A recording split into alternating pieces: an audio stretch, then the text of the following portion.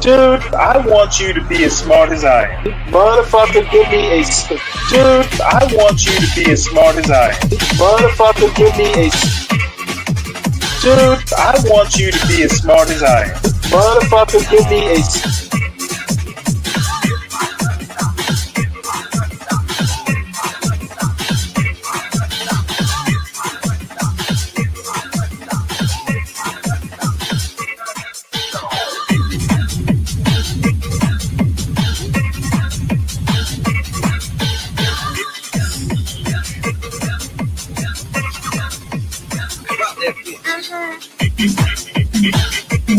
Dude, I want you to be as smart as I am. Motherfucker, give me a specific...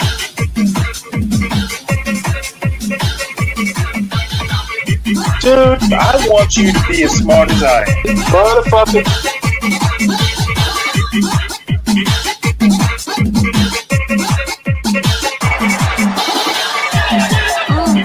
Come on out, you rapist!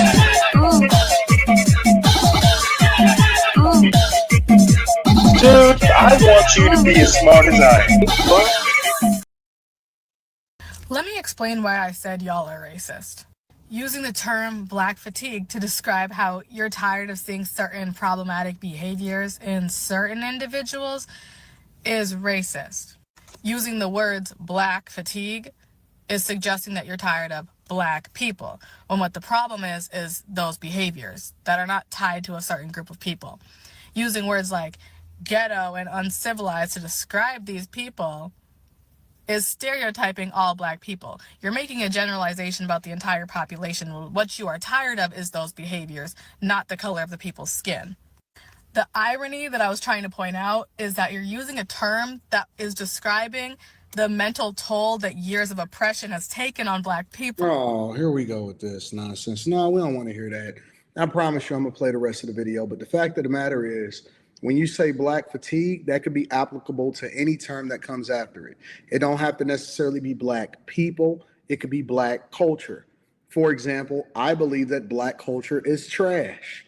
And the things that we celebrate the most culturally as a group, as a whole, and you can't absolve everybody from it, because even though we know that black people are not a monolith, and we know that most people are not racist, or at least I don't believe that most people are racist, you can't ignore the fact that we are influenced by the things that we see the most, and that the proximity of the people that celebrate it the most. So if there's a stereotype to be spoken about, then that means that specifically, Hey, Dave.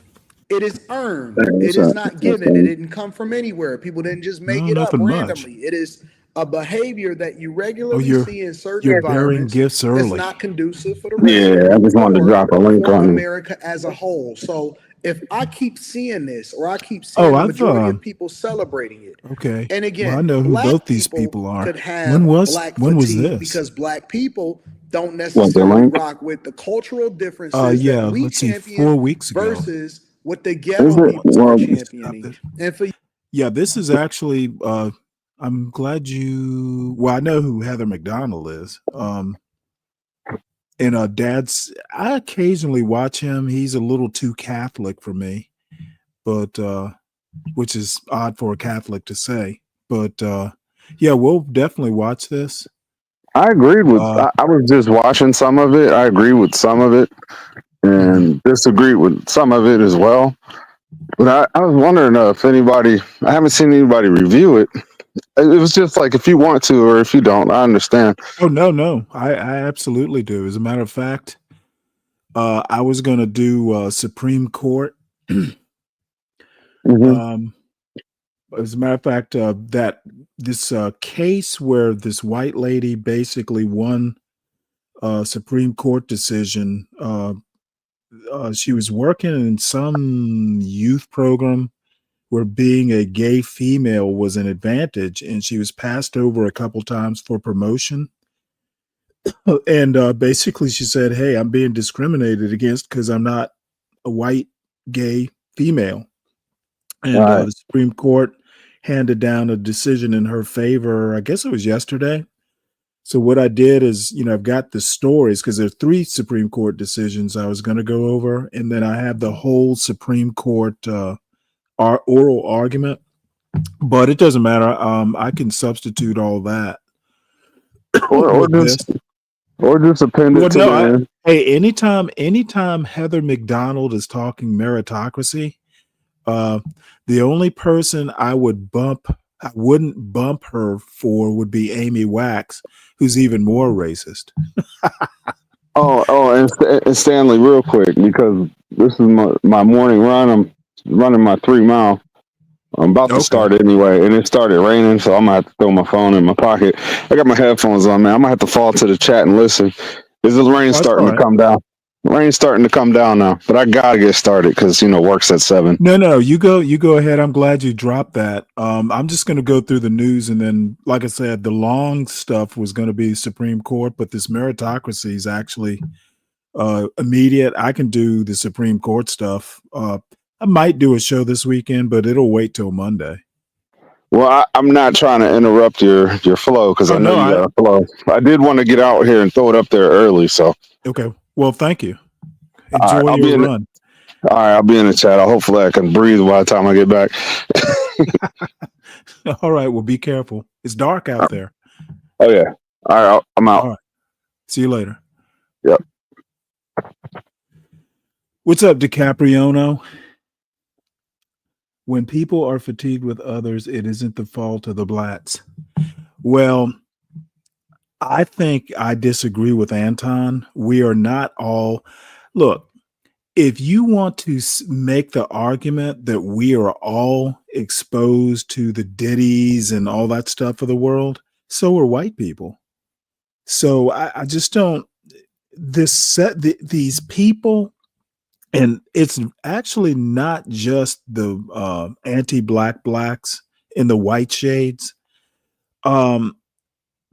Even some who are kind of pro-black. As a matter of fact, it's probably as pronounced, maybe more pronounced, with the hoteps.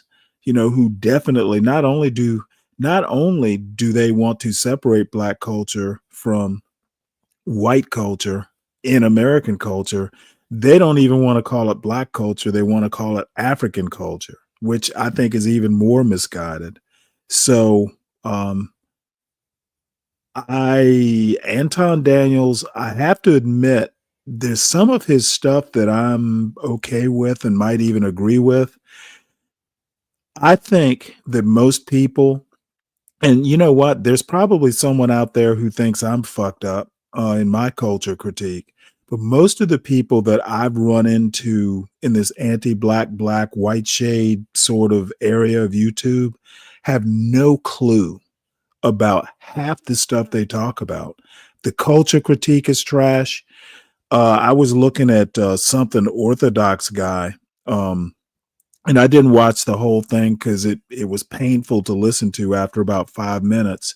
Over on Black Crow's channel, there was Orthodox and NVD discussing whether race and genetics, and like, race is not genetic. There are people who want to insist on it. Yesterday, there was someone up on the panel saying that intelligence, like, define intelligence. Look, I cannot define intelligence because everybody's going to see it a different way. It's like pornography. You remember that famous thing? Well, I can't define pornography. I just know it when I see it. Same thing with intelligence for me. I know it when I see it, but it's so hard to define. If people who think they know what intelligence is are really just fooling themselves. Um, life is gray. Okay, you cannot live life black and white.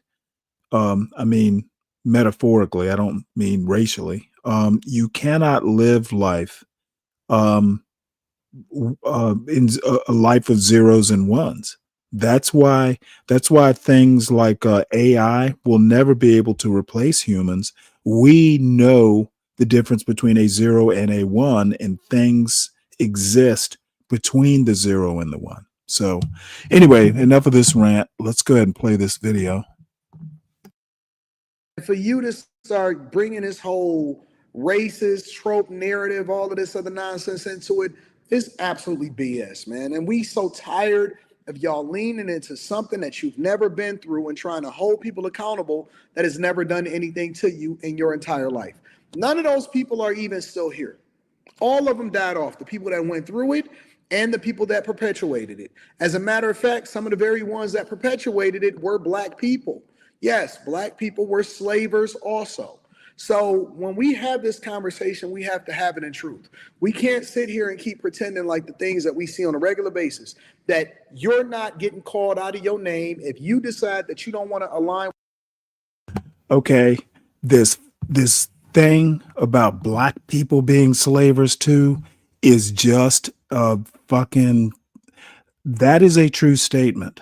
However, what these fools tend to not understand is there's always going to be exceptions to the rule.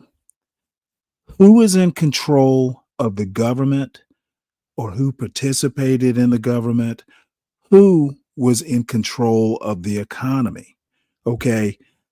Just because you own a plantation, you have power on that plantation. Okay.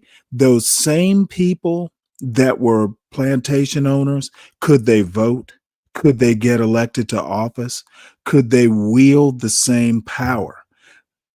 These folks are simply not even understanding the their arguments in the surface level. Oh, we did it. You know, there were black people who were plantation owners too. It was minuscule compared to the number of white people who owned slaves. The folks, the white people, the bottom feeding whites who want to go, well, my family didn't own slaves. Who controlled the government? Who controlled the culture? Who was benefiting from whiteness and who wasn't? Okay, these people just do not understand what they don't know and how bad their arguments are. Of course, there were black people who owned slaves. A lot of them owned slaves on paper because they were going to buy their family members. Some of them were outright plantation owners. But I can tell you right now, if you're not in there controlling the government, the political power, or the cultural power, then you know what? There's always going to be one. So don't even bring that bullshit about, oh, my family didn't own slaves. Well, I can tell you what, maybe you kind of got here, your family was an immigrant family or something like that. I can tell you right now, you benefited from Jim Crow. Once you were accepted into whiteness, because I mean, the argument that the Irish, the Italians, think to a certain extent the Germans were not considered white, that is true. However, back during Jamestown, guess what? Indentured servitude basically died because it was so easy for indentured servants to escape, go somewhere else and blend in and look like anybody else. Part of the reason Africans wound up being slaves is they were so phenotypically distinct. You couldn't hide. So knowing a little bit of history actually does help, some of these arguments. And I suspect if someone like Anton Daniels knew anything about American history, he wouldn't be making these arguments. With the 92% that voted for Kamala Harris. Come on, man, let's be real. Like, we have to be honest. It is a thing. It is a cultural norm. You are expected to operate a certain type of way. And if you don't operate that way, then you're going to be called Carlton or worse, because being called Carlton is actually it is a compliment, in my opinion. Being called Carlton is a compliment. I think that low IQ, ignorant people are the ones that think that it's cool to be ghetto. And I will tell you that most of the people that come from the ghetto don't want to be from the ghetto. They actually are looking to get out of the ghetto. And so the goal is to make it out the hood, not celebrate it, because there's nothing good from an environment that tried to take you out or tried to make you less than. It ain't nothing cool about it. The goal has always been to get out of the hood or to make it out. And the reason why it was a goal to make it out is because it was a gauntlet, and it was a greater possibility of you not making it out than making it out. And if you made it out, you still was a part of it, because they would say that you can't take the hood out of the person, but you can take the person out of the hood. So miss me with the whole, oh man, 39 years a slave and racist trope. We don't want to hear that no more. We over that. We tired of it, and nobody cares about what you're born as. We gonna date who we want to date. We gonna rock who we want to rock with. And I just so happen to be a person that prefers, because of my interest and my attraction to Black women. So I may prefer to date it, but I don't slight somebody else because they have an interest in or a desire to be with somebody that may not necessarily be Black. They could be interested in that person because, and it's another thing that a lot of people do. They'll also say stuff like, well, and I've done review videos on this, well, if you don't like, or if you're not aligned, or if you're not married with a Black woman, then that means you hate yourself. Where have I heard that before? What the fuck is that supposed to mean? How does that make sense? What's up, Calvin? Let's finish the rest of the video and then we'll go from there. Let me rewind it a little bit. How is the wait? Hold it. irony How that is I was the trying to hood point a out- trap? Can you elaborate on that? Now, I'm not disagreeing with you necessarily, but I'm kind of thinking, well, I would think of it. Look, can you just tell me what type of trap? I'm not disagreeing with you, Kelvin. It's just a curious way to put it. What's up, DJ? How you doing? Mike? is that you're using a term that is describing the mental toll that years of oppression has taken on Black people to describe how you are tired of seeing people be loud in Walmart. Nobody said you can't call out behavior you find to be problematic, but using the term Black fatigue to describe all Black people when you know not all Black people fit into that category is stereotyping, and it's racist. This also opens the conversation for a lot more racist ideas to be spread when we're using words like, we are sick of you people. Let's not forget, just because I said you're racist doesn't mean it's permanent. You guys can learn and then choose not to be. I did not make the video to be like, you guys are racist, you guys are bad, you're wrong. It's more like, think about the word choice you're using, and if you meant one thing but you said another, try not saying that again next time. But if what you Who the fuck is you? The tone police? Fuck you. You know what I'm saying? Like, who are you talking to? That's what y'all get for being apologists. really mean is that you're sick of the existence of Black people, then I can't help you, and you are just racist. I don't think that anybody is looking for her help. And I'm very glad that y'all sent me this, because this just affirms the fact that there's a certain group of people who are always going to be victims. They think that they have some set of authority to teach you how you're supposed to be different, whether you're a Black person that says Black fatigue or a white person that says Black fatigue.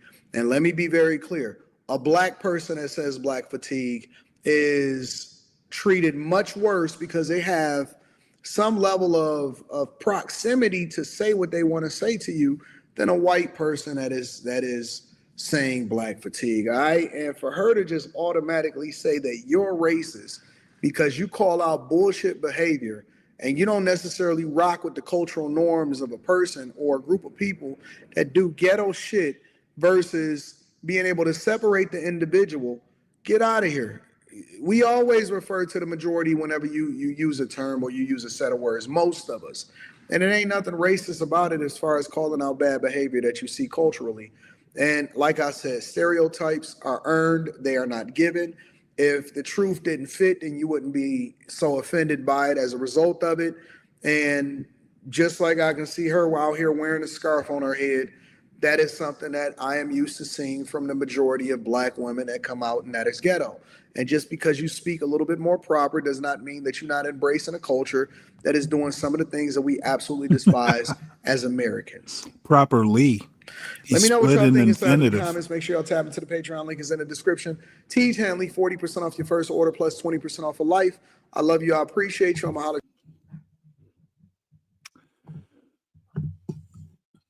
And in the interest of fairness, the fairness doctrine that I'm at least exercising this one morning, let's hear an opposite take.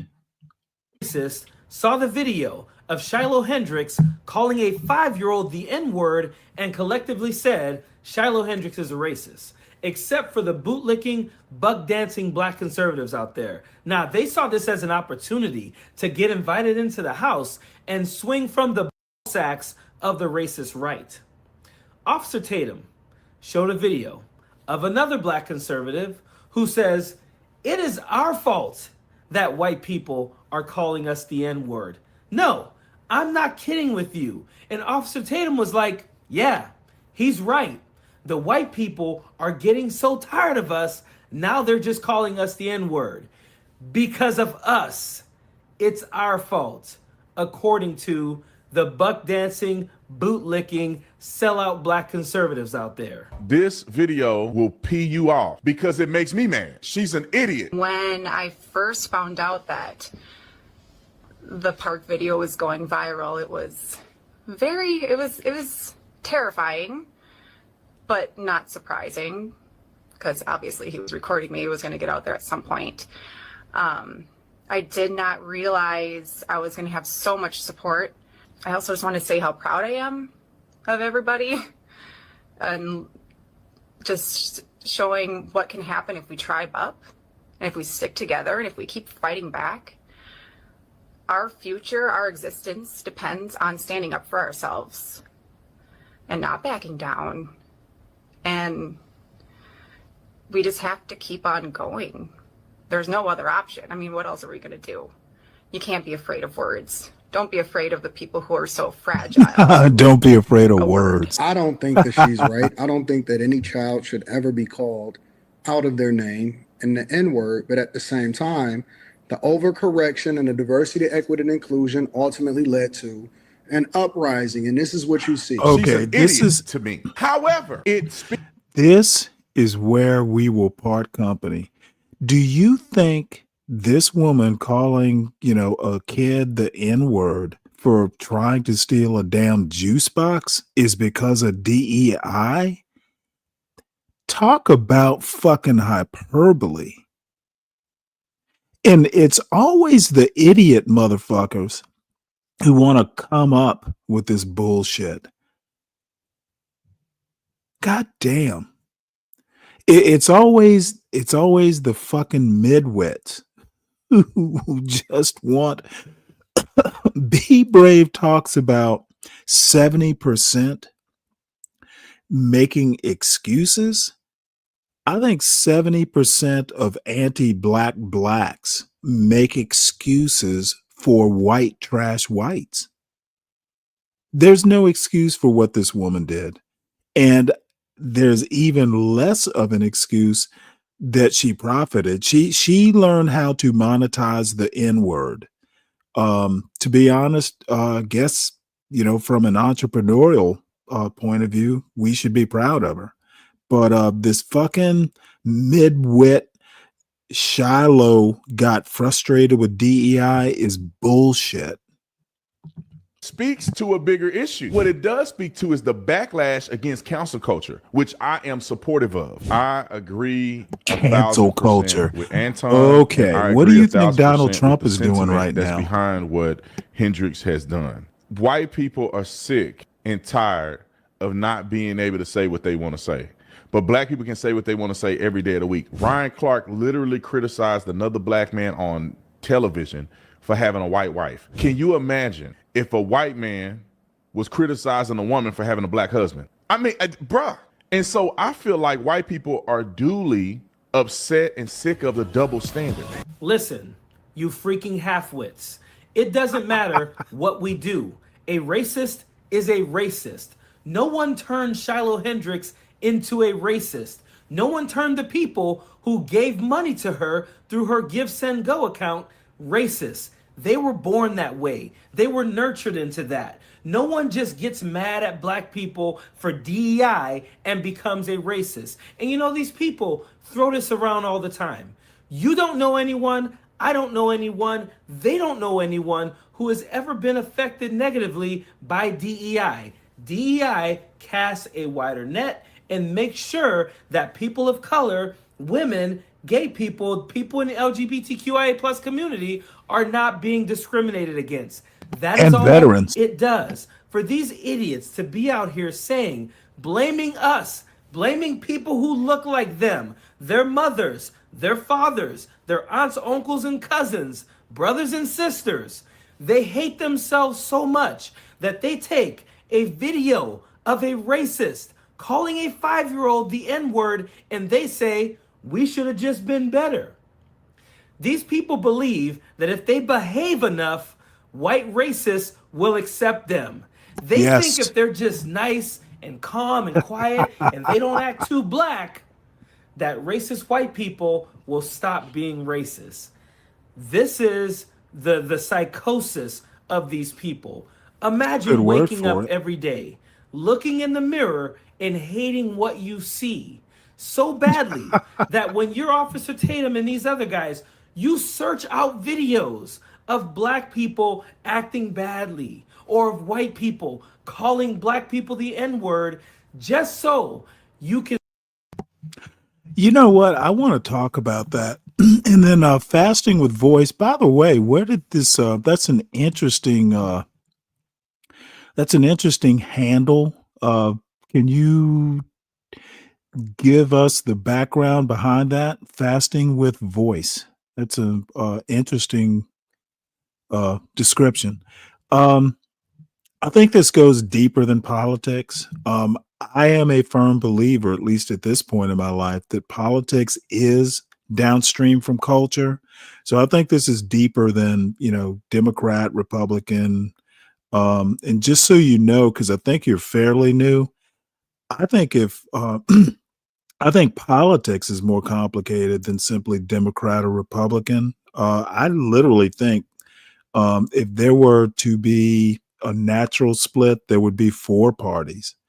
But I can get into that some other time. But no, it's deeper than just Dems or Republicans. You can blame yourself and people who look like you. And I know part of it is just a grift. Many of them have just sold their souls Yep. and their Black entire fatigue community is for a few race extra is a bucks. race This hustle. is why Tatum wears the shirts that he does. This is why he has videos of people like this. And the only reason that I respond to these videos is so that other black people out there, especially young, impressionable black people, understand that these people are wrong. There's nothing wrong with you. You're okay being comfortable in your own skin. They have a problem, not you. Period. 100%. Now there are caveats to that, but for the most part, I agree. I'm here for the fight against food addiction. Interesting. Okay.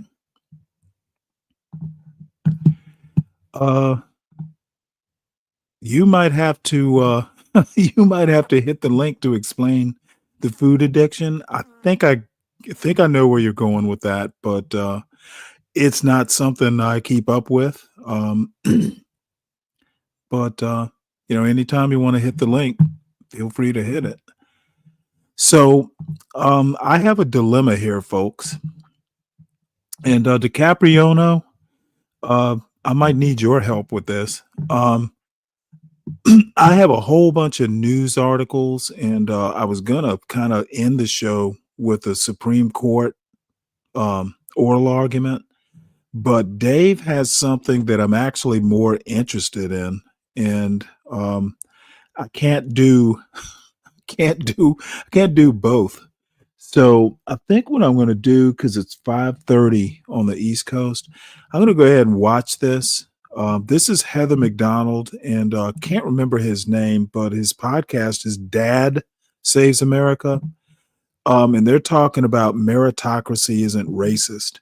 And I am a huge critic of American meritocracy. I think it exists, but I think that it is not actually what it says it is. Heather McDonald has some interesting takes on Western culture, and she almost sounds like CT if he was a white woman, talking about the beauty of poetry and language in muffins, in muffin shops, and tea shops, and architecture, in art. If CT were a white woman, and I mean chaotic truth, if he were a white woman, he would be Heather McDonald, blue glasses and all. So I think we're just going to do this, and we're going to dedicate this video to chaotic truth. It's Dad Saves America. Thank you so much, John. It's an honor to be with you. So I've been excited to have you on for a while, but post-election, I feel like we might be living in your moment. I would never claim that, but Yep, that's I'm CT, still all right. curious as to what the hell happened. I don't want to be too optimistic, but it's in my nature to be pessimistic. I've lost 4 stake bet dinners on the outcome of the election, but I actually find myself thinking if we could hold on to the White House for 12 years, we really could correct the country and return it to merit, excellence, and get rid of the hatred for white males. Right off the bat, you're getting right to it. So, Hatred for white males. In this right of center universe. Let me stop it right here, right quick. Okay, you will not get rid of it except by force. There is a reason white males have a bad reputation. Go back and read a fucking history book. This woman is literally a highly educated tea shop owner. She would never survive in a fucking courtroom. She's a Yale trained lawyer. As far as I know, she's never practiced law. This little hothouse flower would never survive in a fucking courtroom. Cosmopolitan libertarian types to fairly hardcore in the culture war voices.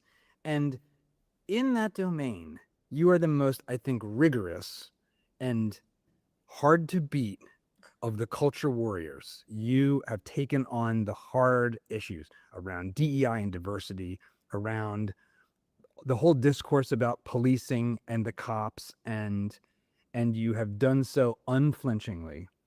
And I think one way to look at what happened this November is a surprising number of Americans, a more diverse number of Americans than one would have expected, more or less said, I think I might be more with you. Or at least I'm not with them. Yeah. So is that how you see things? And am I making any sense? Sure. I would love to believe that. I think we have to take the polls at face value when they say the economy was the big deal and inflation.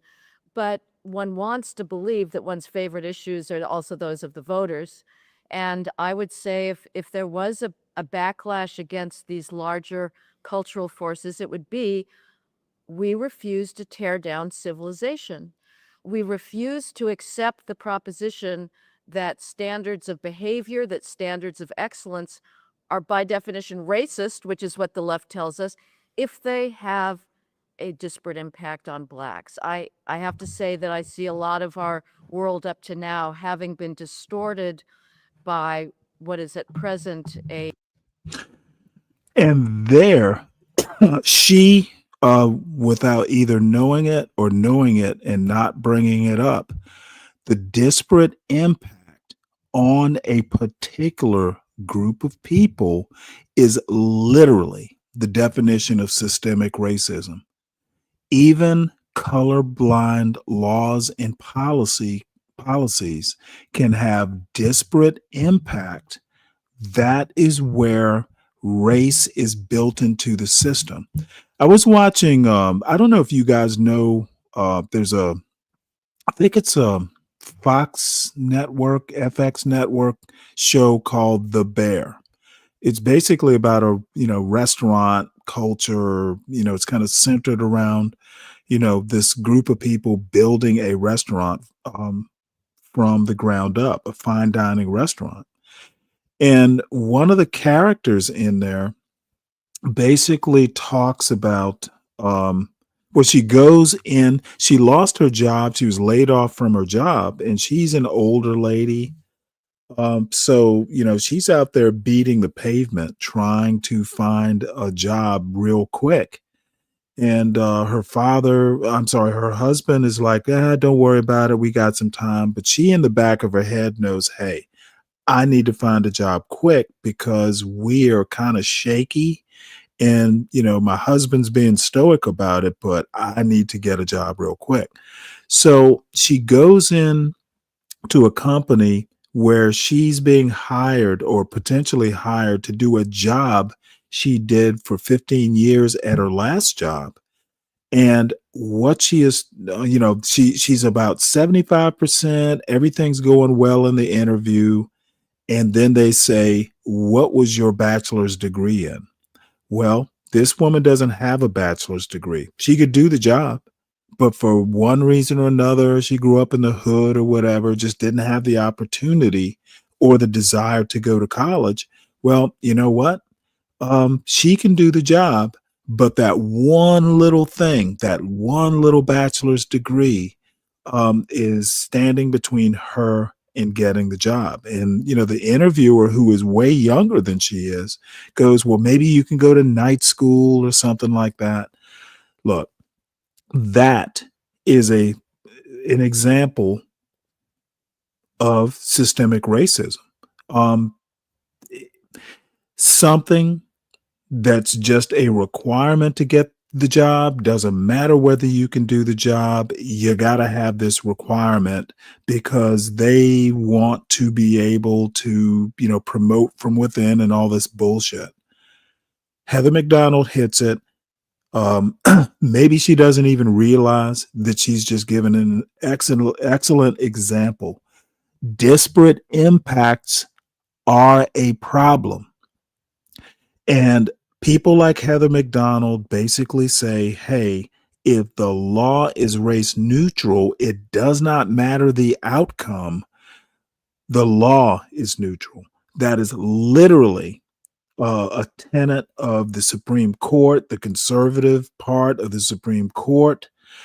When you go and you look at some of these Supreme Court decisions, like the one that killed affirmative action, that's literally the linchpin right there. As long as the laws are colorblind, you're on your own. Disparate impacts, we can't help that when you actually can. That's exactly what affirmative action was for, to deal with the disparate impacts. And people don't want to do that. People like Heather McDonald think the impact of a law, as long as it's fair or race neutral, outcomes don't matter. Essentially, the means, who cares about the ends? So anyway, that's my rant. People who say systemic racism don't exist just saw a better explanation than I'd actually ever thought of. A disparate impact on blacks. I have to say that I see a lot of our world up to now having been distorted by what is at present a unjustified guilt about current racism. That's why we're tearing down law enforcement, because we don't want to have a disparate impact on black criminals. It's why we're tearing down. Yeah, exactly. She's basically saying there is no reason to be guilty about race and about racism. No reason to be guilty about it. I didn't cause it. Medical college standards, licensing standards, because we don't have a disparate impact on blacks. We were racist. We were white supremacist. We are not that country today.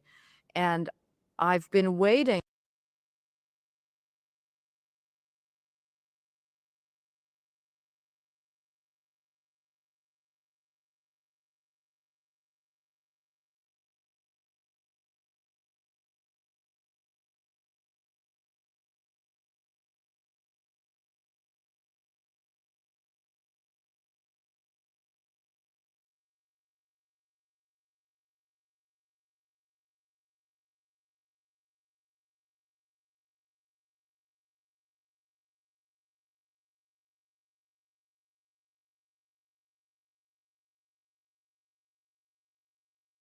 Waiting for some kind of backlash against the I also want to add, people like Heather McDonald do not ever go on podcasts or shows that are not friendly to their point of view. Dad versus America, the reason he's not pushing back is because he agrees with her.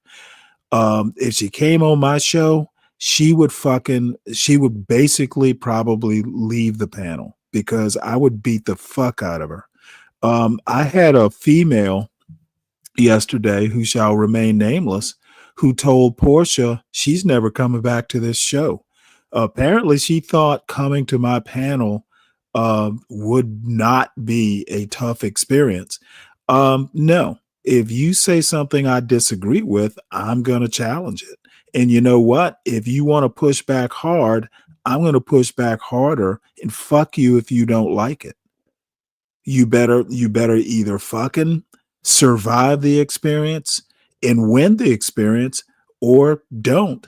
But I'm not going to soft soap. Okay. I suspect when I suspect when I told her that you have no clue what you're talking about, apparently she was used to I actually think it's so funny. I think there are people who are women in particular who expect to be treated with kid gloves despite they are conservative leaning and want to talk about, of how bad the feminists are and all. They literally want to come up and hang out in a rough and tumble environment and expect to be treated like a gilded lily. And don't come to my panel if you can't, take a lick or two. And it's even better if you can give a lick or two back. Fucking come up here and prove your worth and defend your ideas. But when I shit on them, don't get your feelings hurt. Shit on my ideas. unfair tearing down of our civilizational standards, and maybe that's partly what we're seeing now. Okay, I'll keep this quick. Be sure to hit that like button, subscribe to the channel, and ring the bell so that you won't miss more Dad Saves America as our videos come out each week. And it also really helps us because when we reach out to guests, they look at how many subscribers there are to decide if they want to come on and share their ideas. So please subscribe. Yeah, that's to the such a channel. shame. It really helps But us they out. also Thanks for ask watching. if you agree with me or Back to not. the show. So my goal for our conversation is to, in some sense, offer an entry point into your thinking for people who haven't come across you, and also to explore where we might disagree, because I tend to be, I'm more libertarian minded. So there's certain things where maybe I disagree a little bit, kind of, sort of, but mostly not, actually. I disagree, kind of, sort of. Your most recent I'm book wondering on who's the merit bigger ethics, female just lay in out your this interview. basis for that, so people can get an on-ramp onto the work you've done and the arguments you're making for merit and against this, I guess you'd say, affirmative action style of approach to helping people. Right. And helping people of color, helping people who have been historically, at least their forebears, if not themselves, who have been oppressed. Right. So what's your argument? Well, helping people of color, you don't do so by tearing down standards. You don't do so by having double standards and saying we don't expect the so-called marginalized groups, but above all blacks, to live up to the same standards as white and Asians. We'll have a set of double admission standards. We'll have a set of double hiring, double promotion standards. That's not the way you help. Now, you notice the way she literally snuck in Asians, whites and Asians. Uh, like I said, whites are not in this argument. If we want to talk about standards, whites are not in that argument. Asians are. But she, all of a sudden, it's whites and Asians.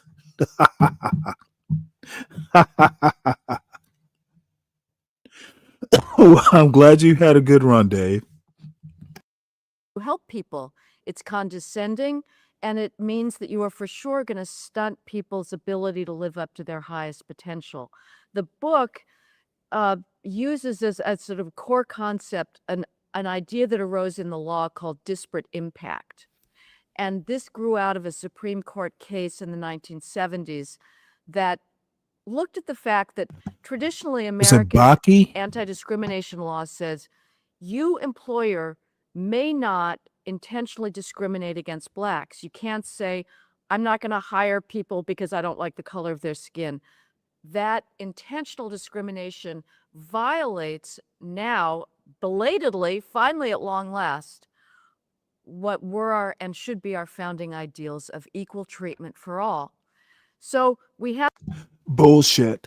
The founding ideals were not equal treatment for all. I cannot believe that someone who went to law school is actually saying that. It wasn't even an ideal. It wasn't even written down, equal treatment for all. Persons of service. I wonder if she's ever heard that part of the Constitution. We had the Civil Rights Acts in the 1960s. We said it's about. Oh, by the way, what she fails to point out is the Civil Rights Acts in the 1960s were not the first. There were civil rights laws back in like in the 1870s, in the 1890s. America had been passing civil rights laws since the end of the Civil War, and none of them took. And it's arguable, but I would at least kind of say the ones in the 60s took. America had been passing civil rights laws forever, and none of them took. Why doesn't she tell that part of it? About time we're going to start treating people equally. By the 70s, most of that overt discrimination had disappeared. Employers were really living up to their obligations under the law, and yet you didn't yet have workplaces that were proportionally black and white. You know, blacks are 13% of the population, and so the expectation was if you were a Google tech lab, if you were doing artificial intelligence, you should have 13% black nanotechnologists or AI researchers. That wasn't happening. No, I disagree with her. On the surface, in a lot of cases, were argued that way. But the bottom line is there was no Google and there was no AI when these civil rights laws were passed. This is the other thing I feel that people like Heather McDonald and, you know, the government in general, and she's not in government, but she talks a lot about it. We are very unwilling to change laws or update laws or eliminate laws when they become unnecessary. And I think partially it's because there's so many laws. You know, you kind of, you know, there's so many to sift through. The bottom line is that if you're going to make the argument she's making, then you need to address why isn't Google 50-50? There's slightly more women, very slightly more women in the population than men are. She wants to concentrate on race. She wants to pick the low-hanging fruit. I don't think anyone ever argued it has to be exactly 14% and 60%. Though I have to admit, there have been cases that have made that argument. Why aren't there more blacks?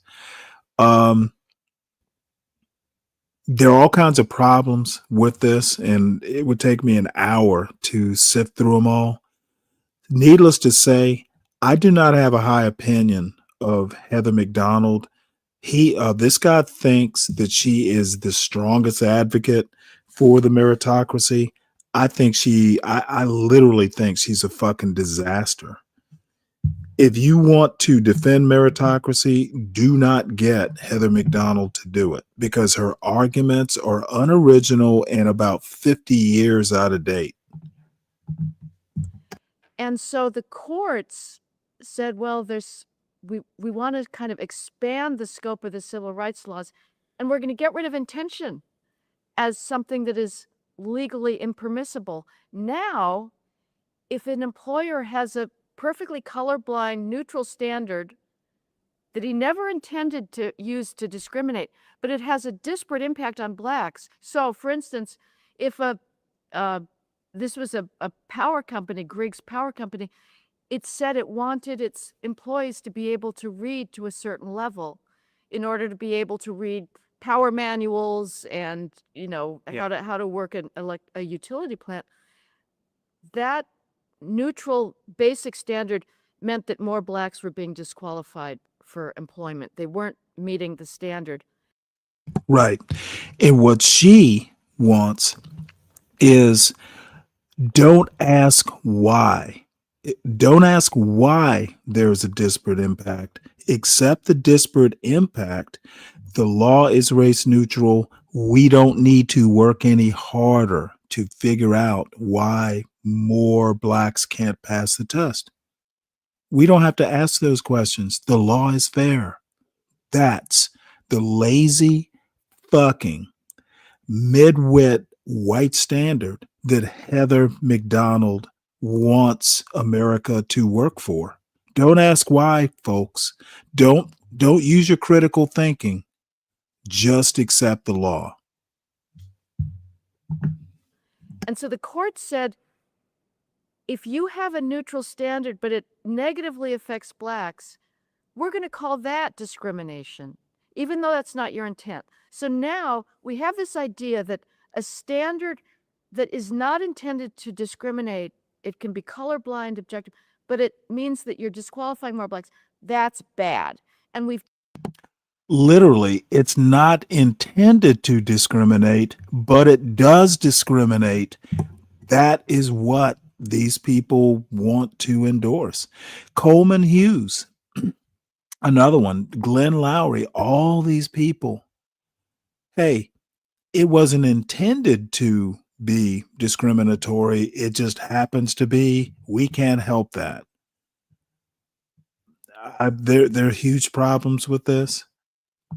We've taken that concept and we've gone around to every meritocratic institution, again, to law schools, to medical schools. If the LSATs, the law school admissions tests, if blacks do more poorly at those, we're going to throw those out.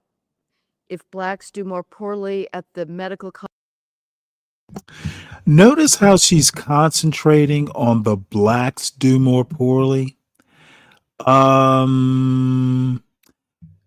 are a little bit more complicated than that. Whites do more poorly on these standardized tests than Asians do. I would love to hear her address that disparity. College admissions tests, we're going to throw those out. At medical licensing, we're going to throw those out because they have a disparate impact on blacks. This is a concept that destroys excellence. It destroys achievement. We see it in the arts, where expectations of a certain proficiency for instruments, if that has a disparate impact, we're going to throw that out. We're throwing out literature, and we're seeing it in the law too. I'm sorry, Go ahead. In criminal law, right. That's why we're getting rid of prosecution. That's why we're getting rid of incarceration, because those laws also have a disparate impact on black criminals. One example of Okay, with DiCapriono, that's not where I was going. The affirmative action thing is actually slightly different. If you will notice, Heather McDonald will focus on blacks. She will not talk about Asians and whites. Like I think Harvard is slightly more Asian now in its student population or student demographic than white. Berkeley, more Asian than white. Um,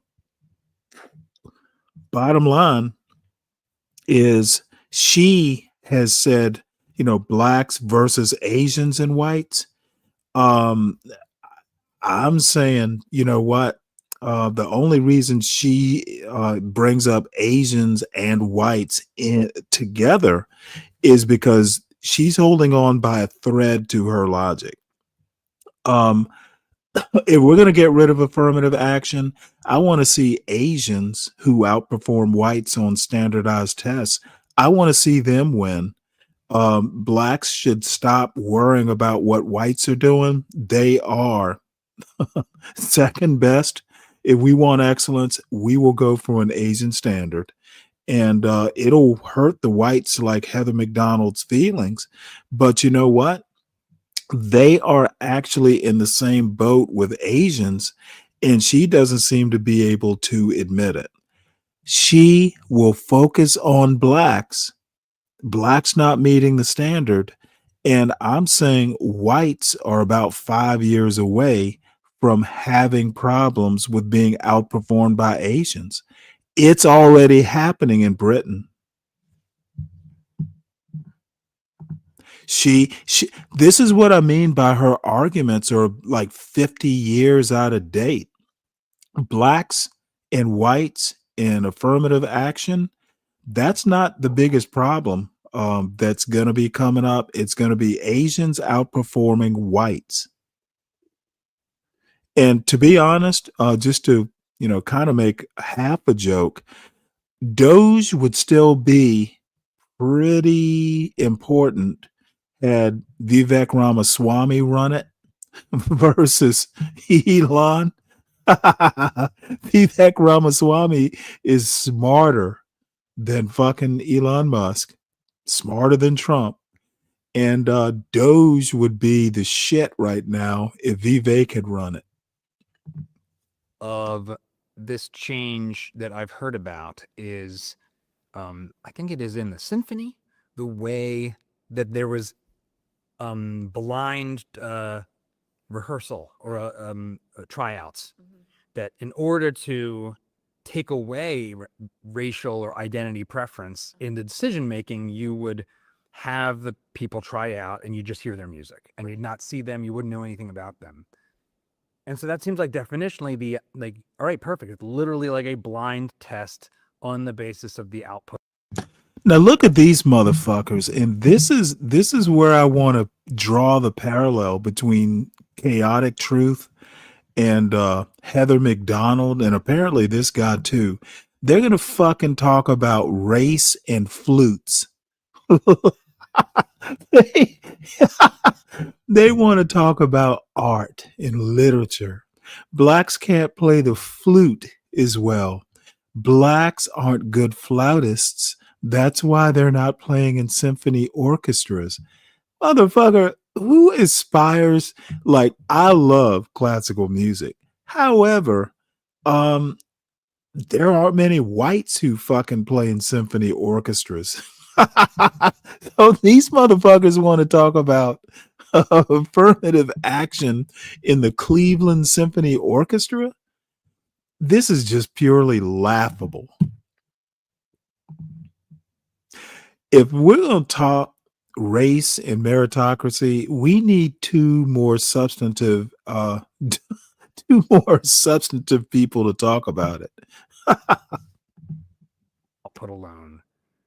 And as I understand it, this mentality you're talking about has led to the reverse. So now we're going to actively make sure that we put your race and your identity at the foreground of our decision making. How is that not just, well, I guess Ibram X. Kendi says that we need to have active discrimination to counter past discrimination, right? That's his anti-racism model. No, we need to actually actively say less of you, more of you, Right. because that happened in the past. Right. And that kind of forever, like we're always going to be doing that. Right. Is that a fair articulation of the other side's perspective? No, Yes, it this actually was, isn't. George Floyd race riots resulted in mass psychosis across the country. Every elite institution. Now look at that. See, this silly woman wants to put, blue fatigue. Okay, people were fucking tired of the Breonna Taylors and the Ahmaud Arbery's and all this stuff happening, and she wants to fucking call it mass psychosis. Like, black people weren't tired of the historical role that police have had in abusing black people. She wants to forget the 60s with the hoses and the dogs.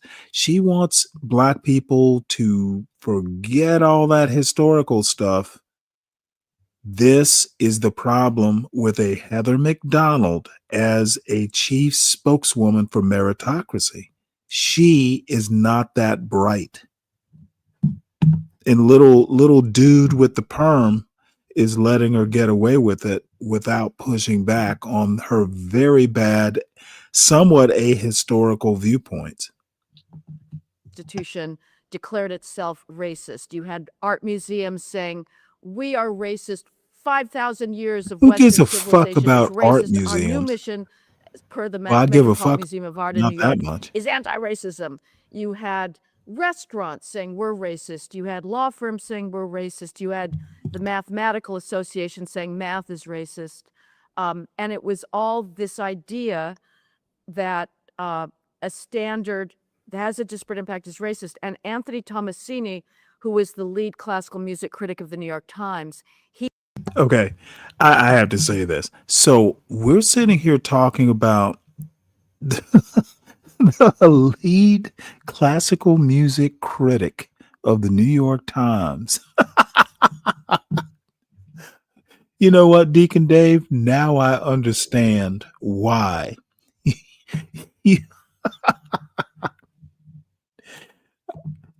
Yeah, I'm gonna have to mess with you a little bit. So you think she, oh my God, I don't think she is milk toast. I think she is pablum.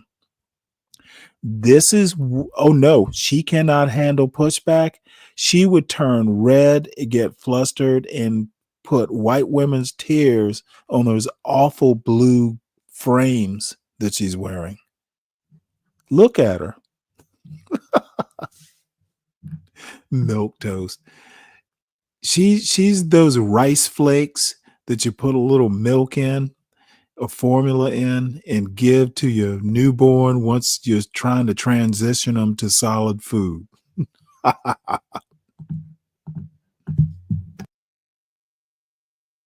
he called for what's called deblinding orchestral auditions they were blind, you wouldn't know the identity.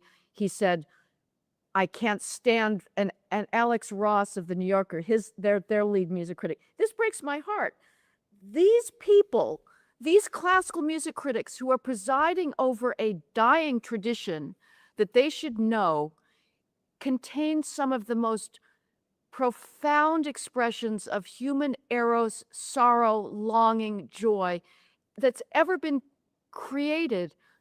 They should be selling this art. And here was Tomasini, here was Alex Ross, here was the BBC Music Magazine after the George Floyd, during the summer of 2020, the summer of mass psychosis, saying, I can't stand going to a concert hall and listening You know to what? white male She does look composers like Sally and Jesse having Raphael. whites in the Good audience. catch. This is giving young people an excuse to avoid this beauty. So Tomasini said, deblind orchestral auditions so that we can make sure that we can racially engineer the composition of orchestras. Conductors are not discriminating. Nobody is discriminating. Even if you didn't have blind auditions, all that a conductor cares about is he doesn't want the first horn in a Strauss tone poem to blow his solo. He's looking for excellence. He's looking for perfection. If it was an all-black orchestra and they were the best, that's what he would choose. The idea that conductors or music managers are discriminating against the most qualified classical musicians is absurd. Here's how absurd it gets, John. Again, you would think, how can a blind audition where you don't know the identity, how can that be racist? I wanna point out that she's right about the blind audition, but see, that's not a blind audition does not work in every hiring situation. The next thing I want to point out is, reemphasize, is literally she will not bring up any other demographic but blacks. She will pick on blacks. She will talk about blacks the whole time. She will not be able to understand that there are other racial dynamics in 2025 besides black versus white. She is very much like CT, or just the anti-black blacks in general, in the white shades. It's all black and white with them. They're not capable of understanding that there are other competitors these days. Kushti, how are you? It is good seeing you, ma'am. And Chuckwu, while I have you, I think white guilt is a measure of white guilt. I think it has nothing to do with black power. Blacks do not have political power. You could argue that maybe there's some cultural power there. But white guilt is a measure of white guilt. Okay. Do not bullshit your way through black power. Black power has nothing to do with white guilt. Blacks do not have the power to make white people feel guilty or otherwise.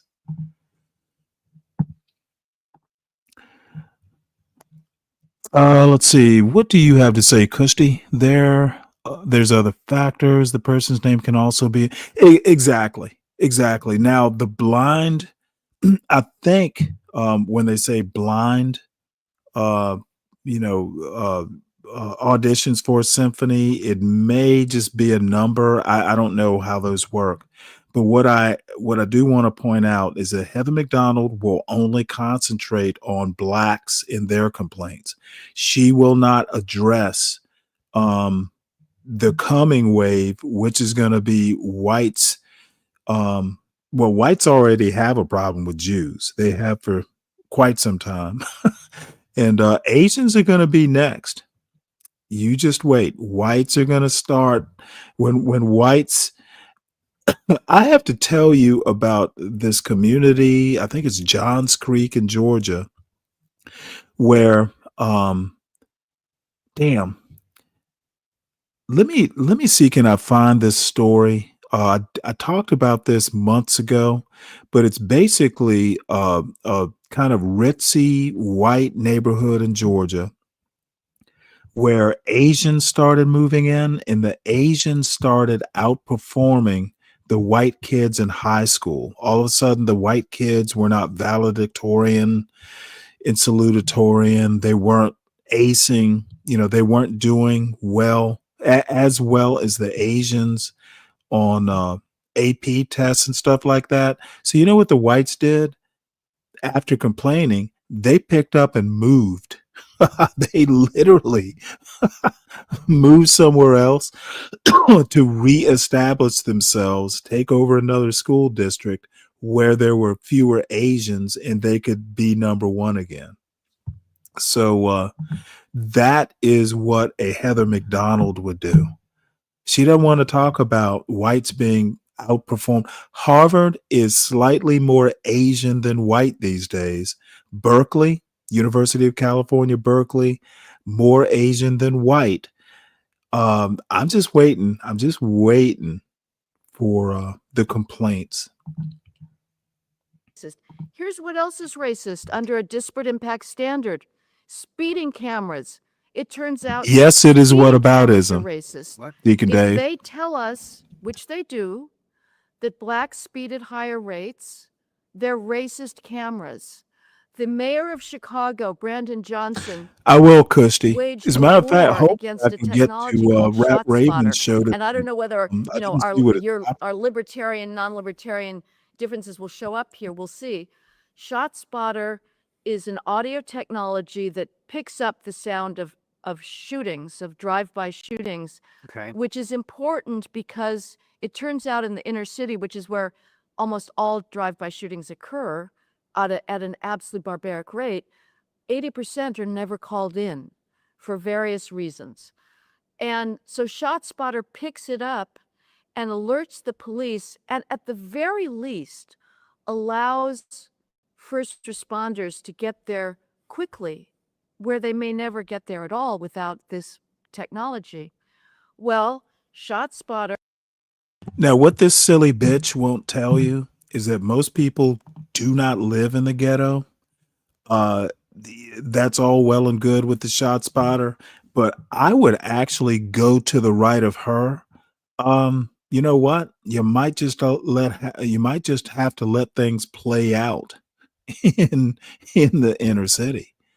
I would prefer that happening than to basically have a whole demographic, a whole racial demographic judged by what happens in a very small geographic region where most black people don't even live.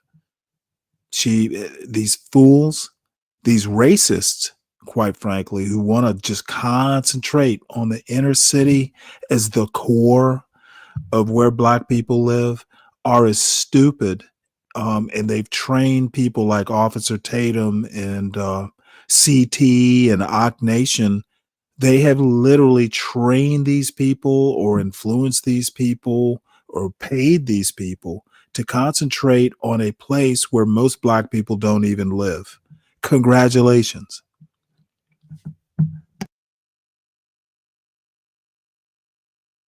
Oh, by the way, when I say black people, I'm concentrating on the U.S. I don't mean worldwide.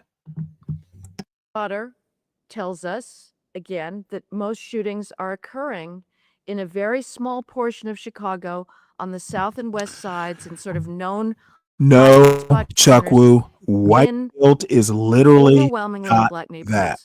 Do So it better. turns out that this audio sensor is racist because it tells us a message we don't want to know. So Brandon Johnson said, I want to get rid of ShotSpotter, except for the Okay. DNC. ShotSpotter Dave, said, okay, you don't like, she we're out of is here. They were she's gonna pull talking out about in black February people and she's of talking about the 2024. ghetto. Brandon I Johnson said, not so infer fast. that she thinks Leave in or September, is but stick around implying for the convention. that And most sadly, black ShotSpotter people agreed live in with the this ghetto. annoying and incredibly insulting conditions. But that's where we've gotten to, is that a camera, a computer, a non-sentient being is racist. So I want to Oh, it can be. explore. See, again, I don't know if you guys remember this issue from maybe even 3 or 4 years ago, where facial recognition software would misidentify black people. It was literally like some sort of lighting sensing issue where um, it would misidentify black people. So, and the theory behind it is most of the people who were there, developing the software and all that, there was no one there going, hey, why is this, getting everything else right, but it's misidentifying this particular phenotype. Sometimes having black people in the room can help better stuff. So the racist part that she's talking about, again, it's just simply she doesn't know shit. Explore some term setting. There is a tiny part of me that feels like ShotSpotter sounds like the surveillance state. I knew it. Good. Excellent disagreement. Part of me that's like, oh, I don't know about this. I don't know about the robots or the drones gonna just start becoming Judge Dredd.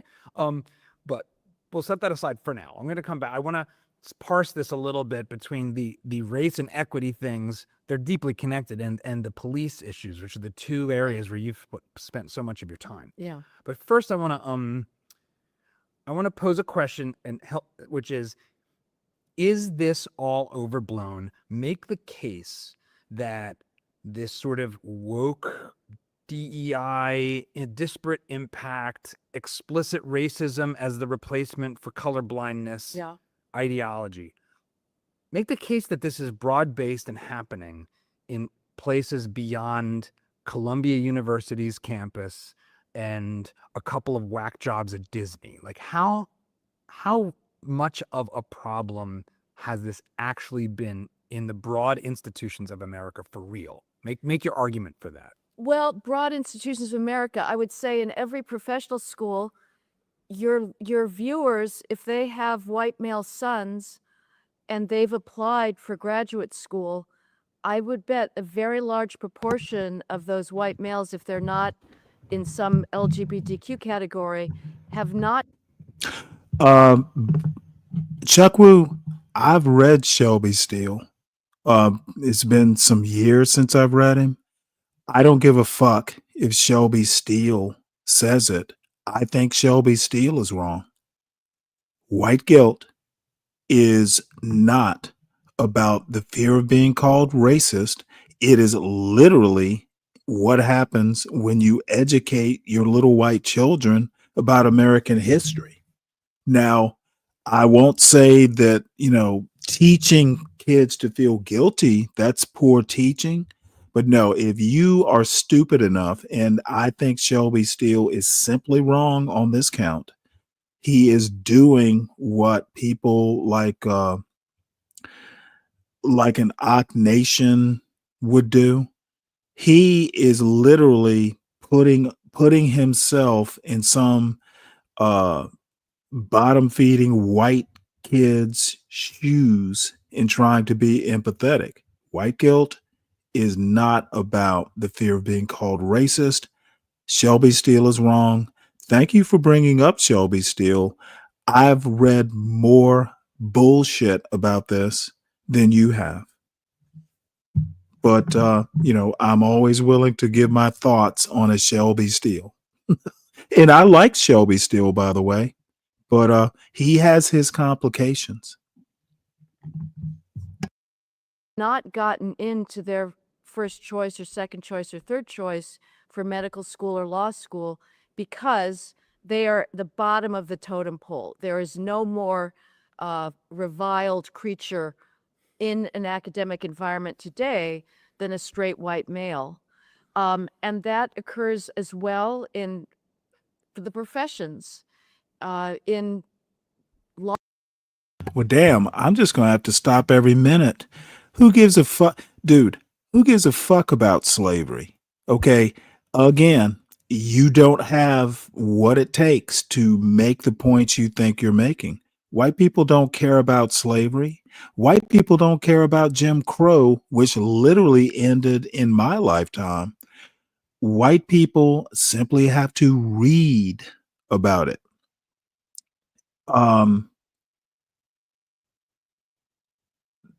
Your argument here, Chuck, is just literally I don't even know. It's really like Be Brave level, 5th grade. My parents didn't own, or my relatives didn't own slaves. What you need to understand, and you would know this if you ever take the time to read, that plantation owners, the planter class, way back before the Civil War, literally had political power. It was engineered so that they would have political power. That was behind the 3/5 clause, to give them political power. So even if your family did not own slaves, you were still benefiting from a government that was white supremacist. You literally, the subtleties are where you're kind of losing your argument here. And the subtleties are where the Anton Daniels and all these fools who want to do a surface level, oh, I heard someone say that and I agree with it. The answers, the subtleties are in actually doing the work to know American history.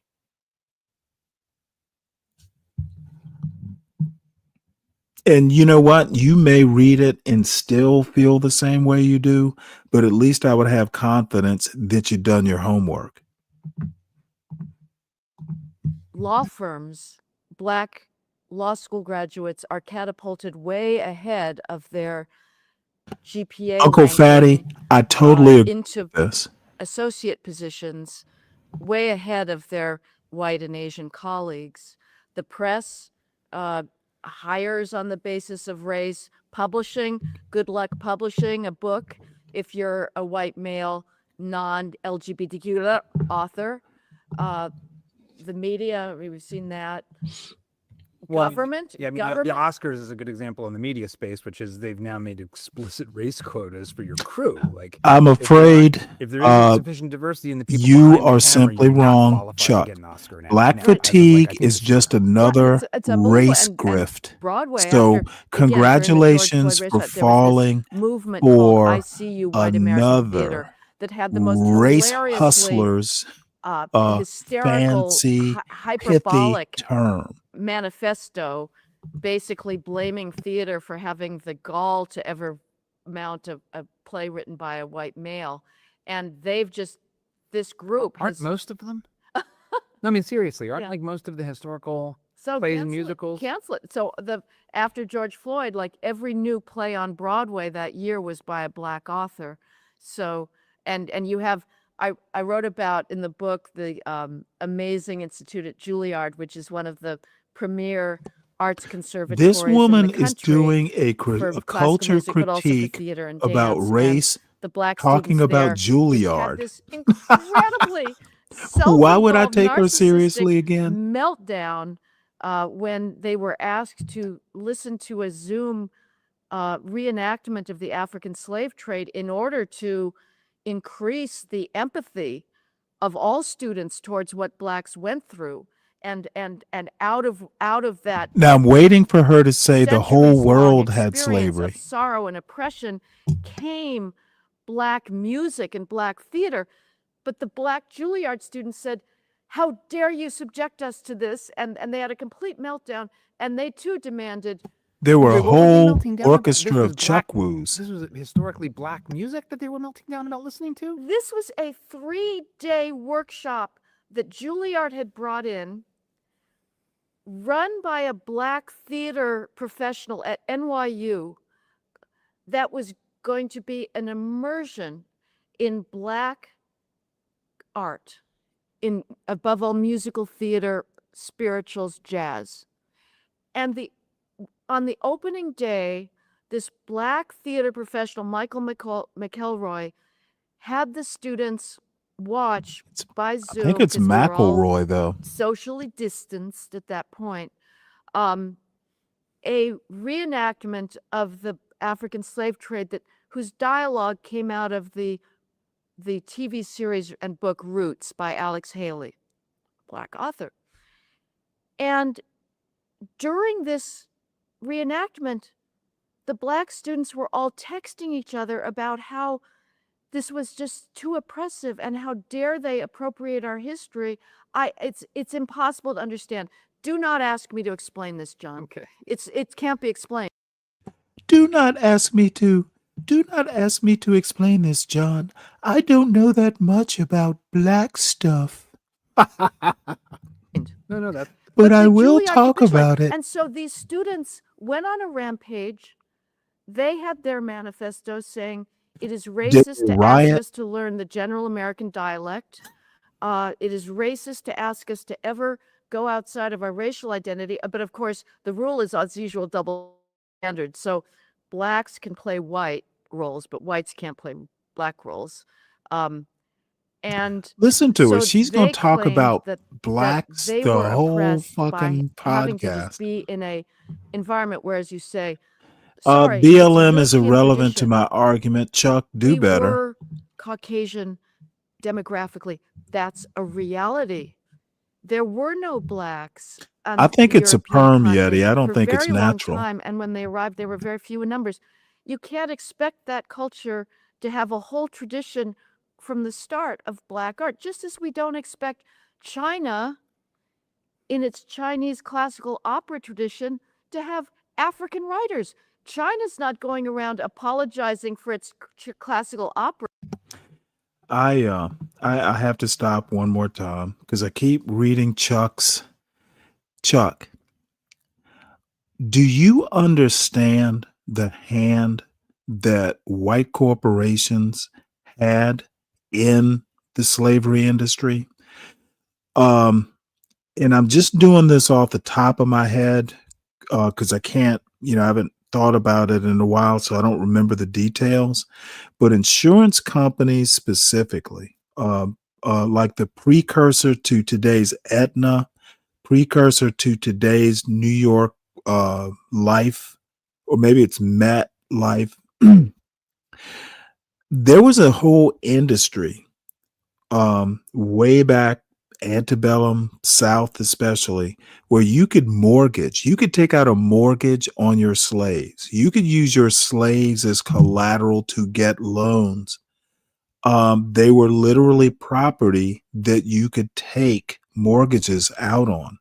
And you know what? If you foreclosed on a mortgage, the bank could come or the insurance company could come and take your slaves and sell them off. Don't talk to me about white corporations to prove they are innocent of racism, Stanley. You do not know the history of white corporations in America. You must do your homework. You must. And Shelby Steele is one person you ought to read, but there are about a million other counter Shelby Steeles. There are historians, both white and black. There is a whole library of books that will teach you about American history. And by the way, history's interpretation, it's not necessarily facts.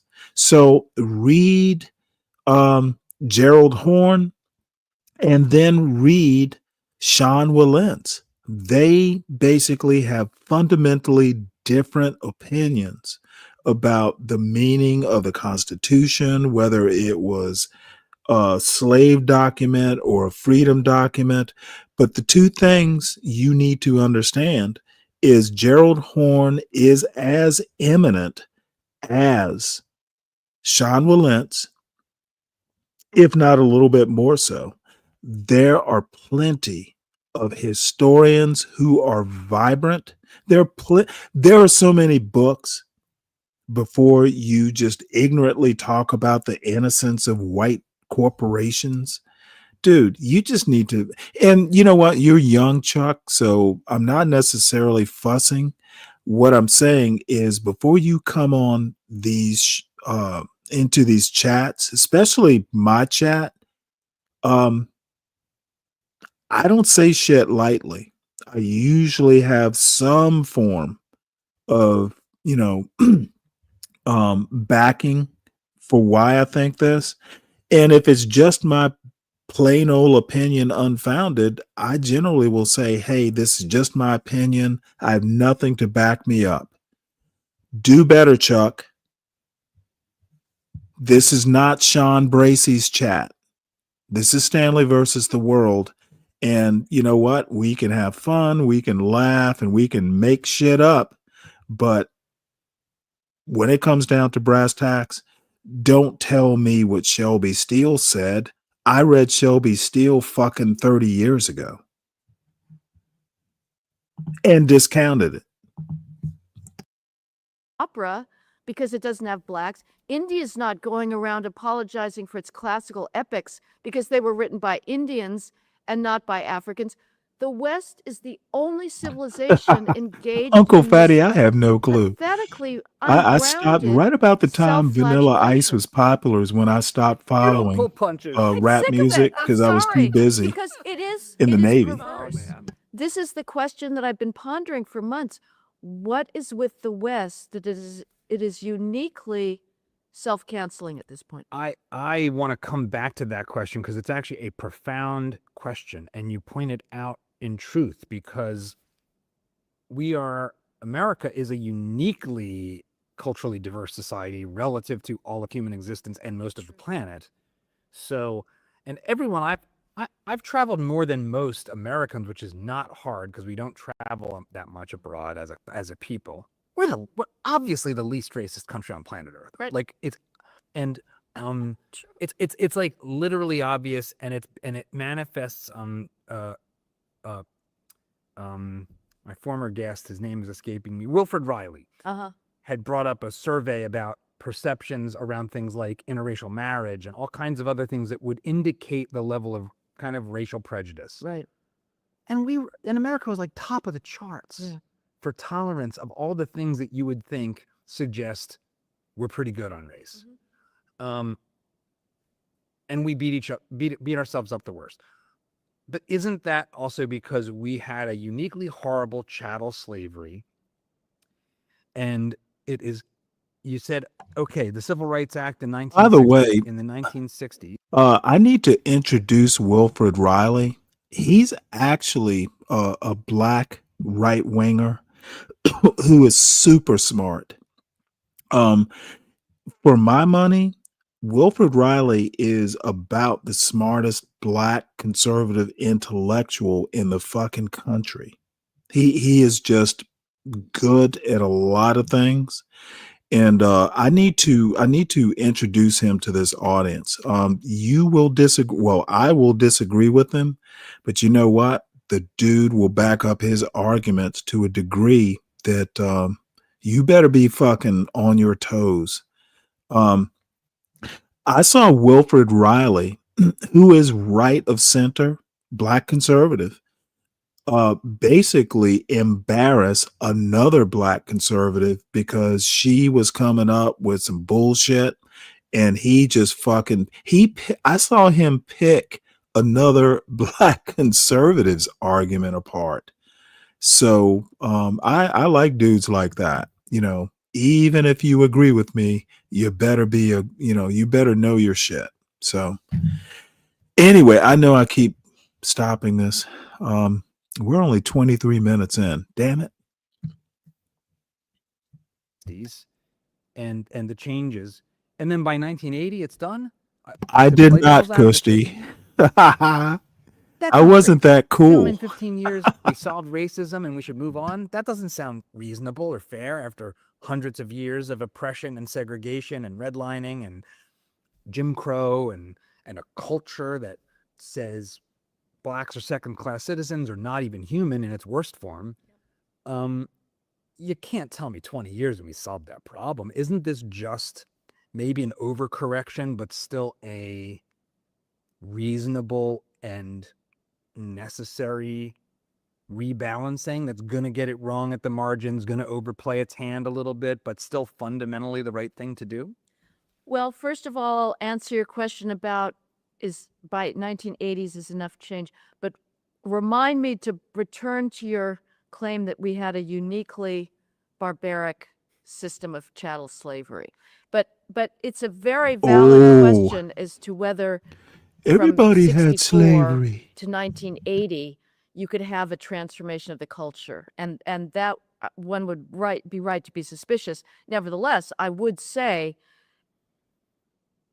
when you're looking at a very specific issue like a minimal literacy test that applies to everybody for employment or going to high school, I mean, I guess you could say, of course, we know that literacy tests were used to exclude blacks and poll tests. But at some point, I would say when the standards themselves are so colorblind and they have no idea who is taking that exam, at some point you have to say, regardless of what the ambience may be, we're not going to tear. Yeah, here's what she's saying is we need to ignore the history. We are post-racial, and she would be absolutely wrong. We are we have made a lot of progress, but we are not at the mountaintop. And people like John McWhorter, people like Heather McDonald, people like there are other examples. Even a racist like Amy Wax knows that we are not post-racial. That's the interesting thing. Even the racists know we are not post-racial, but like some, Heather McDonald level midwit wants to pretend that we are. The racists actually know America better than people like Heather McDonald. Be Brave knows America better than Heather McDonald. Be Brave represents, I won't say the real America, but he is part of that cultural mosaic. Be Brave is a better representative of a racist America than Heather McDonald is. She wants to fucking hide behind stories about Juilliard. Be Brave will come out and just tell you he's a racist. Now, he does try and hide behind that culturalist bullshit, but we all know that he's a racist. And the other interesting thing is, and maybe somebody in this audience who goes over to Be Brave regularly, why can't he say the N-word? He needs to say it a lot more. He needs to express himself. He knows he wants to say the N-word. And you know what? That white guilt bullshit about saying the N-word, I encourage Be Brave to say it early and often. Please. You want to Be Brave. Tear down those standards and continue and have double standards because we don't think blacks can make them. But I would agree that it would have been impossible to predict the degree of sea change in Americans' identity. And I went on an Audible listening tour for a year or two of catch up to a lot of Black literature, Frederick Douglass, Native Son. Listen to this silly Claude bitch. Brown, Manchester. Okay, catch up on shit that was written 100 or more years ago. She's catching up. Oh my Lord. I was reading this shit when I was a teenager. She's catching up, y'all. She's catching up to Frederick Douglass. Child in a Promised Land. And it is truly sickening the degree of gratuitous nastiness that characterized American whites for a long time. I am perfectly sympathetic to Malcolm X calling this is where this white silly woman goes wrong. Okay, let's not, and this is actually kind of the bad thing that the anti-reparations people are doing. They want to motherfucking personalize this shit. Okay, no, let's not blame the whites. Let's blame the culture. Now, people populate and kind of create culture, but when you try and take it down to the personal level, that's where people start feeling white guilt and shit like that. Chuckwu, the white guilt is unnecessary. What actually is the problem is the culture. And white people make up the culture, black people make up the culture, all kinds of people make up the culture. What people like Heather McDonald will not tell you or encourage you to do is stop looking at the color of people's skin Start looking at the culture they create. The culture is the problem. It's racism is a system. Racism is not a personal or phenotypical trait. Racism is part of a system. Culture is a system. Government, politics is a system.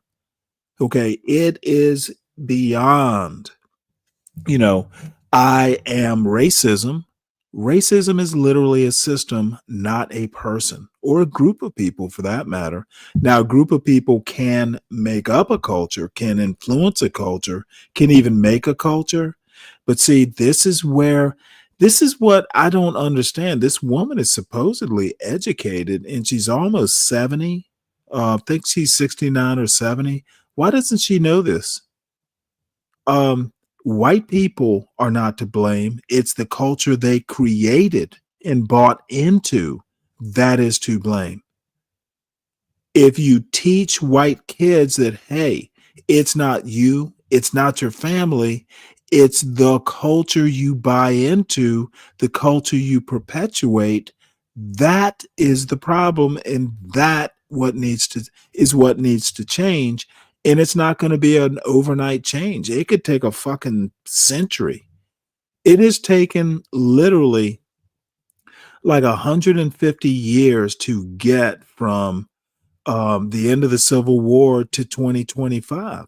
It's not something you turn and change even in a century. Stop thinking that the shit can be changed so quickly.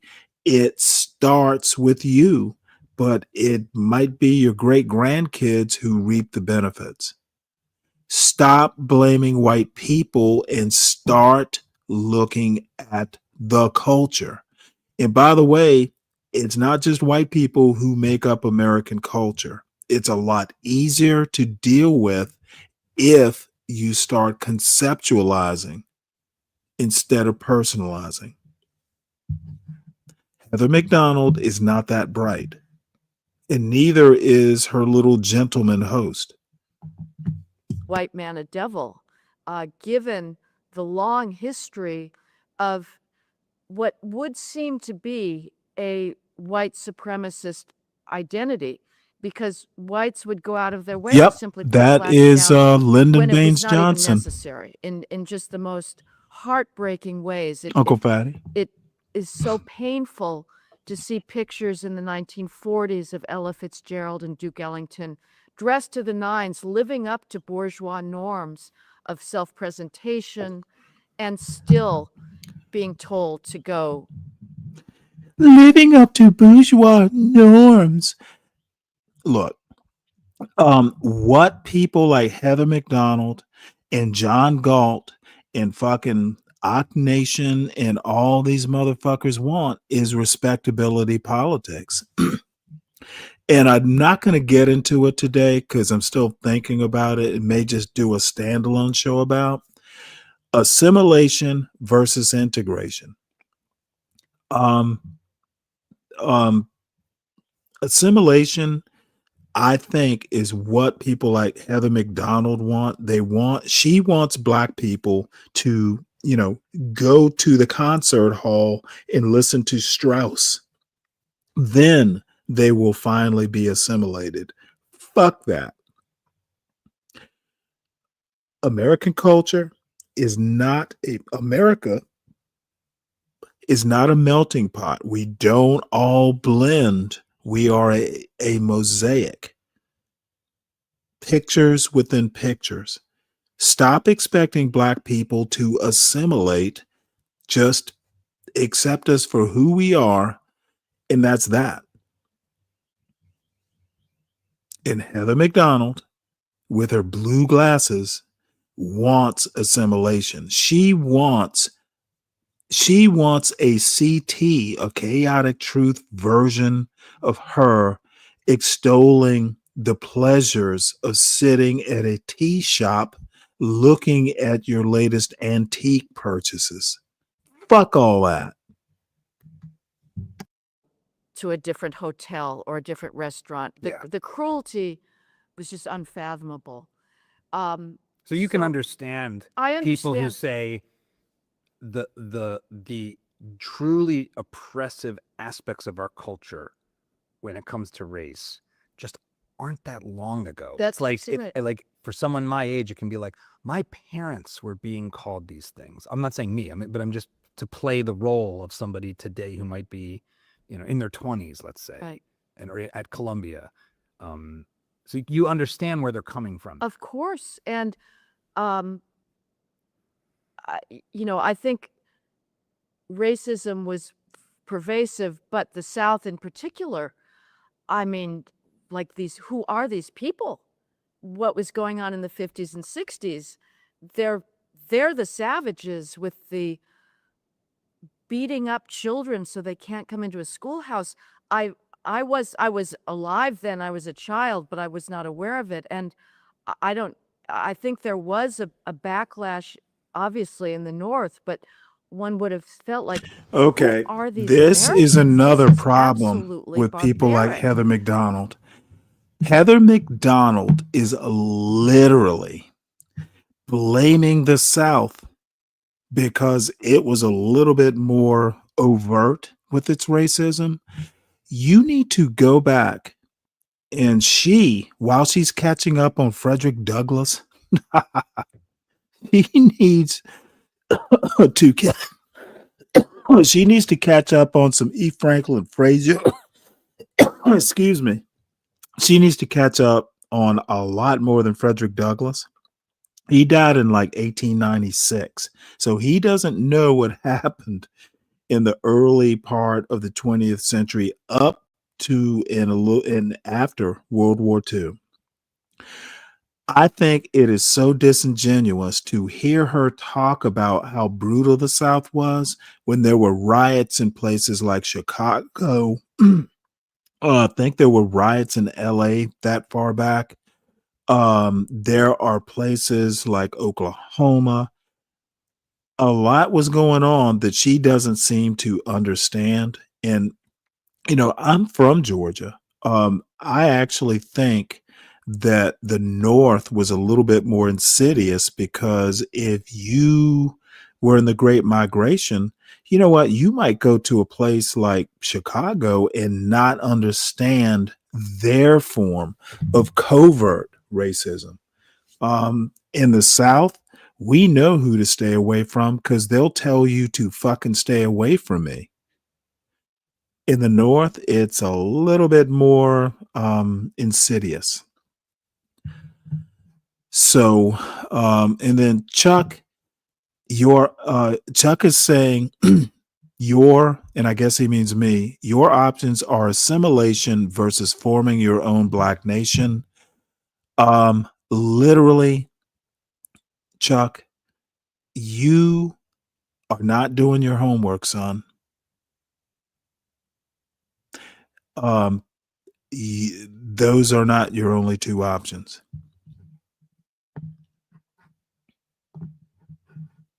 And if you want to know what other options are, I'll be glad to discuss them with you once you hit the link.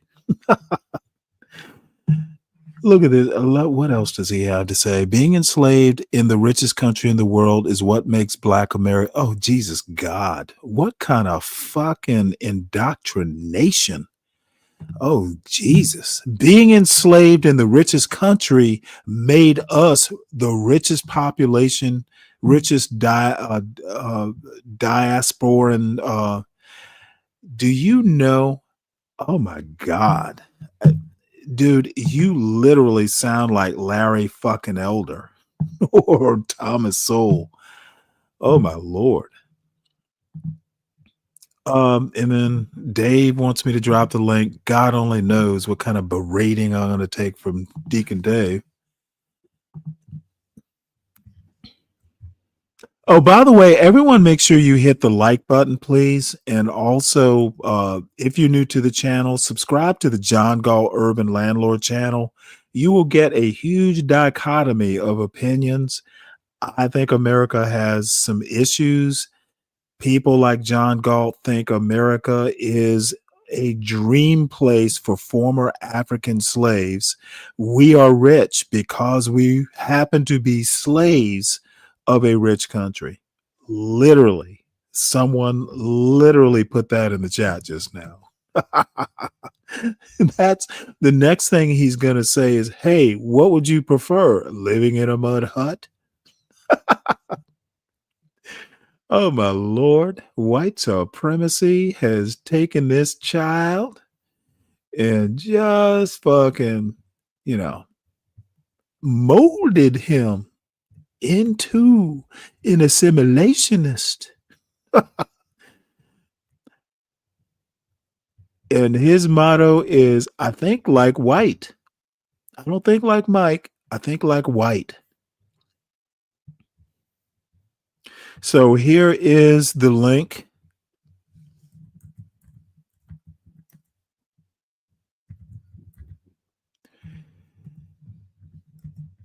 I think like white. That's got to be a show title. You know what, Chuck? When you present me a fact, I will be glad to consider it. The fact, when you tell me what options are and you present that as a fact, you don't know all the facts, son. But I would ask people to simply empirically observe our reality today. We're supposed to believe in white privilege. I'll believe in white privilege when I hear about a Black high school senior who puts his race down as white applying to college because he thinks that will give him an advantage. Well, wait, hold If it. there is such a student, Well, wait, hold it. Tell us, did it give him an advantage? See, she doesn't want to fucking tell us what the results are. he's completely deluded. He has no idea about the world because He has no today idea about the world. it's being Black which will catapult you into. Oh, look. Oh, I love this. So that Black kid did himself a disservice by putting down white as his race. Oh, what kind of you know what? I'm not going to even I just want to know, did he get into the college? Because really, the example she's giving really is sort of a counterfactual. I need to know whether that kid got in, what the college was. She just wants to talk about it like at a surface and not tell the whole story. What is the whole story? Graduate school, into law school, into medical school, into business school, ahead of what your qualifications would suggest. And that's true getting employed as well. Getting an opera role, getting hired in Hollywood. Being Black is What the key. happened to the Being kid? white is the disadvantage today. So it would have been Okay, so she is unfathomable. literally here to talk about we don't have white privilege. Being white is a disadvantage.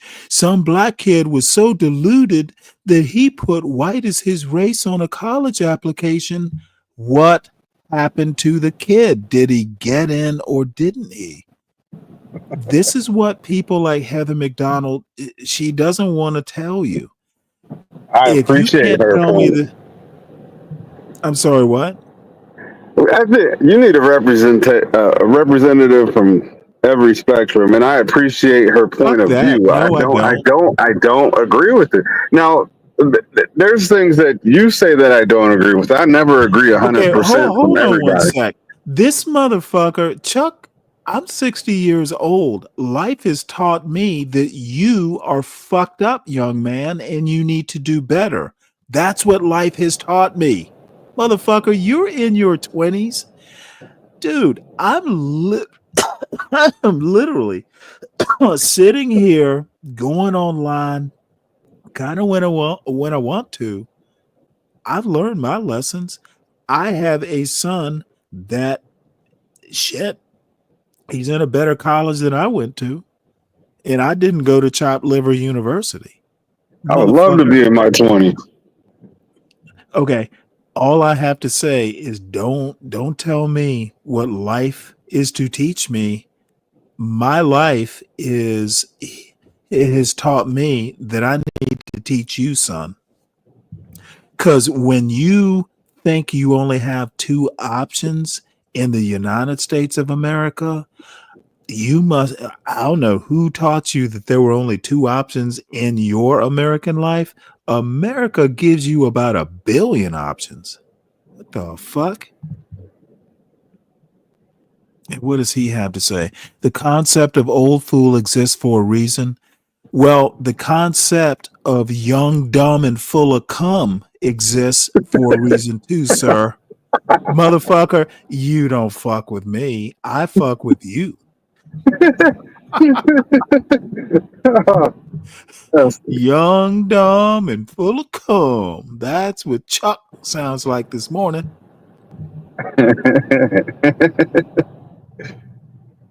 Chuck, don't fall for the trap, man. Stanley loves doing that.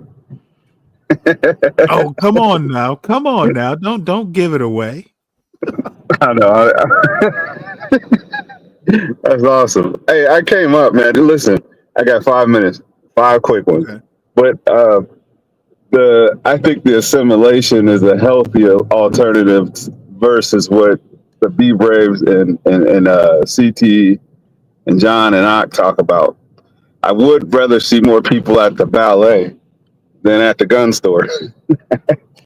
Yeah, but the problem is most white people don't fucking appreciate ballet. Dude, I went to an all boys Catholic school. Do you know how often ballet came up?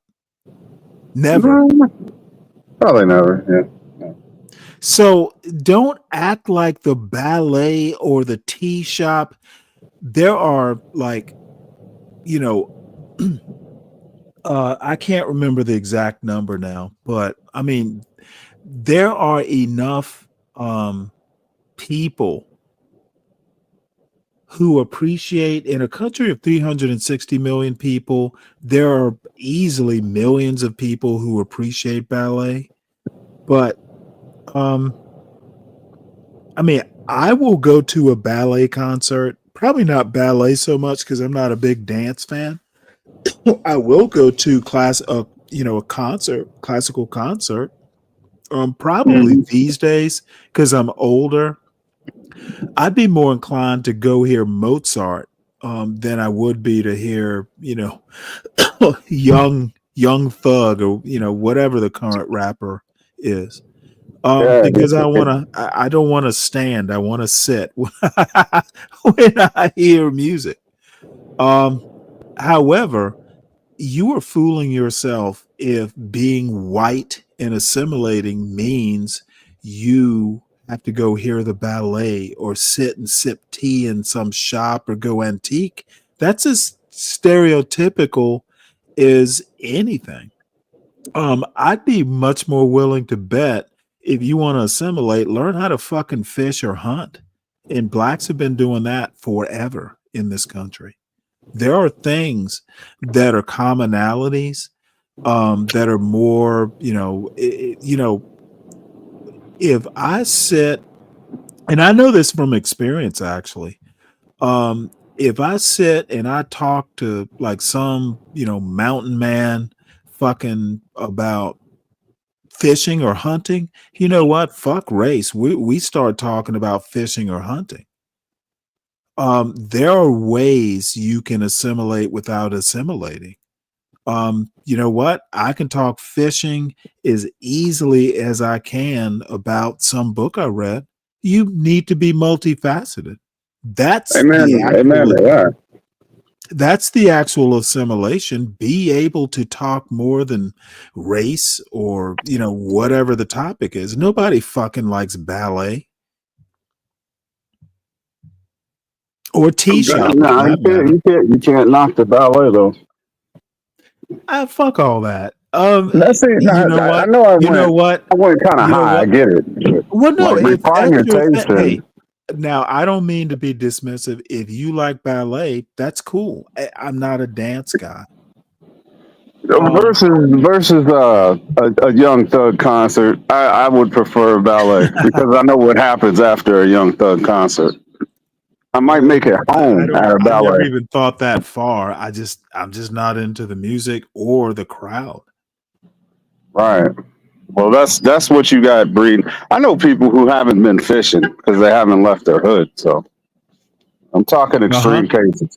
But there's also a YouTube show called Hood Fisherman. Have you ever seen it? No, I haven't watched Literally, that one. there is a YouTube show called Hood Fishing or Hood Fisherman. Actually, yeah, I have seen him. He's got dreads. And ice capades. Fuck you, Uncle Fatty.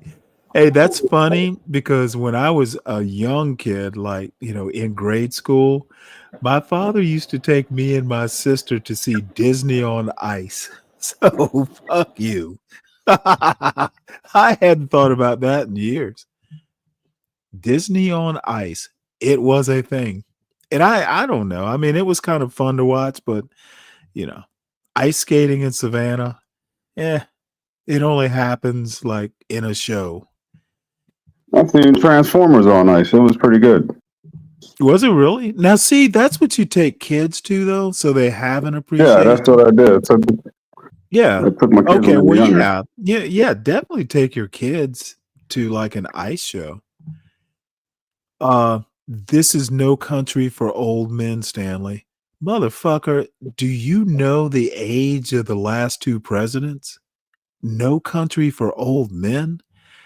See, this is why I can't take someone like Chuck seriously. Our current president is 78 and the former president is 82. No Country for Old Men, huh? What is this? What is this child talking about?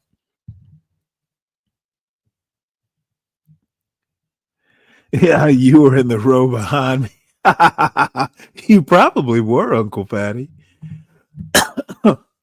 It wasn't a heavily black crowd at the Ice Capades, but there were a few. And there was something else I wanted to cover, and I cannot remember what it is now. So we'll just watch a little bit more of this. And shit, we've only made it through 29 because I've been stopping at fussing at Chuck so much. I blame you, Chuck. Nah, you've been disagreeing with Sally Jesse Raphael Jr. This degree of Look, you know what? And if she said, "Hey Stanley, meet me for tea in Manhattan somewhere," I would definitely go, but we would just fuss and fight the whole time. I don't hate her personally. I just think she's either disingenuous. It's hard for me to believe that a Yale trained lawyer would be catching up because she's been talking about blacks in crime and policing for at least a decade, if not more. So it is so surprising to hear that last summer she did a listening tour and caught up on her reading with Frederick Douglass. I like fuck Frederick Douglass. That book was published like 130 years ago. Why is she just getting up to reading black people now? This is the pushback she needs to be getting. Give her credit for attempting to get up to speed. She's been doing it. This is not her first interview. She's been doing it. Look how old she is. She's been doing it. Look, I first came across Heather McDonald maybe 10 years ago, maybe even a little bit more. I came across Glenn Lowry back in the 90s. Dude, this is what some people like Chuck don't understand is I'm not some dude who does not know these people, have seen 100 interviews, or videos or read articles by these people. I'm not doing some surface level critique of Heather McDonald. I've seen her with Coleman Hughes. I've seen her with John McWhorter. I've seen her with Glenn Lowry. I kind of have know what her theses are. And Chucky here wants to talk to me about a No Country for Old Men, when probably the person he voted for is older than his parents. No country for old men. Sea change, but I would say it has occurred. And I would also say to your point about Americans being the least racist, we are so ready to be post-racial. Americans now, they're just kind of like, Okay, this is fucking fantastical. We are so ready to be post-racial, yet there BLM riots in motherfucking Charlottesville. That's how ready we are. like nice. What's They're just crazy nice is people. They there just are a want to lot get of along. people And who aren't. I am a Look, post-racial man look. as an individual.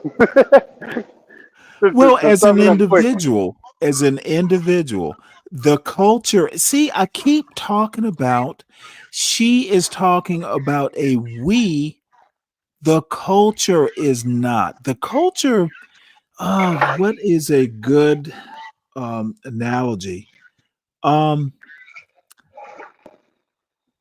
Look, I'm ready for the tide to go out, but it's going to take 12 hours for that tide to go out. It will empty out,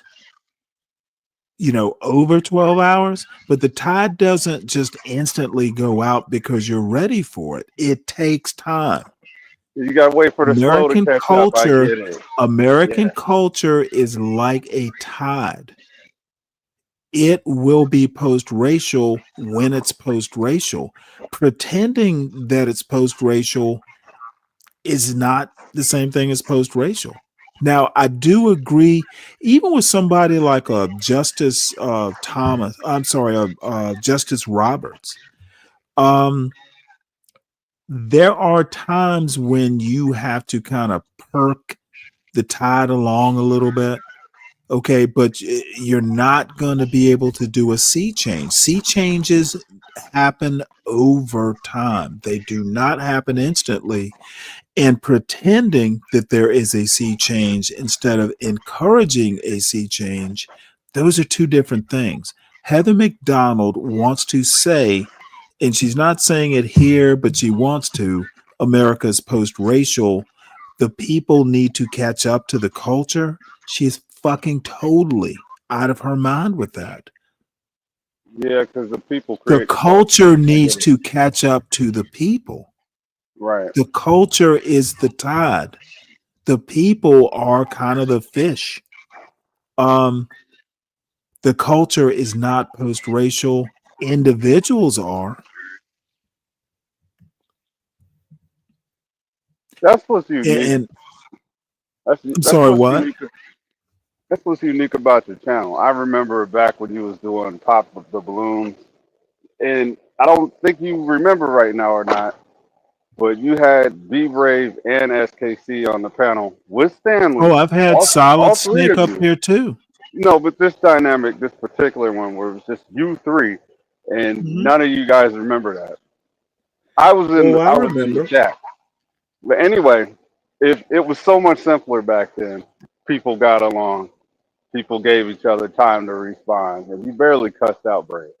But I was watching a clip on the Facebook the other day, and this lady, she had a post-racial mindset because she said that she was gonna pop the guy's balloon based on this question: how do you want to raise your kids?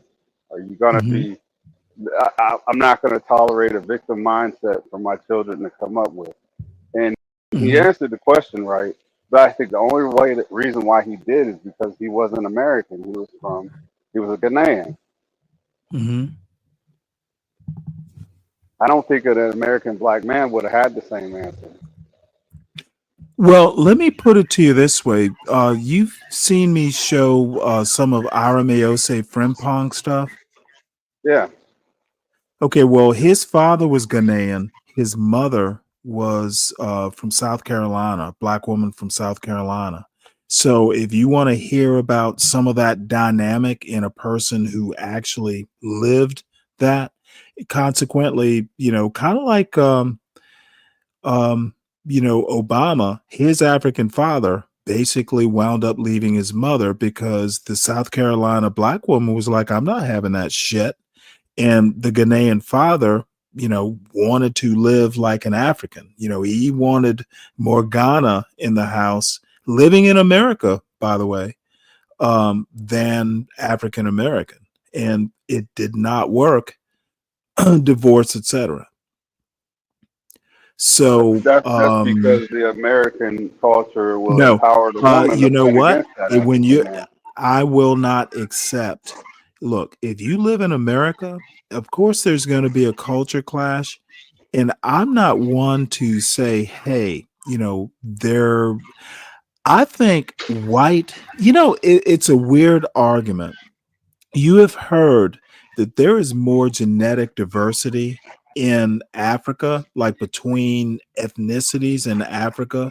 Like there's more genetic diversity between a Hutu and a Tutsi than there is between an African and a European. I've I heard that think the before. same. I think the same. Well, no, it is actually a fact. That's not made up. That's Yeah, why and this is why they say the biggest thing is the That's why economics. when you. That's why when you talk about race being genetic, it kind of gets blown up Yeah. because phenotypically, what we would call black in Africa are more different genetically than a black person, phenotypically what we would call black and who we would call phenotypically white European. There's less divergence genetically than someone who might be a few countries over on the same continent. The race argument, race as genetics, gets blown up just by that fact. That's why I don't have patience with motherfuckers who want to talk about race being genetic. The other thing, and the parallel I want to draw is, say you are a Ghanaian marrying a black woman from South Carolina. They're phenotypically you're similar, culturally you're not. There is more divergence in your culture than there is phenotypically. So just because you're marrying someone who is phenotypically black in the United States does not mean there is same. You may be so divergent culturally that the marriage doesn't work. That's Oh, kind of blowing up. That's kind of blowing up the whole, well, blacks should marry blacks. Believe this or not, my wife and I grew up more similar than just about any other black woman I met.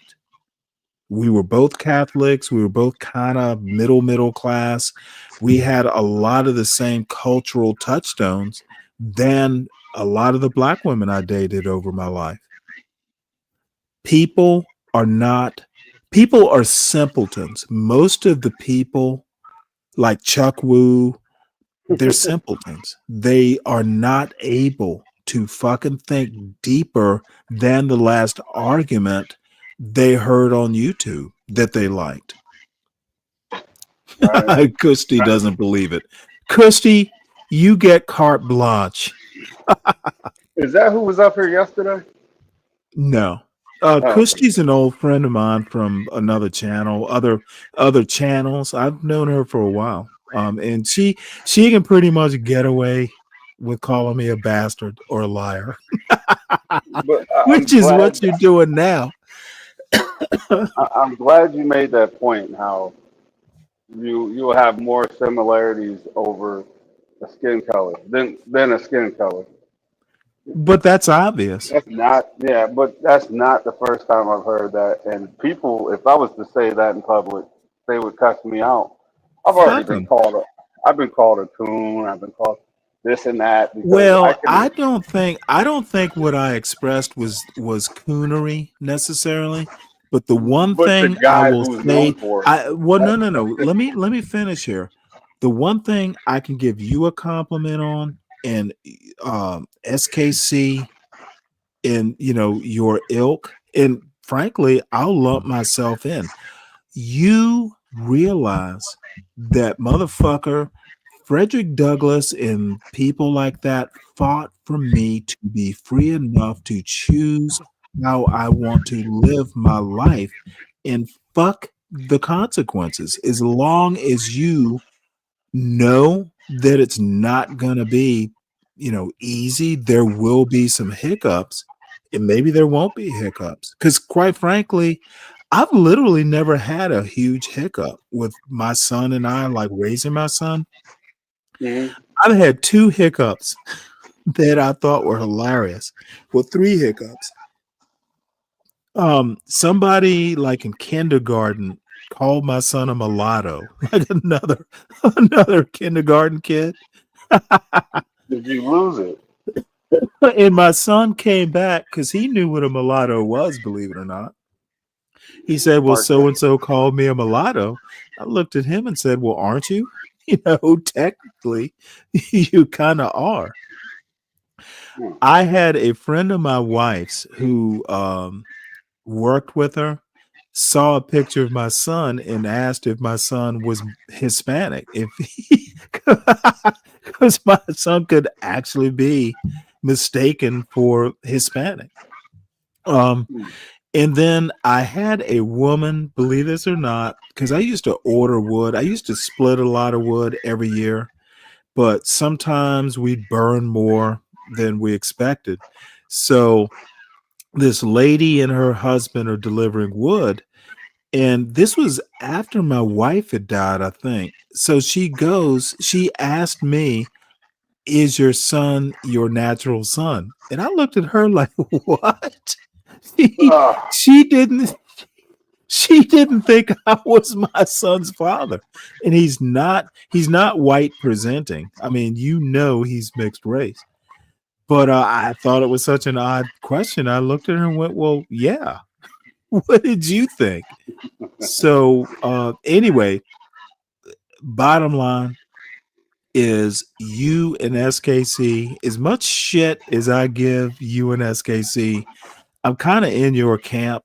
Fuck what other people think. You just need to make sure you are successful enough, rich enough, if you will, solid of mind enough to know there will be people who just don't fucking get it. And a lot of them will be black. I told you, but a lot of them won't be.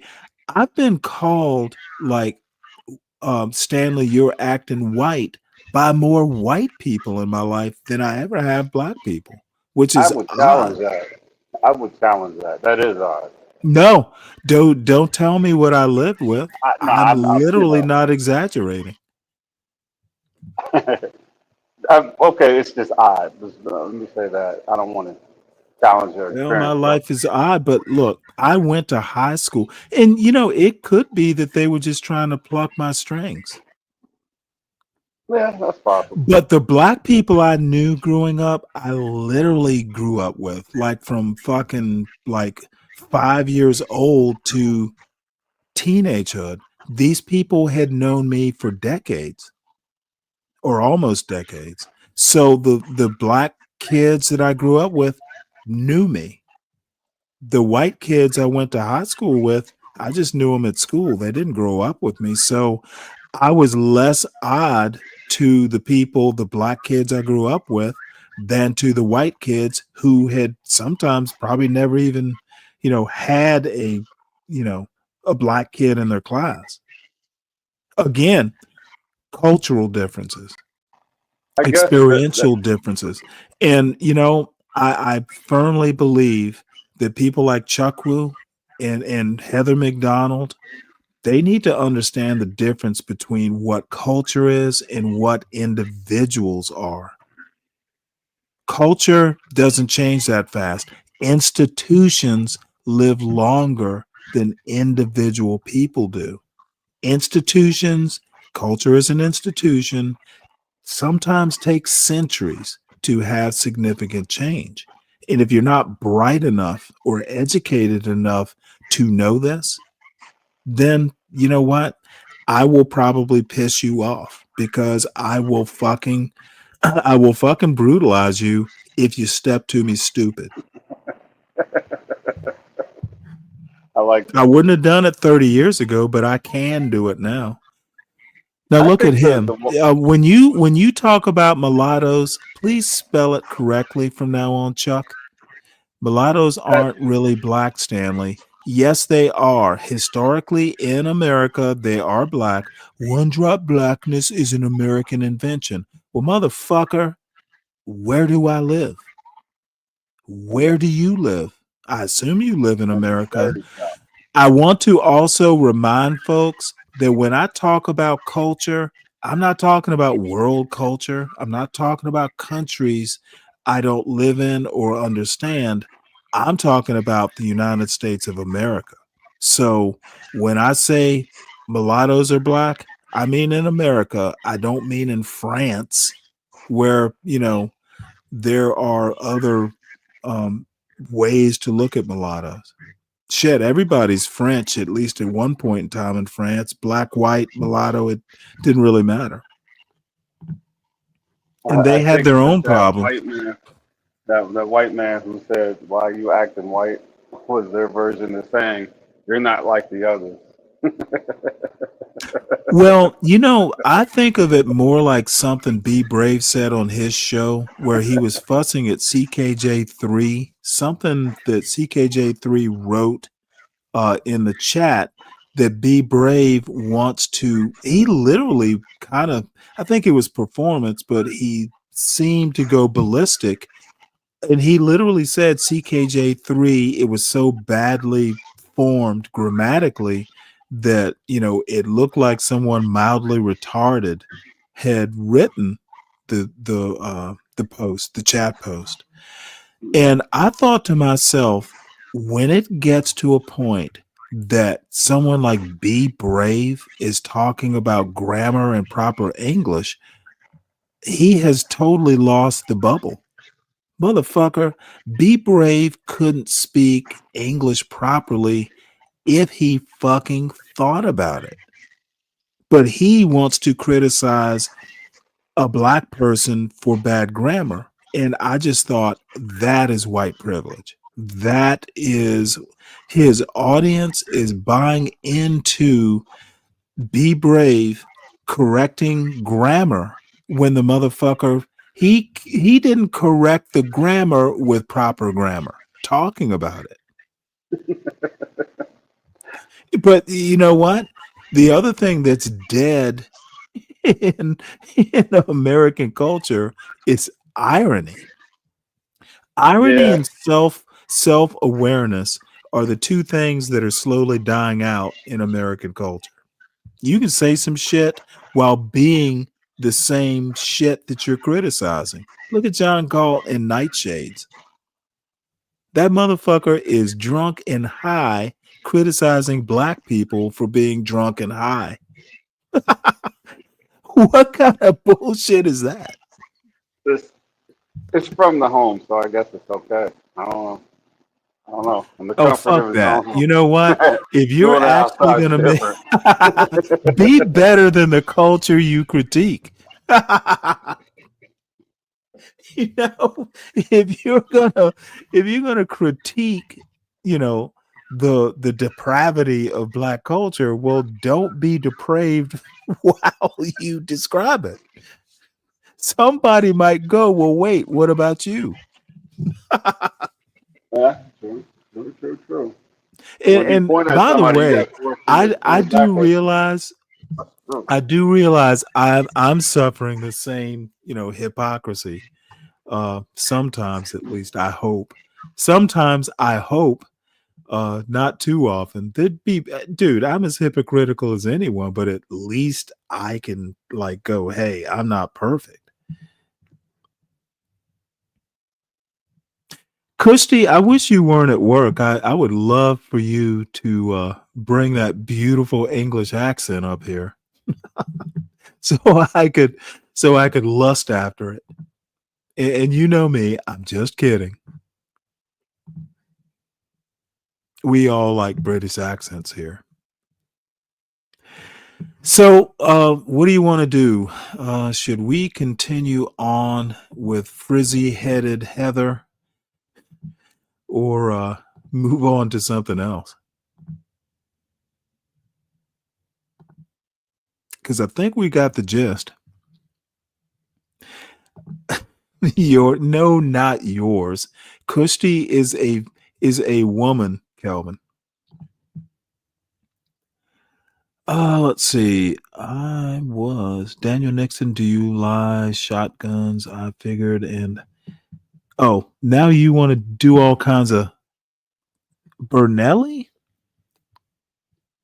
Damn, that's some expensive weaponry there, Richard. All right. Well, you know what? I guess what I can do is move on into the news stories. If anybody wants to go back to Heather, we can do that. But this winds up being like we're 30 minutes in or so, and there's 2 hours to go of this silliness. And at a minimum, we ought to look at some news here. So apparently, Donald Trump talked to Xi Jinping today, or yesterday, or the day before. So Trump announces more U.S.-China trade talks after 90-minute call with Xi. I want to point out that China is the only country on earth that can go toe-to-toe and make Trump have a 90-minute call. So says here on June 5th, and today's the 6th, so it was yesterday, June 5th, 2025, the leaders of the United States and China engaged in a 90-minute phone conversation aimed at revitalizing previously stalled trade negotiations. Stalled. China was like, hey, you know what? We're going to stand toe-to-toe. And they came to a stall. The call followed months of trade tensions caused by high tariffs, rare earth mineral disputes, and disagreements over China student visas, which was exacerbated by Trump basically saying no Chinese at Harvard. Both leaders agreed to send representatives, including Scott Bessent, Treasury Secretary, U.S. Treasury Secretary, Howard Lutnick, and Jameson Greer to negotiate and agreed on mutual invitations to visit each other's country. Well, look at Trump treating China like it's important. Trump characterized the discussion as highly constructive and noted that they resolved any complicated issues, but he also remarked that Xi is exceptionally tough and very difficult to negotiate with. You know what? I bet Xi didn't say the same thing about you, Donald. The renewed dialogue indicates possible progress in reducing trade barriers, but experts warn that both countries face significant challenges before reaching a comprehensive deal. Xi Jinping said, hey, Donnie is easy to negotiate with. My son will go to Harvard. What about Israel, Samuel? Is there something specific you want to know? This was actually interesting. Apparently, Trump's tariffs crash exports. Canada posts a record trade deficit. So, Canada isn't China is basically my comment. So let's see what this story has to say. After Trump's tariffs crash exports, Canada posts a record trade deficit. This article is by Ian Austin and read by an automated voice. Driven in part by a steep drop in auto shipments to the United States after President Trump imposed steep tariffs, Canada posted a record trade deficit of 7.1 billion Canadian dollars, about $5.2 billion in April. Exports to the United States, Canada's largest market, were hard hit after the president began his trade war with Canada, declining by 15.7% since March, according to data by Statistics Canada, the National Census and Economic Data Agency, released on Thursday. Mr. Trump imposed a 25% tariff on autos in April and introduced a similar levy on auto parts, although he has since suspended that tariff. This week, Mr. Trump doubled tariffs on steel and aluminum from Canada and most of the world to 50% from 25%. Canada's economy is heavily dependent on trade, and last year, about 75% of its exports were sent to the United States. Prime Minister Mark Carney of Canada has framed the trade war Mr. Trump started as a crisis for Canada and made shifting the country away from its reliance on the United States a cornerstone of his leadership. The tariffs have effectively torn up the broad free trade agreements between the two nations that date to 1989. Mr. Carney on Wednesday characterized Mr. Trump's trade actions as illogical and unjustified. The drop in demand for Canadian goods in the midst of the tariff turmoil was greater than anticipated. Analysts surveyed by Reuters expected a deficit of 1.5 billion Canadian dollars in April. Exports of cars and light trucks fell by 22.9% after the tariffs went into effect. That more than wiped out a 21% increase between November and March, likely caused by manufacturers stockpiling vehicles in anticipation of tariffs. Mr. Trump has said that he wants to return auto production in the United States by making producing vehicles in Canada too expensive. Trade in auto and auto products between the two countries has been roughly balanced since they signed an auto-specific trade pact in 1965. The tariffs have created havoc for the Canadian auto industry, which exports most of its production to the United States. Trade in autos and auto parts between the two countries has been roughly balanced for more than 50 years. Stellantis has twice temporarily shut down an assembly plant in Windsor, Ontario, that makes Chrysler minivans and Dodge muscle cars in response to the tariffs. It also indefinitely suspended production of an electric version of the Dodge Charger Daytona muscle car and stopped a $1 billion retooling to make a new Jeep model at another factory in Brampton, Ontario.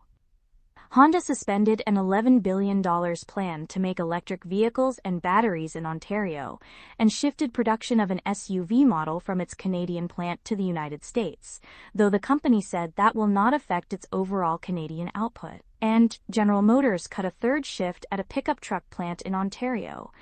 Other factors contributed to the expanded deficit, including a rising Canadian dollar and a decline in the price of oil, Canada's largest export by value to the United States.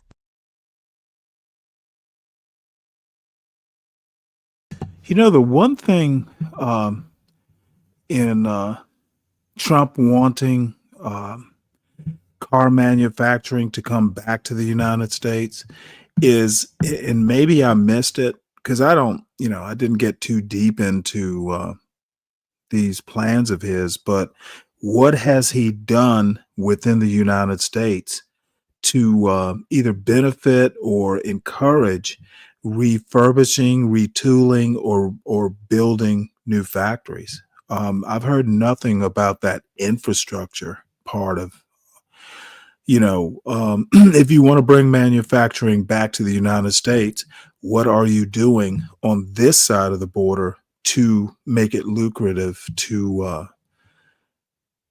tariffs are one thing, but what are you actually doing on the ground, infrastructure wise? So maybe somebody in the audience knows. So next story. And this, we are slowly creeping towards Trump and Elon and Doge. So this is part of that saga. The U.S. bought 12 million in aid for poor nations. Under Trump, it may be destroyed. Essentially, this is like USAID stuff. And $12 million worth of HIV prevention meds, contraceptives destroyed. Can't we use them here in the United States? Or maybe, it's like their expiration dates.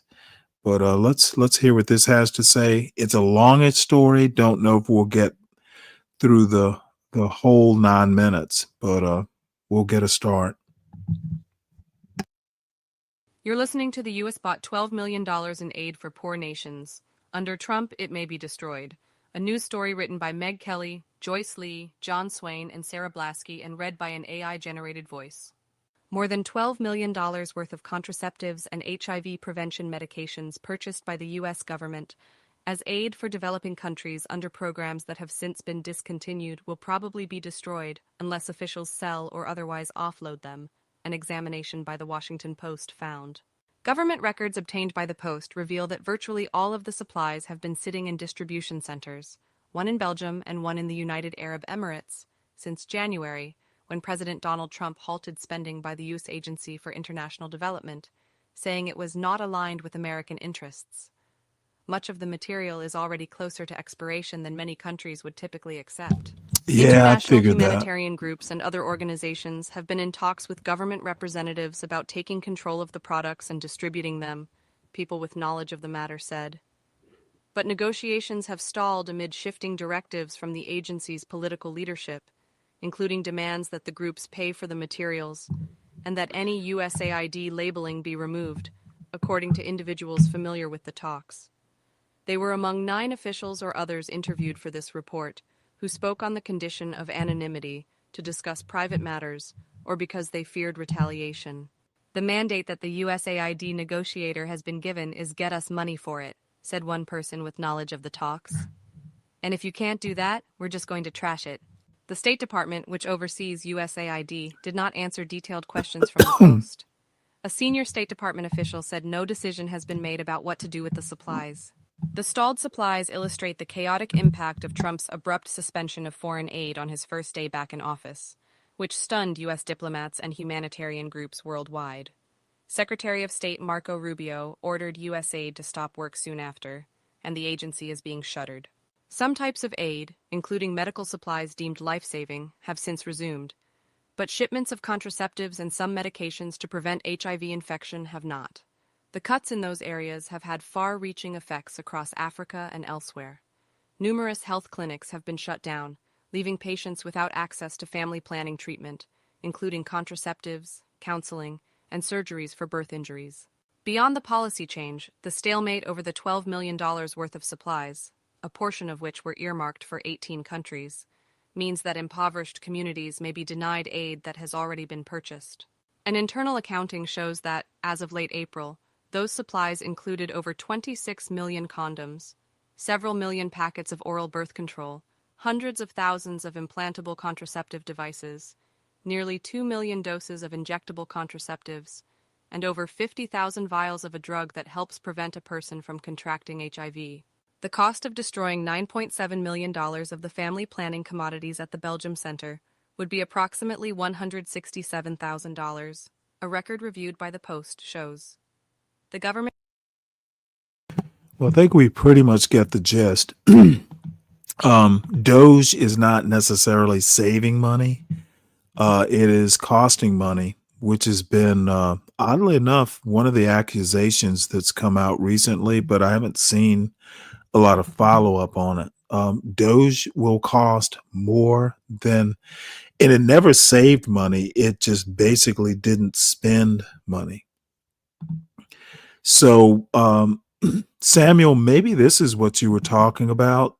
Trump connected his travel ban to the Boulder attack, which just happened recently, and apparently there are Jewish leaders who kind of object to that connection. You're listening to Trump connected his travel ban to the Boulder attack. Some Jews object. A news story written by Ben Brash and Michelle Borstein and read by an AI-generated voice. When President Donald Trump announced a plan to bar citizens from 12 countries late Wednesday, he started by noting a recent attack on the Jewish community that was allegedly committed by an Egyptian man who had overstayed his tourist visa. The attack in Boulder, Colorado, which left 15 injured, underscores the danger posed to our country by foreign nationals not properly vetted, as well as those who come here as temporary visitors and overstay their welcome. Trump said in a video released by the White House on Wednesday evening, "We don't want them." While some Jewish leaders have praised Trump's recent efforts to address rising anti-Semitism, others say attempting to connect immigration policy with an attack on their community dilutes their deep concerns about the hostility they face from some quarters. Jews are not asking for this. This is not what Jews need or what keeps us safe. Rabbi Jonadab Pestner, director of the Religious Action Center of Reform Judaism, the largest denomination of Judaism in North America, said of the travel ban. It's not a moment to talk about immigration policy, said Brandon Ratner, senior director for Colorado's Jewish Community Relations Council. What we need to be talking about, and what this attack in Boulder honestly has always been about, is the way Jews are used to score political points when it's convenient, Ratner said, and that inevitably blows back on us as we saw this past weekend. The travel ban is not specifically meant to address the Boulder attack, said a White House official who spoke on the condition of anonymity to offer insight into the deliberations. But the incident underscores the need for more vetting of people entering the country, the official said. President Trump has done more to combat anti-Semitism than any president in history, said White House spokeswoman Abigail Jackson. Trump has marshaled federal resources to address anti-Semitism on... Oh, damn it. Oh, sorry about that, folks. Let me bring that back. Give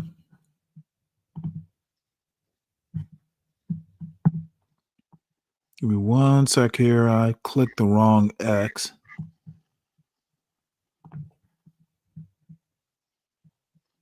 One sec here.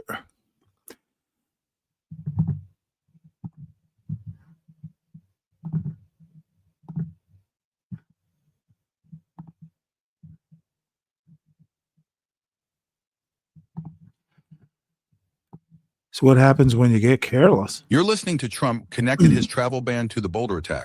And Some Jews object. Will. A news story written by Ben Braham's recent efforts to a spokeswoman, Abigail Jackson. I wanted to point out, and I meant to stop the story, not exit out.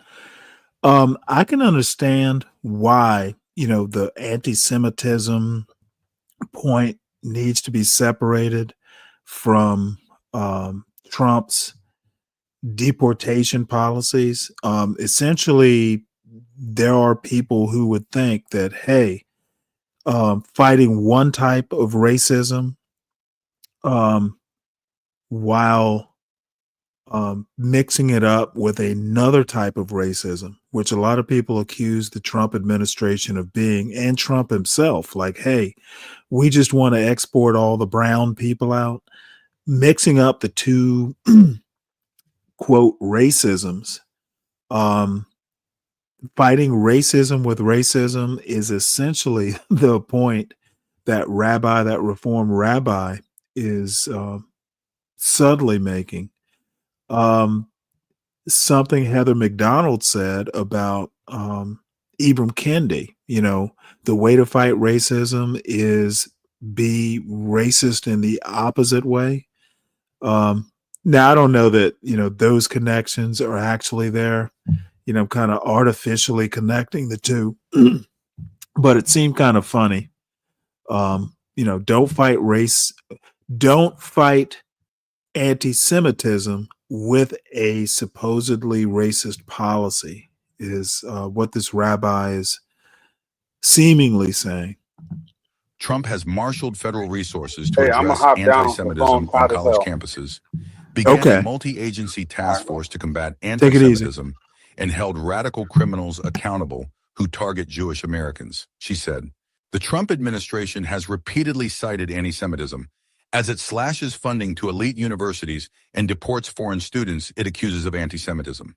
In April, for example, Trump administration declared that harassment of Jewish students is intolerable and suspended billions in grants to Harvard University. Some Jewish leaders have welcomed those steps by the administration. President Trump's efforts to combat anti-Semitism are unparalleled and are genuinely appreciated by most in the Jewish community, said Gabe Groisman, an advisory board member of Combat Anti-Semitism Movement, a network of groups.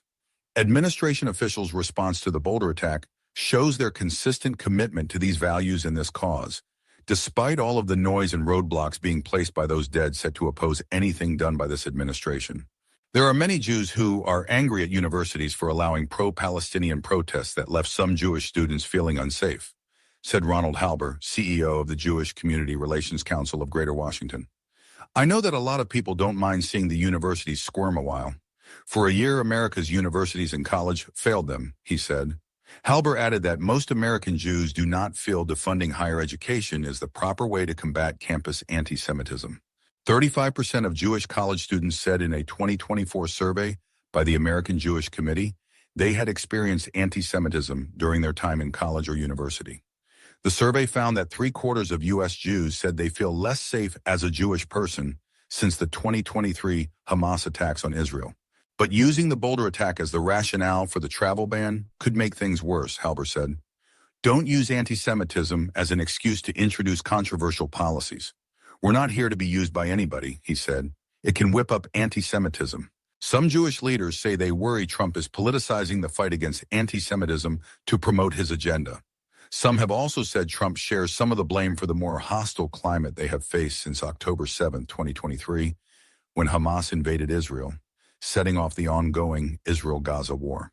The attack in Boulder is part of what groups that track hate crimes say is rising anti-Semitism since October 7. In April, the residence of Pennsylvania Governor Josh Shapiro, who is Jewish, was set on fire, and the suspect allegedly blamed him for Middle East violence against Palestinians. A month later, 2 Israeli embassy employees were fatally shot as they left a reception at a Jewish museum in D.C. That suspect allegedly yelled, "Free, free Palestine." And on Sunday, Mohammed Sabri Solomon, 45, allegedly used a flamethrower to attack a Jewish event in Boulder. Police received a report that a white male wearing no shirt was throwing Molotov cocktails at people, according to the arrest warrant filed for Solomon's arrest. He allegedly told authorities He he looked planned the white, attack huh? for a year, but was waiting for his oldest daughter to graduate from high school before moving forward. He used Molotov cocktails, which he learned to make by watching YouTube, after he couldn't buy a gun because he wasn't a citizen, according to the warrant. Solomon was born in Egypt and lived in Kuwait for 17 years before moving to Colorado Springs 3 years ago, according to the arrest warrant. He entered the United States on a B-2 tourist visa in August 2022, according to the Department of Homeland Security. He applied for asylum in September 2022, and his visa expired in February 2023. Boulder prosecutors announced Thursday that they had filed 118... I actually have to make a comment because I mentioned it yesterday. If your tourism visa expires, I actually think, and again, there needs to be due process for this, but, your tourism visa expires and then you apply for asylum or refugee status or something. Honestly, that is the that is the first problem. You can apply for asylum or refugee status from your own country. You're here on a tourist visa to see Disneyland or something like that. You need to go back and then do it the right way. And it'll be easy to say, well, this happened under the Biden administration. Well, if it did, it did. That was a mistake. And I don't know. I think we've got the gist of this. Anyway, probably time to move on. Let's see. We are slowly getting towards the Musk feud. Musk says Trump would have lost 2024 election without him as big, beautiful Bill feud continues. Musk was a must. Elon Musk and Donald Trump publicly clashed in early June 2025 in an ongoing dispute on the social media platform X. The feud intensified after Musk criticized Trump's recent policy bill, largely for increasing federal debt, prompting Trump's first public rebuke of Musk. Trump suggested Musk opposes the bill due to losing the electric vehicle incentive and questioned their friendship, while Musk highlighted his prior $250 million campaign support. Oh, fuck. $250 million. Musk claimed without me, Trump would have lost the election to Kamala. So if it hadn't been for Musk, Kamala would have won. Ooh, talk about white privilege. Damn. Donald Musk. I'm sorry, Donald Musk. That's actually pretty funny too. Trump had some white privilege here. While Trump insisted he would have won Pennsylvania regardless and called Musk's stance unfair. It's unfair. I didn't have any white privilege. The dispute reflects a sharp breakdown in the relationship and signals broader tensions over policy and political influence ahead of the August debt ceiling deadline. It's going to be interesting to see once that debt ceiling stuff starts getting hot. So it says here, Trump expresses disappointment in Musk, questions future of their after tax bill, their relationship after tax bill criticism. Boys. President Donald Trump expressed disappointment. You know what? It's funny. Once Elon got the South Africans here, I guess he's done with Trump. Trump, you have been my useful idiot. Now I'm going to speak my mind. Now that my homies, my South African homies are here. President Donald Trump expressed disappointment in Elon Musk after Musk publicly criticized Trump's tax and spending bill in early June 2025. The conflict emerged after Musk, who previously served as a special government employee for 130 days under Trump to reduce government waste, criticized the legislation for reducing subsidies related to renewable energy. All of a sudden, Musk is a liberal. He's green, including tax incentives that benefit Tesla. The bill passed narrowly in the House and now before the Senate includes large tax breaks, defense investments, and a $4 trillion increase in the debt limit despite unified Democratic opposition. They just opposed it not for the $4 trillion. Musk condemned the legislation as a disgusting abomination and threatened to remove from office any politicians he felt had let down the American people. This is Elon Musk threatening to remove from office any politicians. Jesus, white privilege gone amok. Who is our president? Who is our political leader? While Trump praised it as a big, beautiful bill and expressed uncertainty about whether his relationship with Musk would continue. The public fallout threatens to complicate Republican support in Congress and may accelerate political and financial challenges if Musk's opposition sways lawmakers and undermines the bill's passage. Basically, who is the biggest white boy in America? Is it Trump or is it Musk? So, let's see, where do we go from here?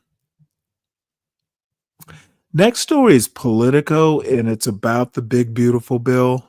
Chuck Grassley. And this is actually, I haven't read it, but it sounds like something I would agree as far as objections go. Grassley wants changes to mega bill provision, limiting judges' ability to enforce court orders. He wants tweaks, even if it passes Democratic challenges over what can be included in the package. Senate Judiciary Chair Chuck Grassley said he wants to see changes to a provision in the House-passed Big Beautiful Bill that could limit judges' ability to enforce court orders. Under the provision, U.S. courts can't use federal funds to enforce a contempt order unless the party bringing the case gives a so-called security. So basically, Trump wants the plaintiff to pay for the court enforcing some sort of injunction or any sort of contempt charge. Democrats plan to challenge the measure under the so-called Byrd Rule, which limits provisions that can be included in reconciliation legislation to those that impact the budget. They and some legal scholars claim the provision would hamstring the federal court system and weaken judges' power at a time when the Trump administration is already acting with disregard for the law. So basically, the Byrd test. Basically, if you pass a budget bill, everything in there needs to be budget related.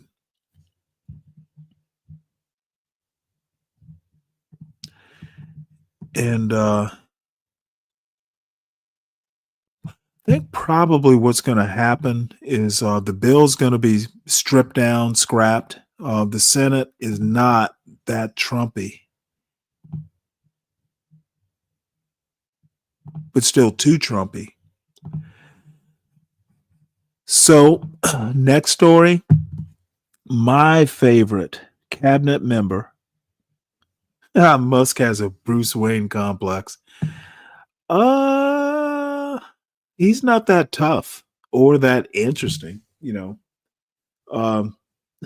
Bruce Wayne did not have 14 little encumbrances and a bunch of baby mamas. So I think that I think Elon Musk has white boy complex. Hey, I'm richer than you. Back in the old days, Harvard basically would rank their students by their parents' wealth. That would be figured into it, which is kind of ironic. Wealth was a consideration for class ranking and even getting into Harvard. Where race is, at least up until recently. So Elon Musk is a trustafarian. He's no, Dark Knight. So Kennedy, as in RFK Jr., says charlatans are no reason to block unproven stem cell treatments. So basically, Kennedy wants to encourage quack cures or quack cure experimentation or trials. Don't worry about the quacks. The cure may be better than the quack. Kennedy says charlatans are no reason to block unproven stem cell treatments. This article is by Christina Jewett and read by an automated voice. Health Secretary Robert F. Kennedy Jr. recently declared that he wanted to expand access to experimental therapies, but conceded that they could be risky or fraudulent. In a podcast with Gary Brecka, who describes himself as a longevity expert, Mr. Kennedy vowed to end what he called the Food and Drug Administration's war with alternative medicine. He said that would include stem cells, vitamins, peptides, and chelation therapy, which involves removing heavy metals from the blood. If you want to take an experimental drug, you can do that. You ought to be able to do that, Mr. Kennedy said. And of course, you're going to get a lot of charlatans. Fucking RFK Jr. wants to either create an island. What's the name of the story? The Isle of Dr. Moreau, where all kinds of weird experiments are happening, or he just, I don't get it. I don't know. I don't get his point. He is not even a good lawyer, let alone a scientist. And you're going to get people who have bad results, he added. And ultimately, you can't prevent that either way. Leaving the whole thing in the hands of pharma is not working for us. Mr. Kennedy cited his own experience at a clinic in Antigua, where he said he received a stem cell treatment I've never had a enormously Twitter eased his account, neurological so condition, let spasmodic alone dysphonia, Truth Central which affects his voice or and has few Truth treatment Social. options. So If Mr. Kennedy does permit broader I get use all of my unauthorized or crash experimental out, therapies, Trump crash he would out, be and reversing Elon crash out long-standing news efforts by the from FDA to newspapers. monitor and sometimes police the emerging field. Experts, including some who support alternative medicine, worry that without safeguards, an expansion of such treatments could undermine legitimate development of new therapies. The FDA now narrowly permits stem cell therapies to treat blood and immune disorders. Nearly a decade ago, the field was so loosely regulated that the agency pursued court actions to shut down rogue clinics using.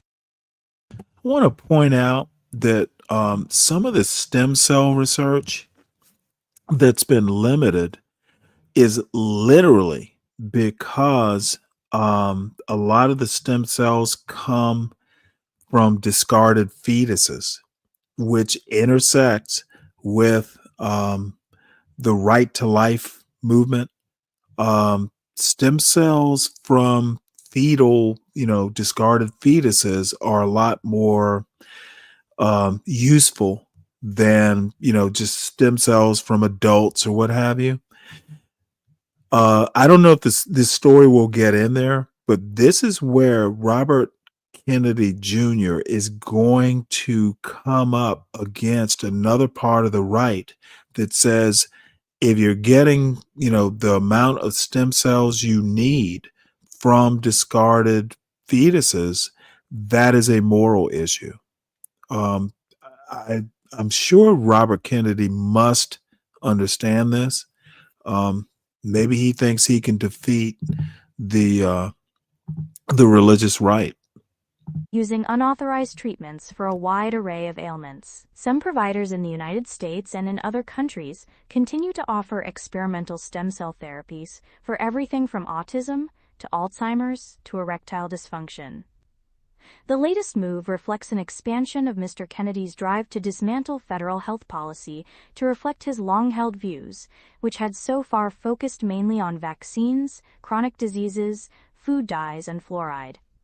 A push to open up the field of unregulated stem cell infusions meshes with his oft-stated contention that the FDA is a sock puppet for major drug companies and faces a crisis of distrust. Wellness industry products, he has claimed, are unfairly sidelined. A spokesman for the Department of Health and Human Services did not respond to requests for comment. Mr. Kennedy's statements alarmed experts on the field of sometimes dangerous stem cell infusions, who noted that many of Mr. Kennedy's allies endorse wellness products ranging from red light therapy to magnetism. It's a complete abdication of protection of the public letting these grifters go forward, said Timothy Caulfield, a research chair in health law and policy at the University of Alberta in Canada. For him to say there are problems with Big Pharma, so we want our opportunity to be bad actors too, it doesn't make any sense. One leading expert group, the International Society for Stem Cell Research, reviewed Mr. Kennedy's podcast statements and condemned the approach as potentially allowing products that are, quote, sometimes contaminated with pathogens and are often marketed with scientifically implausible claims. It is critical that the FDA maintain its regulatory authority to protect Americans from these potentially harmful and deceptive products, the Society said in a statement. On Thursday, a panelist appearing at an FDA meeting on cell and gene therapies raised a concern about snake oil treatments. Dr. Vinay Prasad, the agency's director of the Center for Biologics Evaluation Research, responded, "We have to regulate the bad actors. We can't let that taint what we do here at the FDA." Mr. Kennedy, who also attended the event, voiced full support for the researchers and biotech executives working on gene therapies for rare diseases, including those who made history by creating a custom gene therapy for an infant named KJ. "We're going to do everything in our power to sweep away the barriers from you getting those solutions to market and getting them funded, and do everything that we can to support you all," Mr. Kennedy said. On Mr. Brecka's podcast in May, Mr. Kennedy cited other products that he'd like to see more of, including chelation treatment, which was discussed in a 2015 book edited by him that focused on widely debunked theories about mercury in vaccines and autism, and cites evidence of chelation's benefits from a few small studies. One 5-year-old Pennsylvania boy died in 2005 from cardiac arrest after a doctor tried to treat his autism with chelation.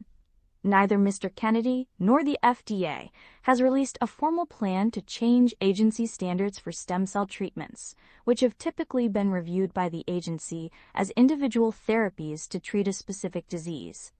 Widening overall access could also happen informally if the agency decided to relax enforcement, an approach the FDA used in the past to indicate that it wouldn't crack down on unauthorized products. During the pandemic, for example, the agency allowed providers to retrofit infusion pumps and ventilators to treat hordes of sick patients. During the first Trump administration, the agency's commissioner, Dr. Scott Gottlieb, escalated enforcement against stem cell providers, whom he described in 2017 as unscrupulous actors who have seized on the clinical promise of regenerative medicine.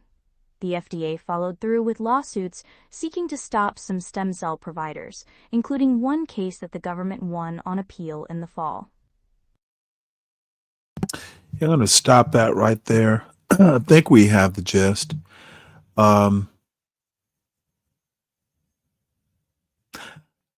I do not, it seems weird to me that Kennedy is anti pharmaceutical and not pro pharmaceutical company. Essentially what he's going to do is loosen research standards. Pharmaceutical companies can come up with novel treatments as well as rigorously regulated research. It just doesn't make sense to me. This is pro pharmaceutical company or pharmaceutical industry, in my opinion. Maybe I'm just weird that way, but if our pharmaceutical company shit, you know what? I can bring in some people who love crystals and voodoo.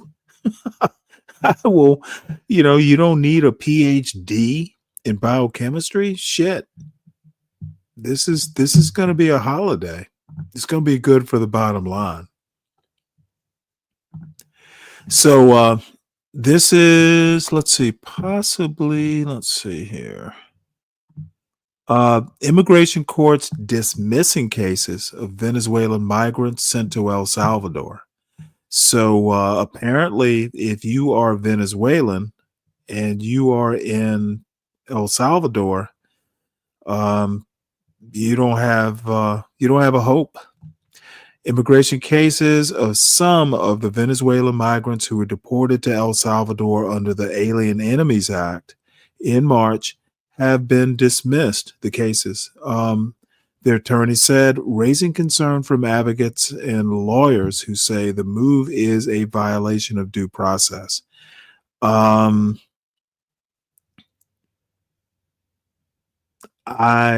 think that there will be some people who will get due process and some who won't. So we'll see how this goes, but does not bode well for Venezuelans or due process, but it's a real mixed bag. There are risks to coming to a country that doesn't necessarily want you. Come here illegally. It's not going to all be a bed of roses, apparently. And I'm you take risks. Sometimes the risks aren't rewarded. So next story, and this is going to be one that I might actually have to watch this and do a show while it's happening.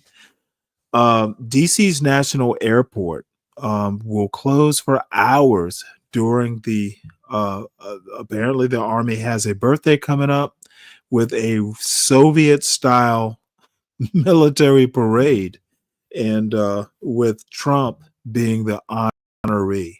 It will be Trump's army that will be doing the parade.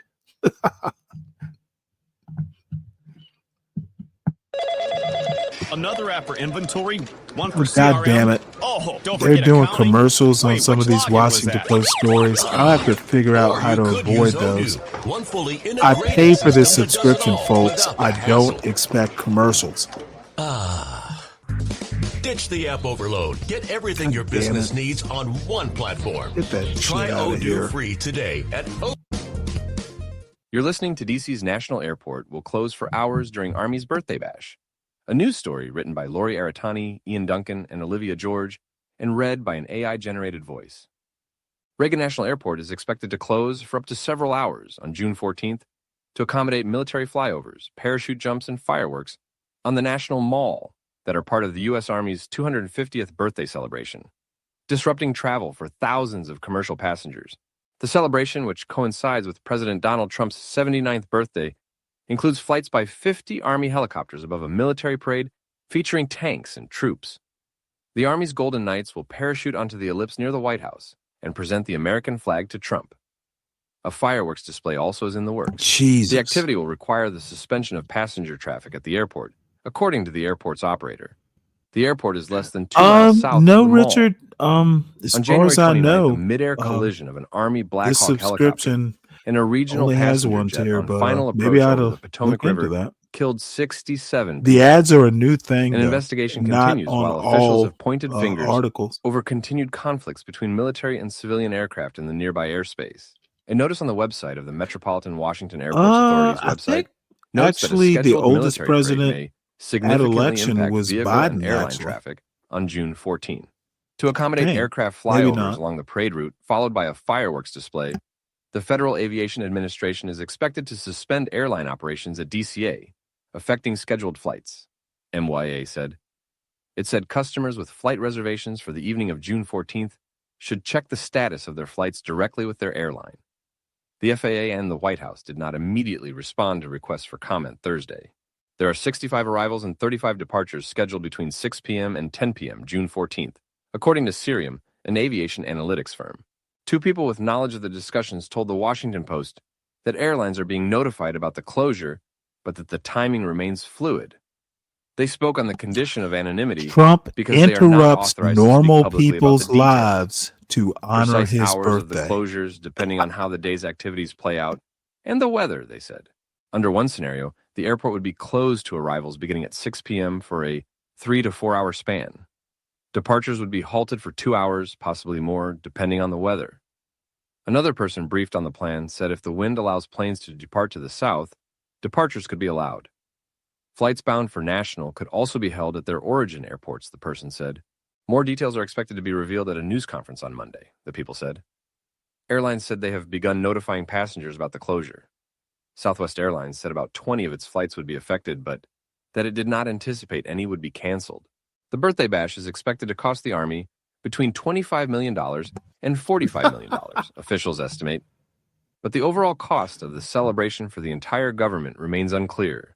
Planning for the Army's 250th celebration began in early 2024, months before Trump won a second term, said an Army official with knowledge of the event.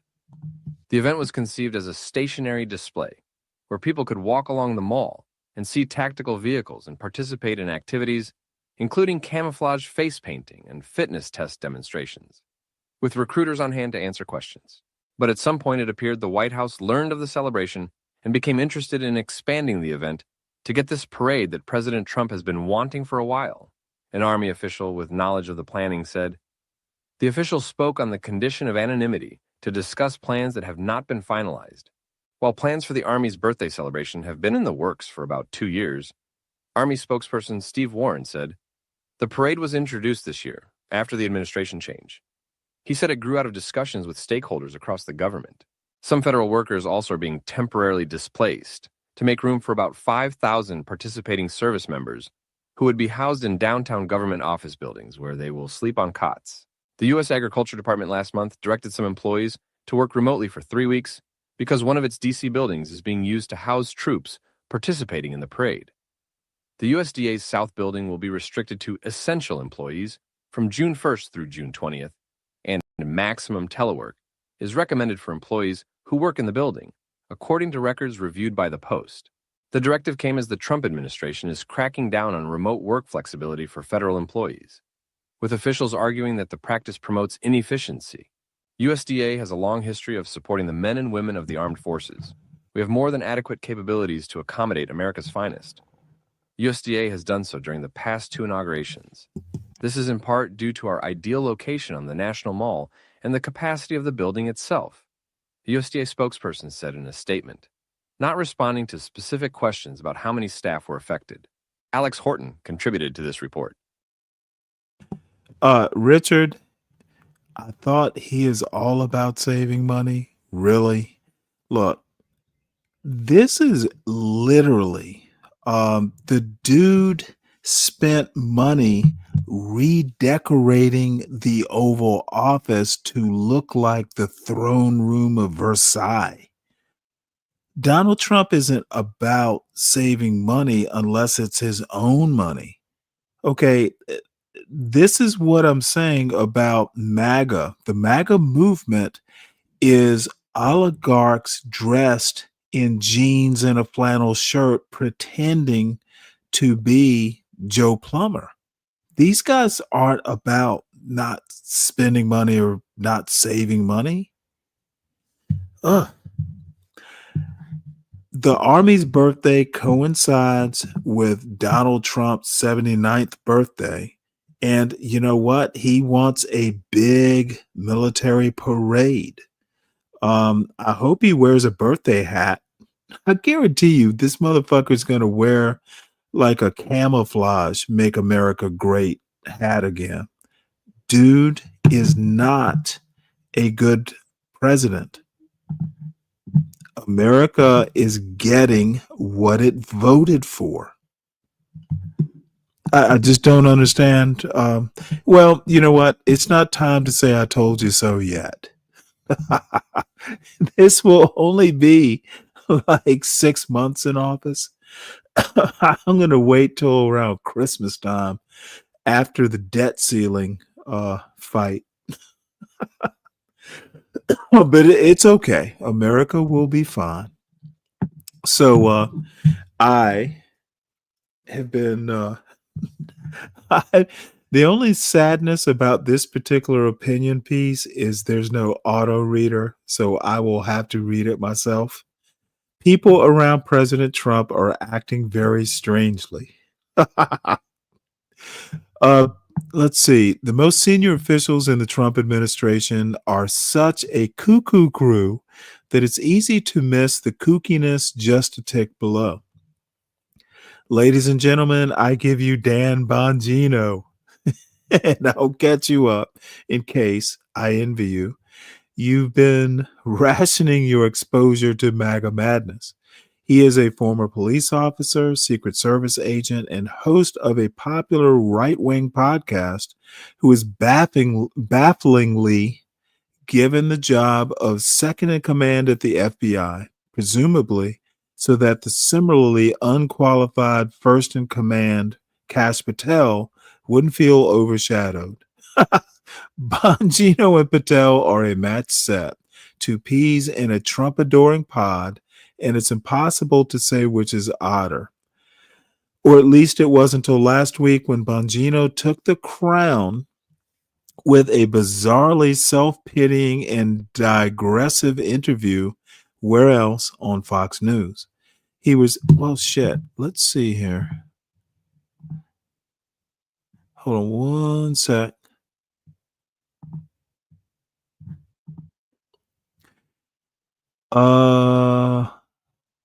Well, no, that's not what I wanted to do. I was hoping to actually see the Fox News interview. Let's see if I can find it. So he was there, the interview on Fox News, he was there seemingly as part of a recent media effort by him and Patel to calm agitators on the right who wonder why the dynamic duo haven't yet unveiled and detailed all the supposed corruption in the FBI they both railed against back when they were in charge of nothing more than promoting conspiracy theories and whipping up fury. And Bongino, after fewer than 3 months as the Bureau's deputy director, was feeling beaten down and trying to buck himself up. He wanted Fox News viewers to know about his sacrifice. I gave up everything for this. He wanted them to appreciate how hard he and Patel work. If you think we're there for tea and crumpets, I mean, Cash is there all day. We share, our offices are linked. He turns the faucet, I hear it. The faucet? What does plumbing have to do with FBIing?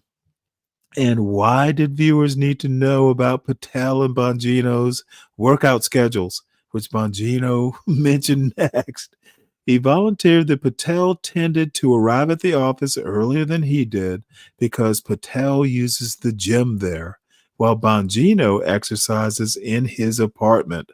Glad we finally have clarity on that. In this, I stare at these four walls all day in DC by myself, divorced from my wife, not divorced, but I mean separated, Bongino said. Therefore, further refining his word choice and explaining that by separated he meant apart, on account of all the grueling work he must do. It's hard, he said. We love each other, so now that's settled too. Oh man. Next month will be the first anniversary of Tim Walz's branding of Donald Trump, J.D. Vance, and by implication, some of their political associates as weird.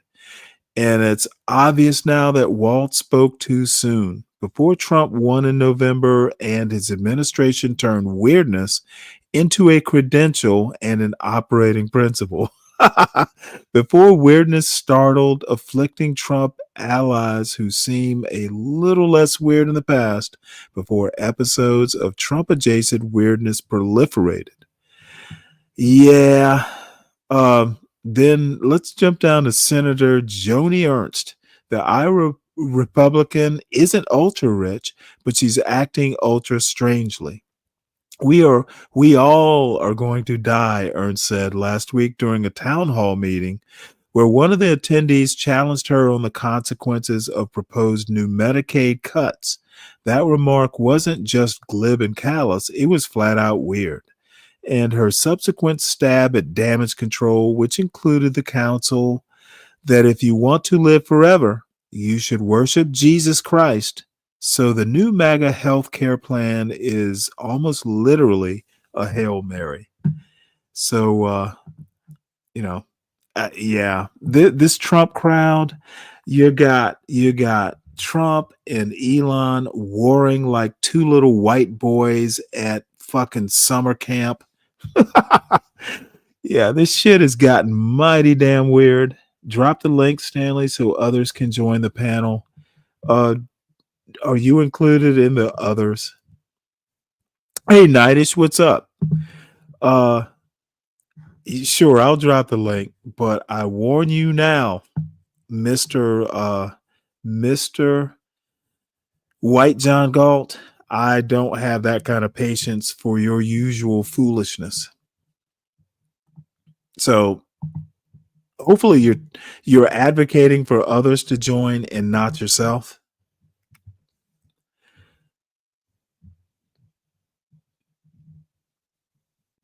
Oh, well, hey, that is so sweet of you, Nightish. You should definitely join the panel.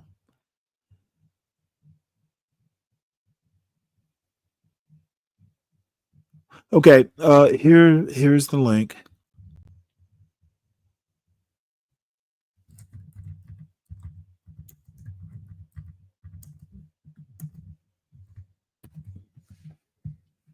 There it is. And I'm open to whatever y'all want to talk about. I do have one thing I want to show before I leave, and it's something that Fred made me aware of. Because after this, actually, all I have to talk about is the Supreme Court, and that can wait till tomorrow if I do a show, or Monday.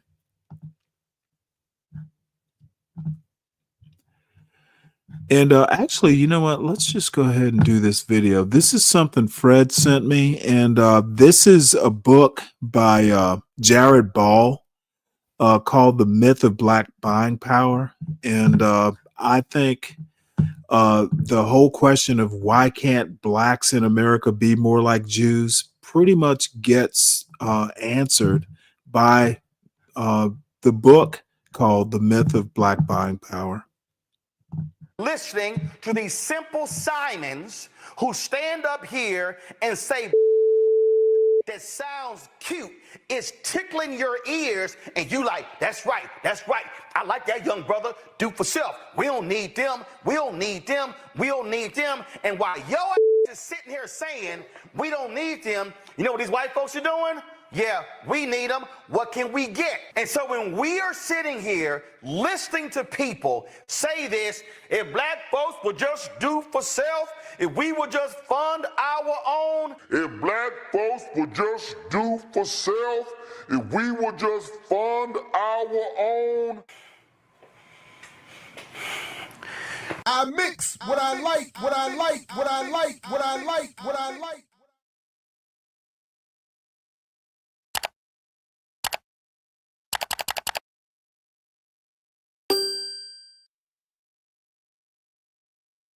Welcome back, everybody, to I Mix What I Like. Again, I'm Jared Ball. Happy to be your host. Please like, share, subscribe, support the Patreon, or do whatever you can or feel comfortable with in supporting the platform. If you are new here, please check the bio for more information on my background, and check the playlist linked in the show description for The Myth and Propaganda of Black Buying Power. That will give you some context for not only understanding my work and argument, but for some of the humor and some of what I'm just thoroughly enjoying in this clip that was sent me, and that we just have to have a little bit of fun with. and I need y'all to do the math.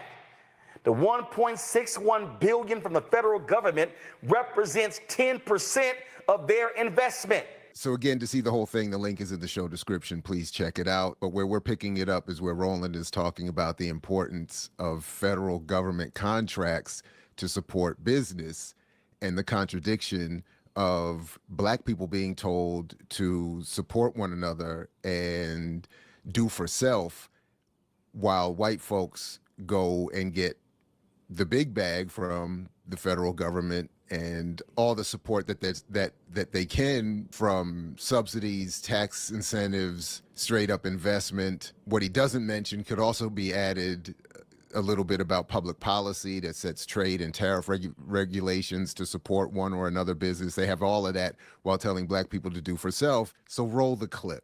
Without the federal government 1.61 billion, guess what happens? They don't build 3 new plants. So now tell me this. Why would black people say, do for self? We don't need nobody else.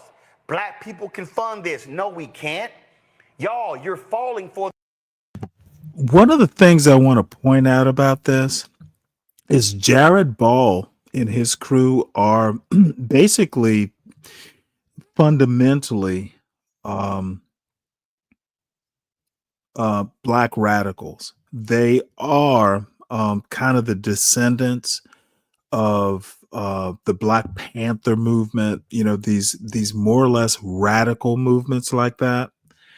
And this is where they horseshoe with Soul Brothers, you know, the Thomas Sowell, John Galt, why can't blacks be more like Jews? They are basically both sides, both extremes of that form of thought are actually more independent. One is the left progressives or black radicals are a little bit more condemning of the government. And I'll get into that, but both sides think people like Roland Martin are, quote, flawed. And Jared Ball literally bought a book called The Myth of Black Buying Power, which, by the way, I've read. His arguments are relatively sound, but they're, you know, I don't know, like all things with a bias, there's some things that he gets, some things he wants us to ignore.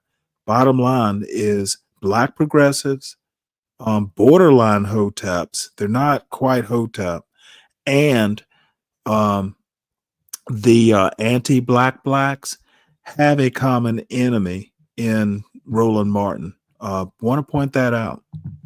For the illusion. I need y'all to listen to what I'm saying. Dare he say the mythology? Message. Oh my God. Black spending power is Chuck, $1.6 trillion it's a year. Jared, Jarrod, not Gerald. Spell it right, Actually, son. they're now saying He it's has a gonna be well over PhD. 2.1 You don't. trillion. But again,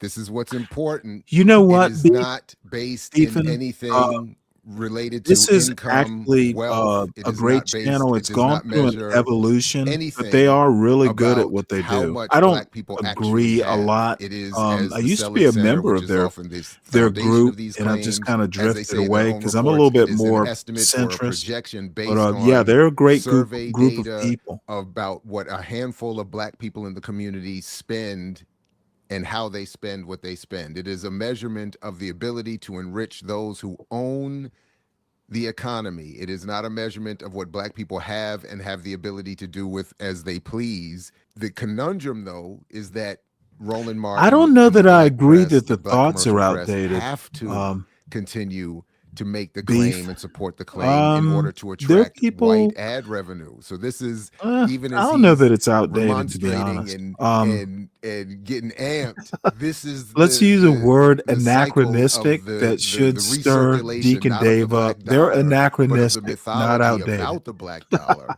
that continues to inhibit our understanding the economy and what we can do about it.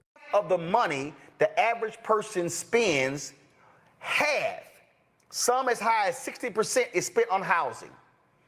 So if you take the spending power of black people, you got to cut that shit in half because half is going to housing. Now you're left with $800 billion. We ain't talked about food, clothing, health care. We ain't talked about partying, drinking, smoking. Oh my God. But this is what's funny and a little frustrating because Roland himself and a number of those he routinely platforms have been holding my argument at arm's length, and this is exactly what I've been saying while they've been promoting the idea that we do have all of this money. This is wild. Back when we used I to do the not hate constantly awards, we misuse used to the word, give you one award bastard. called the Rick James Award, the F Your Couch Award. The And it was a outdated play on the famous anachronism Chappelle thing Show was sketch kind of a joke. where Rick James contradicts himself, all high on drugs and alcohol, and makes one claim in 1 second, then immediately contradicts himself, and then ends up, saying F your couch and kicking the couch. We used to give an award based on these kinds of 180s and contradictions. Roland is definitely in the running. Should we bring that show back, the 8 awards back? Roland is definitely going to be in the running for an F Your Couch award because he has been part of. He's still promoting the Black Power mythology, Black spending power mythology, even in this clip. But he's been part of the main. He's been for a long time part of, and his constellation of reporters and journalists and the Black commercial press have been part of the constant promotion of this claim, and yet here he is saying that black people don't have, after they spend everything on what they need to survive, they don't have anything. Good to see you, Artifacts. Hit the link if you want. Properly invest in themselves, so they have, and as he'll say, now they have. We should be going to the federal government. Brian Nichols, as does the you most are elite white dependably. This is You exactly are what is the argument of my book. Observant of phenotype. All that sort of stuff like that. So that I'll just number express goes it down, that down, way. down, down, down, down. Yeah. So now you're left with how much money does Black America have to reinvest in communities? Message. Oh my God. Exactly. So now you're left with, wait a minute, hold up, Roland. Now I'm Chuck, that's an excellent question. I don't understand what you're actually saying. Are you actually telling me, Roland Martin, that And black I people will actually, should be because that's looking like a to fucking, government that's to the best invest question in black I have communities? heard And the from answer anyone is in yes. quite some time. And hit the Because you link, know Chuck. why? We can talk about Texas this. Instruments does it. IBM Excellent does it. question, and I'm not bullshitting.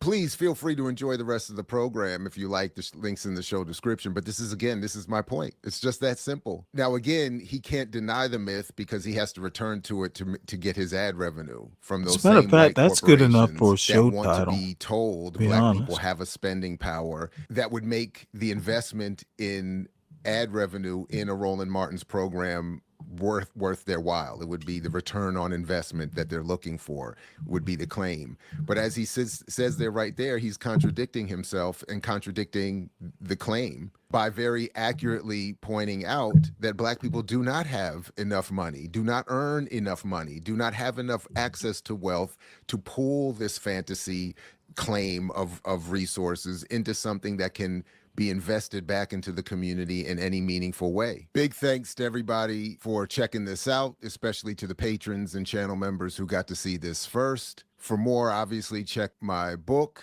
and the full playlist for many more videos on the subject. And for those interested, the editors of the chapter I just submitted about the 150 plus year narrative around black capitalism just sent their final review.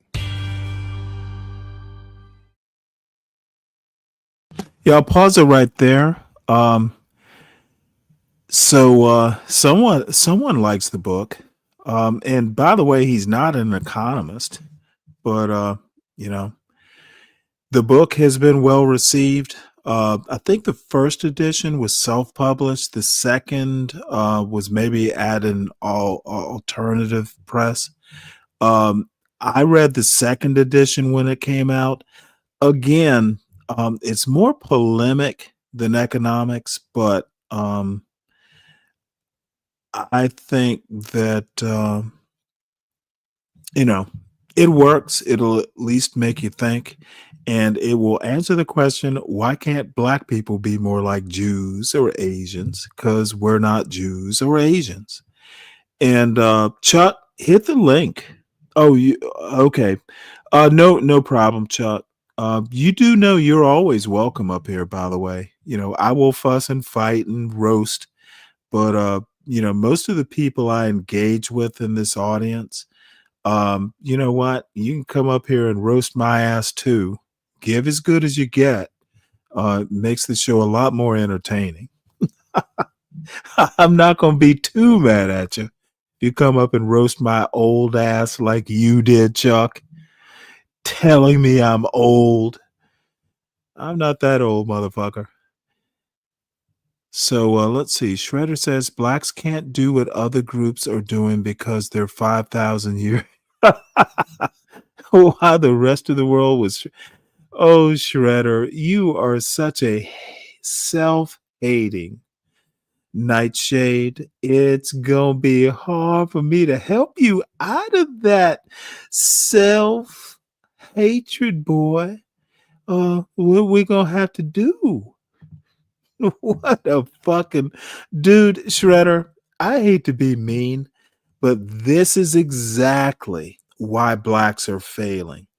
Black power is here. Let me put this up here because it's Chuck asked an actual good fucking question for once. And Chuck, it's the best question I have literally seen in fucking maybe months. What is black power? And then what black power is not is this fucking self-hating, head up your own ass assessment. Blacks can't do what other groups are doing because they're 5,000 years too late. Motherfucker, Shredder, the United States of America is not 5,000 years old. What the fuck are you talking about? This is literally head up your ass-ism. Head up your black ass-ism. And look who is saying, look who's applauding you, Shredder. Brian Nichols. Shredder. Yes, yes, America is 5,000 years old. And blacks have been failing in America for 5,000 years. Motherfucker, don't bring that shit up to my panel. I'm glad Shredder never hits my link. I would literally make you cry, son, with that bullshit. Blacks have been failing for 5,000 years. Oh, good Lord. Motherfucker, no one, we're not Jews if you're thinking like that, Shredder. Oh my God, that's stupid. So, okay, well, let's deal with a serious and, in my opinion, good question. What is Black Power? And you know what, Chuck, when you can call in, I would love to hear. I would actually love to have an honest conversation. I literally think, and I could go on for 8 hours. I think Black Power is between a black man or a black woman's or a black child's ears. You are as powerful as you think you are. And if you're thinking like Shredder, that wowsy, wowsy, whoa, whoa, blacks can't be successful because we haven't in 5,000 years. We need to depend on massa to help us be successful. Help us. Help us, oh Lord, Lord, Lord, massa. Help us. Fuck that. That's not Black Power. That's fucking black defeat. And if you are literally raising your fucking kids to know, hey child, black people ain't been successful in near 5,000 years. You need be brave. You need to heal. Black people, we've been defeated for 5,000 years. Motherfucker, that's not Black Power. Yeah, now, fuck, I have to put this back up. Listen to this motherfucker. Blacks can't do what other groups are doing because they're 5,000 years too late. While the rest of the world was trading and building coliseums, great churches, blacks were slinging poo for 10,000 years. That's 5,000 years before the 5,000 years I'm talking about. Son, you can't be successful, son, because for 5,000 years, blacks were failing. We ain't built no great churches. For blacks to be successful, we have to build churches for a religion that the white man gave us. If we're not building churches to the white man's religion, we ain't great, son. We have to build coliseums to be great. We have to put Christians in there with lions, and bread in circuses is what made the white man great. Black people have to have bread in circuses and coliseums to be great. The fuck bullshit does this motherfucker, your goddamn pride is what's been shredded, you bitch. Don't you ever fucking bring that goddamn shit to my panel, and thank God you never have. I will fucking shred the shredder with that defeatist fucking Uncle Tom, Uncle Remus bullshit you want to present. And your little minion, Brian Nichols, motherfucker, when the both of y'all come up, it'll be a twofer. I will make y'all look like the fucking mammy suckers you are. Ugh, disgusting. We can't be successful because we built no churches to a religion that wasn't native to Africa. We didn't build coliseums. The fucking Colosseum preceded the concept of race, moron. God damn it, these motherfuckers are stupid. So fucking.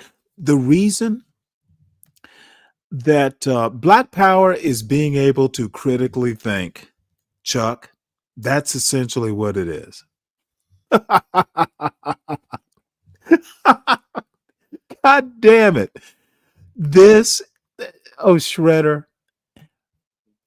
Look, if all black people are like John Galt and fucking Shredder, yeah, motherfucker, we're going to lose. We're going to lose.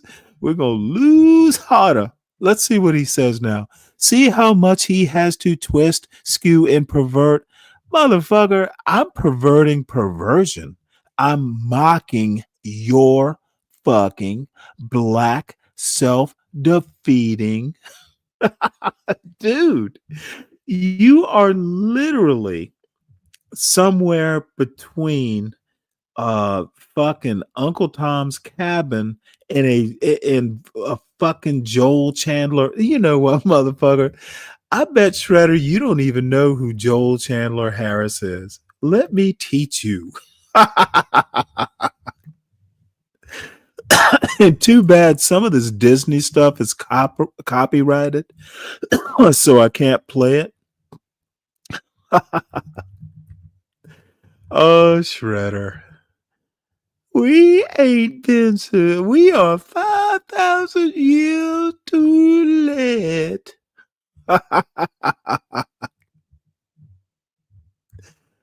You know what? I was getting kind of bored until Shredder started preaching his truth. Oh my God.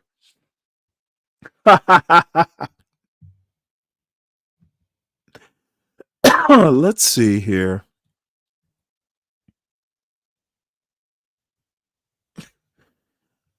There are, let's see.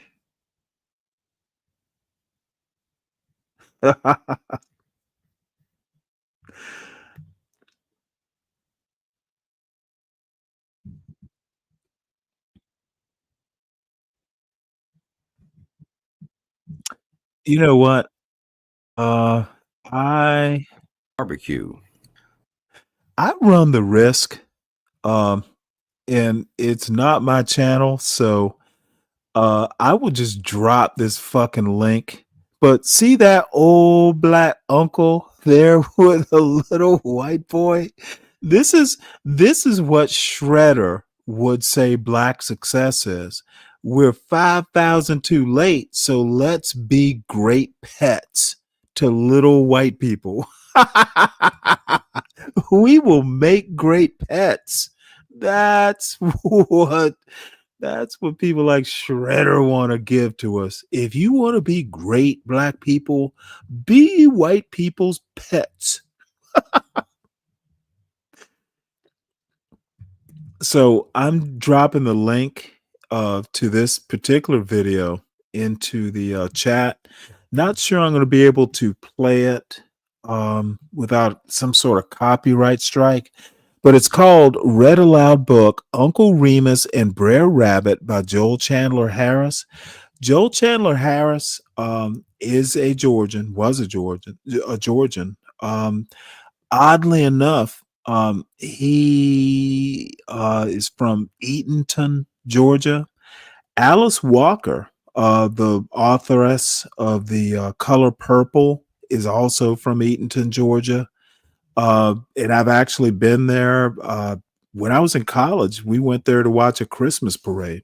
So bottom line, What Shredder wants us to be is Uncle motherfucking Remus. Literally nobody said that, LMAO. Motherfucker, you aren't smart enough to say it. I'm translating your 5,000 years of black failure.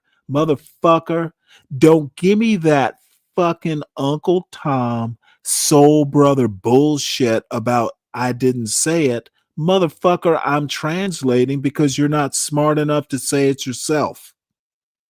5,000 years too late equals the best we can do is be a fucking Uncle Tom. You didn't say it. I'm saying it, motherfucker. Ugh, the gall. So anyway, I dropped the link. If you want to know about Shredder's life philosophy, read you some fucking Joel Chandler Harris, the Brer Rabbit. Joel Chandler Harris also wrote the Jungle Book. If you are into Disney, and as a matter of fact, the Uncle Remus tales are part of that Walt Disney thing too. The Zippity Doo Dah, Zippity A, my oh my, what a wonderful day. That is Uncle Remus tales. Motherfuckers, do yourself a favor and know this is what Shredder thinks Black Americans should be like. Still, zippity doo dah, zippity a is motherfucking Shredder's philosophy of life. Blacks, don't be like Jews. Don't even be defiant. Be like Uncle Remus, zippity doo dah, zippity a. If you assimilate, you will have a wonderful day. You fucking coon. Why did you let Shredder trigger you? Oh, you know what? Actually, Shredder hasn't triggered me. He just made me laugh. And I've had a couple beers, so fuck. Why not be entertained? Why not be entertained by the Shredder minstrel show? So anyway, before I get too far afield, y'all please make sure if you're new to the channel, subscribe to the John Gall Urban Landlord channel. It is a hoot. And there are divergent opinions from mine. Most people in this space would fucking kick my ass for saying what I'm saying, but I would kick their ass back. Also, if you're not subscribed, please do subscribe to the Stanley Cross channel. That's my personal channel where I do the occasional video essay. I might clip this whole Uncle Remus fucking mocking and roasting of Shredder because I think it's hilarious and it just needs to be clipped for posterity. The fucking coons will not win black culture. They have no clue what culture is. They don't even understand that black culture is a part of American culture. They just fucking want to be ashamed of themselves. 5,000 years too late. 5,000 years. That's a lot to catch up on, massa. Can you help? Can you help me? Can you help me? Oh, just fucking disgusting. So, at Stanley Cross 6000 is my personal channel. I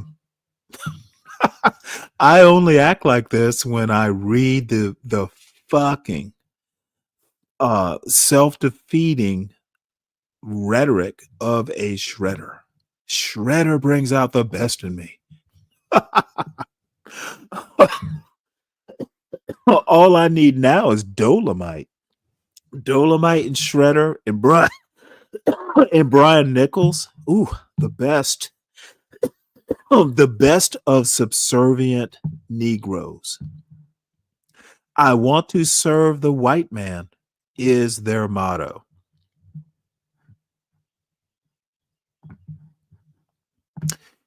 And let's see what else. I just do not know. Let's have a look here. See if there are any copyrights.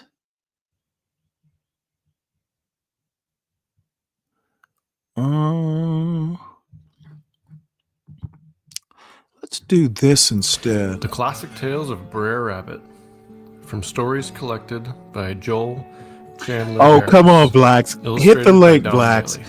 You are that. You know you want to If you disagree with me, enjoy Blacks. This story, But I'm having fun. please give a like and subscribe. Let's see if he reads it in Classic Tales of vernacular. Brer Rabbit. Brer Fox, Brer Rabbit, and the Tar Baby.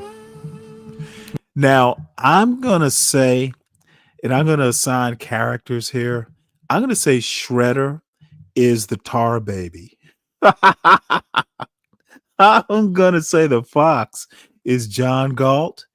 And Brer Rabbit, I'm going to say Brer Rabbit is King Shenard. Because, you know, the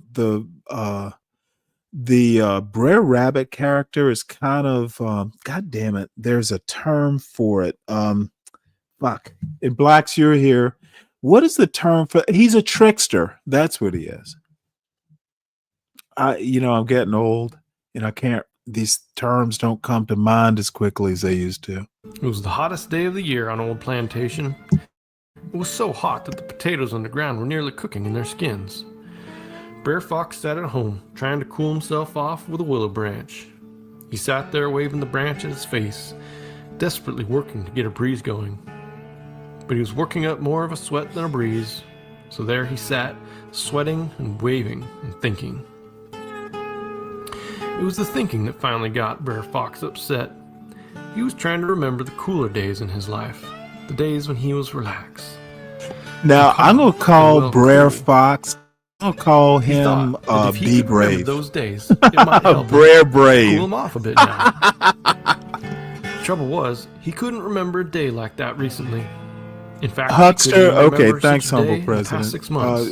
You're He's right. always I've been heard upset and Trickster, but irritable. Huckster is And there's better. only one reason why. Brer Rabbit. I'm glad you Brer know. Fox I'm couldn't glad you remember know a this stuff. relaxing The day humble since Brer presidents. Rabbit had been around. I'm impressed. Well, maybe it was the heat, and maybe it was the thinking. But Brer Fox decided Yeah, then that and there thinking's gonna that he make had enough. Brer He decided Brave. that it was his turn to show Mighty Brer tired. Rabbit who he was dealing with. Brer Fox threw aside the willow branch and went out to his shed. He took out a bucket of tar and a can of turpentine and mixed them together.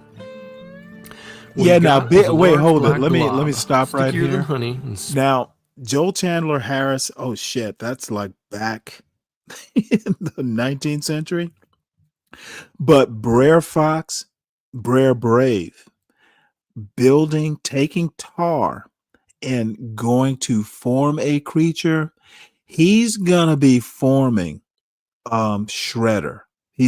It'll be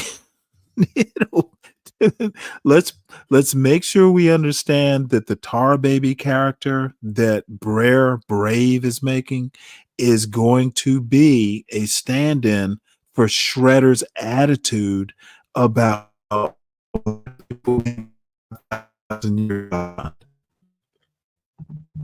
smellier than a dozen cooks. Then he took the glob and the bucket, grabbed an old straw hat, a white comb, and a couple of white buttons, and walked out of the main road. When he got to the main road, Brer Fox dumped the glob out on a large log right in the center of the road. In a way, he actually does The hat sell on top of the put. glob, He's a 2 hustler, buttons and Brian. fries, Yes, he sells stuck the comb puts. in for a grinning mouth, and his masterpiece was ready. The Tar Baby was born. Brer Fox smiled a sneaky smile and laughed low. Then he went into the bushes nearby and waited for Brer Rabbit. He knew that Brer Rabbit would come He's along trying to trap. eventually. It was hot. He's trying and Brer to Rabbit trap would have King to pass Shenard. this way to get to the well. By and by, Brer Rabbit came down the road, walking and skipping, lippity-clippity toward the Lippity well. clippity. He's Look at just you, as sassy Shenard. as a Lickety jailbird. clippity. Brer Fox thought to himself, I can't wait till he gets his. Brer Rabbit made his It's way halfway down the Shenard. road I'm sorry. until he saw a tar baby sitting Shredder on a is the log. trap to catch Now, Shenard Brer Rabbit was lippity crafty, clippity. but he was also a friendly creature, always greeting everyone who passed his way, especially strangers. And he didn't recognize the figure in front of him. Brer Rabbit walked up and stuck out his hand. "Good morning, stranger. Is it hot enough for you?" Brer Rabbit said in his friendliest greeting voice. The tar baby just sat there smiling and didn't say a word. Brer Fox Tar kept baby laying just low sat in there the bushes. smiling. My name is not Tar Baby, Brer it's Rabbit tried again. Shredder. I said, "Good morning. How are you doing?" Brer Fox squinted his eyes to see better and lay low, and the tar baby didn't say a word. Brer Rabbit was getting overheated. "What's the matter? You deaf?" he shouted. The tar baby smiled, silent and still, and Brer Fox lay low. "You're mighty stuck up.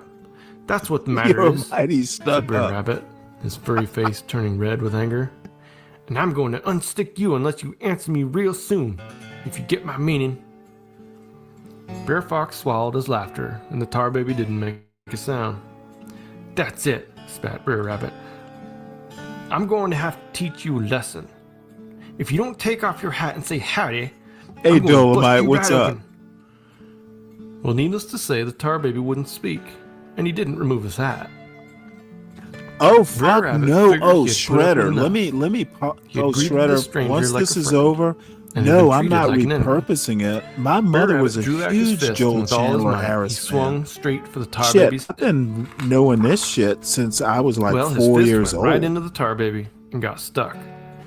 Brer Rabbit pulled back, but the tar baby wouldn't let go. That's "If you don't why let me I'm loose," saying said Brer Rabbit, "I'll Rare knock you Fox again." is be brave. Tar He's baby didn't let making loose. tar babies. And Brer Rabbit drew back his other hand and swung again.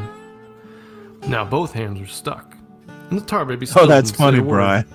And Brer Fox kept on Good lying morning, low. stranger. You want some foots? Brer Rabbit pulled That's and tugged, but hilarious. couldn't get away. Good one, Brian. "Turn me loose before I kick the stuffing out of you," he said. The tar baby didn't answer. So Brer Rabbit kicked him with his right foot, which got stuck. He kicked him again with his left foot, stuck again. As if he hadn't had enough, Brer Rabbit yelled that if the tar baby didn't let him loose, he'd butt him right in the head.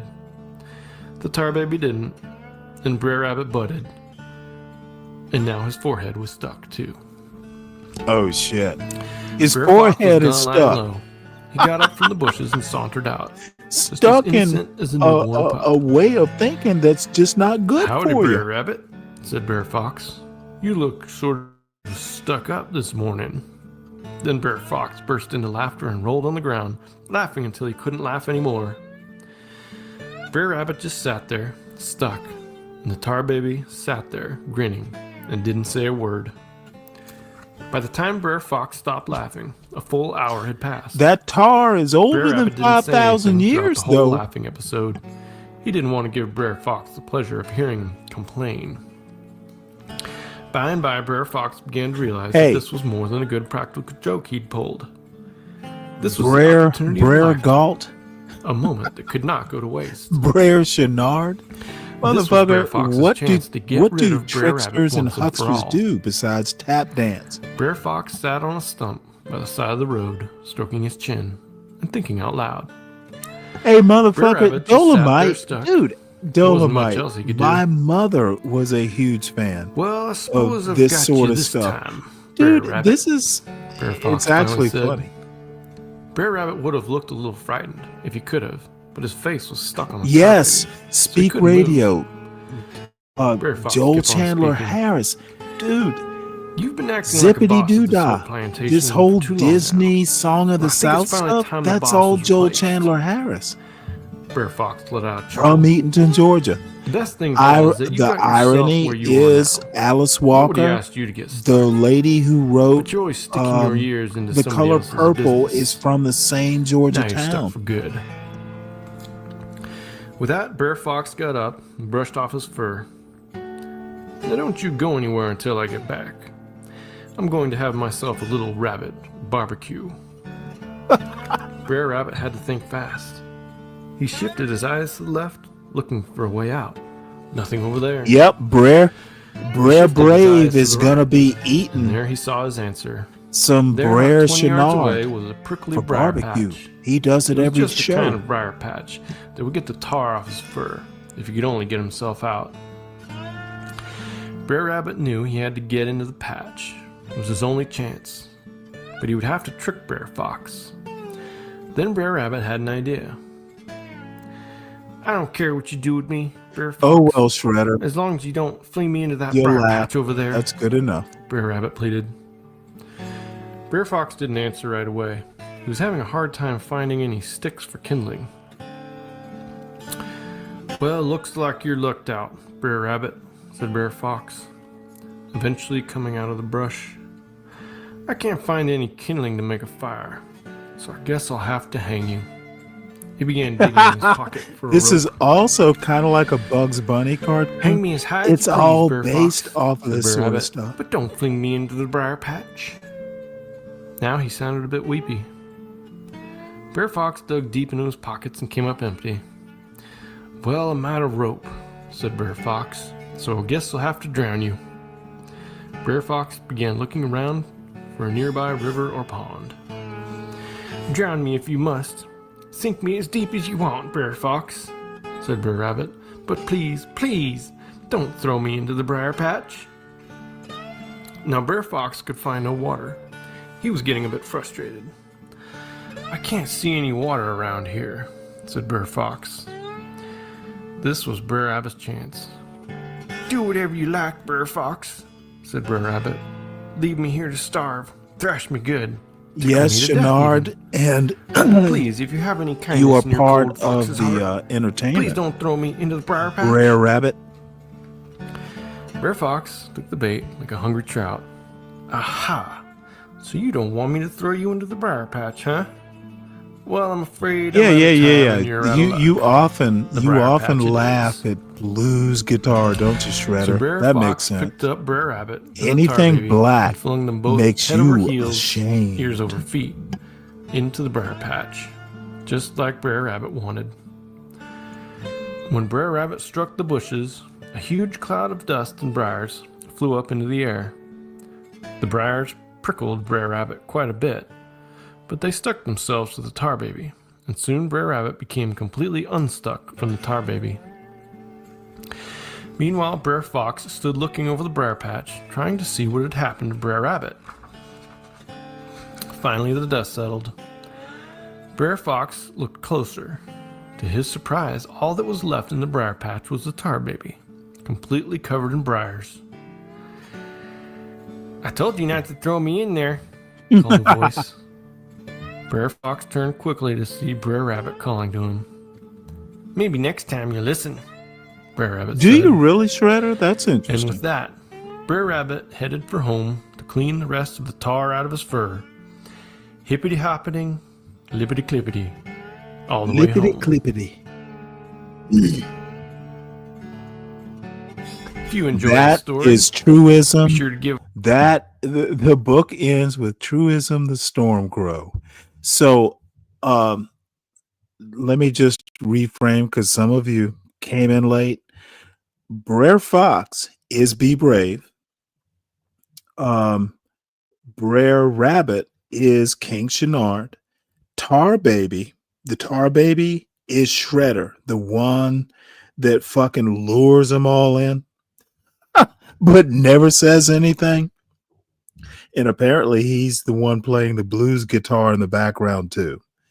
Bottom line is I didn't read these Brer Rabbit tales, to my son, but my mother did to me and my sister. And, we had the books. And, for better or for worse, I know who Joel Chandler Harris is. Look, bottom line is you will never go wrong reading to your kids.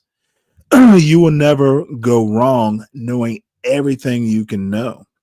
And you'll never know enough. But there will be times when you can go know too little. I get on here and I joke and y'all disagree and all that bullshit. I disagree with y'all. But the bottom line is, I actually do know shit. I hadn't thought about Joel Chandler Harris until Chuck brought up what is Black Power. I think Black Power is exactly what Shredder said. Black Power is thinking that you're 5,000 years too late and then discovering that, oh, wait, you're not 5,000 years too late. Black Power is fucking waking up, being woken up, that Black culture is just like American culture. There are good parts, there are bad parts. Black Power is going, fuck you, Shredder. You have no clue what you're talking about, and it's a new day, and I'm going to do what the fuck I want to do, not only because I'm Black, but because, hey, there's nothing wrong with being Black. Shredder, you are the tar baby. You need to realize that, joking aside, everybody gets stuck in that black tar bullshit that you and John Galt want to peddle. CT, Ock Nation, y'all want to peddle some motherfucking tar that people get stuck to. Thank you, Joel Chandler Harris, for making a point from a grave that is 150 years too cold. Stop the bullshit. People like like Shredder and John Galt and CT build, make, manufacture nightshades, and they make their stupid white bottom feeder allies feel comfy when they agree with them. Stop the bullshit. Or don't stop the bullshit. Build your channels, build your cash apps. Motherfuckers like me do shows and talk about you. So anyway, I dropped the link if anybody wants to come up and hash it out. That would be fine.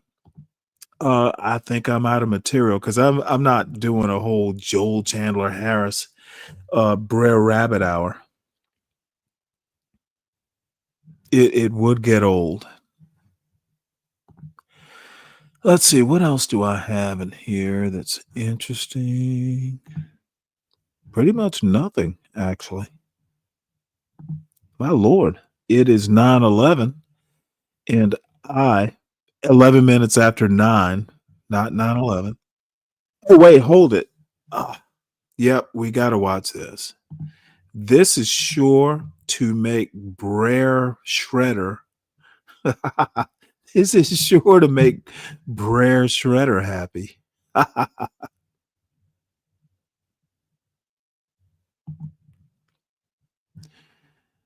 Let's see here. African American people. Trump being in office and doing what he's doing, which is implementing Project 2025, having hired the people that he has hired and has placed in these offices throughout the federal government, is the very reason why I spent most of 2024 reading and making multiple videos about Project 2025. Because I knew, being a civil rights lawyer, and then reading their playbook, which they put online, that if they got back in office, it would be horrible for African American people. Because I knew that we would be the target. We've always been the. This is 2025. I honestly think this attorney and reverend, he has no sense of humor. Target. We have always been the What's target up, Ryan? of their animus. This is a fight that has been going on No, here really. on the continental United Oh, I States did not see of that. America. But I for mean, 4 she's long in the tooth. It has never let up. Well, maybe she took a It has chance. never let up. When we get tired, they're fighting. When we need a break, What, a they're new Joel fighting and Chandler planning Harris and book? plotting. Speak? When we get weary, they're still fighting. They don't quit. They don't sleep. Untrackable. And I'm Where saying you been, this man? Good to see you. because we need to be as tenacious. Look We at this need to be motherfucker. as tenacious. What are you trying to do? Build an We arsenal, cannot Richard? slow up, rest. We can't do that. Because when we do that, that Hey, gives come them on. the opportunity to get even Oh, further come on ahead now. of us. Joel Chandler Harris is actually Now, good this reading, video, especially I if you're want a to talk to kid. you about how Trump is gutting, absolutely gutting, the office in the Department of Justice that has the responsibility of enforcing voter rights laws. All right, so let's go to another screen. And I want to read some parts of this for you. This is a Oh, CNN okay. article. It says, the title is Inside I've Trump's heard of that Gutting book of the Justice Department video. Unit that Enforces Voting Laws. Now, none of this really even surprises me because, again, I read Project 2025. I knew what they would do. They spelled it out. Yet, over 2 million black people voted for Trump. Now, that's the facts. Those are the numbers. Over 2 million black people voted for Trump, and millions more did not vote. Millions more of eligible black voters didn't vote. Interesting. And I'm going to keep saying that and saying that and saying that because voting has consequences. Elections have consequences. So this article says the Justice Department's unit tasked with enforcing federal voting laws is down from roughly 30 attorneys to about a half a dozen, about 6, as most of its career staff has departed in the face of escalating pressure tactics from the Trump administration.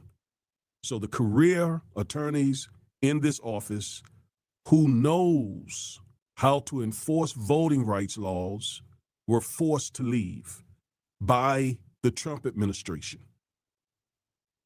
And you see, when I read and hear this sort of stuff, I think about the African-American rappers and entertainers and influencers and pro-black imposters who helped this man get reelected. I can't help but to think about those people. The mass exodus that has whittled the voting section down to a fifth of its normal size came after a relentless campaign by the department's political leaders to smear the work of the longtime attorneys, dismiss non-controversial cases, and reassign career supervisors. They said that they were going to do every bit of this in Project 2025. They talked about getting rid of what they coined the deep state so that they could put in Trump loyalists. And I knew that once those people got in, once they took place of these career attorneys and career federal employees, they would implement Project 2025. Assistant Attorney General Harmit Dillon, the Trump appointee who oversees the Civil Rights Division, which houses the DOJ voting section, has joked about how the division has emptied out. More than 200 attorneys from the division, often called the crown jewel of the department, took a buyout offered by the administration. The Voting Rights Office that enforces the could voting be. rights law was known for decades as the crown jewel of the Department of Justice because it fought for voting rights, which at one time was at least hold on one sec. acceptable even for the GOP. Speak Radio, there's something called the Internet Archive, which actually has a lot of those old books, like they came before Columbus. I've been reading, haven't quite finished. E. Franklin Fraser's Black Bourgeoisie. The Internet Archive has a lot of, especially older books. You should always check there before you actually buy a book, especially if it's old. Now, it's not the same thing as having the book. You know, it's a lot easier if you actually have the actual book or the ebook. However, like I don't want to buy E. Franklin Fraser's, 70-year-old book. If I can read it and remember it, I don't necessarily have to, house it on my bookshelf. So it's a money saving thing. They've got other things on the Internet Archive, films and stuff like that. You need to always, it's got a lot of cultural stuff. The other thing that the Internet Archive does is it takes snapshots of the internet. So, if you ever see a story with a website from, I don't know, 30 years ago, the Internet Archive possibly it came from the Internet Archive. So it's some good stuff. Well, I'm not as rich as you are, Speak Radio. $13 hurts. $13 is a dozen eggs, some grits, and some good sausage. We old people Speak Radio are not that prosperous. So only $13? Is that what you're saying? Oh, you rich motherfucker. Consider the poor. Consider the poor. As a matter of fact, look, it is the weekend. I would appreciate it, folks, if you would support your host and his desire for some Bud Light this weekend. Feel free. Feel free to support your host and this silly motherfucking show. This show has gotten out of hand. I never thought I would ever think about Joel Chandler Harris, a fucking Brer Rabbit story, talking to Chuck Woo about Black Power.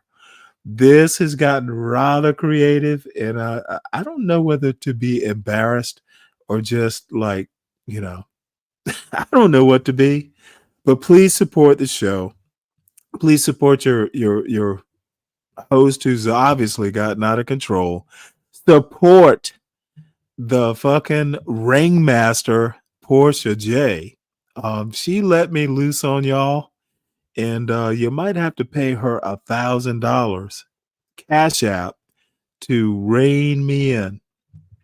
And please make sure you support John Galt, his channel, which is kind of, John Galt is a tolerant person. I kind of bite the hand that feeds me sometimes. But support John Galt, the Urban Landlord channel. Please support the Stanley Cross channel, meager as it might be. It's at Stanley Cross 6000. And all the other hosts and shenanigans and stuff we're gonna do, stuff we have done. It is actually a fairly interesting place to be. Who knew you were going to learn who Joel Chandler Harris was. And let's see, John Galt beat a man. He be yo man of Aaron C. He be yo man. You like men, apparently. So next time John Galt is on the panel, make sure he knows he yo man. Oh my Lord. What are we attracting here? High gravity? What exactly is high gravity beer? No, I don't. You know, I'm good.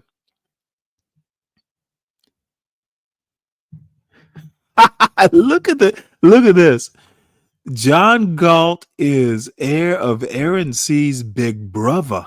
That motherfucker won't even do John Galt the respect of not doing fake vernacular. This motherfucker literally wants to express his love for his big brother in fucking misspelled, misappropriated English. This motherfucker is a white boy. Come on, dude. Hey, hey, Uncle Fatty, how you been? How you doing, buddy? You know what? I must apologize. I'm on this weird beer-driven rant with Not too my many love folks, for who the let a guy fuck come onto their talks own about platform, Joel man. Chandler Harris on a YouTube show. I love it. Isn't Bud Light woke? Oh, who gives a fuck? You know what? I've been drinking Bud Light for like 10 years. I don't really give a fuck what people think. Now I will have to say, my buddy Lupin said, "Hey, here's some money. Buy yourself a better beer." And what Damn did I right. do? Just one Oh, what IPA. did I do? Hey, Bud Light. you know what I did? I bought 2 12-packs of the cheap beer. That works. No, you know what though? I always appreciate support of the show. So, Lupin's actually he's roughly my age, year or two older, and I appreciate guys that age who have fucking gone through the crucible. And you know what? They're interesting people, they are smart people, they are wise people. And so what you been doing? Man, just kicking ass, getting back into the work scene. Snowboarding season's finally over, so So you got to go back to work? I guess. Now I got a couple CNC machines that run at night. Keep those things running for all these furniture deals we're doing for these rich folks up here, and it's just fucking nonstop. Phone's ringing off the hook. Can't find labor to save my ass. Typical. Whatever. But I was running a couple deals here. Oh my got an Lord, AI what have I program that done? I coded an AI program to search the Project 2025 document, the mandate for leadership, all Mhm. 933 pages, and find the references between those and the executive orders. Looking Right. for a correlation between copy and paste. And it's pretty interesting. How so? A lot of the executive orders are copy and pasted right out of that document. Oh, well, yeah. The Straight thing up. is, well, Straight wait, up. hold it. Trump has also said that he uses AutoPen on occasion. So, copy Here's the deal, paste though, is you AutoPen. always project your weakness onto your enemy, right? You always project your faults and your transgressions and your guilt onto your enemy before you get charged with that, so you can normalize the situation, right? That's the whole You kind know of what though, one Uncle playbook that Fatty? he was taught when he was That growing up. is, let me tell you something. The first time I heard you say that, and you weren't the first I've heard say that, I kind of like, well, yeah, maybe. But you know what? Think about it, man. His Cohen raised him. His dad didn't I raise him. was Cohen wrong. raised him, right? And from a lawyer's Mhm. point of view, being raised by a lawyer who's telling a kid that's in military school, right, whose Mhm. mom is a paranoid schizo, right? Whose dad is Mhm. so crazy, they have him in a fake office with a fake phone, allowing him to run fake business for Well, five was and it a half. now, wait, hold it. The father, I thought Fred went through dementia. Yeah, he was so demented for 5.5 years, they allowed him to run the company with a fake phone in his office. Yeah, my mother died of, Alzheimer's. So I'm a little like probably a little Yeah. soft on that. I mean, Let the old people be happy. for sure. They let him be happy for sure. He thought he was running things and he wasn't. He had anyways, beyond that, man was raised by Cohen, right? And was taught these three aspects of life, right? You never show weakness, you always project strength, right? And you put your transgressions onto your opponent. So it's normalized. And if you look at the point of view from that point of view of what and how he acts, right? And how he has to say everything in triplicate, right? Because that's part of the whole deal of, you say it 3 times and they'll hear you. Right? You say it Right. once, okay, fine. You say it 3 times, they'll hear you. You say it 30 times, they'll actually hear you, right? You say it 300 times, they'll fight for you. You say it 3,000 times, they'll actually die for you. It's hypno programming. Mr. Reed. Where the hell have you been, Mr. Reed? I have not seen you in months. So good to see you there, Chris. Mm-hmm. He's Almost wanted to Chris say that is you're up here. Chris is a profligate. Where the hell have you been? Not too many guys that would let a guy like yourself come onto their own platform and shit talk them all night long. Shout out to John You Galt. know what, John? Hey, you know what? I often don't look. John Galt and I fucking had a good conversation. Look, it's almost like brothers. You know what? Hey, My mutual brother and respect, I right? would shit talk each other. And Dude, there's you know what? I literally once threatened to break my brother's arm, and I got up and I was going to do it. And you know what? My father caught me. I did this. Look, I haven't threatened to break John's arm. Oh, I was motherfucking dead serious. yeah, close. So, brothers fight and you know each other's weak points. Well, you can push each other's buttons and not have to get to an ultimately, personal level like that. That there is a mutual respect. Well, no, you want to hurt. Oh, sure. When your mother pinches you, she wants it to hurt. Yeah, right. The cruelty is the point. Listen Just to don't me. throw me in the briar patch. Oh, that you know what? I don't know where the hell I got that idea. Man, I haven't heard But that. dude, That's a good story. There's a lot of yeah. a lot of Oh, there are parable there. tons of them. I mean, yeah, it's Joel Chandler Harris knew people like Tar Baby Shredder and and Brer Rabbit, Trickster Chenard, and Brer Fox Brave. Dude, these archetypes have been around for quite some time or forever. And it just kind of clicked today. It was Bud Light induced folklore.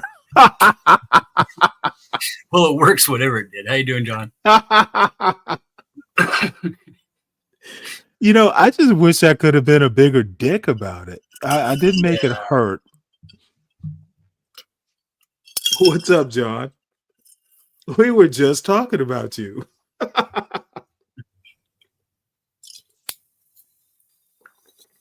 So anyway, folks, hit the link. Don't be scared. John Galt's here. He will protect you. I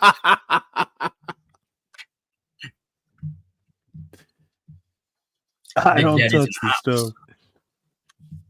This is pretty funny. Let's see. Don't touch the stove. Pardon me if I laugh when you do. That's hilarious. You know what? I'm gonna laugh and I'm gonna hand you a fucking ice pack. Oh, this tastes like shit. Taste it.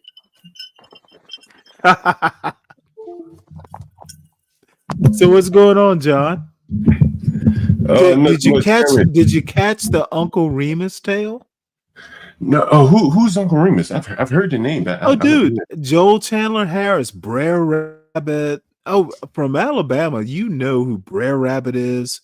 Yeah, I've heard the name. I'm not very familiar. Song of the South. There is a whole dude, Joel Chandler Harris. His Uncle Remus tales were literally like a precursor for Amos and Andy and stuff like that. Oh, really? Okay. Oh shit, yeah.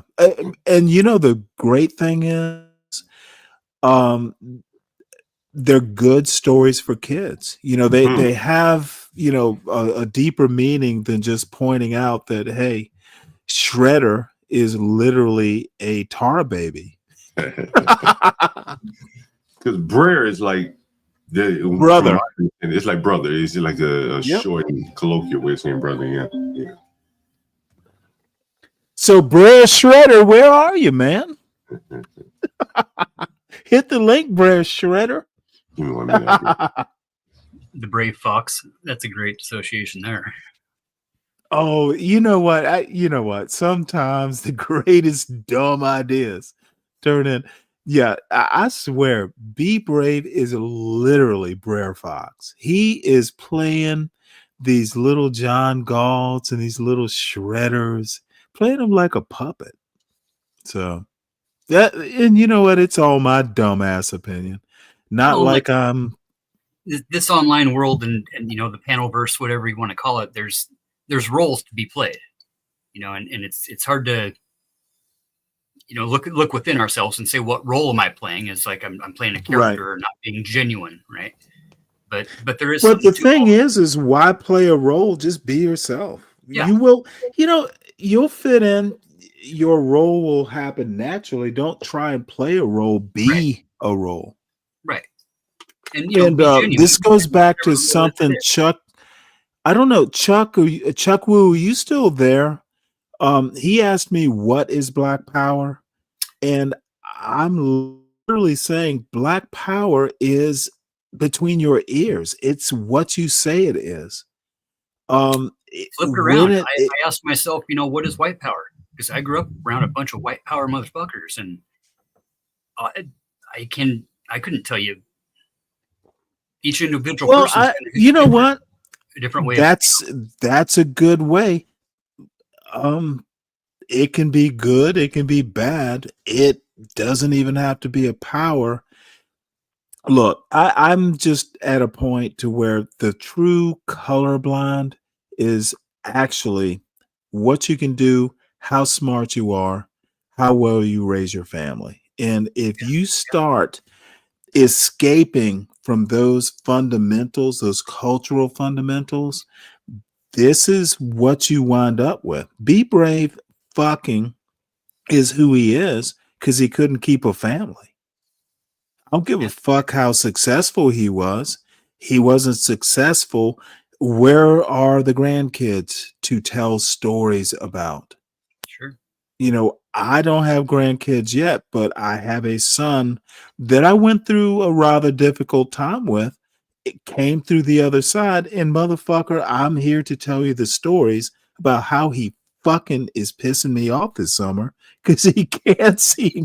He has forgotten his home training. The motherfucker cannot clean up after himself. But you know what? You gotta let him live and let live, though. You know, you can't learn nothing sitting on the couch, right? You can't learn nothing by being told what to learn. You know, it's all personal experience, and everybody's got it, and it's all unique, and it's fucking wonderful. Well, my bigger point actually is don't talk about culture you didn't help build. Being white And not raising a family is literally something you did not do to build the culture. You are literally a lonely old white man with a beard talking about a culture you haven't lived in since the 60s, telling black people how to be, and you can't even say the N word. The motherfucker is a phenomenon. He is a Brer Fox. A unique And individual. Sure. oh, no. Not unique, stereotypical. Motherfucker. You know what? Let me show you some Yosemite Sam Bugs Bunny cartoons. Be Brave is literally Yosemite I Sam. was thinking more like Little Red Daniel Foghorn Leghorn, man. Now, let me show you how to do that, son. Ooh, and then let me show you something now, boy. He shoots his 6 shooters, so hard at the floor he lifts himself up. that Yeah, is Be Yosemite's probably Brave. Yosemite's a better analogy for sure. And Yosemite Sam is just barely smarter than Elmer Fudd. Some would say, yeah, they're cousins. There's a thing about that when I was growing up. They're about definitely related family. through Mel Blanc. Yeah. Mel Blanc did both their voices. Yep. That and the Fox and the Hound. He did a bunch of Fox and the Hound characters too. Oh my goodness. Yeah, that whole Looney Tunes thing. And I don't think you nor John are as old as I am. Dude, you could go through like Saturday mornings, like back in the 70s, fucking watching. You could watch Bugs Bunny like for 2 hours, and it was glorious. It was funny. Early 80s, that was every day after school. That was the whole point of going home after school, is to watch the cartoons after school. Right? You got your He-Man and your whatever it was, fucking Transformers. Like when I was growing up. Well, that He-Man, you're more my brother's generation. He is like 48 or something. Yeah. He is John's age and maybe your age too. Yep, right No, I'm older than that. Almost 50, we call it.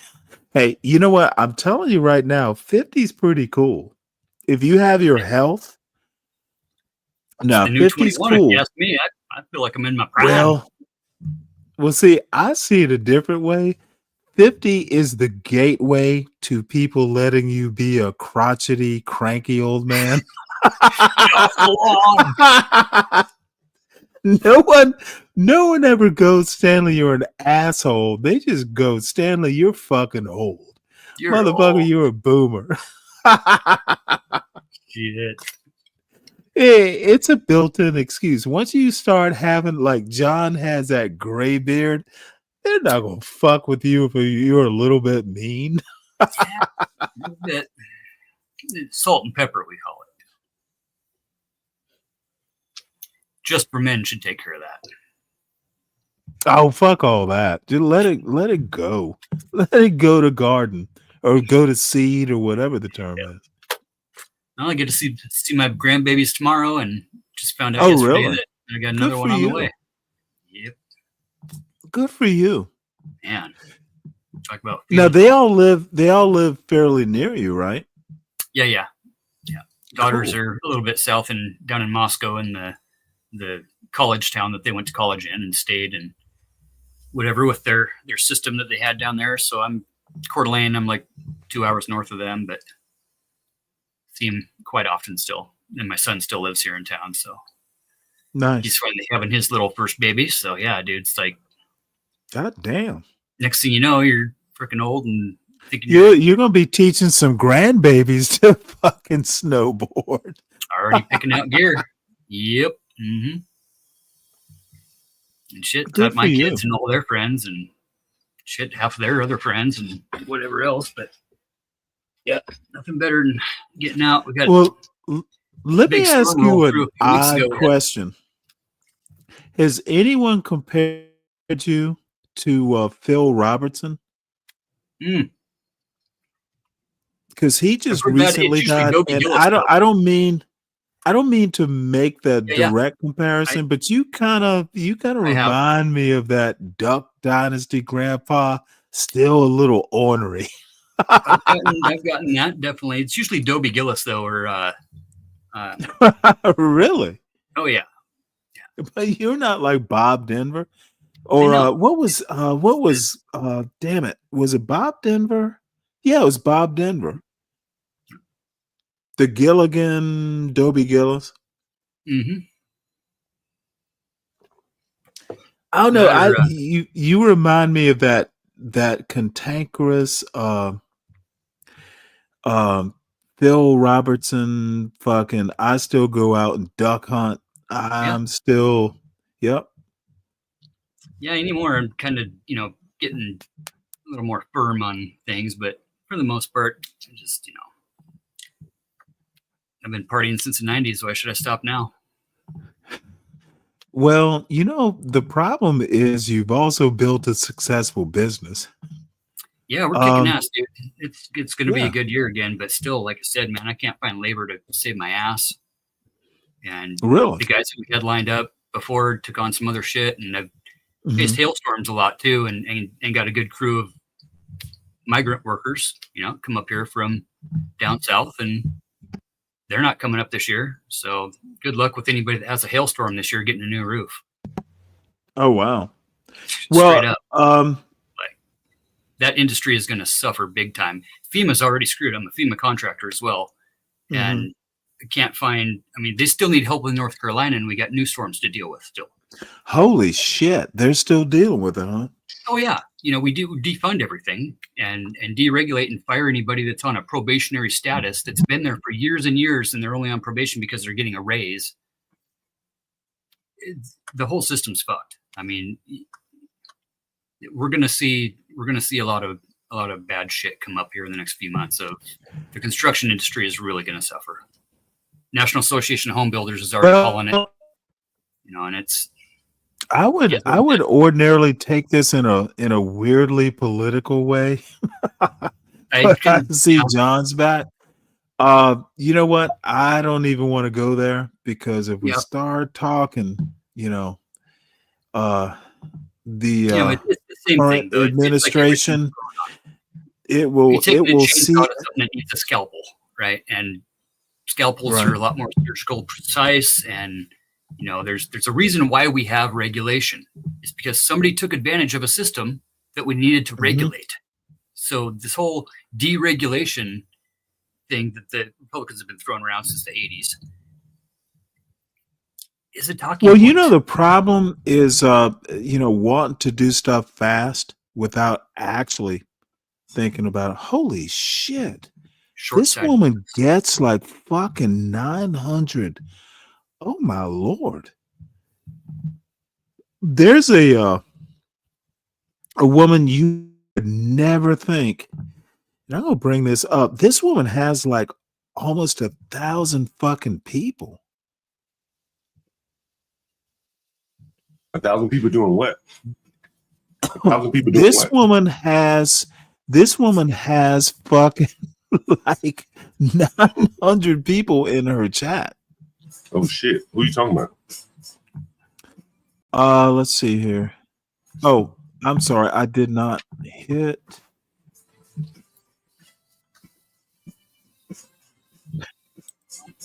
Get a little apparently.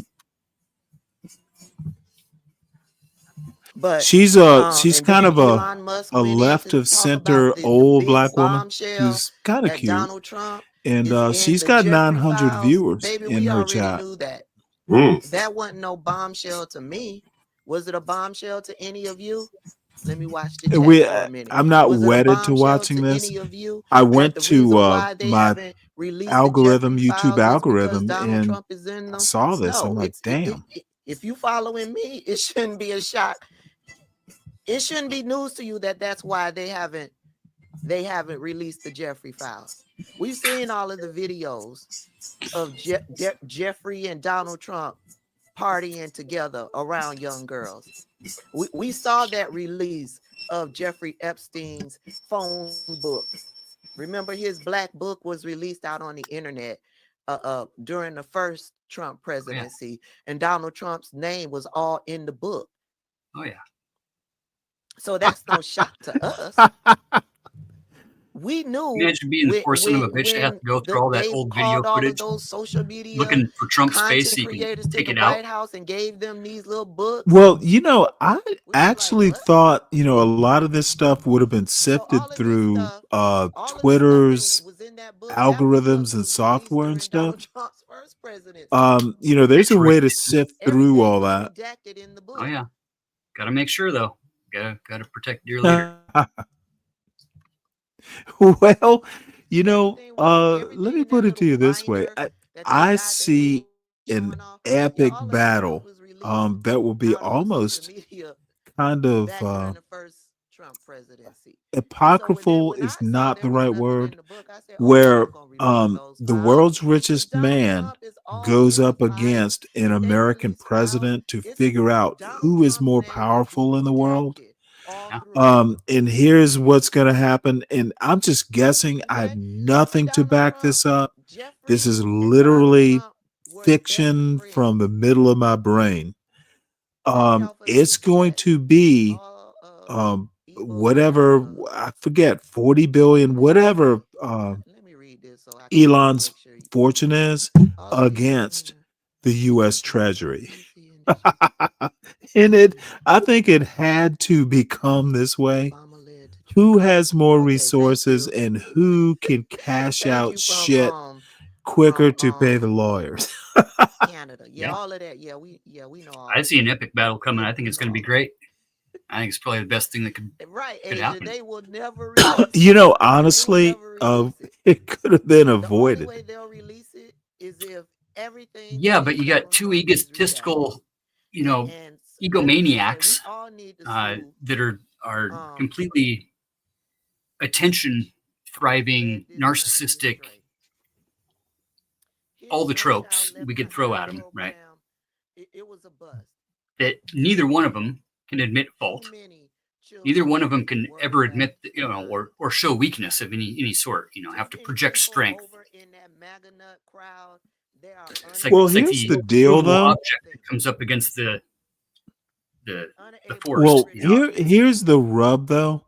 Neither one of them, as much as I want to call them knuckleheads, neither one of them are totally stupid. They can wake up and tie their own shoes.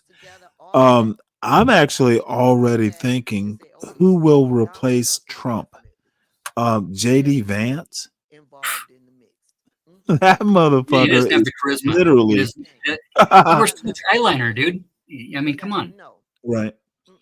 And everybody that's working for him right now has talked shit about him in the past. So there's that Right, thing. but the problem is there's no, and I'm sure, America always figures a way out, but it's more cultural versus, at the actual people layer.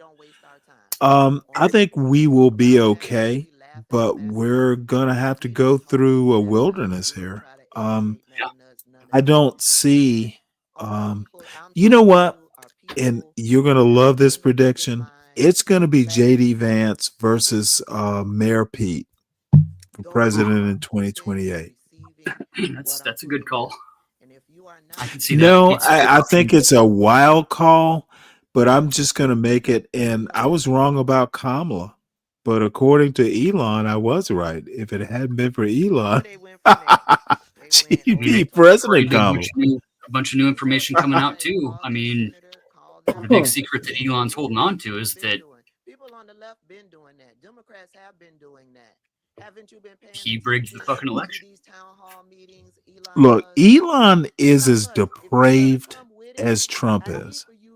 Imagine the world's richest man, high on ketamine, in the Oval Office. I'm not even going to bring that part up. Standing behind Sleepy Joe, right? Imagine Elon in the Oval Office with Sleepy Joe. See, this is why you shouldn't be talking such Dude, that's even worse. A motherfucker on ketamine determining who is president? High as fuck. Watch those videos of him standing behind Trump in the Oval Office, Oh, tweaking out, bro. yeah. You're tweaking, bro. Dude's high as fuck.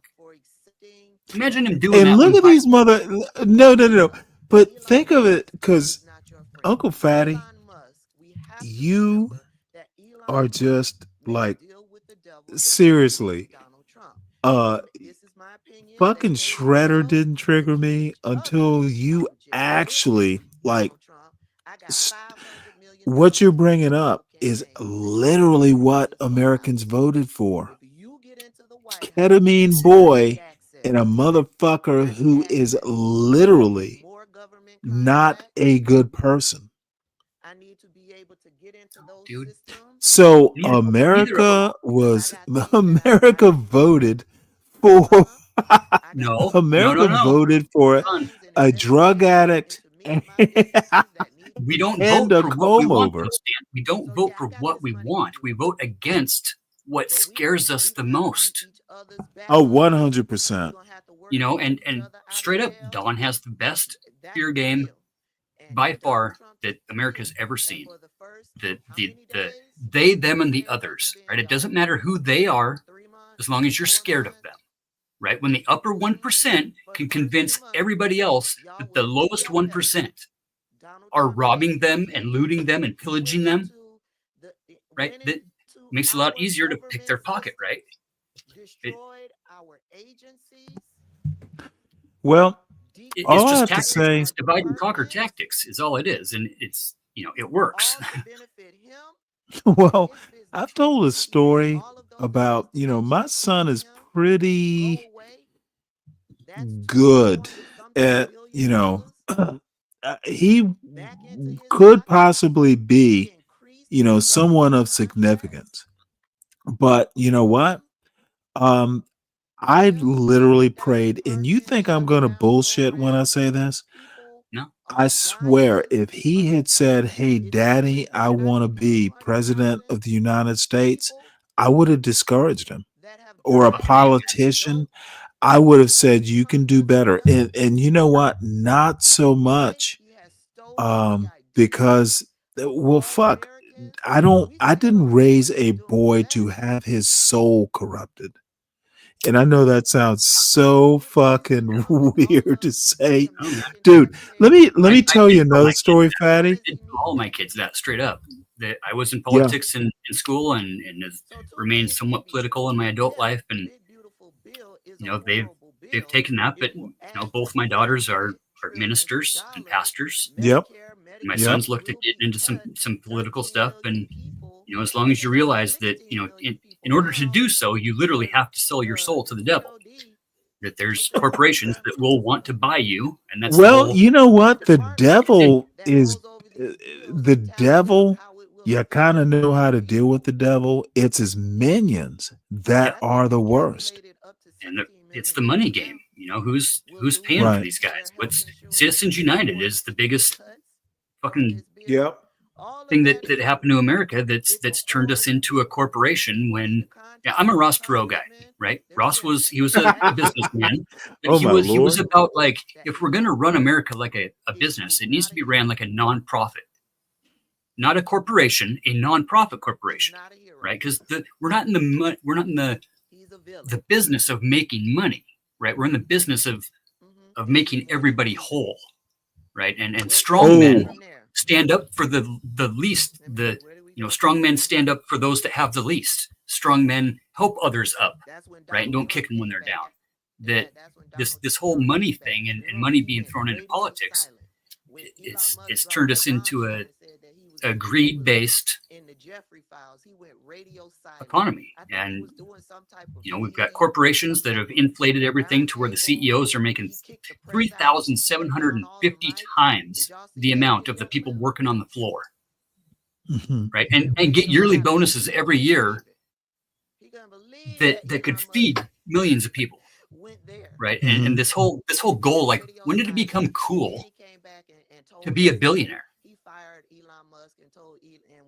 Well, in the 80s, right? The late 80s. Well, I would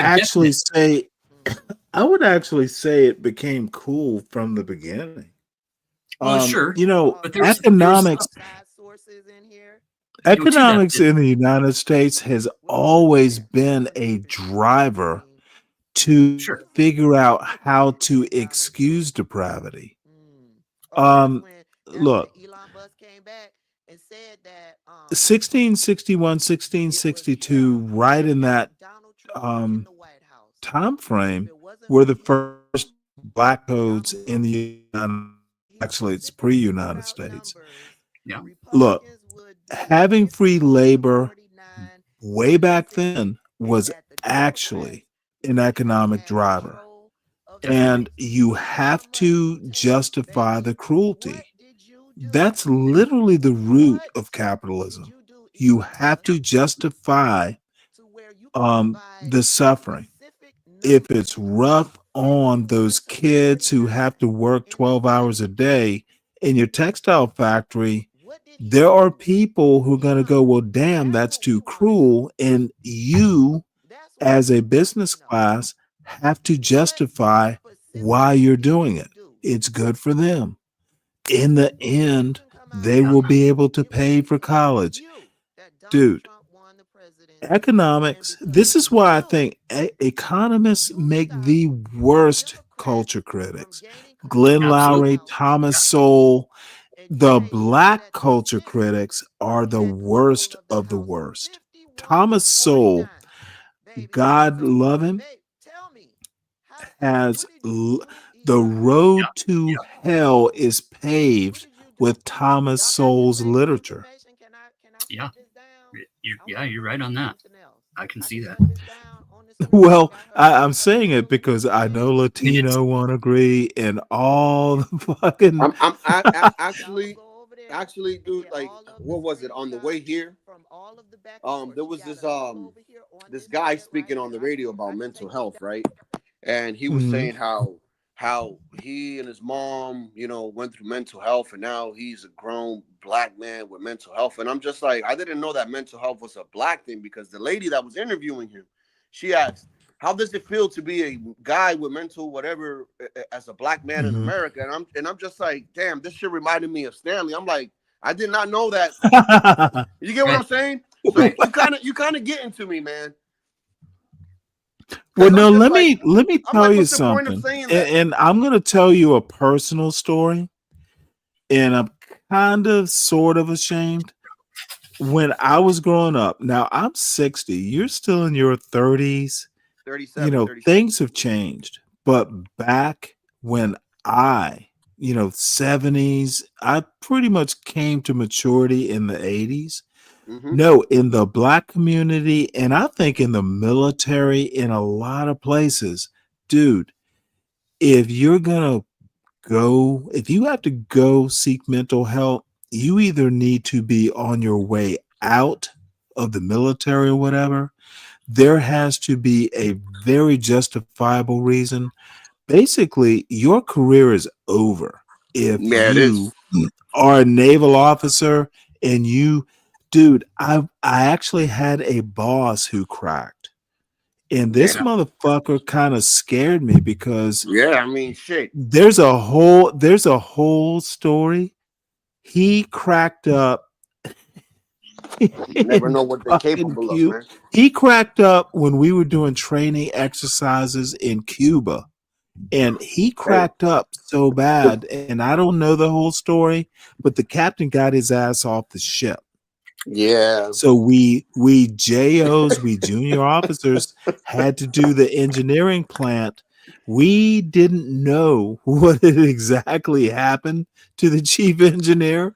So, motherfucker, once we get back to the States, about a month later, my boss calls me out of nowhere, the chief engineer, and he's like, "Hey, Stan, I need to come over and talk to you." And I'm like, "What the fuck?" Because I'm literally like, what the fuck, dude? I haven't talked to you in a month after this happened, and you want to come to my fucking apartment? Well, it was a condo, and fucking on Colonial Avenue in my personal reprieve. He'd never been over there before. We were never that close. So you know it's serious. So he comes up and he's like handing me papers to sign. He's like, "Hey, the captain did this, that, and the other. I need you to endorse this."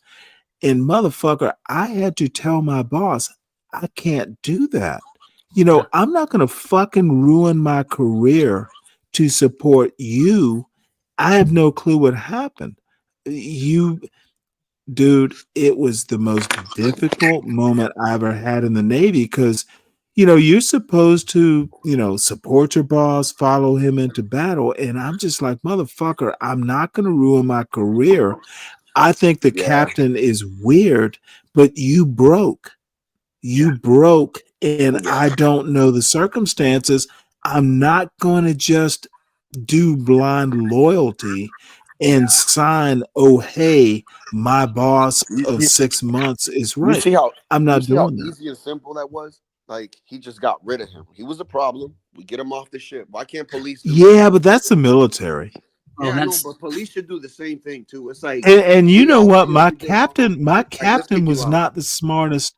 My captain was not the smartest captain I ever served under. This motherfucker broke though. If you think your captain is stupid, you need to be smarter than him. Yeah. He will not be your captain forever. Same thing with Trump. This is why I'm not going to go all fucking maniacal over a Trump administration. This motherfucker is old. We will survive Trump. We will survive Elon. I might not, but I know my son will. Yeah, they're fighting like girls right now. Yeah. Oh, fighting That's like the thing with girls. Really? health, They're fighting like motherfucking white boys. This is like literally white boys summer camp. White chicks. No. Like, oh my God, you totally like didn't like you totally like played me, Trump. Totally. That's what I saw you from Elon. with That's what I get from him. Uncle Fatty, go ahead. I'm sorry. We keep cutting you off. Oh, it's like white girls, dude. It's like a bunch of white mean girls. Yeah, that's what I get from Elon. Straight up. Like it's petty, It just superficial. Both of them are petty, bro. Yeah. But that's the thing with mental health, though. Going back to that is that, it's manly to be strong and bury that shit down, right? That's not strong. That's like a power play type of thing. You know what I'm saying? Yeah. And coping mechanisms is all, life is all about coping mechanisms. And that's a coping mechanism. It is cope to suppress our feelings and be the strong one in the times that we need to be strong. But it doesn't say that those strong men aren't going back to their wives or going back to their significant others and dealing with their problems and saying, look, this is how I feel, and acknowledging our feelings. Men, especially in the military, that's a stronger man. Man, in the military, that's no, because that's just infectious. You get one guy in the squad. Let me ask you a question though. I think men became less masculine, and there are all kinds of problems with that, proposition. But I think men, and not just men, just people in general, men, women, kids, your fucking first thought it's so easy to write it down on your phone, your first bad thought, your first reaction. I think social media has made reactionary so much easier. Back in the days, and I just want to point this out. Back in the days when you had to fucking write a letter, you would have time to write the letter, and it would take time for the mail to get there.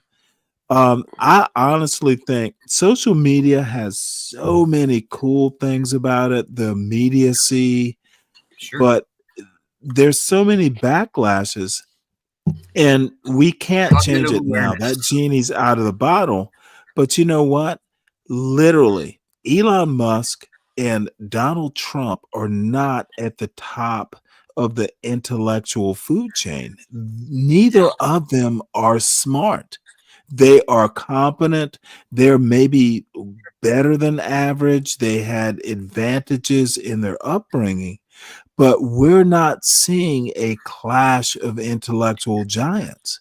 We're We not are seeing guys that literally are seeing, acting cognitively. Like yeah, cognitive it's a awareness, bump.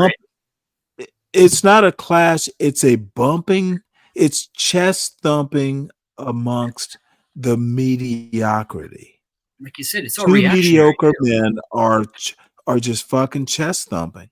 Stanley, and Fatty, do you remember a time in your life when you were a child or a teenager and you did something, I don't know, you said something bad to a person in your class or a kid in your neighborhood, and your parents will grab you up, like they won't hit you or anything, but they will sit you down and give you a pen and a piece of paper, and they'll say, hey, Oh, I you're want you gonna to love write this.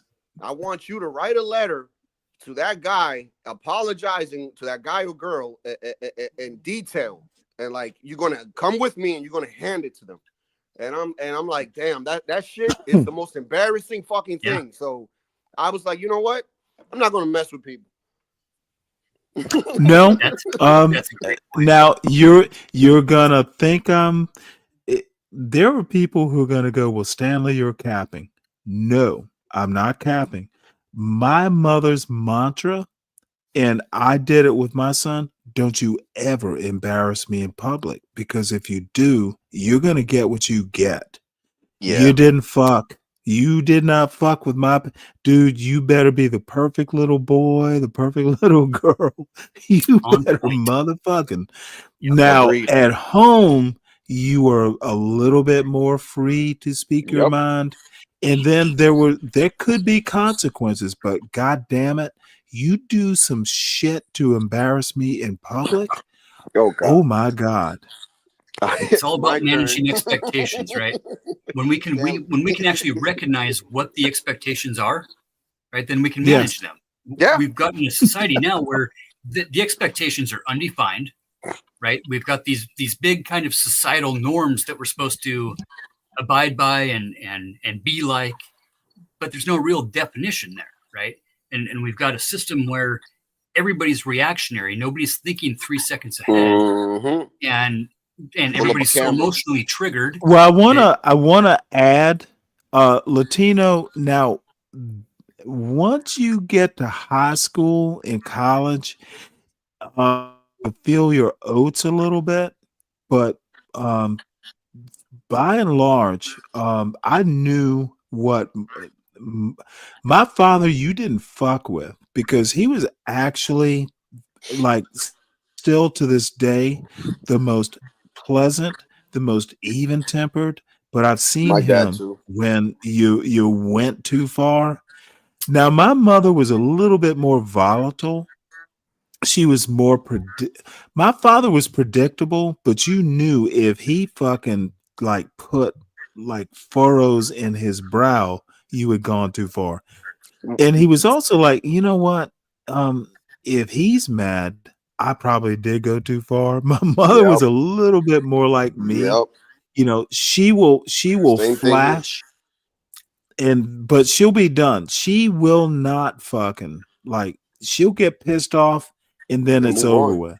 My Yeah, and move father on. had a longer memory. Oh, dude, yo, it'll be all It's day, like, dude. motherfucker, It'll be all day. you know what? Quiet. If he's being I'm quiet, not, he knows he's wrong. I didn't get mad, but I remember, and there are consequences. Oh, The last Can note I that I had to different write like parents. that was junior year. We went mailbox bashing. That's when the movie Stand By Me had just came out, right? Oh, And they really? were getting the mailboxes out of the convertible. Well, we did that in the back of the truck up in the ritzy neighborhood on the hill. Started at the top of the hill and worked our way down. Lady followed us, right? She got behind us and followed us. Well, shit, next thing you know, like, I got 3 guys in the back of my truck. I'm driving. Oh, I don't even think I did have a license. Yeah. Maybe I didn't. I don't know. Either way, Yeah, we had to replace like whatever it was, 30 mailboxes, and every one we had to write a note to, and go up and hand them their new mailbox and give them a verbal apology and hand them their note. And that's embarrassing, dude. But I'm gonna tell you guys something. Like, it's humiliating. It's humbling. My dad is about to be. He's about to be 88 this year, right? Nice. So this is the thing. Like I had this conversation with my wife, and it's like my dad probably has told me he loved me maybe twice in his life. Yeah, and it's like it's not that he doesn't love me. It's just that those people back then are way different than the ones today. Like, even though they love you, they don't have to tell you that they love you. Like, have you ever seen the movie Fences or the play? Yeah. No, I haven't. Oh, wait, hold it. That's the one with Denzel Washington and Viola Davis, right? It's a good movie. This is a part where great movie. Where's the part where the kid he's in the Marines, right? And he comes back home and he's like, damn, man. He's like, he always wondered, like, why is it that you treated me this way? Like, what, don't you love me? And then Denzel goes, like, you have a bed, you eat every day. You get to wake up and go to school and do this and all that. You think I just do that because I want to do it? Or you know what I'm saying? So when he said that, like, the kid understood. He's like, I don't got to tell you I love you for you to understand that I do. Yeah. Yeah, I mean, everything that I do should prove to you that I love you. Yeah, my dad's the same age. It's probably really only the past few years that, with his friends starting to kind of, kick the bucket and whatnot, and the grandbabies coming around here this past year and a half, 2 years, that we're really able to actually say I love you to each other, as grown men, which I never really heard from him growing up. Yo, bro, not even, like, I'm telling you, twice, and I remember it because it don't happen. And not that I didn't think that he didn't. I always knew that he did, but it was just same here. The cultural norms, right? Yeah, that's what it was back then, man. Yeah. Hey, I need to interrupt this conversation for a quick commercial break. Ryan and Speak Radio. God damn it. Thank you so much for supporting this zaniness. I know it's just kind of metaphysically weird, but I you know what? I love you both. Y'all are great guys, and this is the wonderful thing. The people who can just kind of deal with, oh shit, he's just being dumb or zany. This is why I appreciate Ryan. Ryan has kind of been a day one. He now I am still pissed off. Like, I just want to see Stanley get beat up by 12th man and Solid Snake. Dude used to tune in at like 2:00 in the morning just to see the carnage. But Speak and Ryan, thank you so much for supporting the show. And while we're here, please make sure you subscribe to the John Gall Urban Landlord channel. John and I will go back and forth and we'll snipe in all this bullshit. But in the end, it is actually John Galt who makes the decisions on this channel, who stays, who goes, who does what. And I realize that. I also realize that, hey, he probably just thinks, hey, that goofy motherfucker, he's barely sentient. And my darling, wish she was my daughter, Portia J, the mastermind behind this unleashing of, uncontrolled, unthinking, sometimes books can harm you, show is Portia J. She is really very creative, very understanding, and one of the most wonderful women, young women at least, that I've known. So you must support her. You must just basically make sure she is appreciated. So I guess that's the end of my commercial. Hit the like button. Make sure you support your hosts.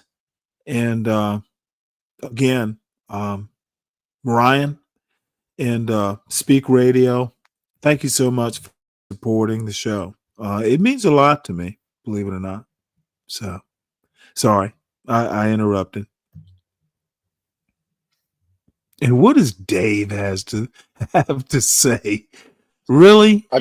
I just put 5 on you. Oh no! You know what? Don't say my real name though. Okay. Oh no! I won't. All right. Thank you. Did you put something in the back? I saw but Dave's link. But you see my name, right?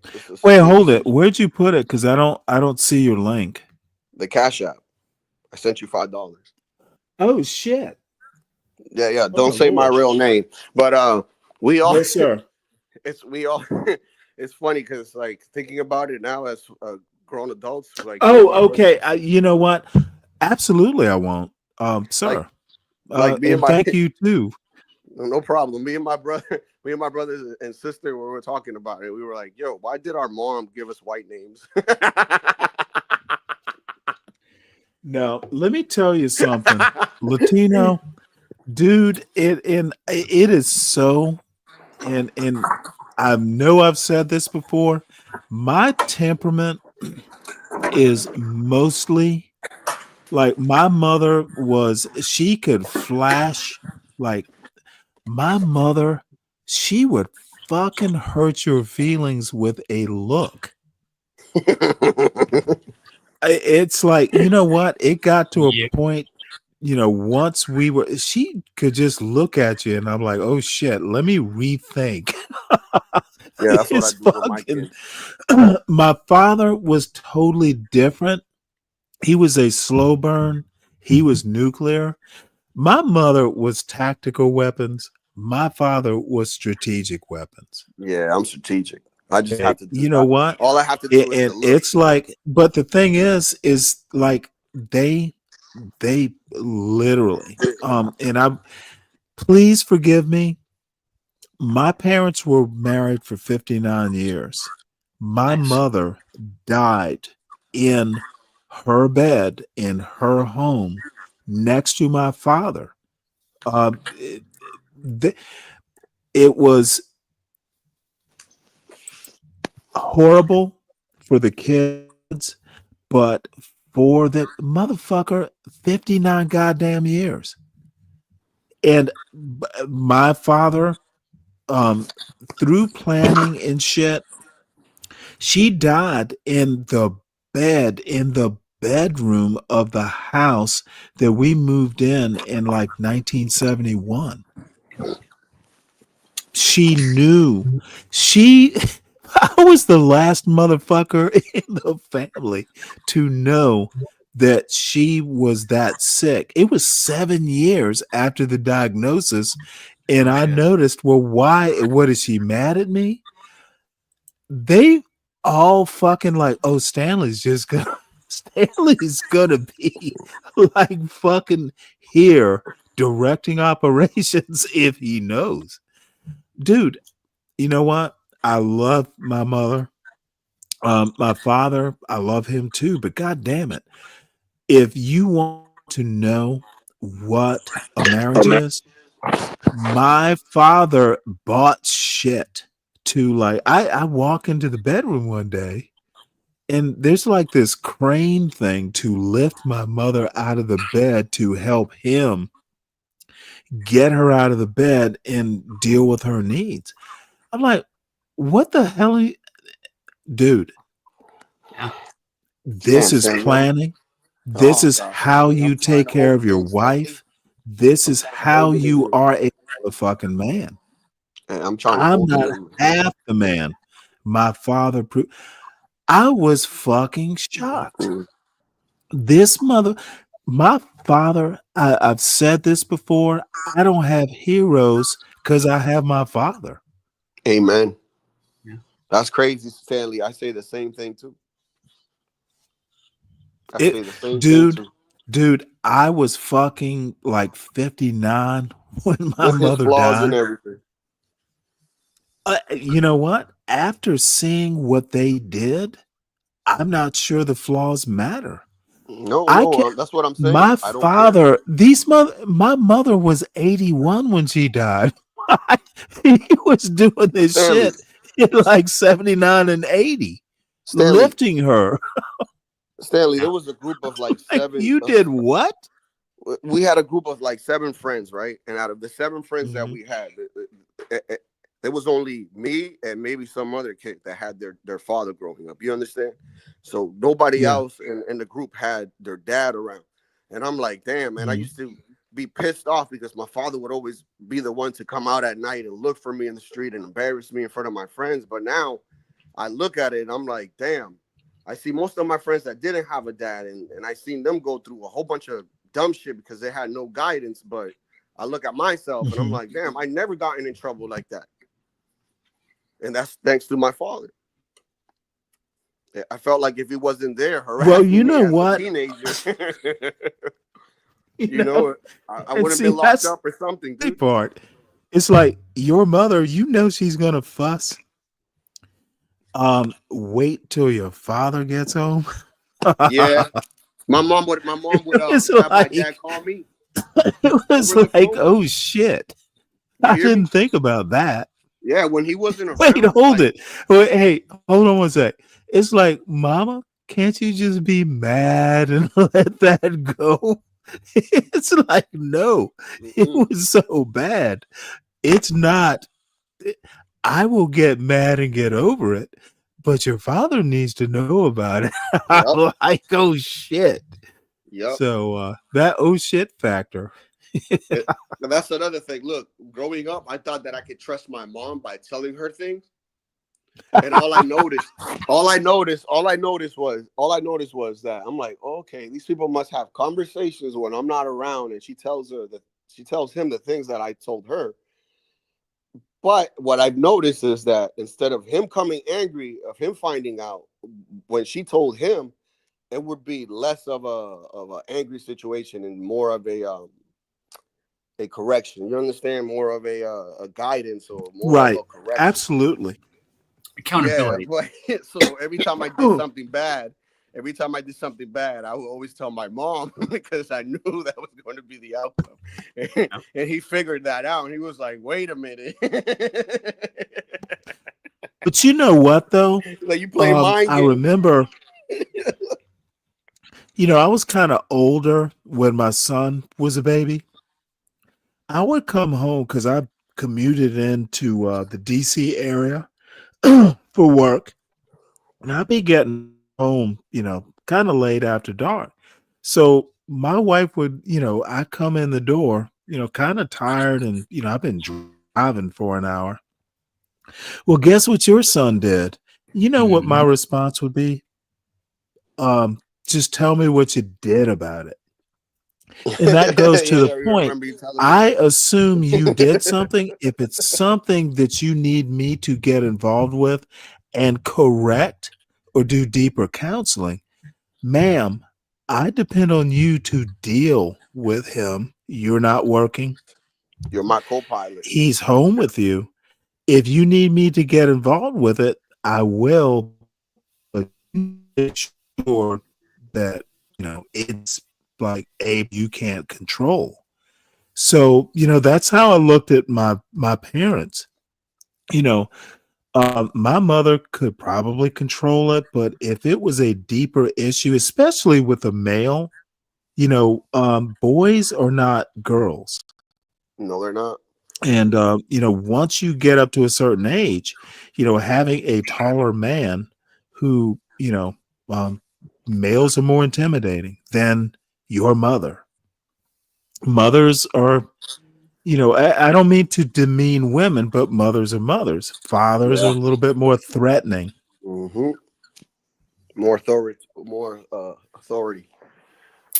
Yeah, we had a breadboard that Dad would spank us with, and he broke that thing off my ass one day, and Jesus Christ. that was about the last time I got spanked. Sir. Oh man, I don't even want to. Oh God, I got so many ass whipping stories. Oh yeah. Oh yeah. I was a little shithead for sure. I was the one that got my ass whooped the most in my house, man. Like everybody, like my oldest brother was pretty chill. He's like calm and quiet and collective. Like my older brother was more outgoing and like more social and stuff. But I was always like the one getting involved with the mix of wrong people. And like now that I'm grown up, now I'm just like, I don't even want to deal with those people, man. Like I can't stand them. And I'm like, damn, that was me at one point. And I tell my wife this all the time. So I have to like readjust and rethink and say, damn, I can't judge these people like that because that was me at one time. Yeah. That's cognitive awareness right there. Taking that 5 man, seconds to just process it, and not just react, It's big. Yeah, dude. It's crazy. It's like probably my 4th rehab stint or whatever of getting busted and having to go to rehab, that you start realizing that all the shit that you got in trouble for was just like because you were trying to be cool. Yeah. That's literally what it is. It's the same thing with for instance, like you see how John recorded that video in the subway with the girls acting all out and all that. I'm like, dude, that's just an attention mechanism, bro. Yep. It's just to seek attention. When people do that type of shit, it's to seek attention. When people are loud in the Walmart, when people are out, it's just attention, bro. Those people are lonely, man. Yep. That's all it is. Even though I don't condone their behavior, because it's like, dude, you're a full-grown adult. You should know better. Absolutely. But you don't know what that person is going through mentally, and I'm not trying to take that as an excuse for them or anything, but they got to be some shit going on in that mind because that's not normal.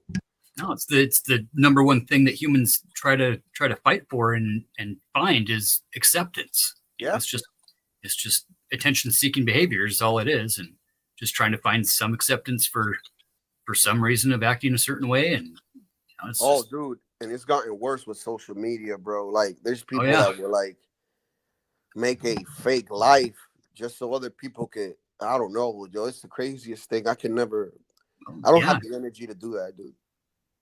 Well, just living in a trigger-based society where we got these key talking points and these key words that trigger people, and people that can manipulate those trigger words to manipulate whole groups of people on both sides of the political spectrum. I'm not just saying politically, but I'm thinking more religiously, like the mega churches and the whole kind of this neo-Christian movement of debasing each other in the name of Christ.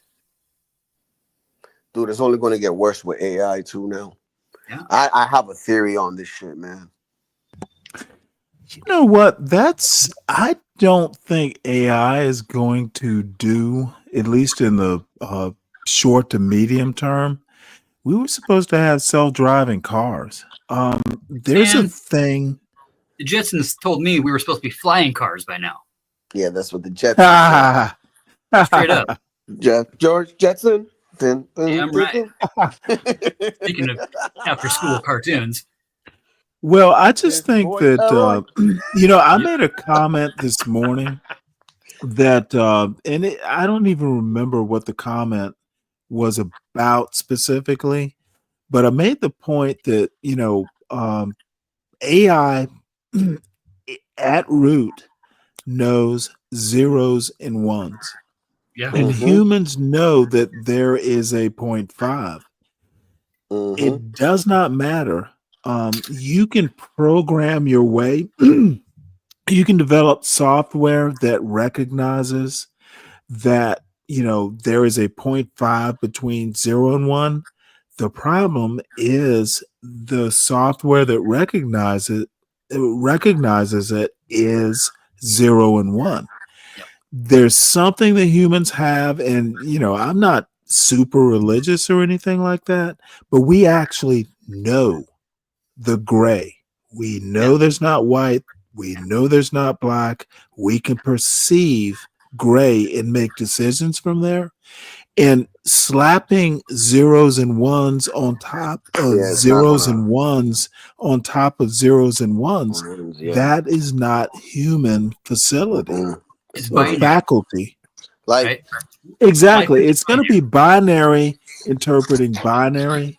Now, this is a bullshit theory. It's just, I have nothing to support what I just said. It's literally just a feeling.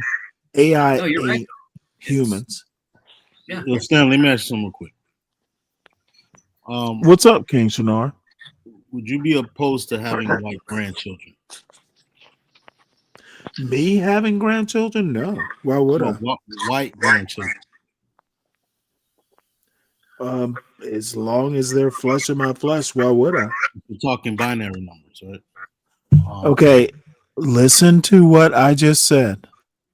If they are flesh of my flesh, and I'm not that religious, but you know what? If my son marries a white girl and he's half white, the kids are white, they're my grandchildren. As a matter of fact, my son has like kind of reddish hair. My wife was a blonde, a natural blonde. Why would I be opposed to grandchildren who look like her? Why does it matter? But okay, I'm just saying. But You know what? yo, It matters. listen. It matters to a racist tap dancer like King Shinar to ask stupid questions like that. They are my grandchildren. They are flesh of my flesh. Why would I have a problem with their phenotype? Bro, if your grandchildren, motherfucker, as King Shinar, you're here provisionally. I was asked Do this not question by get too CT comfortable. once and John a long time ago.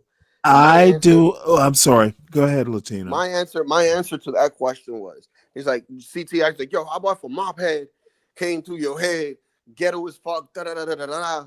I'm like, bro, he could be a white mop head, he could be an Asian mop head, he could be a Latino mop head just like me.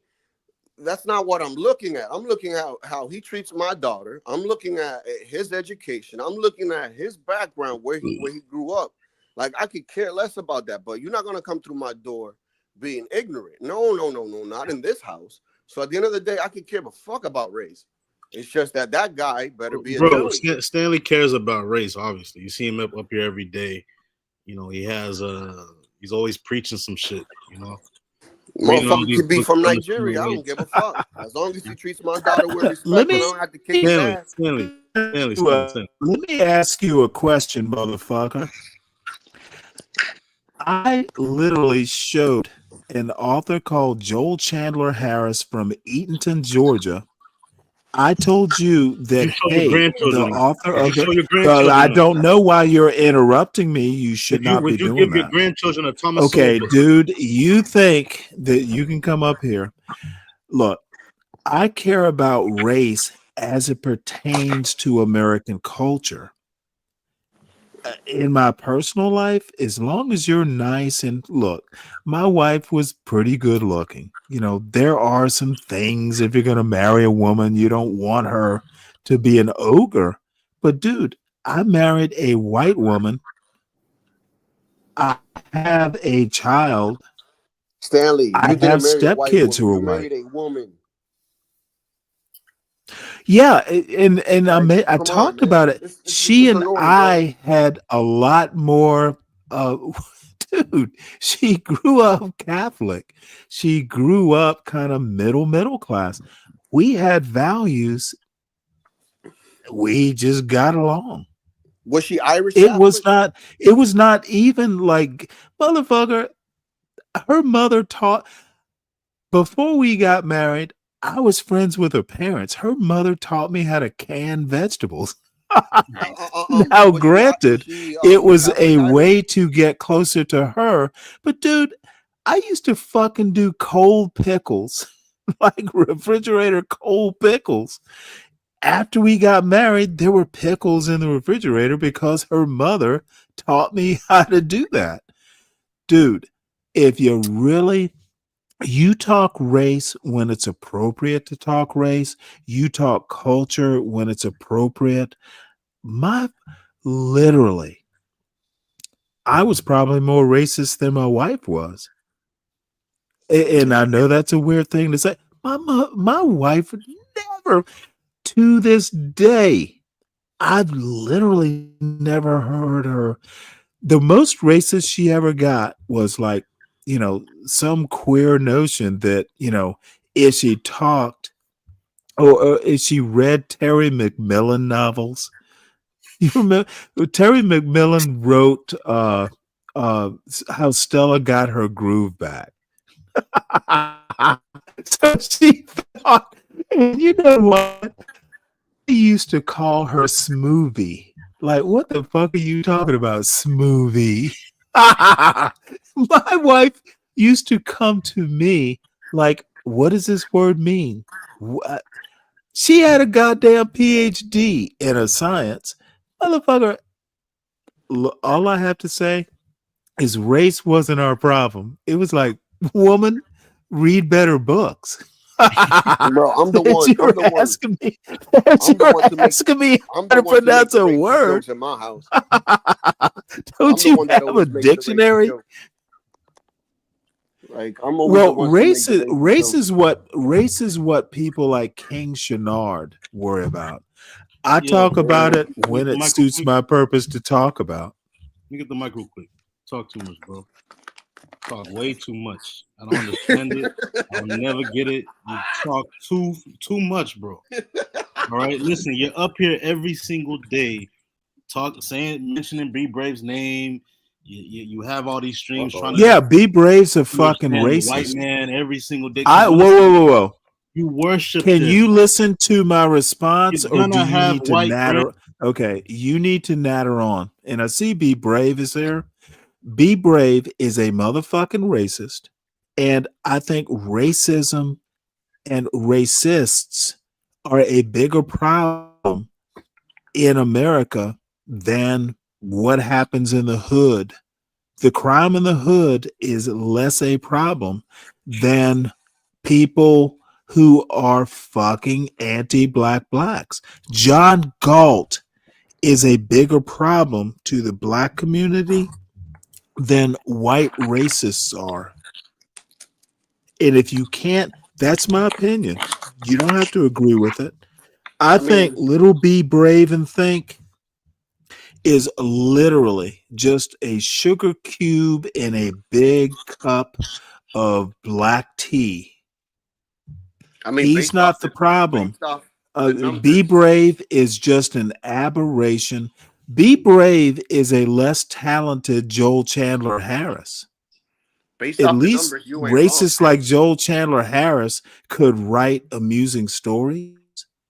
Be Brave just has to come into my chat and natter on about whatever it is Be Brave natters on about. And then luckily he has people. I called Shredder the tar baby. I called Chenard the fucking Brer Rabbit. Stanley, you're not Look at helping this your little case, trick. Stanley. You're not helping your Oh, case. of course I am. Look, King Chenard was a fucked little up, man. huckster. King fucked up, Chenard was up here being the little huckster, asking me why I talk about race. He didn't start talking that Oh, shit come on, until man. Brer Fox came into the chat. Brer Fox is Be Brave. The little It's that tar huckster baby. Brer Rabbit Chenard was up here talking for Be Brave. Dude, this is why people like Joel Chandler Harris are brilliant. Their tales were so stereotypical. You can actually, they're very bendy. You can make them mean anything, actually. So Be Brave. Welcome. Be Brave and Brer. Yo, so my whole thing, right? Because I had to like go back and actually do my own research. So what I found out was if there's only 2.5 people arrested in the United States, right? That's the number that I got, right? How is it possible that what they're saying is right? If what you're saying what you're saying makes more sense because there's more people talking more towards the black situation than the 2.5, which I don't think they're all black. Well, no, they're not. But let me reframe it. There is a very astronomical, if you want to put it that way, problem in the areas, the inner city, the shooting up the streets. Be Brave is absolutely right about the very But high crime rates but in it's the always the inner same city. people. Well, it is because So they're the okay, so what ones is who the get it. argument? They're the ones who get it wrong. Be Brave has a problem with his argument. He wants to basically take the 3% and stereotype the other 97%. That Yeah, that's you 70% you number can't do makes that. 0 sense. Yeah, you can't do that. It's the same thing. It's the same 70, argument. look, It's the if same you take argument that that you had yesterday. 3%, I'm sorry. It's the same argument that you had yesterday with the whole IQ situation. You can't bundle up a whole bunch of no, people's you know IQ and then what? get a fucking number that way. It's stupid. Well, let me put it to you this way. It's even well that's kind of the you're right. That's the same thing. You are willing to basically make you are willing to take 97% of a demographic and basically blame them in one way or another for the 3%. And those numbers are skewed. 3% of the black population, it's more than that live in the hood. But he is literally willing to tell 70% in his mind what they are excusing. It's all within Be Brave's head, and it is an uneducated head. The motherfucker literally has an uneducated brain, and whatever wanders into his brain, he wants to put out as truth. The problem is there are a lot of people who are okay because it sounds good and entertaining. And then there are people like me who will chuckle for a bit, but then we start asking, well, wait, hold it. Where did this number come from? Why does he think that? Motherfuckers like Be Brave and Think and John Galt and CT and Ock Nation fear motherfuckers like me who ask, why do you think that? Then they have to motherfucking prove it. They have to back up their bullshit arguments. And you know what I do? I fucking cackle. I cackle like a little girl.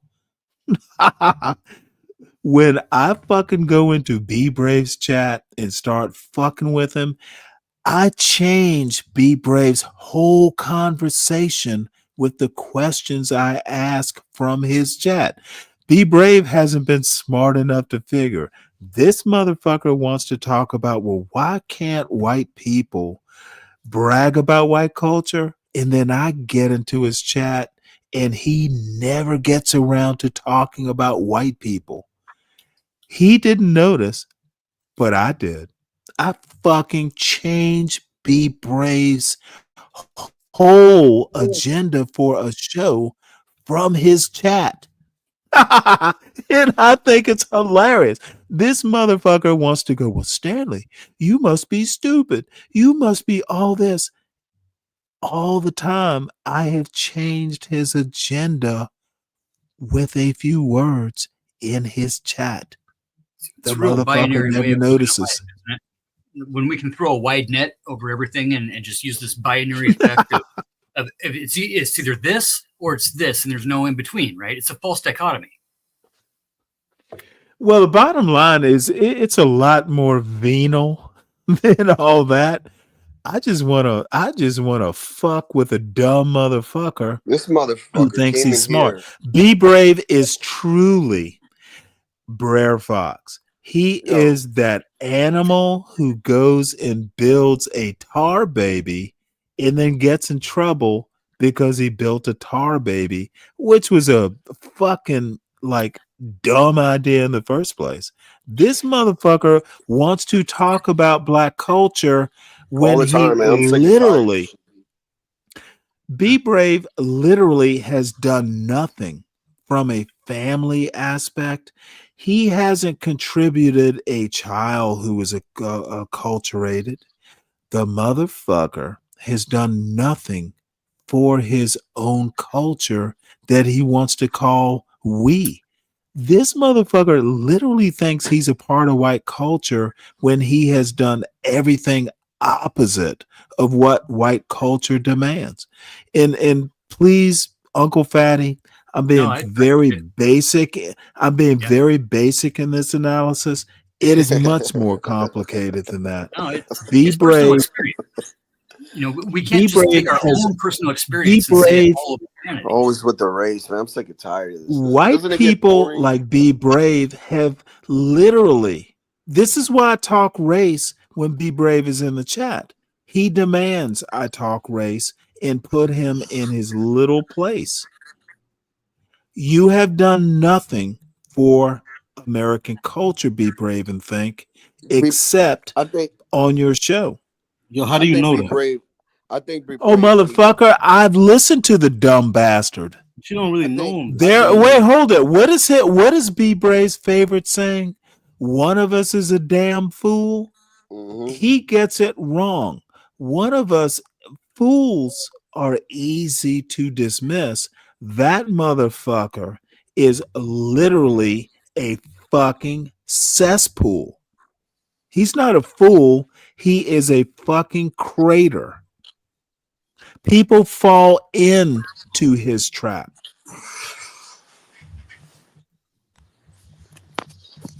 So Stanley, go I can ahead. imagine one day Go you ahead. Yeah, I can imagine one day you looking at your You grandchildren. do realize you're here as a foil. You And then realize saying the back, only "Where the reason fuck I are you let you from?" up is to shit on you, right? Yeah, I can't imagine having white grandchildren, bro. I can't. I mean, but his Like, son I is can't Well, even. motherfucker, look at them like, who do the you hell are even these have kids? kids? Do you I have even 3. have a procreation partner? Yes, I've always had plenty. Do you have kids, Shenard? Yes, 3. Okay. Well, then you better start imagining your grandkids. Don't tell your kids who to marry, though. Don't son is tell your gonna. kids who. The No, son. are you planning on telling your kids don't marry white people? I don't want white The son is grandkids. going to most No, likely marry motherfucker. That's someone that looks like his mother. exactly what you're doing. Right. You are dictating who your kids are going to marry because you don't want white kids. No, I don't. Right? I want Right? my kids look like me. I want more kids to look. Motherfucker, you know what? I want your kids to look like you. I want your kids to think like you. We need the Chenards so we know how not to raise our kids to be. I literally don't want any kids, This is and why I already have self-awareness my is limit of motherfucker. You're interrupting me. That's not going to happen. Go ahead. I want you to get your fair share of abuse. That's a Rolling Stone song, by the way. Dude, you sound so fucking. You know what? If you were white, you'd be a motherfucking hillbilly. Are you done, Stanley? Black. You would literally, dude. You would be a hood hillbilly. Are you done, bro? You remember that show, No, Stanley? I'm not done, sir. You remember that show, I'm Stanley? sorry. What? What? Black Gold. Which show? Oh, dude. Hey, you know what? The funny thing is the first episodes were a little bit before I was born, but fuck yeah. You know, you get home from Same school here. I mean, 4 o'clock in the you gotta watch the afternoon. classics. Yeah, it'd be Beverly Hillbillies. Yeah, Beverly Hillbillies. You gotta watch the classics. Come on, man. Are you gonna teach? Oh, come on now. I was more of a Sanford and Son guy myself. I was more. Oh, did you? Oh, wait. You're gonna love this, Uncle Fatty. You're gonna love this. Apparently, Red Fox and the woman who played Jane Hathaway, they were either friends or they were like fucking. Can you believe that? You remember what was the secretary, Red. Milton Drysdale's secretary?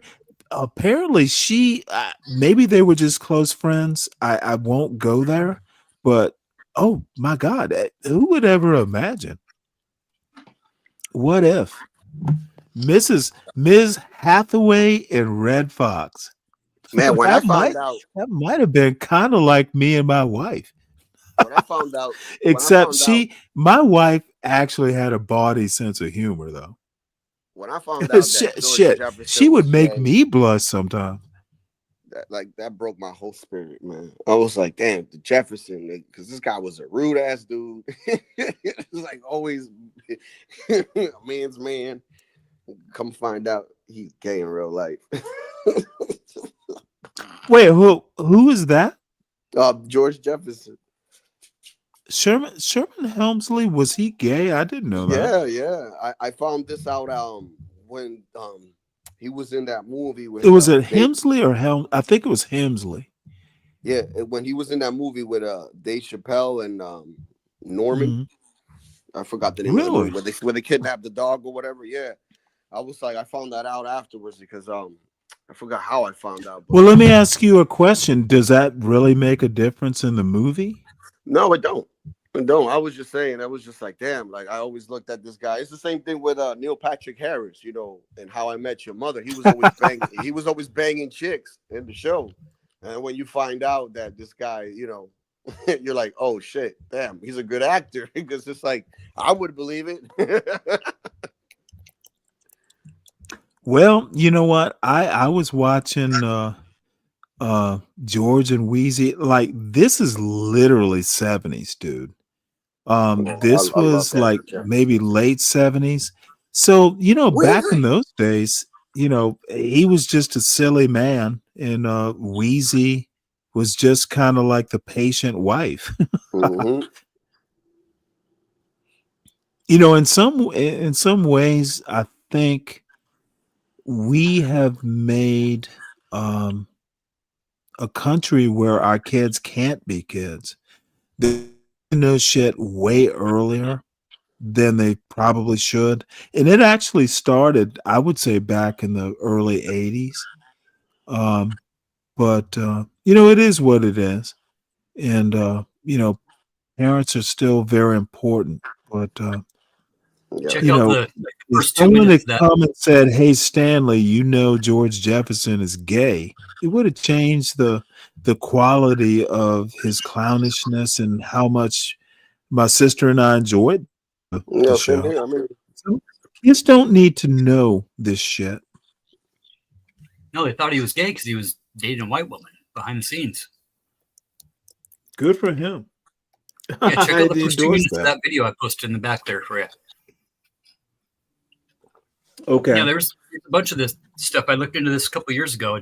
This is one of the better, whatever, not documentary, but just kind of informational, you know, thing about their relationship, and it's. Oh yeah, okay. This is let's What are we see here. watching? I did not hear. I haven't seen this one. What are we watching? Hold on one sec. He's got it on the. This is Orthodox's show that you see. Orthodox is actually a rather interesting character. Yeah. Orthodox guy. Yeah, good dude. Good guy. He is very much uneducated, and he often wants to pretend. Like I heard Orthodox and NVD, who I actually like. I think NVD is a good guy. They were talking on Black Crow's channel about race and genetics, and they both basically think or know, they think they know that race is a genetic thing, and they are literally ignorant. This is why kids should take science. They literally are moronic in some of their points, and it was so bad I had to stop listening. You guys seem to have good rapport between each other when he's up here. And see, the problem is I've literally, dude, I've literally was a chemistry major. I've taken cell biology, I've taken genetics, I've taken microbiology. None of a motherfucking thing they said. If you taken high school biology, I imagine by these days, you would know how stupid you sound. These guys are literally like all they learned about race Stanley, and you're gonna genetics. have white They grandchildren, bro. okay, That's what on you're you. gonna do is you're going That's to the way not you think. interrupt me, sir. Race and genetics literally get confused Can I, because if you don't mind me seriously. intervening when you're done? No, it'll be quick. I'm kind of, looking. Look, you can't call black. The bell curve breaks down because if you look at legacy Black Americans, we have a whole lot of European DNA. What is black if you're partly white? The fucking argument literally breaks down at the genetic level. Yeah. And idiots like Chenard, idiots like Orthodox, who've never motherfucking taken, dude, literally, I was a chemistry major. I literally have taken genetics and cell biology. Now, granted, it was 30 years ago. So it was maybe easier then. I'm only going to This was mention one before name. the whole Human Genome Project. The Human Genome Project blew the fuck out of racism. It literally blew it apart. And they found out also about who? Genghis Khan having a whole bunch of kids and the DNA everywhere, bro, all around the world. So this is the thing. Or his relatives. But here's the deal. Here is the thing that takes this race thing apart. And I mentioned it earlier, and I'll repeat it now. There is more genetic diversity in Africa between Africans than there is between Africans and Europeans. I agree. Fucking black people are more distantly related than motherfucking black and white people. If you cannot understand what that means, it blows race out of the water. Your racist boat is not sunk, it's blown apart. Motherfucker, I'm less related to fucking some dude from Nigeria than I am to some random white guy on the street in fucking Atlanta, Georgia. The word we don't hear a lot anymore of is bigotry, right? And bigotry is just an intolerance is all it is, right? Bigotry is not being racist, right? It's just being intolerant of other people, right? And where we used to have this, kind of I like think Stanley hates black people, bro. So you can just cut that noise for real. Maybe, but more so. He hates black Well, no. I hate stupid people. If you happen to be black, then I hate you. Stanley is a You racist. are destructive. Uncle Stanley. He hates black people, bro. Don't fall for this bullshit. You Uncle can be Ruckus, racist Uncle against your own kind. Hey, let me ask you a starts question. from- Hey, levels to- King Chenard, let me But ask when you a lay up with a question. white woman and have it Okay, this motherfucker. Oh God. Too much. All Man, I got have some to crackers say up here that I really hate. I mean, I when do I not lay like this is listen to this motherfucker when you lay up with a white When you woman. lay down with that porcelain skin, sweet milk skin. Dude, you Smell sound of like Be lavender. Brave. Like when Be Brave gets into his Yosemite Sam spitting mad, that's what you sound like. You need to run to daddy. You Sound and like a daddy preacher. hash this. I could, you know what? I could imagine Be Brave going, you lay up with a white woman, you are poisoning whiteness. Laying up with a white woman is Nah, polluting I've American culture. I've actually heard him say, if you a black man and you lay with a white woman, then you're doing good for yourself. You're doing good for yourself. And I'm like, You see, okay. talking Oh about Be my Brave, God, right? really? Yeah, I heard him say that. This is so funny, dude. When But I've I never think I've heard him say told what this you said. story. Well, I'm thinking when people say, black men are, becoming better, dude. And then end up dead like that black dude. I'm Well, sorry, I all had to I throw have that to in there. say is I think my wife's grandmother had a moment of like, oh shit, can't she find a white man? Except, you know what? My wife did not work. My wife, with her little PhD in pharmacology, you know what? It was like, look, and we talked about it. She could have worked. Um, Shit, she probably should have worked so I could fucking like stay home. However, her grandmother would love me. After she got to know me, it's like your granddaughter, this granddaughter could go to the lake. She used to fucking call me. Like, I'd be so pissed off at her. Why are you calling me from the goddamn lake? Um, she could go visit her grandmother whenever she wanted. Look, it's what I wanted to do. It's we were a family. Look, motherfucker, That's what matters. I got a son who is at an elite engineering college. And you want to know why? Because I was working while I didn't even fucking know what my wife had done. She raised a goddamn genius.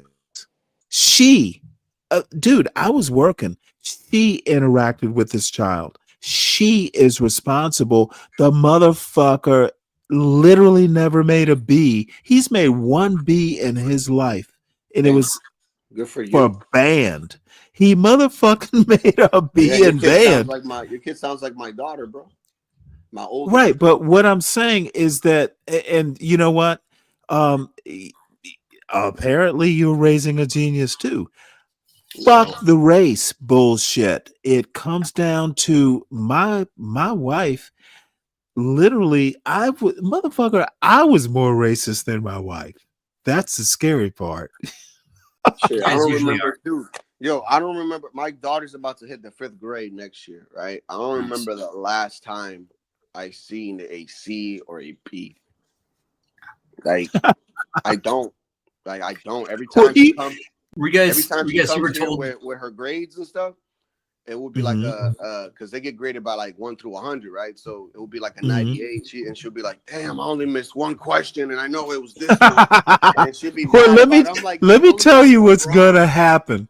She's in 5th grade. By the time there will be a day, and when it happens, if it happens, it might not. But motherfucker, you better call me. This little motherfucker who used to cry if he missed a question on a Yeah, fucking that's how test. my daughter He is. came, She's he annoying, came dude. to me the grade, a C on a test, and I asked him about it. You know what I used to cry when I made a B? This motherfucker said, well, Dad, it's passing, right? I'm like, what? This motherfucker used to cry. Nice. Like, it don't Oh, matter. I'm passing, dude. Chill. Relax. I was like, motherfucker, let's reset the That's more rules. me. My wife though would be like, you got that one wrong because you probably rushed through it. And I'm like, damn, man, like, be happy. Oh She gets yeah, a motherfucker. 98. I used to do that on math tests. I'm like, chill. Oh, dude, bro. I wouldn't check She's my like, good work. job. I'm like, Like, yo. motherfucker, I know I'm right. Here's the test because I want to finish first. Oh, I used to get my ass beat by those teachers. Yo, man. Stanley. I had Mrs. Corrin in high school. Stanley, you would get more answers. And this is a white woman with a beautiful Southern accent. Mrs. Corrin was the goddess of math teachers. She was just fuck. Oh, now she would be Did you go to an brutal. all-white school? No, it wasn't totally all white. Majority white? Mrs. Corrin would be like, well, Stanley, if you slow down a bit, you would make better grades. I'm like, That's what oh my my wife does goodness. my daughter. That shit all the time. That's what my wife does my daughter all the time. Private school. Public or private? Private. Okay, was it like a Catholic school? Yes. Was it all white? I don't think black people go to Catholic. It was 96%. It was 96%. I think no, I'm sorry, 94% white the year I graduated. But there were only Yeah, there's a school 500 in students Westie. there. in There were Tennessee. only 500. There were only 500 students there, and actually, my graduating class was 96 kids. You want to see it? It's Benedictine Military School in Savannah. Would you like to see it? It's got a So white, website. I know. You had to say it like that. Did I say it like that, Savannah? No. That's how you have to say it. You have to say it like you got Well, my you know laugh what? in I this should have Malaya. if I did. So Motherfucker, white. I love Savannah. I gotta get you. And that you know clip, what? Stanley? You hear me? I gotta get I you that did. I did not love Savannah when I was there. I didn't start appreciating it until I was in my 30s. Dude, it was like literally Winnie the Pooh. It was like a Winnie the Pooh story growing up in Savannah. 100 Acre Wood. Dude, look, I grew up. One of my schools was literally next to the big cathedral in Savannah, the Catholic cathedral, and in that square was a fucking Goodwill used bookstore that I used to go to. Nice. There was like East Shavers, which was like the new fancy white bookstore, except I didn't know that they knew my father. My sister and I used to go into that white bookstore, and we in our little Catholic school uniforms.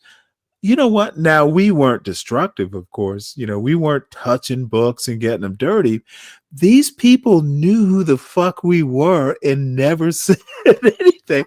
We would literally just wander in there, look at the books, and wander out.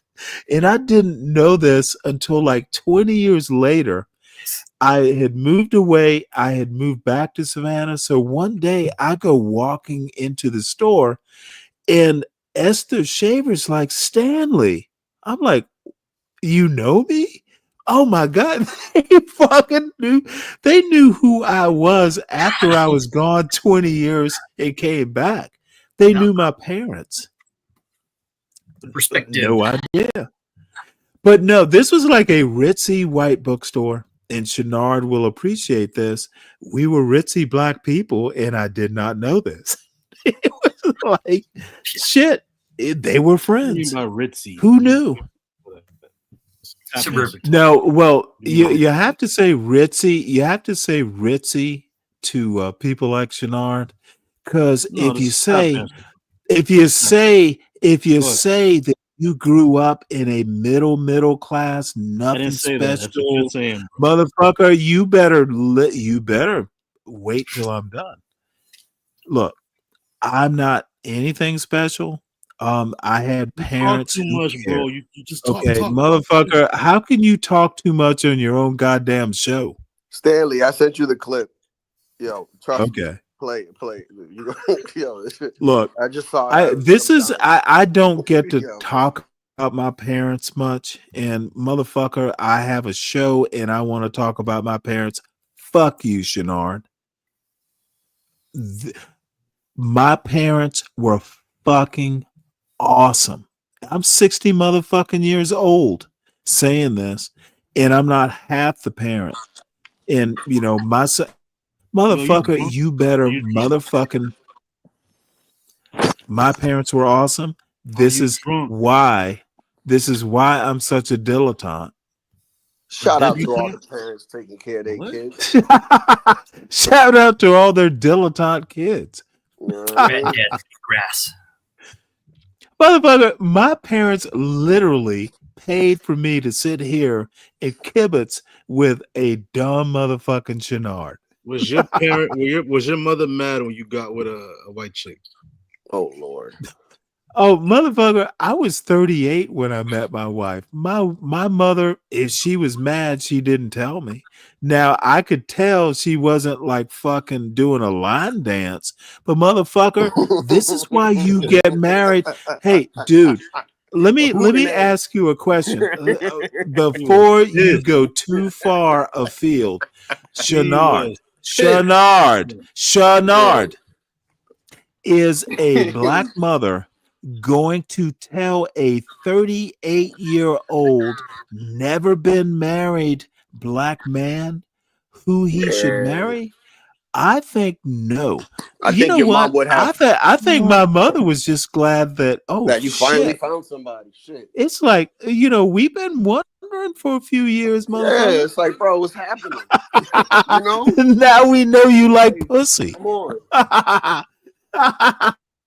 Like, for real, dude. Dude, my parents from like the time I left home, I never introduced them to a woman I was dating. It was like 20 years. So they knew the shit was like, oh shit, this is going to happen when they met my wife. 20 years. And I was awesome. Put on a Navy uniform and you go to the O Club, you're going to pick up some chicks. Yeah. But Yo, none of Stanley. them were that important. Yeah, my dad. Yes, sir. My dad always told us, it's like, if you guys gonna bring girls in the house, make sure it's a woman that you're gonna have in your life, because you showing that woman to your mom. Motherfucker, do you know what kind of good advice that is? That's like and ever life since then I advice. Don't stopped be bringing bringing. chicks. Don't Yeah, be it's like bringing now I had to find a spot to you know what I mean? No, but I mean, that is advice you give to kids. Look, if it's not serious now, we want you to, you know, protect yourself and be careful and all that. But when you bring a motherfucker home, this means you're serious. And oh my God, your father basically means if you bring that person home, we're gonna start asking questions. We're gonna start being parents.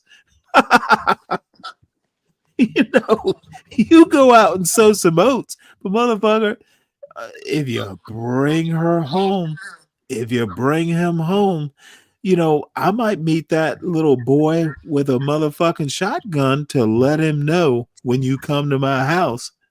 You want to know what's hilarious? My daughter might be silly and in love, but motherfucker, her father isn't. I'm not. Fuck that. What's hilarious is, like, not anymore, but you know, in my younger years when I was with my wife as my girlfriend and stuff, and we were like have little arguments and stuff, and let's say my parents were around, guess whose side they would always take? Your wife's. Like, what the fuck are you doing? It's just so fucking annoying, dude. I was like, yo, I'm your kid, you know that, right? It's like, yeah, but you know, I'm just like, come on, guys. You're wrong. Right. Like, No, but seriously though, unless your wife has just done something egregious, motherfucker, you know what my father said to me once? You're the man. Like, this little, you know, excuse the word, but it's actually a word. This little niggling shit. This little, oh, she looked at you the wrong motherfucker. You're the man. Okay, act like a man. Fucking stop the fucking paying attention to the bullshit. And you know what? My father is. What age did you learn? You know what? Be the man in the relationship. It fucking means stop the bullshit. Don't, dude. I'm a details guy. I think the devil is in the details. The one thing you're going to learn when you have a wife and child in like family bullshit, you're going to learn how to screen out, how to filter out the stuff. Pick your battles, however you want to frame this. Motherfucker, if you take up every goddamn little Lego that's on the floor that you step on, motherfucker, you are going to drive yourself crazy and be no good to anyone. Yup. You know what I do, Stanley? When it gets a little bit too hectic, go fishing. I lock myself in the bathroom. That's what I did. Yeah, I lock myself 10 minutes in the bathroom, and then I take a breather and I come back out because it's like reset. It's a good way to manage shit. Once my son, he caught his first fish at like 4 or 5. No, you know what? Mommy's mad. And you know, Hurricane Dolores, that was my wife. That was my wife. That was my mother. It's like, you know what? There were times when, you know, and my father was the man of the house. But you know what? This might not be. It's sunny outside. There's a lawn to mow. There's some shit to do outside. You know, it'll be all right. You gotta be a man. And that was my father's point. You know, sometimes that your wife getting upset is for a good reason. You might just want to do something else. Let's all take a breather. The kids are just gonna be like fucking stirring the pot. What's wrong, mommy? We gotta let them. You're a man. Take the kids. Let your wife wipe it out and then come back. So that's what I mean, Shenard. Dude, life is a motherfucking beautiful thing. If you have a beautiful family and you don't invent bullshit, don't fucking follow up every little Lego on the floor, fucking enjoy it. And this is how I come to this. I motherfucking had my wife die out of the blue. No one was expecting it. It was not a long illness. It was short. It was over in a week and a half. You better motherfucking enjoy your family because it can be gone rather quick. I've experienced it. I mean, I lost both of my parents by the time I was 18.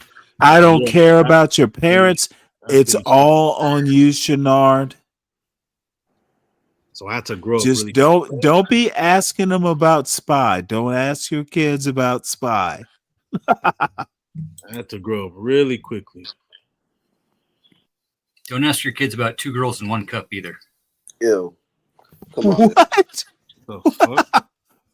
2 girls in 1 cup. Okay, you do not Google that. Do not Google that. I'm telling you. What the fuck does that even mean? You don't want to know. Drinking out of 1 cup? You don't want to know. Stop. Just play the video. Okay, well, you don't want to know. Now you got me curious. If I was in the Navy, I would say to a sailor to another sailor, man, like, you know, type of code type of situation. You just don't want to check it. Just don't. That's funny. All right, well, let's play it. No. Oh, wait, hold it.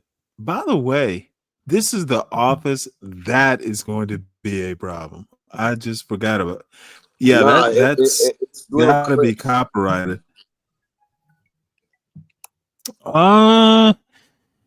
26 seconds. It is John Galt's channel. If you want to see a Negro, no.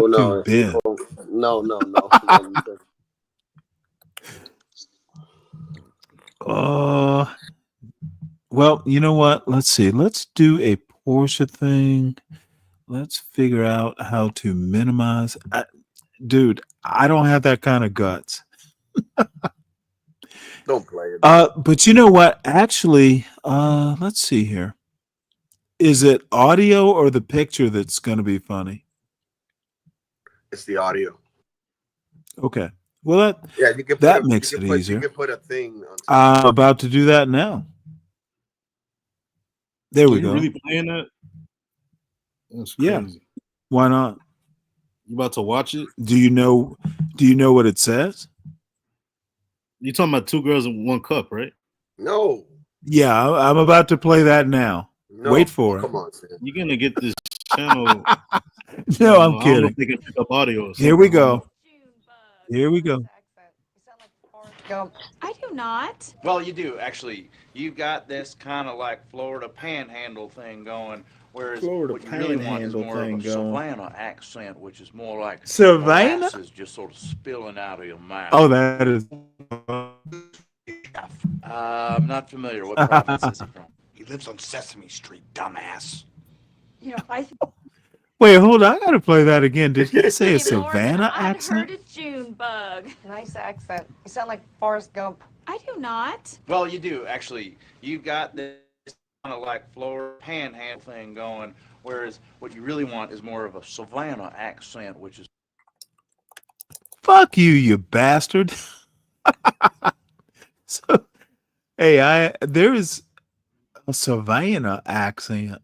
No, Wow. but you gotta let it play. Okay. He's like you got molasses for you. Okay, well, you know what? I will start it over. It's actually funny. Thank you for this. Any more than I'd heard a June bug. Nice accent. You sound like Forrest Gump. I do not. Well, you do, actually. You've got this kind of like Florida panhandle thing going, whereas what you really want is more of a Savannah accent, which is more like molasses just sort of spilling out of your mouth. Oh, now do the Swedish chef. I'm not familiar. What province is he from? He lives on Sesame Street, dumbass. You know, I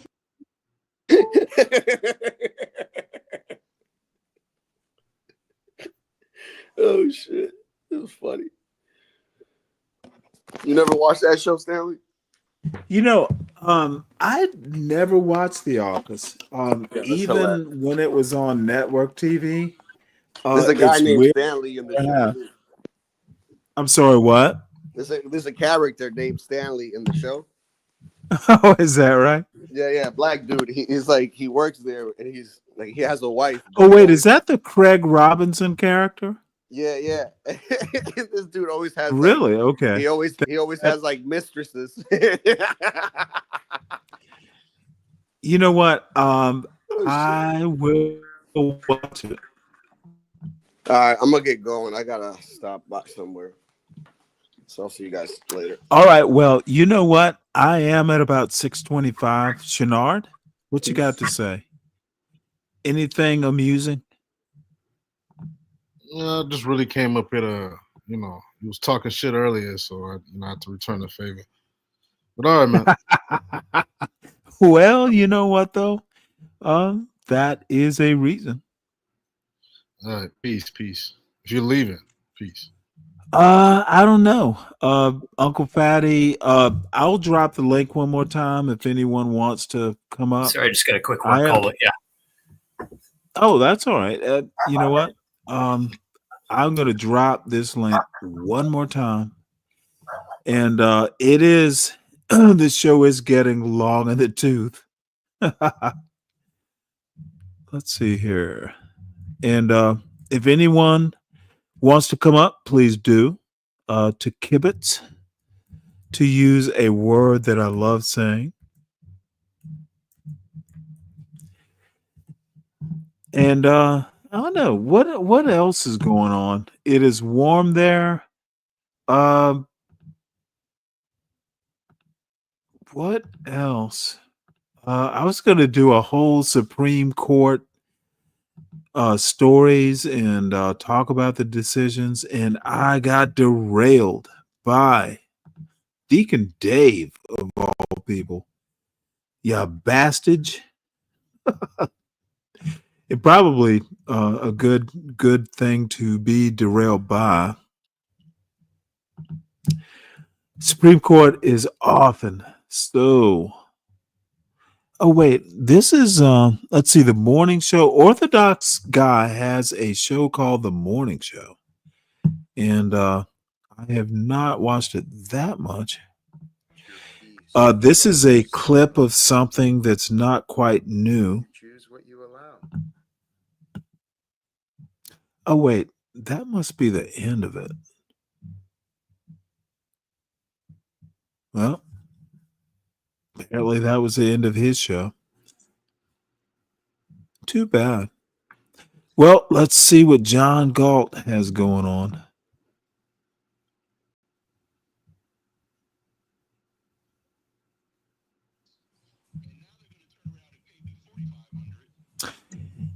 And all the John Galtians have gone over there. Not be catching on as fast as you telling me. So the government, by their own ingenious creation, they came up with some low mortgage environment that you were able to take advantage of because you had assets, correct? The fuck? Right? It sounds different, right? Right, Yeah, he has volume controls on OBS. OBS is kind of weird when it comes to volume. To house this nigga because I mean, I use it for my standalone videos, my pre-records. like they're migrants. Like you getting that migrant pay.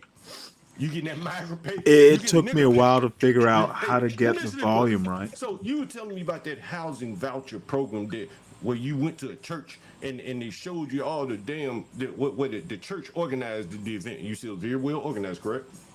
It was. It was. I was surprised. I was surprised. And let me ask you this question. Well, before I get there, your last place in where were you living in Santa Clara somewhere? Your last place. He must be talking to Philippe, another fucking moron. The last apartment you had. How much were you? Anti-black moronic stuff. So the government is paying this motherfucking nigga. Motherfucker, literally, does he look stable? More than you paid for your own somewhere between drunken preaching and just fucking trying to make an anti-black point.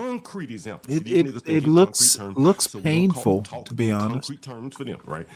I think that liquor, how they finance and give money to them. liquor just. You know what? He's an adult. He's an adult. I don't care about the liquor. I care about what he's saying. The poor. It's like he's always trying to chase that feeling. Like he crossfades. He smokes and drinks at the same time. So like it's a certain feeling that you get, that you feel like you're on top of the world. And he's always chasing that. You know. Have you ever been drunk, Shenard? Yeah. Did you feel like you were on top of the world? No, I'm just saying, like when like let's no, say motherfucker. Let's answer my question. When you were drunk, because you said you drank, did you get drunk when you drank? Did you get drunk when you drank? Yeah. Okay, did you feel like you were on top of the world? There were times, yeah. I mean, that's what I call pretty much. Did you have fun when you felt like you were on top of the world? Right. Did you enjoy it, Shenard? They ain't even worried about school. Right. Hey, listen. No. Did you enjoy it? This was a long time ago. We talked about this, bro. And it's not for nothing. Well, let John enjoy himself, please. Came across the same conclusion. Do you have any money in your 401k? A lot of money? No. You have no? Why not? This dude telling his liver's fucked up. Why don't you invest in 401k? Are you sure? Just look how many times he takes a hit. Takes a token. Oh, come on now. Just watch. Let him cook. You know, he doesn't even inhale it. It's like he just enjoys the act of smoking at this point. Okay, what are you, the drunk? Are you the drunk police? Are you motherfucker? You sound like a cop. Go and pull him over.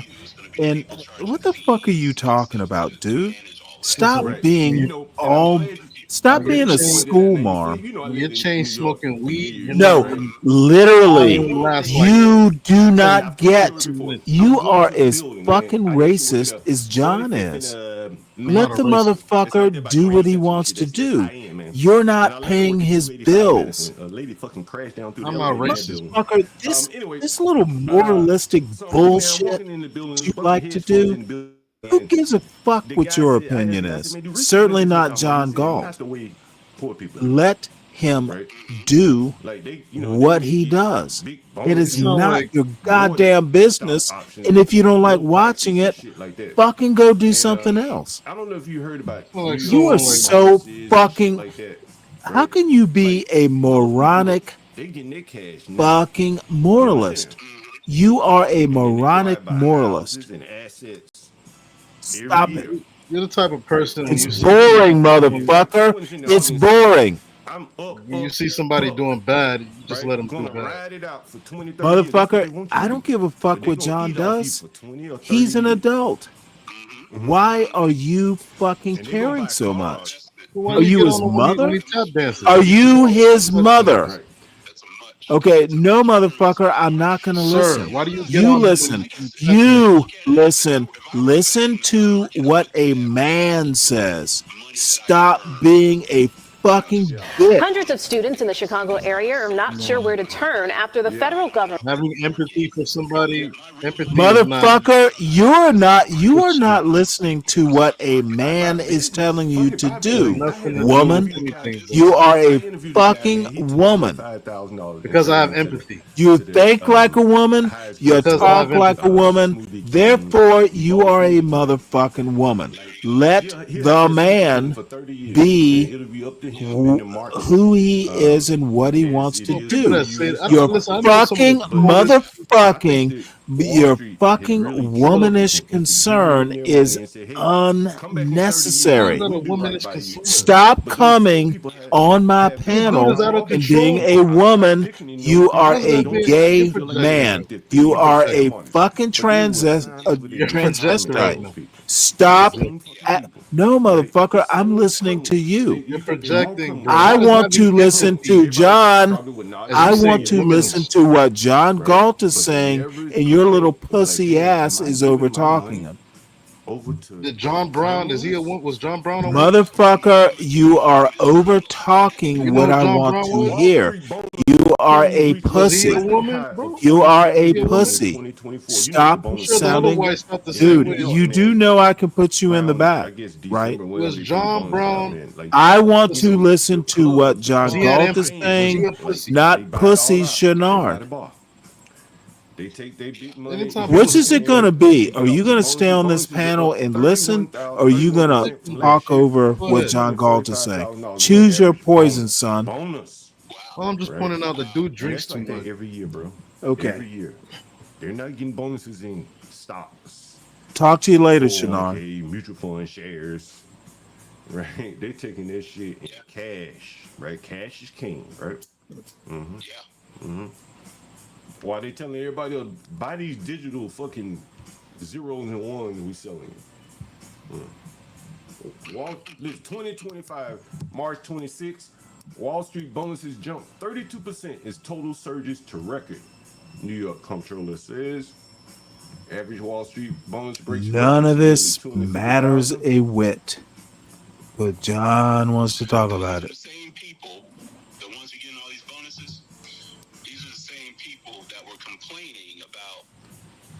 In the stock market when Trump did tariffs. Mm-hmm. Yeah. And I find that interesting. You know what I mean? They're getting huge bonuses, yeah. Right? Yeah. But these dips in the stock market, man, they lose their head over it. They're so infatuated with making as much money as possible, profits over profits over profits, off of you. And if that gets interrupted in any way, they lose their minds. Yeah. You know, it's amazing. Hey, Philippe, do you know what a net asset value is? Net asset value? Yeah. You have to remind me of that term. So, I have an idea of what it is, but so a net asset value is basically the price of your mutual fund share, right? The price of mutual fund share. Mm-hmm. It's like the stock price, right? Yeah. Right. So if 100 people send $100 in or $1 in, so you got $100, and the company invests in, say, one company that the stock is $100, and then if the stock goes to $200, then in theory their net asset value should be $2. I literally think this is John Galt trying to like talk about shit. Why would you do this in the ghetto? What does net asset value have to do with anything in the ghetto? Right. You live in the ghetto. Why the fuck are you trying to? Calculate Who knows? the net asset value of his mutual fund should be. Who gives a fuck? I know a guy used to work at Evergreen. Good buddy of mine used to work at Evergreen Funds. Jesus God. Evergreen Funds. And he used to calculate the net asset values every day. Who gives a fuck in the hood? Evergreen Fund, also known as open-ended funds, or investment. This motherfucker is literally they don't have a fixed index. talking from the hood, half drunk about net asset value, as if that matters. Basically, the mutual fund share price every day. Okay. And it's more or less an assumption, bro. It's an estimate. I should say it's an estimate. Who gives a fuck? Who's doing the assuming? And this it's not this a real dude. number based from what he told me. Maybe things have changed now. Yeah. But all of these things are just kind of propaganda-like. Yeah. You know what I mean? Like, do you see the rich people around you? They didn't get rich by buying stocks. No. Right? No. And even if they have large stocks now, They motherfucking got rich because of generational wealth and compounding. And businesses. Oh God, these two fucking morons are just realizing this. Go buy stocks, paper. Oh my God. It's an appeal to authority move.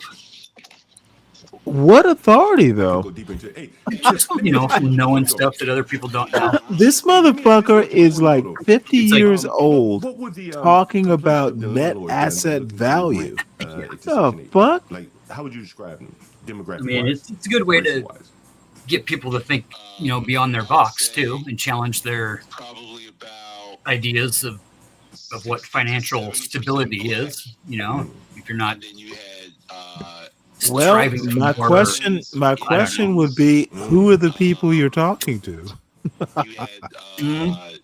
Exactly. Pick your battles. It's like, you're now. Let me be honest, and this is why I'm being a little snide. These are two fucking anti-black blacks who fucking think black people have no value unless you are them. They will castigate, blow up, fucking mock, fucking roast if you don't have like a proper accent. These motherfuckers will talk about the blacks as if they are not black, but they want to talk net asset value. Great man on the call, man. Call back anytime. This is just, in my opinion, it's fucking moronic. My man Philippe. I see your message out there. I mean, who gives a fuck? Honestly, most shit on YouTube is. Someone just texted me. Very far and few between of people that are having like real substantive. A lot of fucking stupid ass texts. Well, the thing is, there's nothing wrong with not having substance, but you just have to know it's not.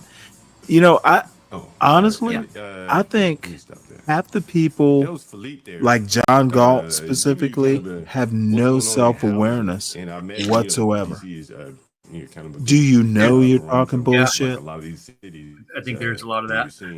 Now, John is literally talking net asset value, and King Shanard is right. This motherfucker is 4 sheets to the wind, not just 3. And you hear But Yeah, he he's- wants the cost to of act housing like in this is DC serious and knowledge, all over the country, serious not just dope something that they're doing in DC. that he calls it. And you He see, actually thinks rent people are costs, getting something rent out of costs. this other than the See how it all sheer entertainment comes into value. play. Rent No, yeah. It costs. is funny seeing a See what fucking you drunk see. motherfucker talk The about average net rent is asset around value. 2,300 for a That is one-bedroom. literally the best thing about And this woman this had show. 4,500 Nobody's for it paying too. attention to For studio net space, asset for 2 value. They can bedrooms, fucking about Google it just 3,000. like you She did. had more than they could pay. They're more So she just her whole entertained house. seeing John About Galt $3,000 for half I mean, I drunk got or mostly I got drunk. guys that do this all day though. I know guys that And talk about this shit. Really? Like he's talking about amazing. owning multiple properties and being a property I had owner, this being shit like on a Section 8. being the landlord What is and it? just the whole landlord mentality of Housing just Choice fucking with Program. people and you got these Voucher, people and these people all and these people are all fucked up and they're all fucked up and everybody's Damn, fucked up that but you're not. sound You know, nice so it's, fuck right there. I know the same 4,500. guys that rant about the same shit. Yeah, all day but long. while they're fucked up, Well, yeah, it's if you you're know, not like, talking about people fucked up while you're fucked up. yeah, exactly. Seems, Yeah. Yeah, the irony is that overwhelming. seems rather weird. This can't be Yeah. fucking real. I mean, it's not hypocritical. It's just irony. No, is it? Irony can't be hypocritical. You know, Oh my! You know what? If I ever write an actual novel, it's gonna be called "Irony Is Not Nigga, that Hypocrisy." shit real. I mean, by definition, Oh shit. Well, allegedly, by definition, and allegedly. Oh shit. hypocritical That's real. That's some real irony, numbers. you know, Yeah, something like that. 'cause, there's Oh the thing about things that are being observed always act different, right? What the fuck? Now they're saying that we can measure. We've gotten to where we can measure that one thing can be observed by two things at the same time, and be in different Your call states. has been forwarded to at the voicemail. same The time. person you're So it's blowing quantum mechanics like out of whack right now. But there's What? it's the perspective, right? So when you're the guy that's got the authority and you've got Right. the knowledge, you can speak with that authority. Damn, that changes the game And- right there, nigga. and get that- $4,500? What? That be the man, right? Richard said they're doctors. They're doctors and don't have the time. Oh, bro, like you keep coming. Yeah, across- you know what? While I everybody else am keep doing it. I'm almost navel gazing That's here. for sure. Why Yep. you getting $4,500 for 2 bedrooms? That's John's Yep. phone. Well, Damn, 45. I may hop over on John's channel, but oddly enough, Some real money there. Lee Brave doing? He's probably it got. is 11:45. I have not eaten breakfast. I've been drinking beer with no breakfast. 4,500 minus So, tax, Makes some rich bread. yeah, you know, even I have to eat. just said $36,000 But a year. folks, look, Shit. Latino for Trump, Speak Radio. At least you own John. What you guys say? Ryan, I'll call you, tell you something, thank you from so the much phone. for supporting the show. That's all. I appreciate it. You know, you tolerate my silliness on a Friday. Was it in the car? And Portia, our executive producer and frankly guardian angel sometimes. Absolutely. Just told me. John Galt, please make sure you subscribe to the John Galt Urban Landlord channel. John Galt, for as much as we go back and forth, I do consider so please make sure you also subscribe to the Stanley Cross 6000 channel. How it got to 6,000, I have no idea. But let's see, what else? Uncle Fatty. Please don't be a stranger. You don't come back around here enough. Oh yeah, for sure. I'll be around. It's always Never know fun to have you on the panel. And Orthodox Guy, I pray Orthodox Guy is out there, because it concerns me when I hear people talk about race and genetics And Yeah. you know what? I want to. Please forgive me, Uncle Fatty. Oh yeah. Dude, you did not take your white privilege seriously enough. You could have been a PhD geneticist. It's like, motherfucker, if you're gonna go and talk about this stuff, at least have an inkling of what it Yeah. is. Yeah. There's a lot of that. I mean, I'll say he's definitely a genuine guy. He's No. Orthodox guy, I have to say this, and I agree with you wholeheartedly. He's a good guy. oh yeah, yeah. So, But man, there's just it's all about what we know right now, and we're never. We never look into the it's future also thinking that about we don't know what we everything. knew then. Dude, knowledge Right. builds on itself at this point in time. Let me put it to you this way. Orthodox guy is not mining the coal mine of new knowledge. Right. He's not Right. discovering shit. Yeah. YouTube is all about telling people what they Repeating need. ideas that were debunked Yeah. decades ago. That's not building knowledge. It's not what will be. It is what we have done wrong. And I'm afraid that people like Orthodox guy, Bumpkin, these guys are literally like 20 years behind current knowledge. How do Yeah. you build an argument about race and genetics and you are talking shit that was common knowledge before the Human Genome Project? There are new ideas. And Get off of that if you're going to Newsmax. talk about the biology and all that stuff, dude, take a fucking college class. Don't come and tell me that you're working in a warehouse and you want to talk race and genetics. That just begs for a Stop listening questioning. to Matt Walsh online and actually go to a science channel. Well, the thing is, and mean, I'll be honest, people like Matt Walsh are so easy to listen to. But dude, you do not have to be, just question everything. And I honestly, in my personal learning style, I can do some autodidact, but I can literally, I'm a mentor person. If Yeah. 100%. having a good teacher for me, and eventually you just go, well, I don't know that I agree, but dude, I had great parents. I've had great professors who just, dude, I had great teachers in high school. I've lived a charmed, Winnie the Pooh life, maybe, but it also, I just think that if you can be humble, if you cannot motherfucking pull your pants up, and I know I'm going to go a John Galt way, dude.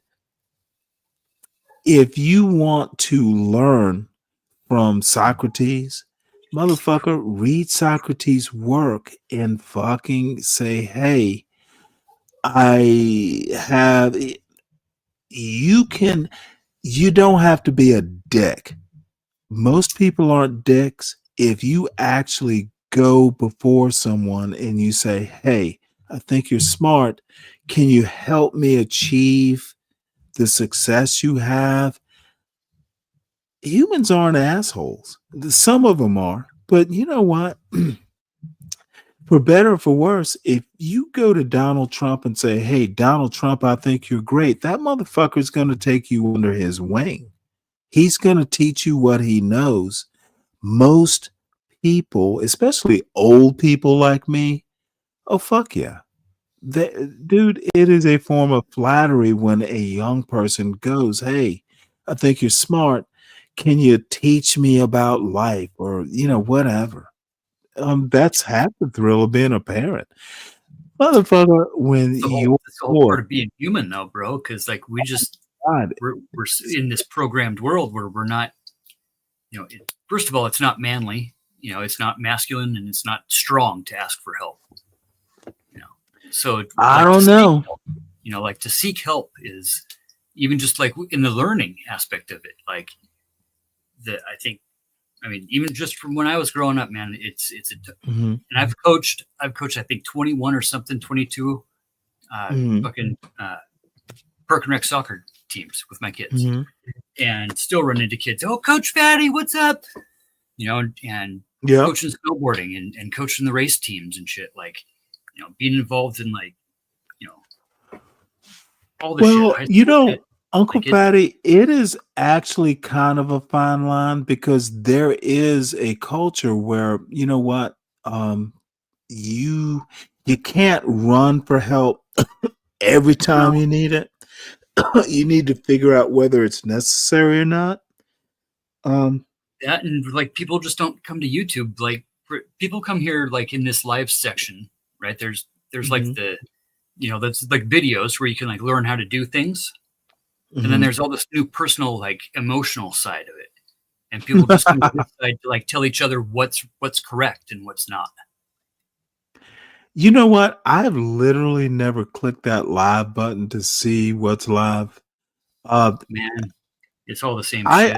I got to this universe, with CT was actually my entry point. I listened to a lot of politics and culture, and CT once came up in the algorithm. And something he said listening to him that just kind of annoyed me. So I called in, and it kind of went from there. Yeah. So look, YouTube sometimes can be kind of a conduit to meeting people, but to me, life begins off of YouTube. Life begins in your school. Life begins in your four walls. Dude, I was 58, 59 before I got into this YouTube verse. Nice. So I have an idea, of what exists outside of YouTube. YouTube is not.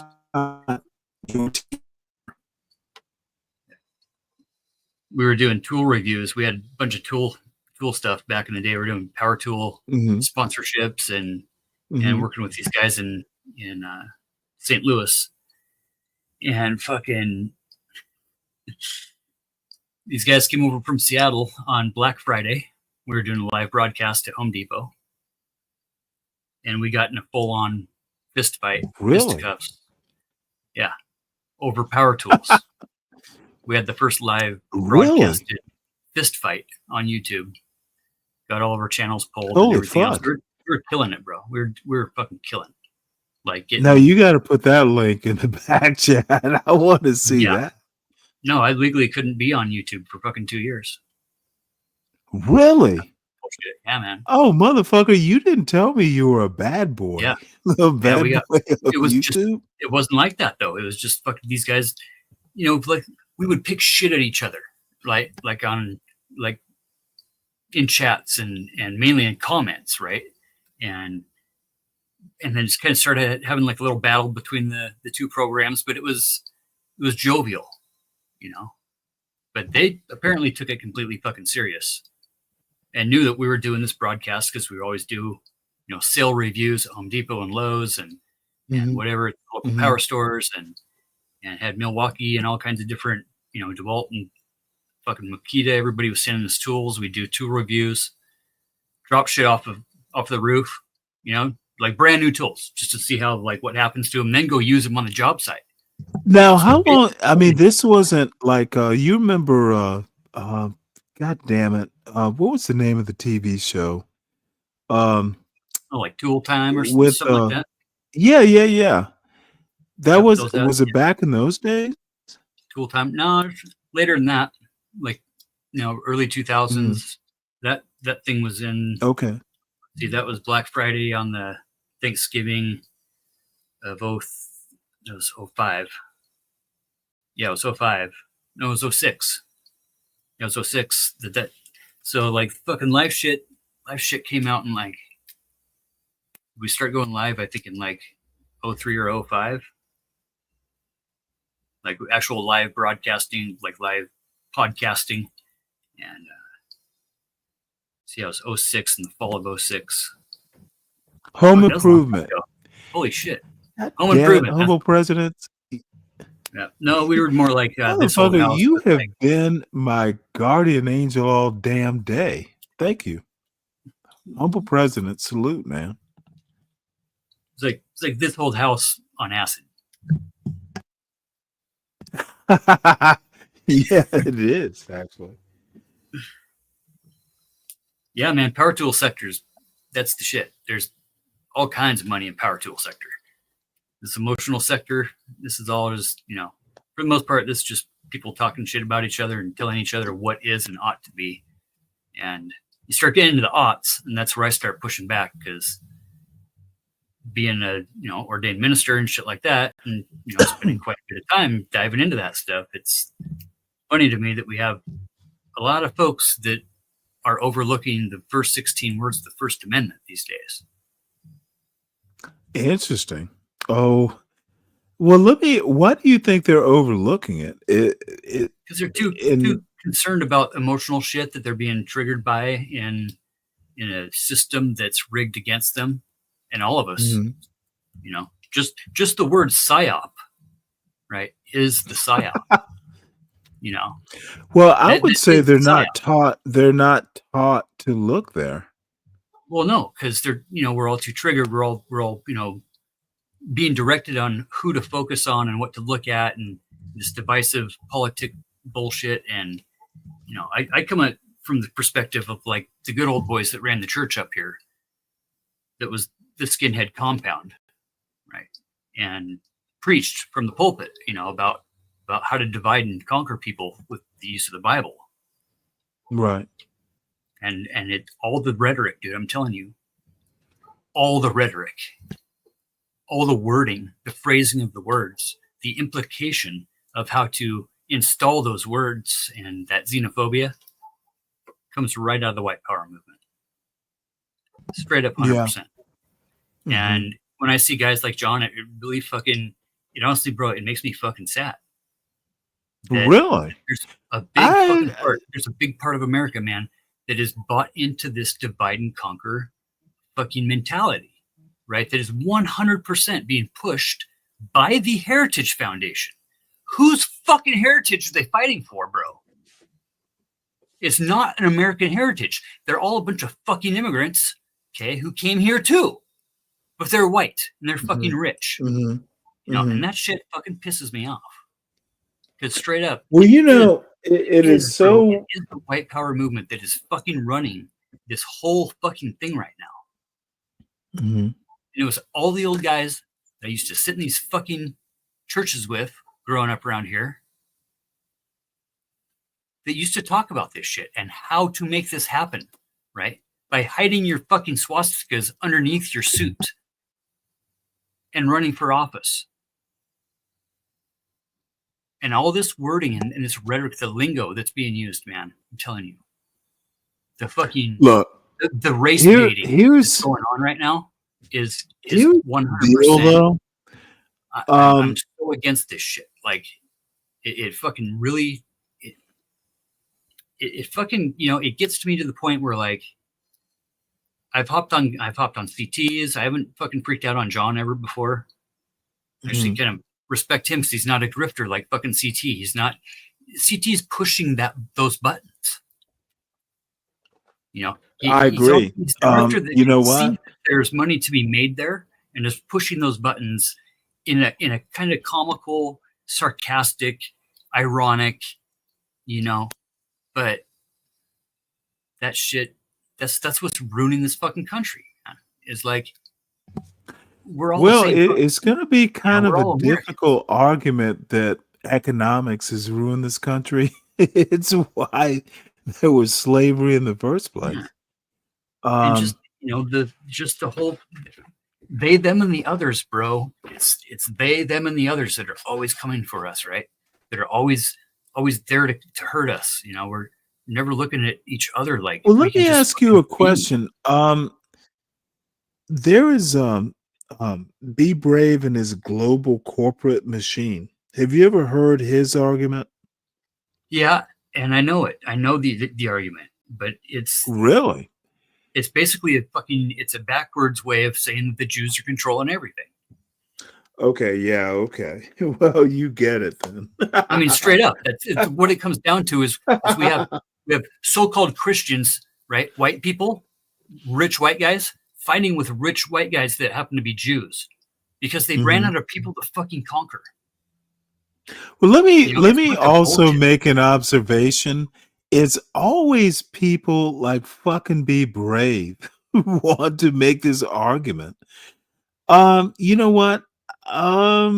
It's always, dude, if you go back and you look at someone like Lyndon Baines Johnson, it's Fucking A, man. always the motherfuckers who literally, you never hear like, God damn it. It's Lyndon Baines Johnson probably spoke from, his experience or, his knowledge. Sure.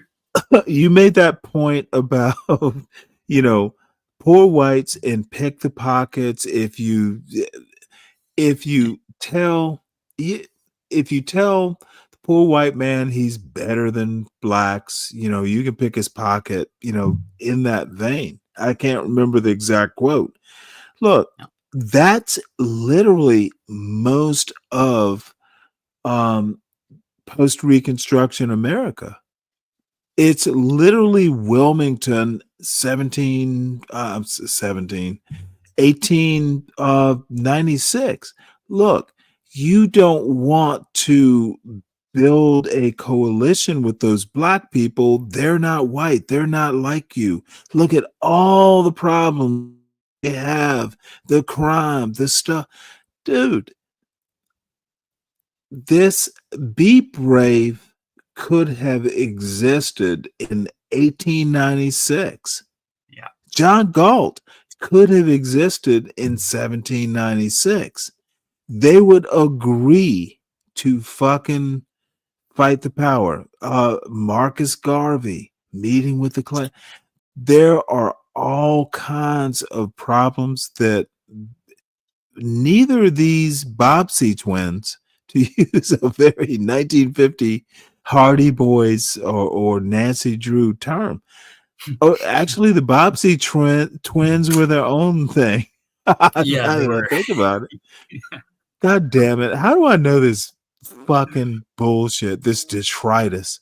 Look, Was that a choose your own adventure book or were those the regular ones? you know what? No, it was the Bobbsey twins. It just popped in my head. Dude, this is what you get when you get this weird look. I don't know what to say other than I just wish people read more. There is a gold mine of shit you should know to put bullshit like hey, race and genetics. Motherfucker, if you actually get an education that fosters critical thinking, you will know what to say when bullshit comes your way. Yeah, they had a Yes, I book had to. burning ceremony up here last weekend. Oh, no. You got. Is there a video? They burned books? Why? Yeah, in the library parking lot. Okay, well. Yeah. What from the library? Yeah. Third time it's happened too. So books came back. They burned them the first time, and they spawned new books. Yep. All right. Well, you got to tell the story, man. Yeah, Bonner County. There's That and my sheriff was the sheriff that a year and a half ago got busted. So he was charged, but they dropped the charges. But while on duty, he went into the local library and took 3 gay books. Right? They went through and made sure they had a list of the ones they wanted to look at. He put them in his coat and walked out with them. Bragged about it on the news. So pious, he is to get rid of the gay books. Well, let me ask you a question. Did he take it out of the adult section or the kids section? It was in the 15 to 18-year-old section, and these are books that have been there, basically since the 80s. They're, common books that get checked out by like maybe one person every like 5 years. But are just kind of a commonplace, like real life situation of a kid that's grown up with 2 moms. I see. Nothing gay about it. It's not like, it's not pornographic by any means. These are just situational life stories, right? These are just books. Well, you say life stories. I literally had a woman on my panel yesterday. These people, life stories, what was the term she used? It was more like, damn it. I had another senior moment. It's literally like they want to turn life stories into life lessons. Like, there's a problem with people who just don't know how to think with the right tool set. Look, there are times when you want to look at a personal situation. There are times when you want to look at the larger culture. And it was kind of talking about IQ and intelligence and all this stuff. And it was literally stunning that people want to talk about IQ, but they think IQ is synonymous with intelligence. It's like, what the fuck? If you have a high IQ, it means you're intelligent. Well, maybe not. It's not necessarily a given. Why the fuck don't these people know this? High IQ, people with high IQs do stupid things. Are they intelligent? People, the fuck? IQ is more about being able to recognize like patterns and shit and be, than it is like situational awareness, like you said before. Right. That's gone. Like civics is gone. Kids don't think about civics. They think about me. Right. And even getting into like just a little bit younger than me and into the whatever be the millennials. Right. That there's more of a me driven thing since like I was right at the spot where the internet came out in high school. This is interesting that LBJ would say. Yeah, man. He had, but he was the one, I know, picking pockets. But I know. And well, do you think he evolved? There is a biography that was written like in the last 5 years, maybe a little bit longer, that's supposed to be a good one. Do you think he evolved? I would say he did. Definitely. And I think all presidents do. And how could it not? Especially being the so-called leader of the free world and shit. Right. That's a lot of pressure for a guy. And that's why we look for a strong first lady as well. Right. Especially in the modern age. We've always looked for that's always been a real strong point about who's being elected is the woman behind him. And that just completely went out of the fucking door. Like as soon as fucking dipshit came down that elevator.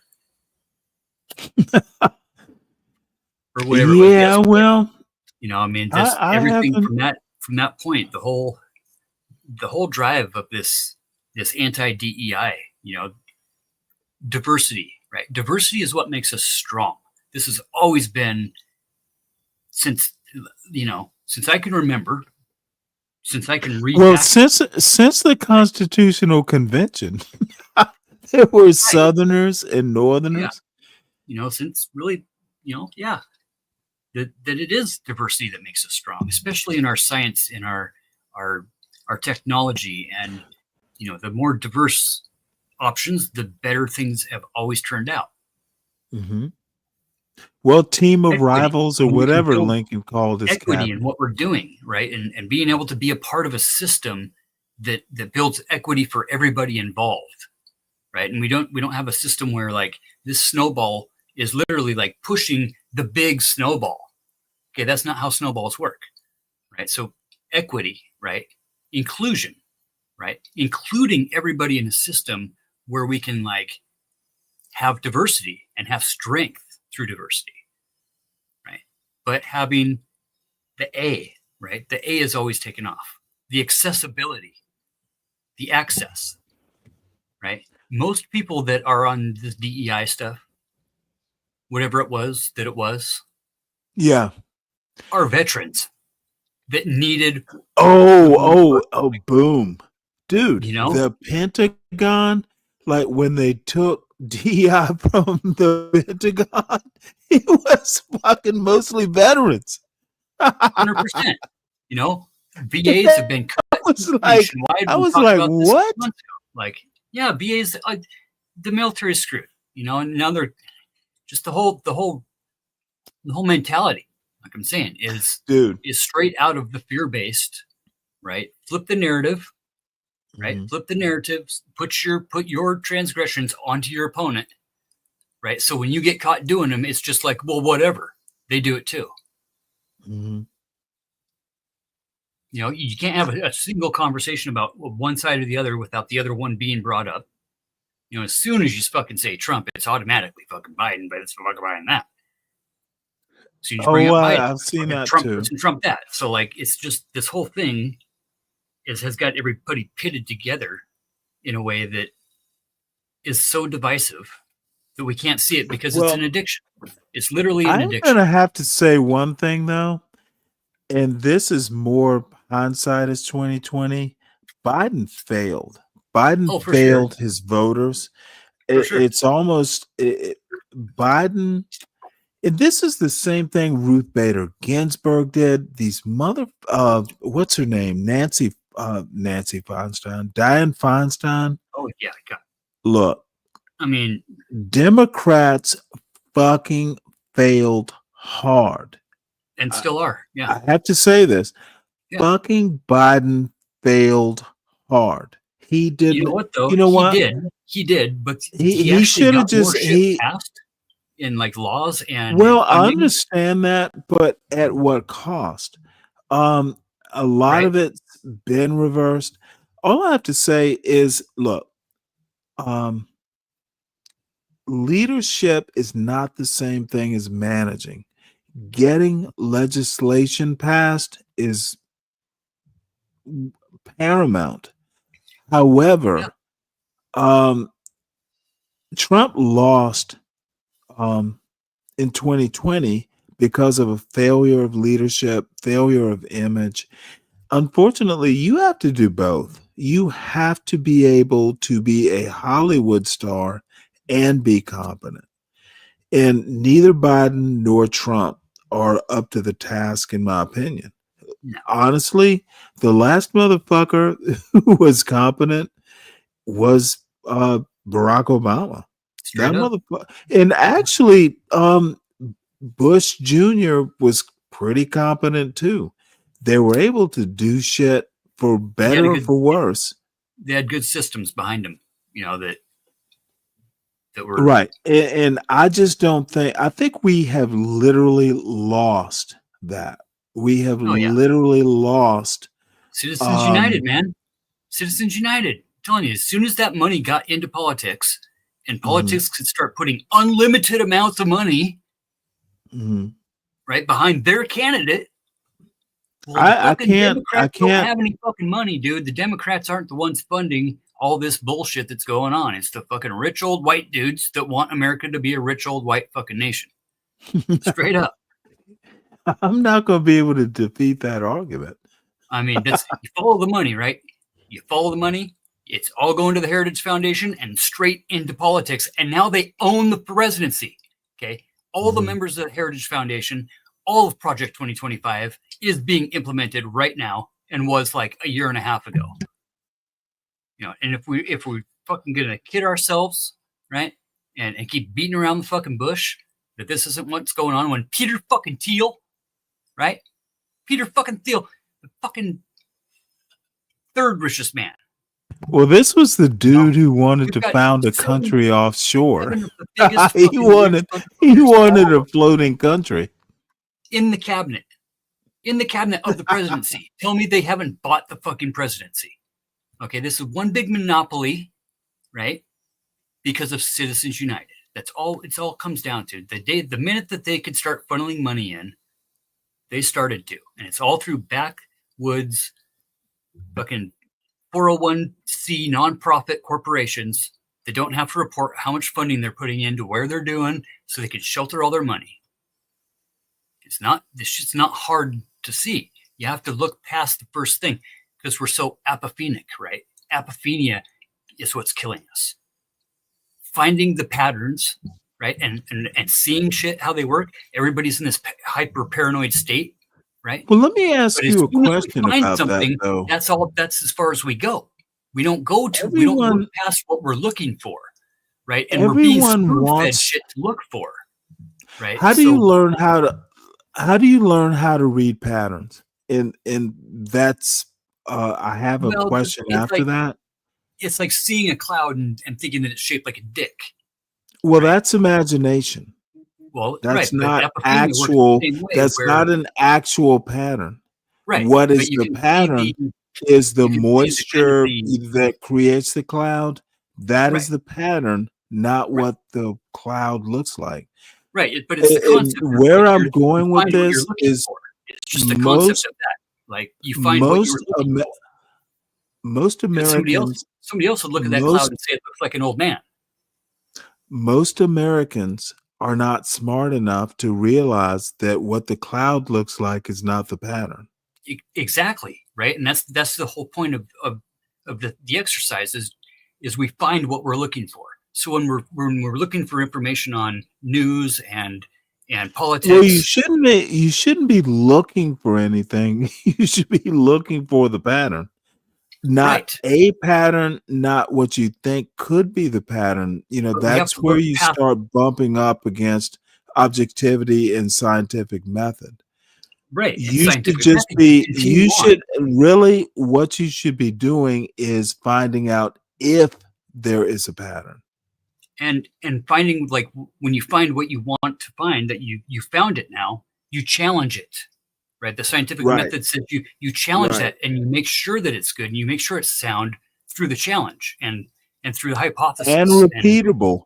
As in, hey, if someone comes up, they should be able to see the same pattern. Yeah, we just find the first thing that we're looking for and we say that's gold, right? And then we fight for it. That's what's going on. That's what it comes down to is people are fucking lazy, right? We look for the path of least resistance. We manifest the path of least resistance, right? To make our lives easier. We don't challenge. We don't challenge ourselves. Hell no, right? We go on YouTube and tell other people like how wrong they are. Oh man, that's what humanity's come down. That sounds like me.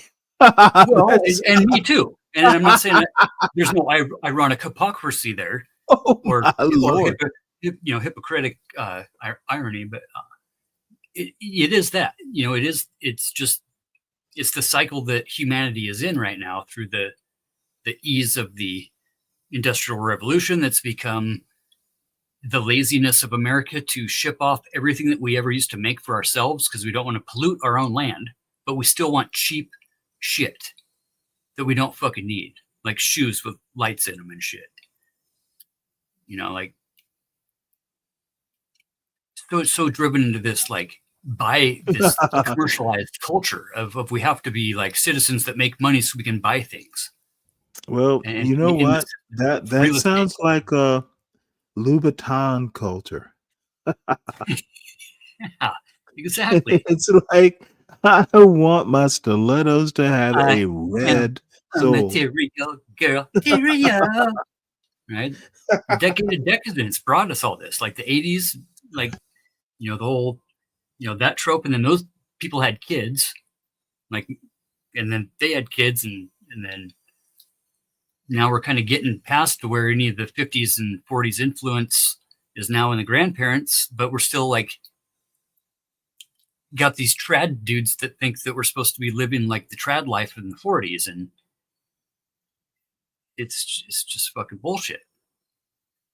Traditions are what you make them. It would not hurt my feelings as long as we know how silly we look. Oh yeah. I never for a doubt of a second don't think anything I say Well, no, on a live what show you is gonna said, be like, what you said reminded me of a conversation that my wife and I had. And you know what? We were actually talking like what we wanted. This was after my son, we were in our house and, we were running kind of short of money. It was not like there was an abundance.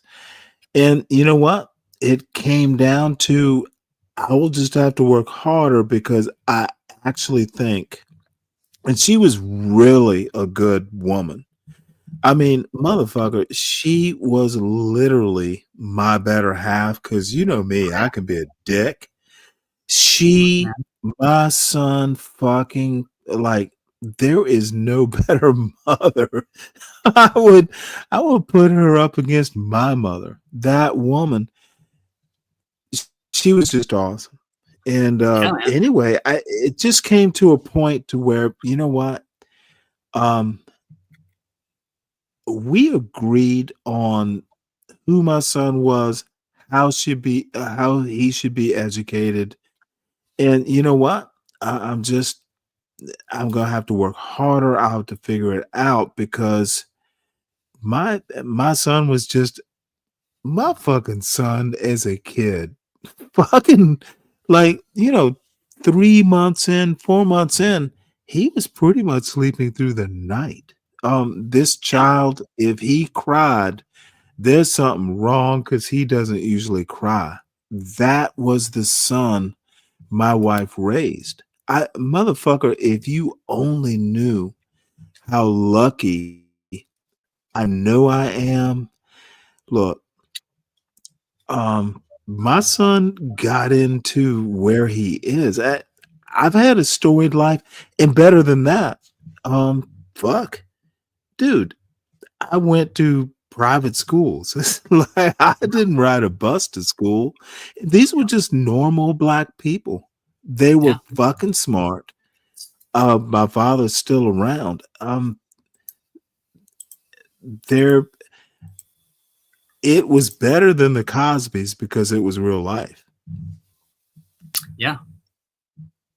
No shit. And sometimes I don't know. Sometimes I just come off as kind of snarky and shit. Motherfucker, normal black people, normal white people, normal anybody.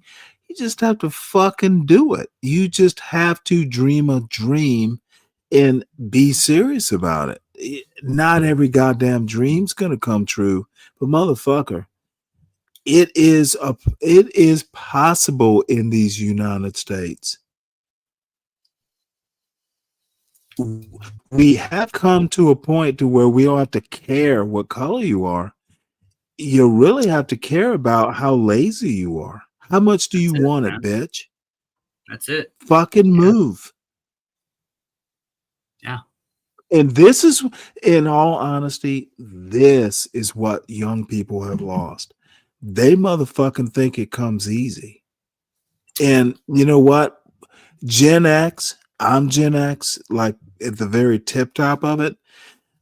I personally think Gen X forgot that, shit, my parents, but I had to mow a lawn. I had to fucking, Stanley, if you want all these expensive clothes, your ass better get a job. That's the part we forgot. And not you, motherfuckers like you and me, motherfucker. This is your basics. If you want a fucking, if you want those designer jeans, Walmart jeans are good enough. If you want something better, fucking earn it. Yeah. This is what, motherfucker, don't sit there with, a phone in your hand because you're not going to be able to order it. Get your ass out. Fucking do it. Fuck, I was If stealing my this is dad's what you truck and want, driving do it. around mowing lawns before I even had a license. What?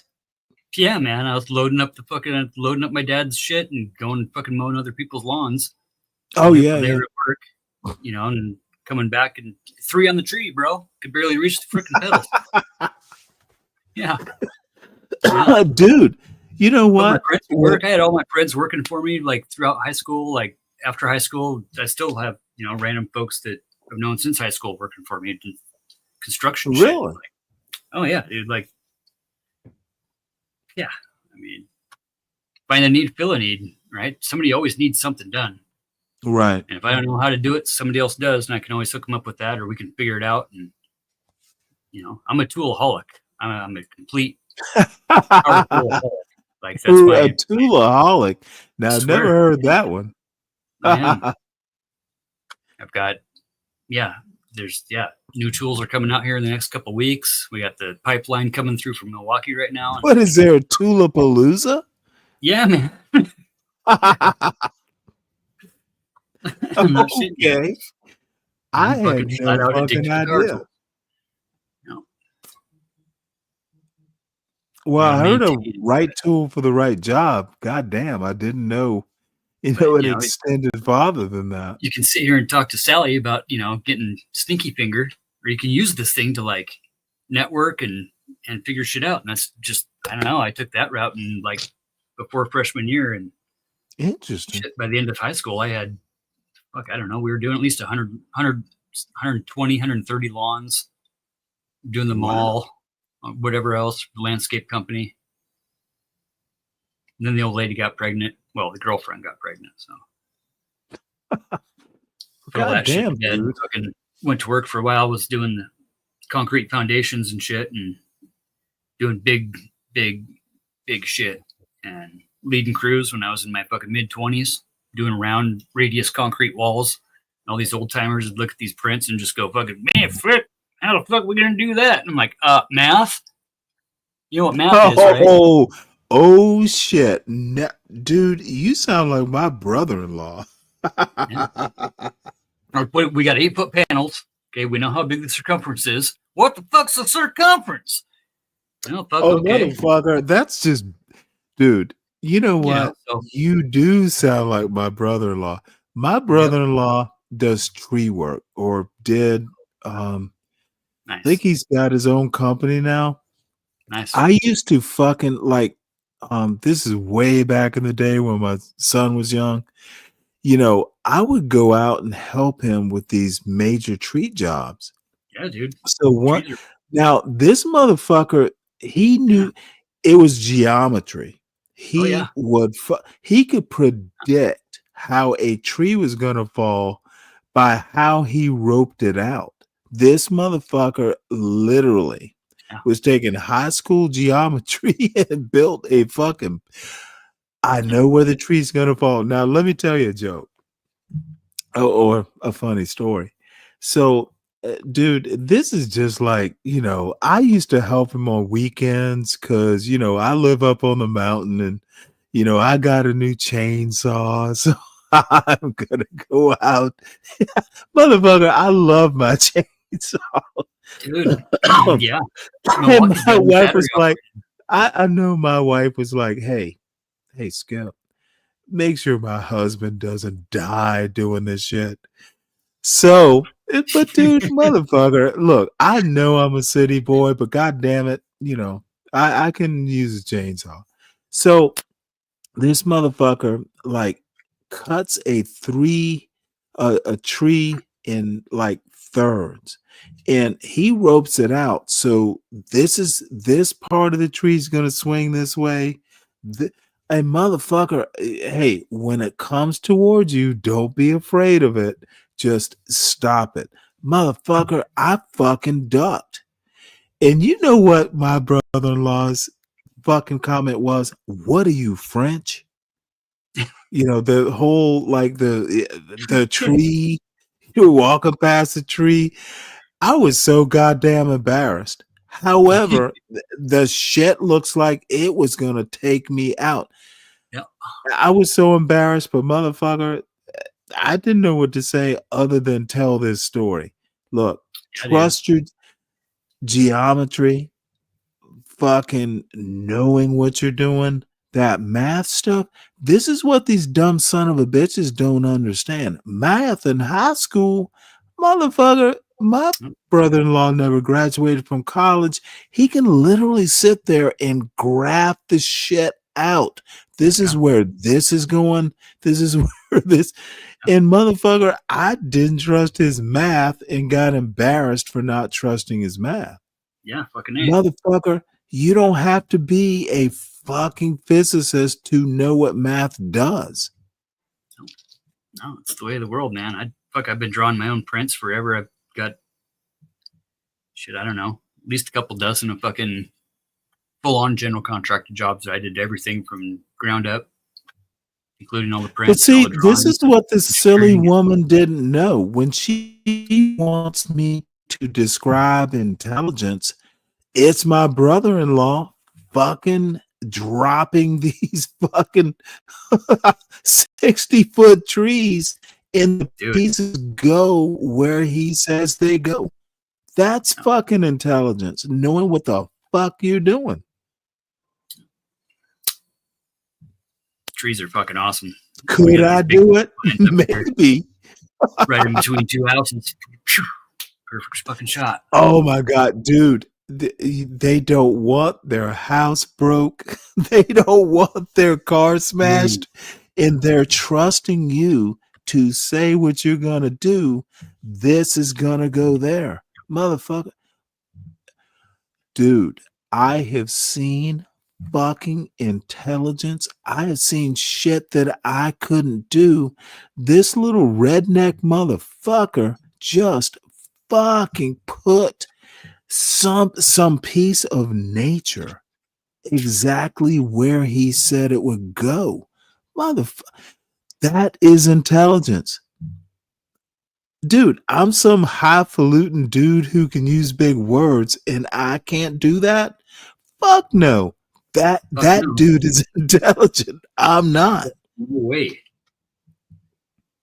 Now he could teach me how to do it. I could probably learn how to do it, but this motherfucker is intelligent. He did not destroy a house. He fucking put stuff where he said it would go. And at the end of the day, he's going to take that wood, split it up, make some extra money for hauling it out. And you're going to pay him for doing it. Exactly. That's motherfucking intelligence. This dude is going to make $1,000 for this job, and then he's going to make a couple hundred more because you want him to take out that wood, and we're going to split it up, and he's going to sell it as firewood. Split it? Fuck that. That's motherfucking intelligence. No, dude, we got a wood miser. We fucking slab it all out, right? And then we sell the furniture back to the people of the tree that we took out of there. Well, see, we're talking down in Virginia. You know that's. You want to add a 0 to that? We'll put it on the CNC machine. We'll engrave your last name into the headboard. No, well, shit. Just to add a 0. Straight up. Just add a 0. You know, if you got that money, you don't even need to ask how much it's going to cost. You just pay the invoice. Dude, but seriously, you got to know what you can do, but ask me what intelligence is. It depends on the day. Well, it's all about just not sitting around being the victim. You know, we've got this victim complex going through the fucking world that everybody's owed something, and and other people telling other people that they're not owed, but they're owed, and it's just fucking bullshit. You just got to get up. Well, And I think intelligence is seeing other intelligences and just being inspired by it. yeah, Dude, exactly. Yeah, I'm a mother. I majored in chemistry, and I saw a motherfucker dropping trees that was smarter than me.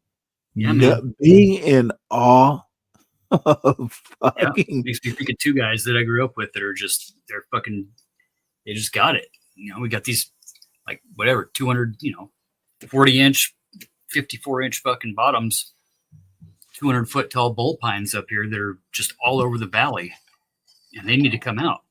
They're old enough. They've hit their life cycle.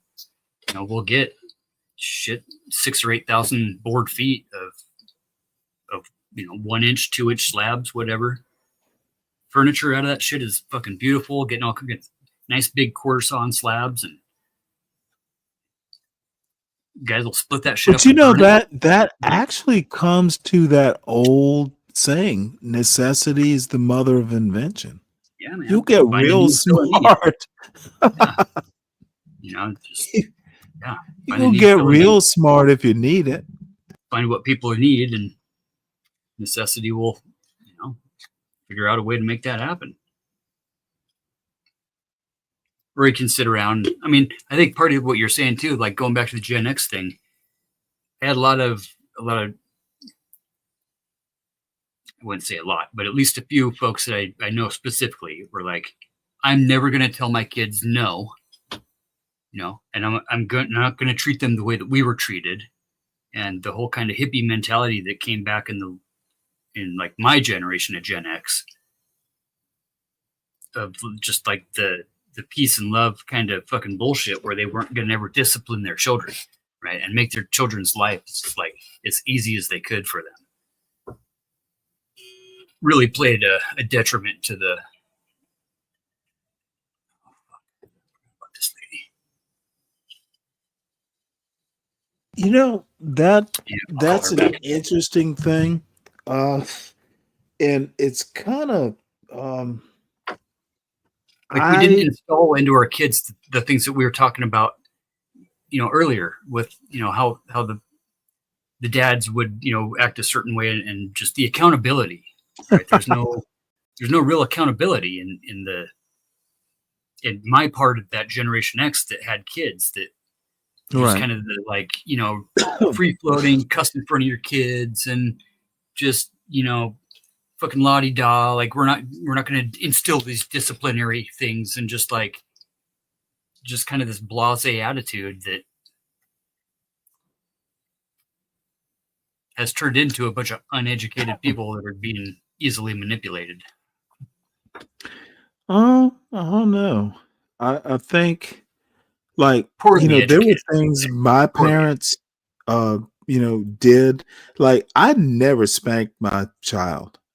Yeah, I never did. I swatted literally the last time he was 2 years old in diapers. I swatted him to get his attention, but I kind of won that lottery. You can literally talk to my son, and even now, if you sit him down and you talk to him and tell him the consequences of one decision or another, the motherfucker he gets it. And that is the scary part. And his mother literally trained a dream child. He will listen to you. Now he'll still fuck up. He will tell you. Sure, but he has told me I'm going to make the wrong decision. Right. But at least I know what make. he's going to do. Yeah. We can't cuddle with kids. As Drew Bledsoe's dad did a program called Parenting with Dignity. It was exactly what you were just talking about. It's recognizing that situations are going to happen. You're going to have to make a choice. Always look for what the consequences are. Where's the boundary? Where is the boundary? Define it, and make sure that you define it. God damn, so that what is the expectation brilliant. is, right? Now, the thing is, especially once your son gets to that 18 level, this is the consequence, potential consequence, as long as you're willing to accept it.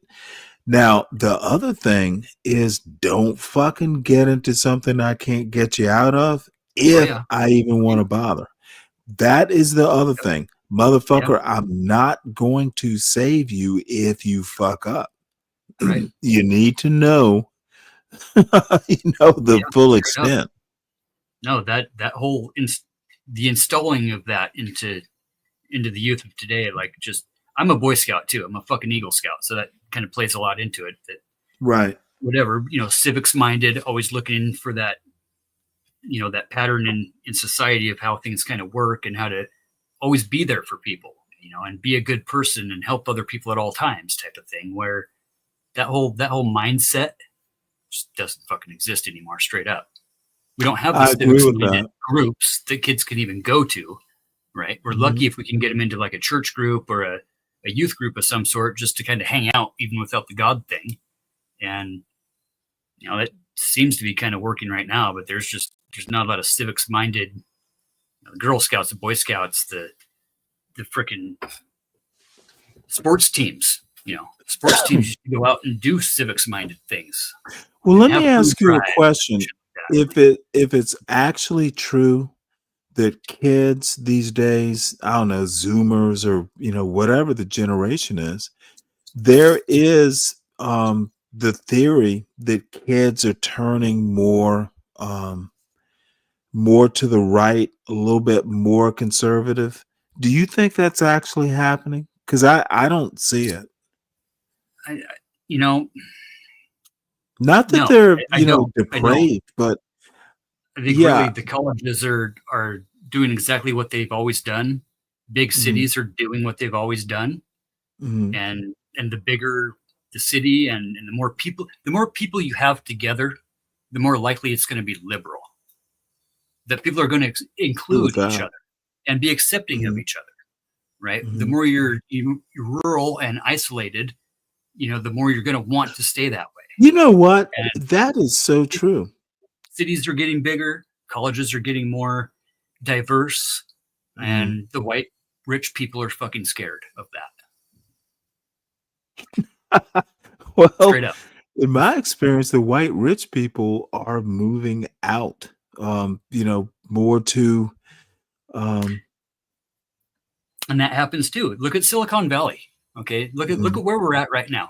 The guys that are fucking running the Heritage Foundation are all old Silicon Valley dudes, right? That were in this young push of Silicon Valley that were all fucking free loving hippies that got rich and realized that if you want to maintain your wealth, Mark Andreessen, one way to do it is with the Republican Party. Yeah. And they've taken over that whole they've manipulated that system in a way where they've basically gone from being the young free loving hippies to the rich old white dudes that don't want to see their heritage go away. You know what? I cannot. I think you're on target there. I mean, it's you follow the money, and it's a real easy way of just kind of breaking shit down, almost too simplified. But really, it is. We've got guys like Peter fucking Thiel, bloodsucker. Well, Peter Thiel, did he even grow up in the U.S.? No, he didn't. No. Okay, he's German or something. He's South American or South African with Elon. And, then we got the PayPal bros that were all the Silicon Valley guys that got in with Peter on the initial run and IPO of the PayPal, right? And they all sold out and became billionaires overnight when PayPal went public, right? So now they're the fucking assholes that are like, straight up basically have bought the corporations that are the Heritage Foundation and are funding this whole thing. And now they're appointed to cabinet positions as well. Zuckerberg just came the second richest man in America here He made. Oh, really? Yeah, he just made $56 billion in like 2 weeks.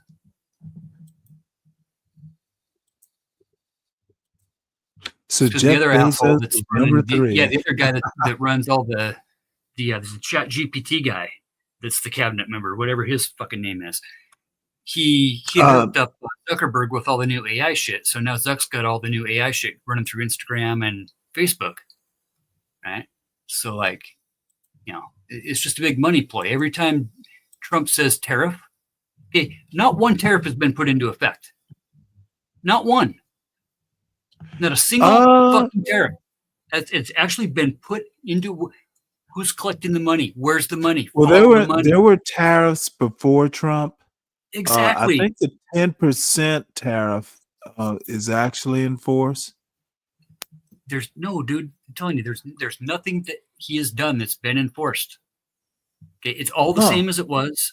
Every time he says something about something, you know what happens? The market fluctuates, and all of these guys that are cabinet members buy a bunch of stock and then sell it on Monday and make billions of dollars in a weekend. That's the game. That's what, you know, and we're too dumb to see it because we're being told to focus on something else.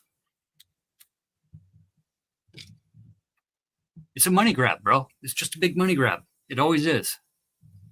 Well, you know, that sort of stuff, economics, it is, at least in America, a lot of the source of evil.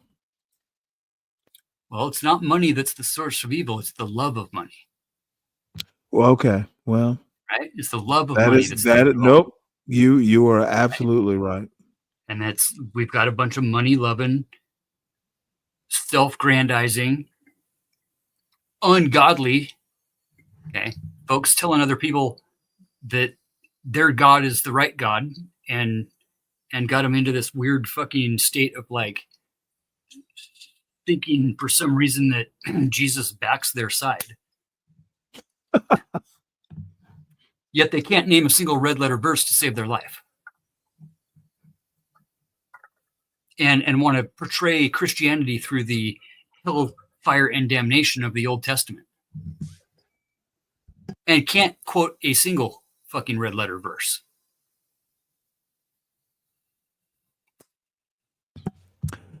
All right. Well, you know what? I am and with that, actually running out of steam here. Yep, time for another freaking Gatorade. I gotta go for a run. Get some water here. So think of I have not gotten that breakfast. Think of a stack of $1 bills. Think of it. So you got a stack, let's say a stack 4 feet high, right? Mm-hmm. $1 bills. You got $10,000, right? $100,000, you're looking about 30, 35 feet tall. Right. Okay. $1 million, you're looking at a stack of $1 bills, 3,500 feet tall. Okay. $1 million, right? We think of $1 million like it's chump change these days, right? Think of $1 billion. $1 billion. $1 billion is freaking 665 miles tall. Okay. Go from 665 miles to 67,000 miles. That's the difference between a billion and a trillion. Okay, and we're throwing trillions around like they're $100 bills. And we can't conceptualize how much money these motherfuckers are actually dealing with. Okay. $1 trillion, a stack of $1 trillion $1 bills, right? Is a quarter of the way to the moon. Okay, our national debt would go to the moon and back 9.5 times. Well, I can actually conceptualize it if I must. Right? So think it like the national debt is what we're all concerned about. Okay. Well, no, we're not. We're not. Not all of us are concerned. I'm not. Well, sure. But you know what I'm saying. A stack of Right. 36 trillion $1 bills would reach from the sun to Neptune. Oh Okay, wow. and we're glad that Elon's like taking a little tiny sliver out of this. Supposedly, that's what we're glad about, right? Right. This is all a big game, dude. It's all a big money game. We got a bunch of billionaires that are trying to be the first trillionaire. I'm hoping Neptune, hopefully from Mars, will be his next biggest project. I'd like to see Elon on Neptune because I know it's waiting for him there. Anywhere but in the Oval Office High Academy. Certain death and destruction. Or in the front yard of the White House hawking fucking shitty vehicles. Anyhow. In the driveway. Anyhow. Yeah, imagine what's his name out there trying to sell peanuts? Jimmy Carter. Imagine Carter out in front of the White House selling peanuts from his own personal peanut farm. You'd be fucking kidding me. Hell, I think he's done that. Probably not personally, but he actually did have a peanut farm. Well, yeah, but he divested all of his assets before he went into office. Right. Sold Oh that well, we won't even talk about divestiture. Yeah. Trump Get on the big Trump has figured out how to what? How much has his family made? Like $2 billion or something in 6 months. Dude, we all want to be Americans like Trump. Over 600. Well, just him alone on the coin scam has made over $600 million on the meme coin, right? On the Trump coin, not counting Melania's coin or the kids' coin or any of the other play to pay. Has Melania bought Slovenia yet? I think she's gonna buy Slovenia. Either way. I swear. It's not like the Democrats are any better, but I'm saying, like, if we're going to really look at things, like, let's really look at things. Well, I'm going to be honest. I have to think that Donald Trump is actually the smartest politician ever. He may not be the best leader, may not be the best U.S. president, but he is going to be the most crafty. That motherfucker figured out how to make money in office while pretending to be a populist. Yeah, you accuse your opponent of doing the same thing. That way, when you get caught, it's no big deal. And people will actually You guys don't agree on shit, man. I'm sitting up here listening. Fatty, you're saying everything that Stanley wouldn't. Stanley, you're saying shit that Fatty would. What do you guys agree on about this? We have literally been agreeing that your brain just automatically thinks people disagree on my panel. I haven't heard any confirmation of an agreement. There is no indicator that you guys on agree. his panel, they can't be agreeing. No, hell no. This is versus the world. Even Fatty got to get some work. You got to give him some work. Oh shit! I love it. What's up, Fatty? How you doing? We don't agree. I agree. Both John, sides are how probably you doing? That makes two people you won't call motherfucker, Fatty and Lou. Dude, I don't know what's going on. I am down to my last beer. I am very motherfuckery. It's like all you are motherfuckers. There's not a motherfucker I won't call a motherfucker.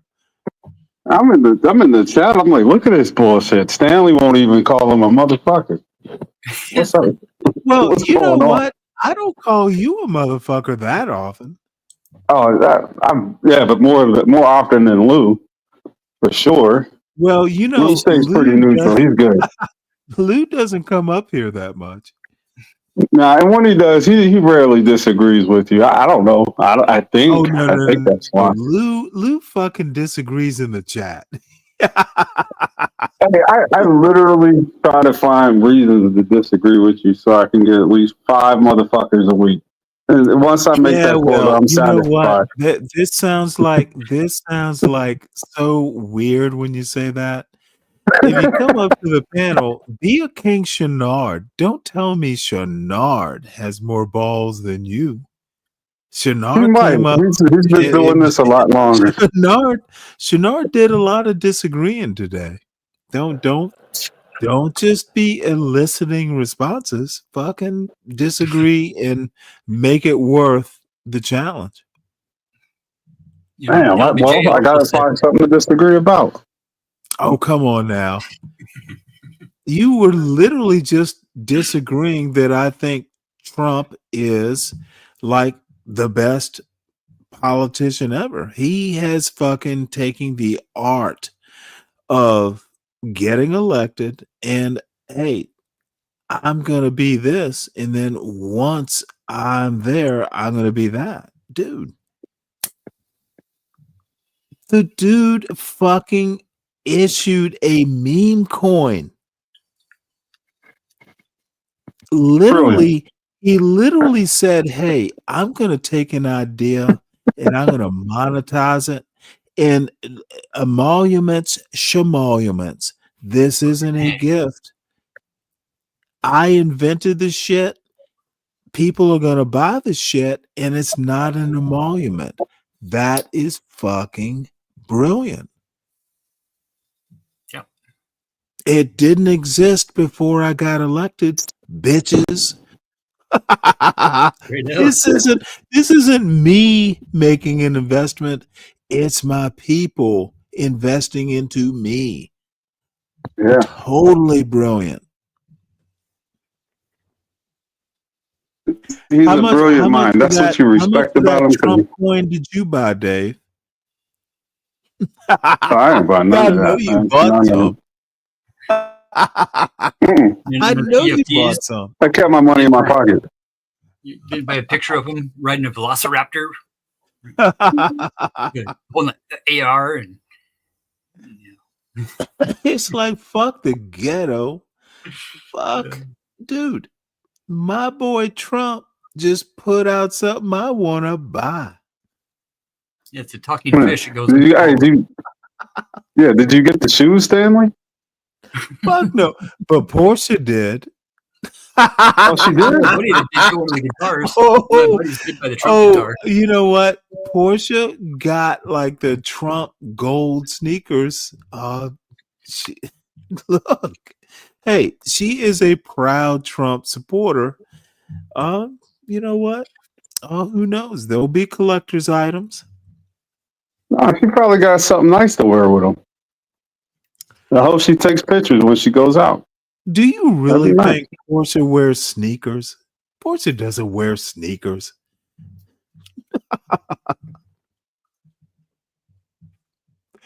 They are in her Trump editory. My mother used to call one of those glass cases where you put all your little, your little treasured mementos.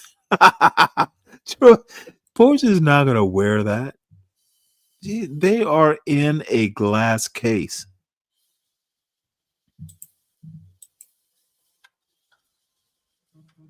Oh, everyone's silent. Wouldn't be She covering has up those beautiful toenails with a pair of shoes. Look, Portia's actually an interesting woman. She is not all into the baubles and stuff. Those are collector's items. One day, those gold panel, gold trinket sneakers are literally going to go into the Smithsonian, and they're going to pay her $1 million.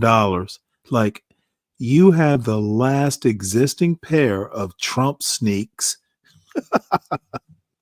Here's one for you. There's a little short right there for you. That's a good one.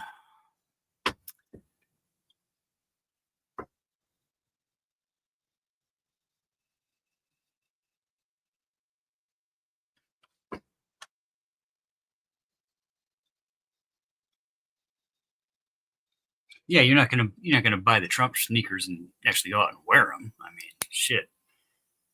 Well, I mean, is ordering them online the same thing as buying them? Well, yeah, it's kind of like his watches that he was selling.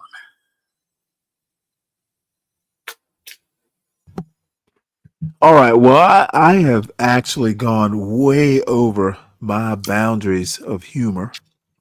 Let's see. What have you got? Yeah, I'm stretching. Ooh, what is this? Couple ticked off by Trump watch error. Oh, we got to see this. Dude, check it out. It's fucking hilarious.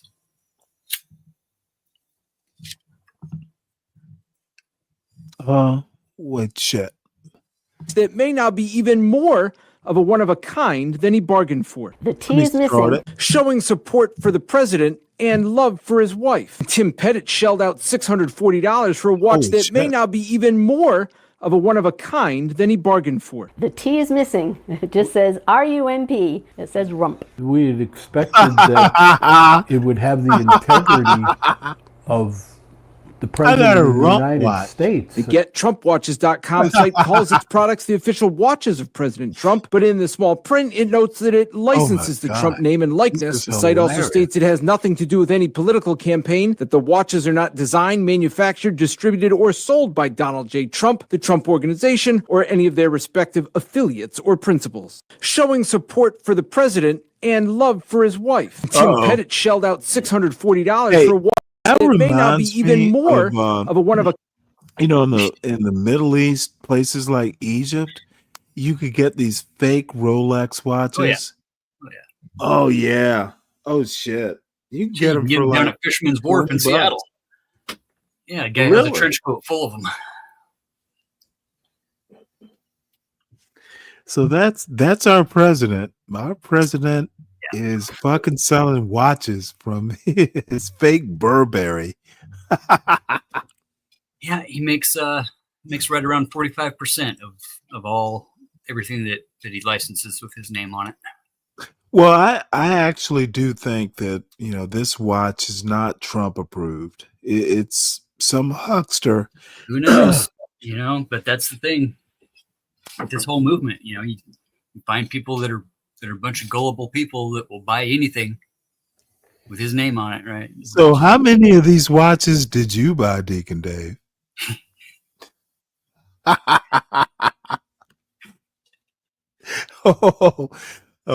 didn't have any money left after he spent 20 grand on that truck wrap. Hey, John, how many rump watches did you buy? Am I not going to get answers from either of these gentlemen? You see, I got 10 grand in flags, got 20 grand on the truck wrap. I bum a cigarette. This fucking Bidenomics is killing me. All right, well, folks, I do actually have to go. That's why I like when Tom Golly was up here. You guys never argued about nothing.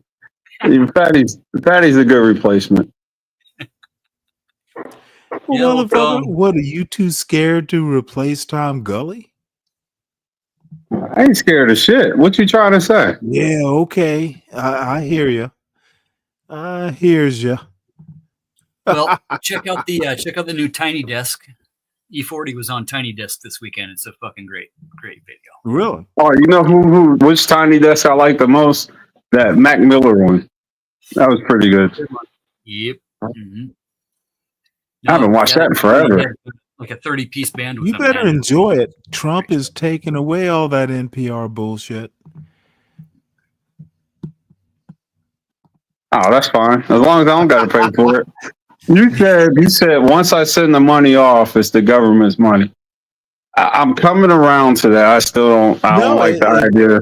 That is absolutely true. It's like child support, man. We don't get to tell the government where they get to spend our money. And think of it this way: put it where you want to. Okay? Well, I think other people get to put theirs where they want to, also. So, if my vote goes to anything against that the shit. Government is separate. I think the government is us. Whether we like it or not, we get the government we vote for. People were all into Donald Trump, and guess what? Garbage in, you got garbage out. You're getting what you voted for. Hey, Stanley, you think that I voted for Trump because I'm anti-black? Oh no, I didn't ask you who you voted for.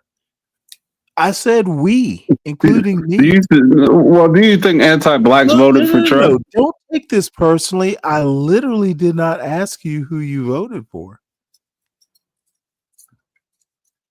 So don't get all butt hurt. You extracted butthurt from that question. No. That's funny. What I'm saying is I did not ask who Deacon Dave voted for. I don't really care. I know who the president is. Somebody voted for him. Well, according to some new sources. Yeah, I won't go there.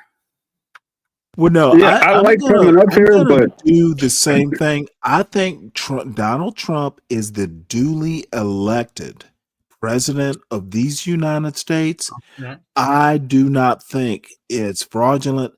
People voted for him. He is legitimate, and they are getting every dime of every dollar that they bought a meme coin with.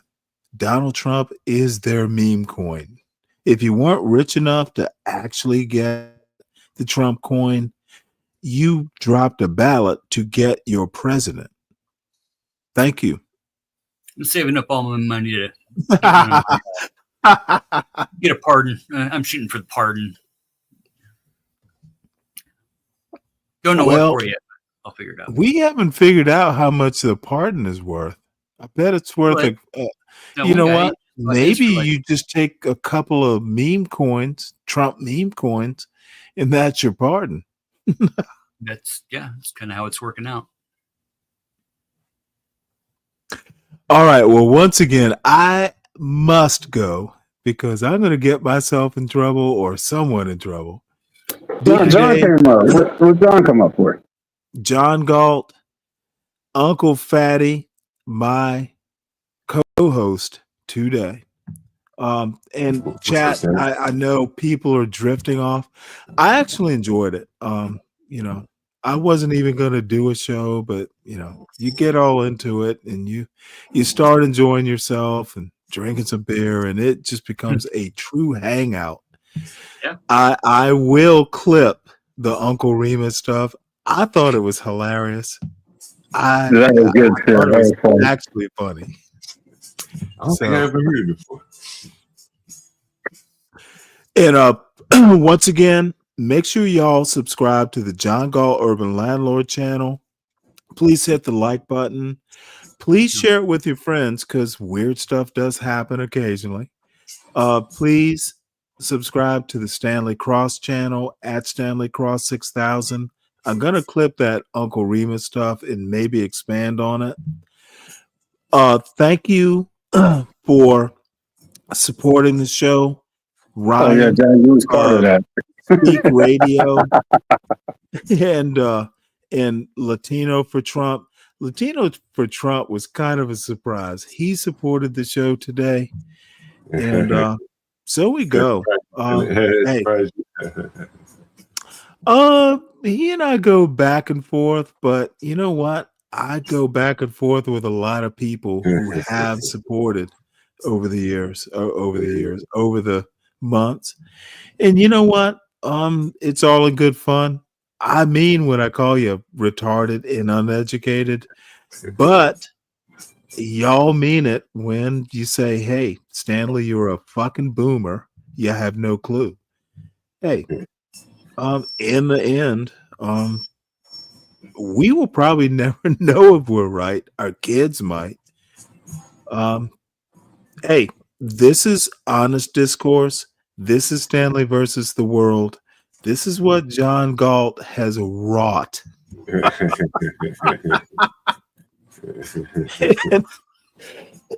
And Portia's even bigger. She has more blame.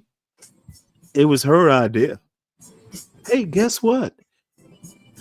It fits you. It fits you perfectly, Stanley. Stanley versus the world. Sorry, I have to drink some water. Smoking that Georgia weed down there, huh? No, it's it's all fun. And I that Uncle Remus shit. I'm trying to think. It was Chuck Wu with that bullshit about Black Power. White guilt equals Black Power. That's literally out of some Black Studies fucking class. And I'm like, dude, where the fuck did you get that from? No, literally, Chuck. Chuck basically says that white guilt means Black power is winning. And I was like, wow, I've never heard that theory before, because how are the two connected? And he failed to connect them, at least to my satisfaction. So, Chuck, if you're out there, only people that shit will work with a Sharon Bracey level understanding of American culture. And I don't mean Sean himself. I mean, the shit sounds cool to an audience that's receptive. But motherfucker, if you actually start questioning that bullshit, it sounds like Ock Nation without asking, why do you think that? Foundational. Oh, where have I seen that before? Oh, is that Hood Conservative? Who's the foundational white Wakandan? Isn't that Hood Conservative? Black guilt is growing. The fuck does that mean? You know what? Let me drop the link so I can find out. Yeah, how'd you get it? Why would you think that's conservative? I don't know.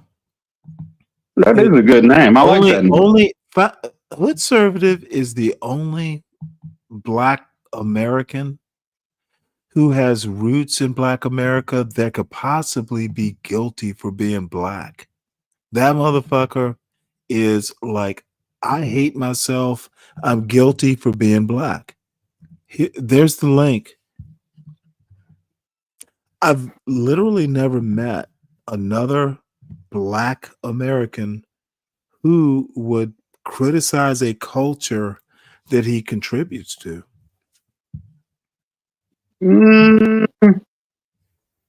There is a separation that you won't acknowledge, but what's the separation I can't acknowledge or won't? The old Chris Rock stand-up. Motherfucker, do you think Chris Rock is a philosopher? I No. don't fucking give a fuck. Dude, I literally don't give a fuck what a comedian has to say. That's the point. But this, like, the red pill thing came from a movie. The whole idea behind the Chris Rock stand-up was that there's two groups within America. Whites built a beautiful Wakanda. Yeah, on a fucking movie set. Okay, so you're talking about Black Panther the movie. Gotcha. Whites built the movie set and blacks made a movie out of it. Cool. I get you. Dude, I've ran into that foundational. It's an alias for someone I know. I don't think it's SKC. Oh well, I do have to like kind of run. Hey, before you go, what did you think of the Orthodox guy versus Trey last night? You know what? I watched about 5 or 10 minutes of it. I think they're both morons. They literally don't know. It was the stupid debating the stupid. Literally. The race and ethnicity and genetics. Honestly, it was literally like, we know now that stupidity is colorblind.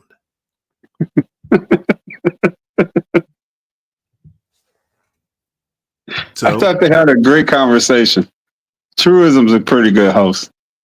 I wish you would pull up with. I wish you would pull up over there and straighten everybody out. Why? Why not, Stanley? That's Come the on draw. now. I'm a buzzkill. I'm not going over there and ruining the fun. Even if you do that, like, okay, so if True isn't No, pulled up over seriously, here, if you want to have a debate about genetics and race, you literally are not up on the motherfucker. We've had a human genome project. it doesn't Why change the fact it was a good just conversation. I think because that's the part they pulled from it. I've kind of broached the subject with Orthodox guy. Orthodox guy will say shit like that and literally tell you I'm doing it on my own authority because I think I'm a geneticist. It's like Be Brave being a street level sociologist. Be Brave is literally the fucking bottom feeder of the bottom feediest. Motherfucker, the reason white people don't pay attention to Be Brave. Literally, he will fucking tell you about how great and I have the gift of gab. Motherfucker, what he's saying is I sound good. That's why I get to hang out with rich white people. The problem is the rich white people are not necessarily smart. Motherfucker, you will serve their purpose even if it's, hey, you make a good martini, gift of gab guy, be a guest at the dinner party. But you're not marrying my daughter.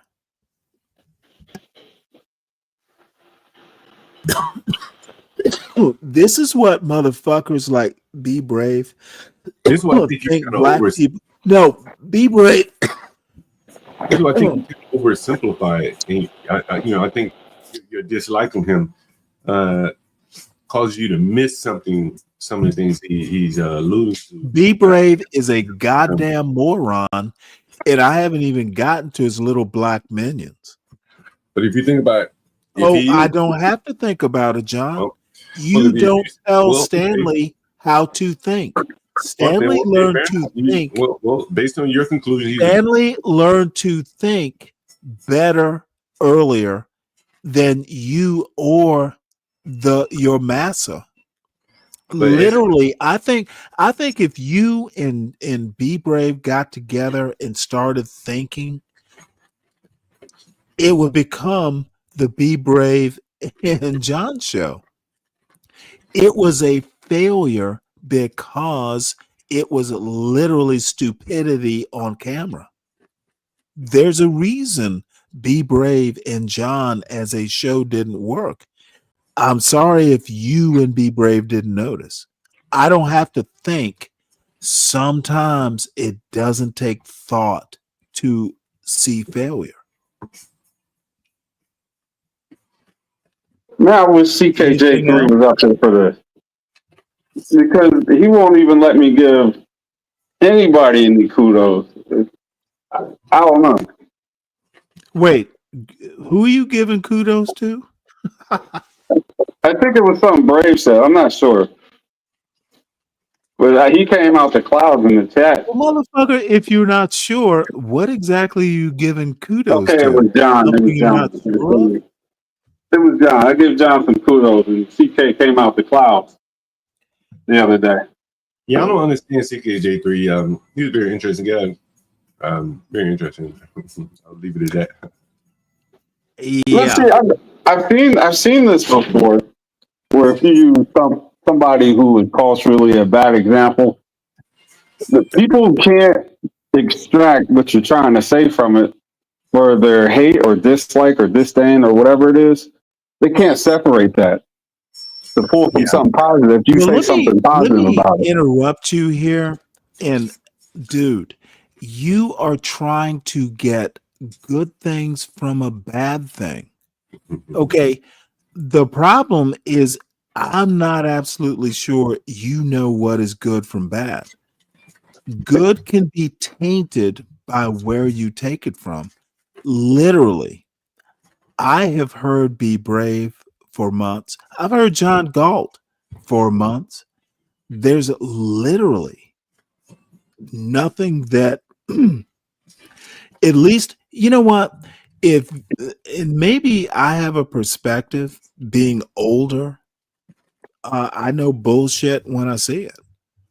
You younger folks, Deacon Dave, you're younger. Maybe you're extracting good from the bad. Motherfucker, I had the good for quite some time. I haven't seen anything better. We had a conversation a while ago. There is literally nothing that John Galt has said better or more wise than my father or people I met way before. There's nothing better. Same thing with Be Brave. Be Brave, not a goddamn thing better that I've heard that is better than what I grew up with. So save that John Galt and that Be Brave worship for y'all young folks. I'm older and I know better. Had better, thought better, read better, done better. I like John Galt's survival guide for white folks. That was amazing. I don't think your father is giving white folks advice on how to survive around black folks. Whose father? Well, I don't know this. It's a shot in the dark. Well, wait, hold it. Whose father? Yours. Motherfucker, you think my father cared about white folks? Motherfucker, how to survive around white folks? That is literally hilarious. Do you think? No. What your dumb ass, you wanted to answer, you gave me the answer. My father wasn't giving a fuck about white folks. You said I didn't have it in me. Do you honestly think that my father depended on white folks for survival? Oh my God. No, he has a following, and his following isn't all black. So I think that's good advice for him. You know what my father, his advice was? And hey, I want you to be able to compete with white folks. I want you to be as smart or as, smarter, depending on white folks. That fucking guff that you'll hear about the white man's job.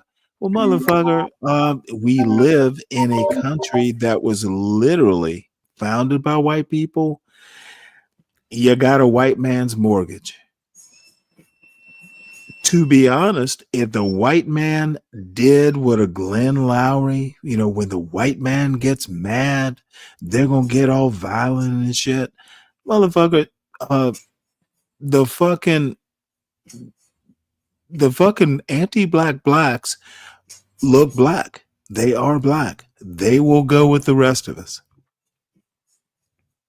See, this is where I don't understand what the race of a person has anything to do with trying to help them survive. Stop asking stupid questions, Dave. You literally asked me about did my father teach me to you survive? was talking about extracting Motherfucker, good. don't interrupt. I'm reminding you of what you asked. You want to talk about race? You asked me about my father in surviving whiteness, basically.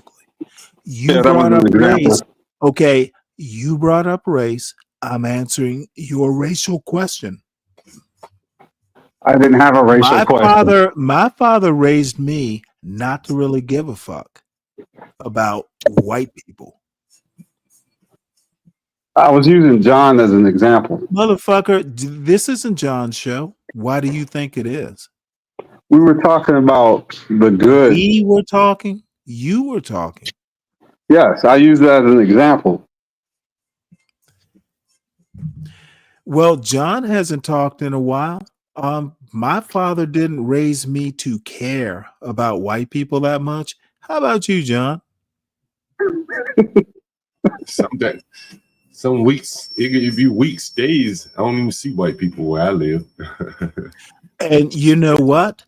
I grew up that way. That's why I don't give a fuck what they think that much. I don't think any of us do, right? I think I there's a think you difference, do. though. I think I think you and SKC and CT and Ock Nation and Brian Nichols, But I y'all think the give a difference. fuck. Y'all give a fuck what white people think. That's like a default. I think the difference is. Oh, that's by the default. I No, think that's Oh, what I'm I saying. love that What I answer. mean by default is that that's what people are. I default to what white people think. See, you're not doing nothing different than what anybody else would do. They would assume that if you spoke on ways to look out for people in general, Fuck that it. means that You better be. that you You care better be about able. white people because you're not talking Okay. about caring about blacks. Okay. Again. See, you are a captive to your own problems. Motherfucker, you know what? I have to care about what black people care about. I have to care about what Hispanics care about because in America, well, John, you look surprised. I just saw something on the screen. Go ahead. Okay, bottom line is if you are so captive or captivated by what white people are doing, be brave and think is white. Why would you care what he does? You will get fixated on the wrong white person if they can talk bullshit. Be Brave talks a lot of bullshit. He's white and they're solid. I literally heard Solid Snake as a 47-year-old motherfucker. He went to Be Brave for advice. I'm like, I could never believe that a 47-year-old black man who wants to tell me how to do shit, this motherfucker at 47 couldn't figure out how to pay his water bill. The fuck? But yet, that motherfucker will come on my panel and tell me what I'm doing wrong. Motherfucker, you couldn't pay your water bill? And you want to tell me, not only have I paid a water bill, I'm like, motherfucker, this is why you wind up off my panel, because it was so fascinating. And then Be Brave, literally, I could hear it in that little fucking white supremacist voice. It's like, Snake, you're doing the right thing, Snake. You're coming to me. A motherfucking self-proclaimed bottom feeder is fucking, and y'all are just like, yeah, Be Brave is successful. Be Brave is successful because he could tell Solid Snake how to motherfucking find his water meter. I was like, God damn, y'all are pumping up the little white supremacist head. He thinks Be Brave is smarter than John Galt. He is smarter than Solid Snake. That motherfucker is an icon to King Shenard, white supremacist, and not a very successful one. The motherfucker has no grandkids that he need be concerned with. He has that motherfucking polishing that fucking pine wall is like the only responsibility he has. He will spend a day mowing a lawn because he doesn't have a grandson to do it for him. You didn't help Snake find the water meter? Why would I give a fuck? That motherfucker's 47 years old. I'm just saying, Brave had value. Motherfucker, I have a 19-year-old. Why would I give a fuck what a grown-ass 47-year-old black man does. The only reason I know who Solid Snake is because he's my buddy on YouTube. But I'm not going to assume responsibility. And he knows better than to come up. Motherfucker, if you want to know where to find your water meter, call your mayor. Call the fucking water company in your town. Why? He could ask Brave. Brave will tell him. Stanley won't tell him though. Well, he made the right decision then. I didn't know you could have your little white master who will tell you, Solid Snake, the reason you can't find your water meter is because of black culture. Black culture did not teach you that you even have to pay for water. This is so fucking tragic. It is goddamn hilarious. I had no idea this conversation would go this way. Snake, I'll drop the link so you can come up here and I can roast your dumb ass. Oh, there you are. Yeah, motherfucker. You know what? You came up. I'm gonna roast your ass. I will not have mercy. So there you are.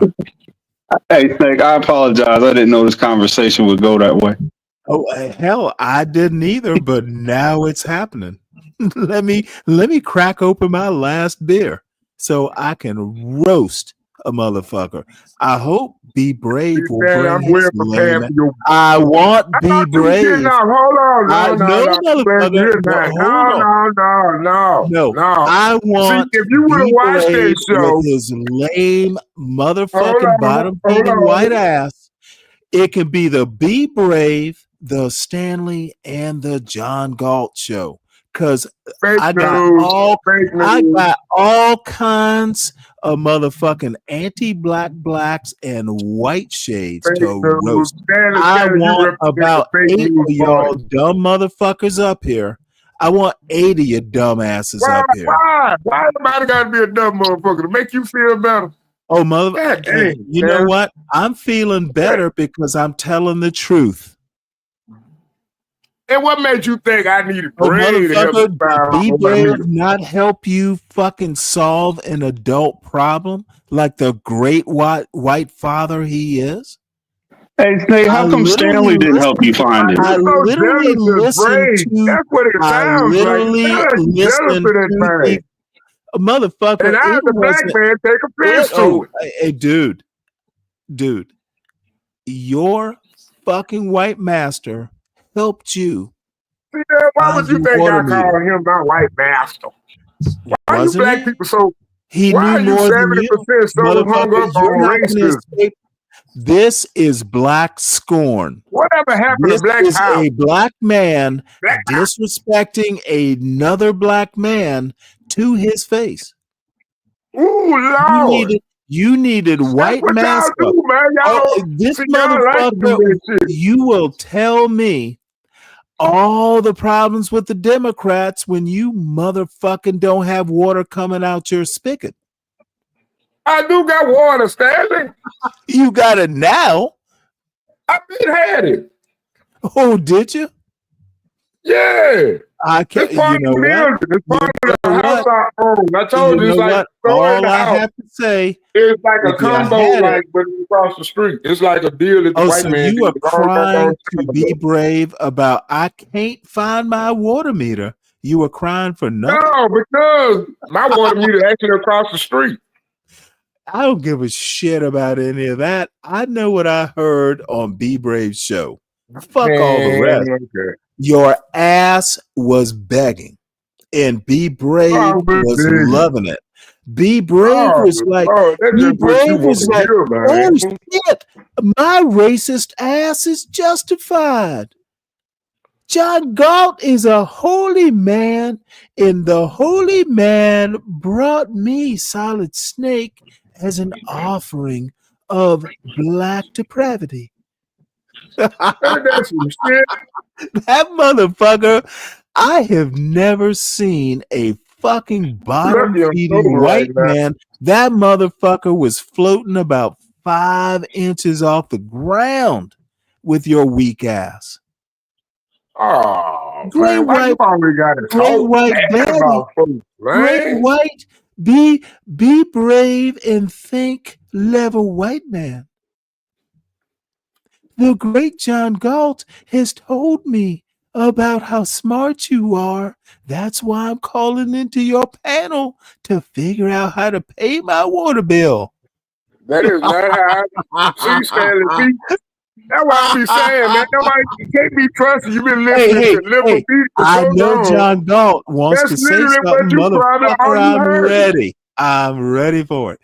Motherfucker, this is That's so literally all amusing. you heard. It is so amusing to have three I think you're a anti-black blacks psychopath, here. Stanley. Three anti-black blacks for the price of one. Which Stanley, I one? think you're a psychopath. apparently, I think you're a jealous psychopath. Solid Snake is the anti-black spokesman for the day. I'd be jealous too if somebody do better than me and I don't went to college. Motherfucker, got is don't bring up college. College has nothing to do with being able to I'm pay just your saying, who got more college has technical nothing skills, to though? do I'd be with jealous being too if I able couldn't to fix my pay own your goddamn. home Hell, utility at least I would bills. go to a man with Motherfucker, mechanical skills. I what ain't does never seen college you have fix to nothing. do with groveling Fix to your mouth a to talk about bottom another feeder black man. white That's all you ever do. motherfucker so I can The figure only out white how man you to can talk pay about is my Brave. utility bill? Stop it. Motherfucker, Because you're you're not jealous going of to that win man. this. I already won. Motherfucker, I don't have to go to the white man to figure out how to pay my goddamn water bill. Oh man, come on! Why you keep trying to put me down like that, bro? Because it's embarrassing, and I'm going to rub your nigga nose Well, I in tell it. you what, Stanley. I'm going Let's to settle rub this. Let's your settle nigga this. nose Let's settle this. into Let's the settle this. water I want you bill to that find the clip, B-Brave Stanley. helped you Can you pay. find the And clip I'm where I waiting said that? for John the I'm pretty sure you can find the motherfucking show. Galt to fucking hop Stanley, go in find the clip. so I can give his ass some too. Go get the clip, Stanley. Y'all are Go get the clip. failures of fucking black manhood. Oh my God, go get the clip. Yeah, Go find some your evidence. God is not going to help you because his name is Be Brave. You know where to find Be Brave. Your God is named Be Brave and Think, the great white God. Motherfucker, Oh, Lord, you sound motherfucker, so hate. hear what I'm saying, and there's not a Man, why goddamn you thing gotta you hate can do him, about it. man? Man, Stanley, man, come on, man. You better than Hey, that. Be a you better know man. what? Life is hard on these American streets. Lord, Speaking have truth, speaking truth what to truth? stupidity. You Speaking just truth lie. to You just make. stupidity. You just lie, Speaking truth to Make stupidity. your point. Motherfucker, I'm not lying. Did you go to Be Brave and he fucking helped you? No. Is that truth or not? No. We just had a crazy question, and that's what it led to. We just had a crazy question. He asked Dude, you, so, hey, I Snake, was where in you want to the be at? fucking You know what I'm chat. saying? And I was like, heard it. damn. Okay, why don't you go watch the show instead of trying to go misinformed and shit? You know what I'm Oh, saying? motherfucker, I'm not misinformed. I was there to hear it. This isn't hearsay. Motherfucker, I was listening to the show live. I told him I don't pay no water bill. I had to pay the water bill Then to you come in went here. to pay the bill. You went, he told you where to go. You showed him didn't tell pictures me where of to your go. He gonna town. tell me where to He go in my told you city. where to go. And then You once say you you paid the lying, man. bill, Stop you lying came so back much, to, man. you I've been living in my came city for back the fucking longest. once Oh, he no. told Hey, you Bray, how to where my pay the water bill. company place? Where my Don't water company defend place at? yourself. Come Motherfucker, on, you are Stanley. making Stop a lying. noise. You are making a Jesus mighty Christ, you noise. should have quit You while you are was ahead with making all a this mighty lying, man. noise, Stanley. and you abjectly Bullshit, failed. Stanley. Stanley, You stop being bullshit, literally man. Bullshit. abjectly failed. You failed. Don't What failed? pretend. Failed what? Don't- I'm Here, out. Failed do you. Fuck you, Stanley. Don't motherfucker, nobody give a then damn be about out. you. You don't Be see the truth out. on shit. Be out. Stop. Go. Be out. Nobody's Damn, gonna all that save your damn ass. lying. I'm not Stop lying. Be Find the Brave. clip. I am Why don't you not go find the clip, going. Stanley? Find the clip and play the clip, Stanley. Fuck no. No, Why because would you're I just do that? lying. Stop lying so damn much. You can't stop lying. Motherfucker, I was Stanley, there. tell the truth I once in was your life. there. I was there. You was there, you witnessed it, and you still want to Do come back not, and tell a lie? motherfucker, if you ever come and tell me how to You live said my I life, need that man to help if me you pay my water ever bill or come up on know my how to pay my pedal water. and Don't you you know want to bullshit motherfuckers come to me to around, pay their water bill? You dumb motherfucker. You don't get stupid mad, ass Solid Snake. intelligent, so-called Hey, pro-intelligent Solid ass Snake. nigga. Solid Snake. You No fucking one in the boom-coon chat, ass nigga. no You married one a in white the woman chat and you want to is sit going your to black help ass you. on this internet and be rape niggas Motherfucker, that you actually do for the goddamn failed. community, but you want to You sit your failed. pompous I ass on don't your ever Howard want to and hear lie about and being a lie black and man. lie. Stop lying. You will motherfucking never Why come and you tell can't me stop how to lying? be a black man. Stop You lying then. fucking I can had tell. to I can ask get you to stop a lying so damn much. Why you can't stop motherfucker. lying? Motherfucker, you lost. Tell the truth, Stop motherfucker. Tell the the truth. cap. Yeah, Stop tell the the truth. cap. I gotta go to the white man because the nigga ain't worth shit. That's the truth. Tell the truth, And the motherfucker. nigga you're talking Cause you still about, ain't worth shit, you nigga. was You the ain't did shit but worthless downgrade a nigga nigga who all day long. asked You the had to white lie man. about another nigga to make your nigga ass feel Motherfucker, comfortable. you Shut the are the hell up, man. worthless Stop it. nigga you're talking Stop about. it, Stanley. Stop it. Stop Stop the lying. bullshit. Stop lying, Stanley. Stop lying Hey, so you're a damn much. worthless nigga. I find You're it hard to better respect now. you if all you You're gotta do better is lie. now. That's a good thing. Your water works now because Stop the white lying. man helped you. You're a Well, why worthless don't your nigga. ass admit it? The worthless nigga now has running Your water. nigga ass would be That in is the after eating story. shit cookies all your goddamn life if it wasn't for the white man and slavery and the military. The white man military is Motherfucker, to I put have your black never called handicapped a ass. Shut bottom the fuck feeding. up. I have never If it called a wasn't for the bottom white shit, feeding. your ass would be Motherfucker, on the now you motherfucking. want to talk Man, shut the constantly. hell up. Your ass would be out there in the middle of the Nile River trying to hunt down. Motherfucker, White Shade paid your water bill. I didn't even go into that. I bet he paid your motherfucking water bill after he helped you find the water meter. You don't fuck with me, Solid Snake. And you shouldn't overtalk. I don't swing that way, Stanley. Don't no man pay mine. You want to pay Stanley? What the fuck are you talking about? You want to pay my water bill? That's what you just said. You lied and said he paid it. Why you want to lie on that man like that? I don't need to pay it. I just want to know why you think I need him to pay. Motherfucker, I was in Why you gotta chat. lie on niggas, man? Why you gotta lie on everybody? Too late now. You just sound smart. You just sound smart. You're a fucking cardboard box of intelligence. I bet you can't even know. I bet you don't know what IQ mean, do you? Nope. You say IQ like you know the definition. What is intelligence quotient? What does that mean, Stanley? Motherfucker, where is your water meter? Do you remember where it is? What you talking about, man? Do You talking a whole remember? goddamn 8 hours and then got a lie on the nigga. Shut up. Okay. Do you remember where to mail your water bill? If you know, obviously you don't. We can move on now. All right. Well, John, anything you want to say? I was going to end this shit a while ago, but your little water boy with his praising his white daddy. You want to praise Be Brave too? Oh, look at this. Reminder, whites invented the NIGGA. Stop appropriating white vocabulary.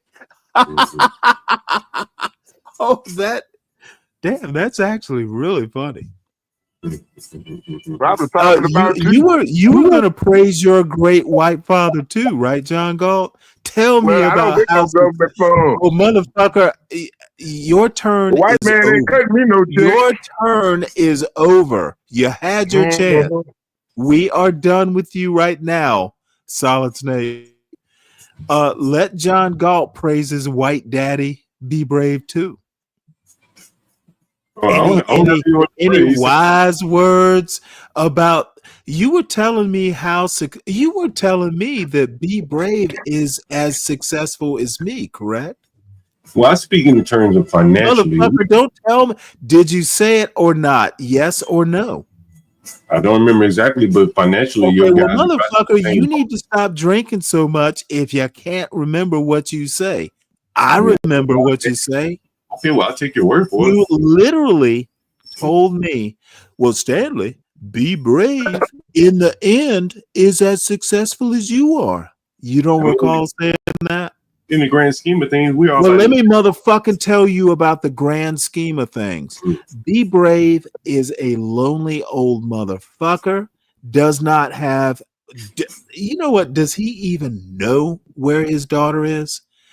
Does he actually have a daughter? The motherfucker is literally lonely, advising Negroes like yourself. You're his fucking grandchild. Motherfucker, you're Be Brave's family. The motherfucker, no. In the grand scheme of things, motherfucker, you wouldn't know. You can't allow your grand scheme of things is not my grand scheme of things. No, I won't let you do shit. You need to be held accountable for your foolishness. All right, fair enough.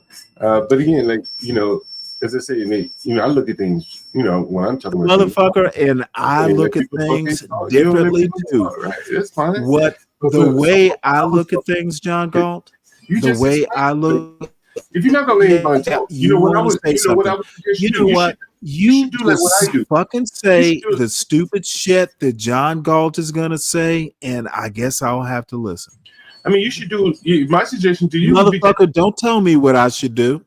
Well, I mean, because if you ever, you know what, John Galt should never tell Stanley Cross what to do because I have done better. All right, I don't listen to dumb fucking white trash like Be Brave and take him seriously. I leave the white trash listening to the John Galts and the Solid Snakes. What is the point of even having a panel then and allow? Oh, motherfucker! You know what? The point of the panel, the point of this panel right now is to abuse you. The point of this panel, because I was gonna go, you came up and Solid Snake came up. I assume it's for the abuse. Why did you come on this panel, John Galt? You asked me the point of the panel. There was no point until you and Solid Snake came up. You literally are the reason for this panel. Thank you. Thank you for giving me a reason to stay online, John. Right, and I get you. I mean, I get that. You are full of stupid questions. The only reason I'm here is John Galt, Solid Snake, Deacon Dave. I'm gonna absolve. He brought your dumb asses here. Apparently, Deacon Dave wanted to see you abused. But you asked me a question. Yeah, I mean, you just honestly think I cared about the answer? Apparently not. I gotta get. It was a rhetorical question. Yeah, I gotta get John. I already know the answer. Know the answer. You are Be Braves. You're not King Shenard. Is all I can say. You have found value in white trash. And Solid Snake, black males that are fucking subservient to bottom feeding white supremacists. Yeah, that's the purpose for this panel. I needed to point it out. But now I got you. Look at that. Hey, have either of you looked at the title of the show? Look at the title of the show. Oh, yeah, see, Now tell you why it's called this. It's all because of your white daddy. Be brave, got you going. Literally, the name of the show is because of your white daddy. Get some help, Stanley. Oh, motherfucker, you're not here to give it now, are you? Get some help. Motherfucker, you're not here to give me help, so why even bother mentioning it? Do better, Solid Snake. Don't Why don't come you to go my ask B panel. Brave? Maybe Don't he can come help to my panel if you can't I'm defend just your saying, ass. go ask B Brave. He can help you. Motherfucker, I'm not going. So why don't I'm you not go going. go ask B Brave for some help, Listen Stanley. to this motherfucker. You know what? You are so used to go to Be Brave. He can help you. He can Go to help Brave, you. Stanley. They can help you. Be Brave can help you like he helped me. That's Brave for a cookie. Brave gonna give you that cookie. Brave gonna give you that cookie, nigga. Don't worry about it. Brave gonna give you that cookie. You gonna get that cookie. Motherfucker, I don't know where y'all black old boomers come from, man. Where y'all guys be coming from? You know what the cookie tastes like, don't you? You know what the cookie tastes like. Tell us how good. Tell But us every how other white man good Be cool Brave. except that one white man. All of a sudden. That cookie good, ain't it? That cookie good, ain't it? You like that cookie. Go get you some But the cookies, cookie Stanley. tastes good to you, Snake? The cookie tastes good to Solid Snake. He gonna tell you want that cookie all out of that us. table he He just gonna built tell under. You want that all of cookie, us don't how you? that cookie tastes. Go, hey Stanley, go to Oh, Be Brave so Lord, you can Stanley, taste what's some of that wrong with you, cookie. man? You all right? You all right, man? Motherfucker, I'm all right because I have not become an Golly. abject virtual slave. You are a motherfucking slave to white trash. Oh, God. Wait a minute, dude. You I literally said it. gave your life I to white motherfucking said military. it. But I'm saying you literally gave your life to the military. You literally Motherfucker, sacrificed your you're family and your so wait, community hold it. for the So military. see, So wait a here, minute. So I do it as a civilian, it's a problem, but you can do it, it's cool, huh? yes. But I do it as a civilian, Yes, it's a problem. absolutely. Don't you think that's What a level I did, that's why y'all niggas motherfucking can't be in slave, nothing outside of the white motherfucking involvement, because y'all motherfuckers don't know how to put in work in the community. You dumb motherfucker, you just proved my point. Solid Snake, you Solid are a piece of shit. motherfucking slave to white trash. Yeah. Make America great again, motherfucker. Motherfucker, Be Brave is not a great American. No, but I am. I don't think so. I don't give a damn what you think. Good. Now that we have figured out where that goes, let me get back to John Galt, the holy man. I like that. Well, when Be Brave says holy man, it translates to magic Negro. You are Be Brave's magic Negro. The only thing he doesn't do is rub your head.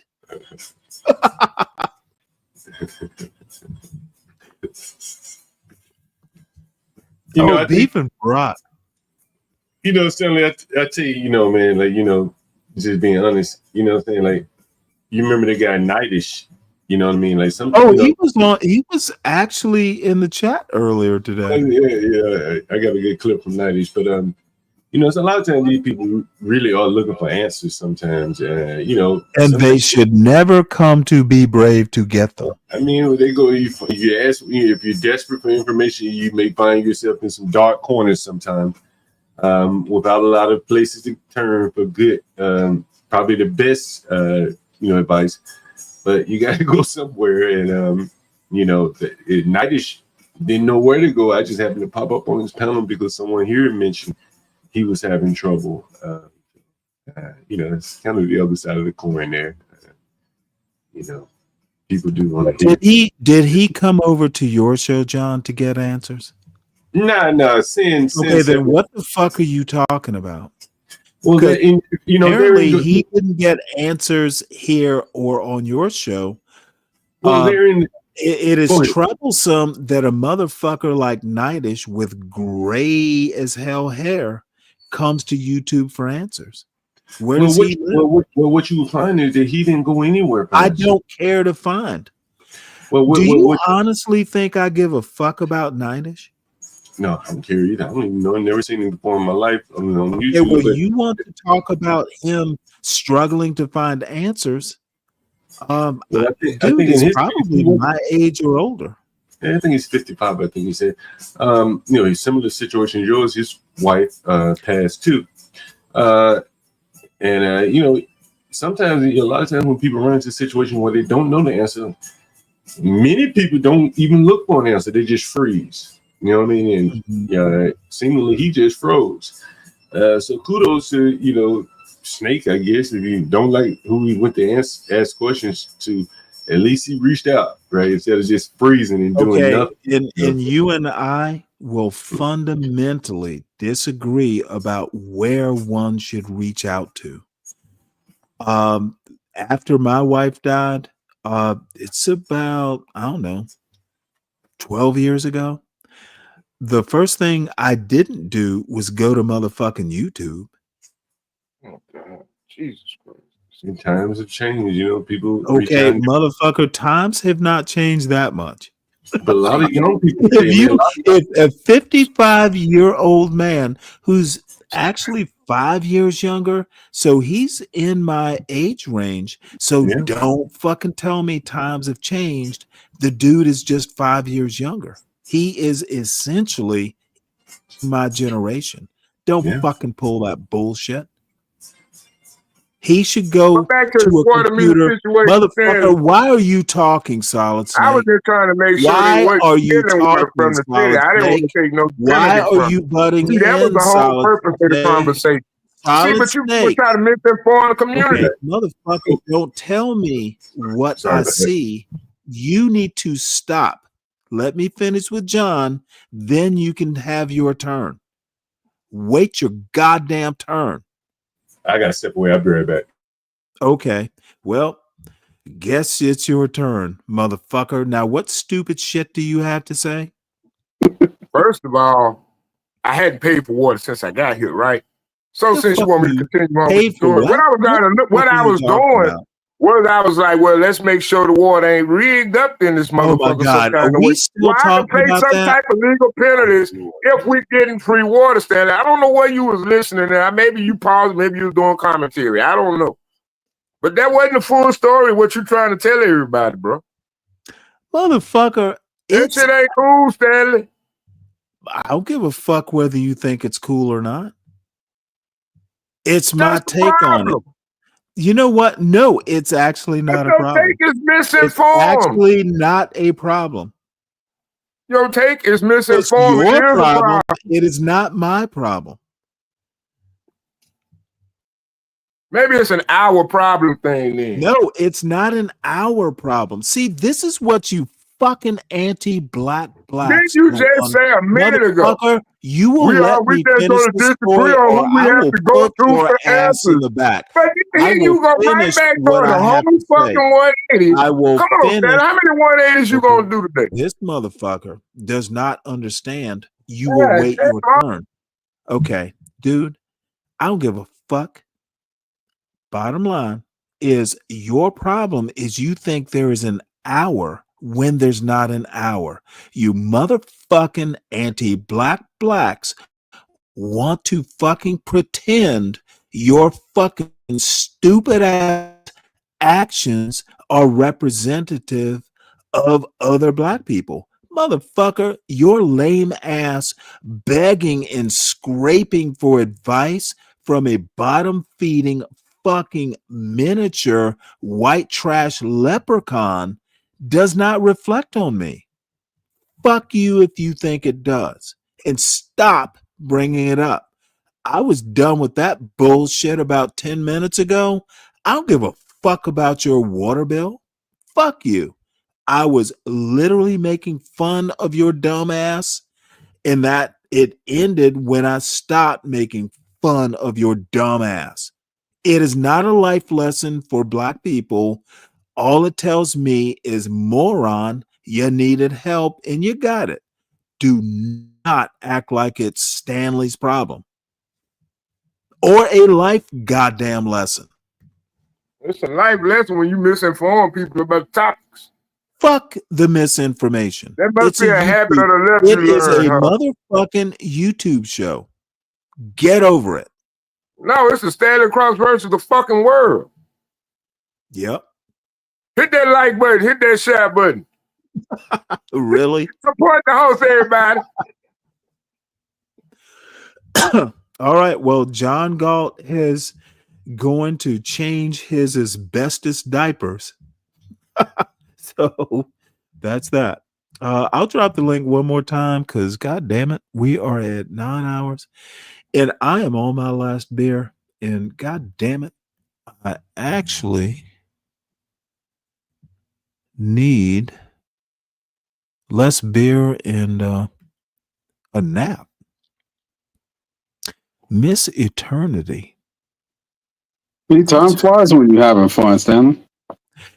Yeah, I don't know that I'm having that much fun, to be honest. I don't like having to tell grown ass black men you should fucking have more pride.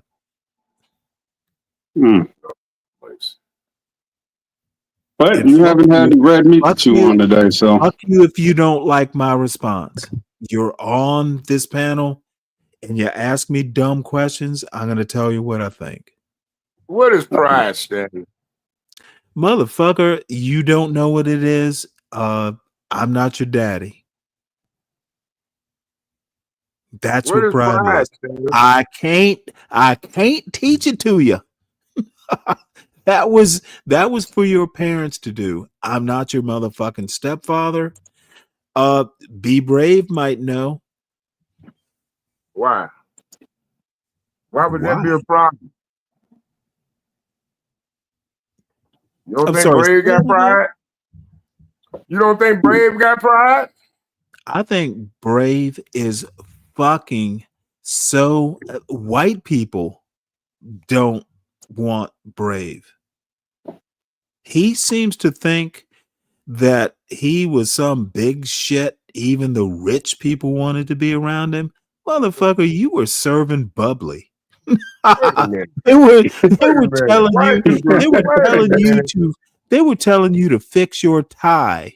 Like, motherfucker, if you want to work here, I think most of the white racists would probably consider Brave a that nigga. bow tie is gonna be better tied if you want to work I'm here. just saying, that be my opinion, though. Why are you But over that's just like talking that. me? Motherfucker, let me finish my joke.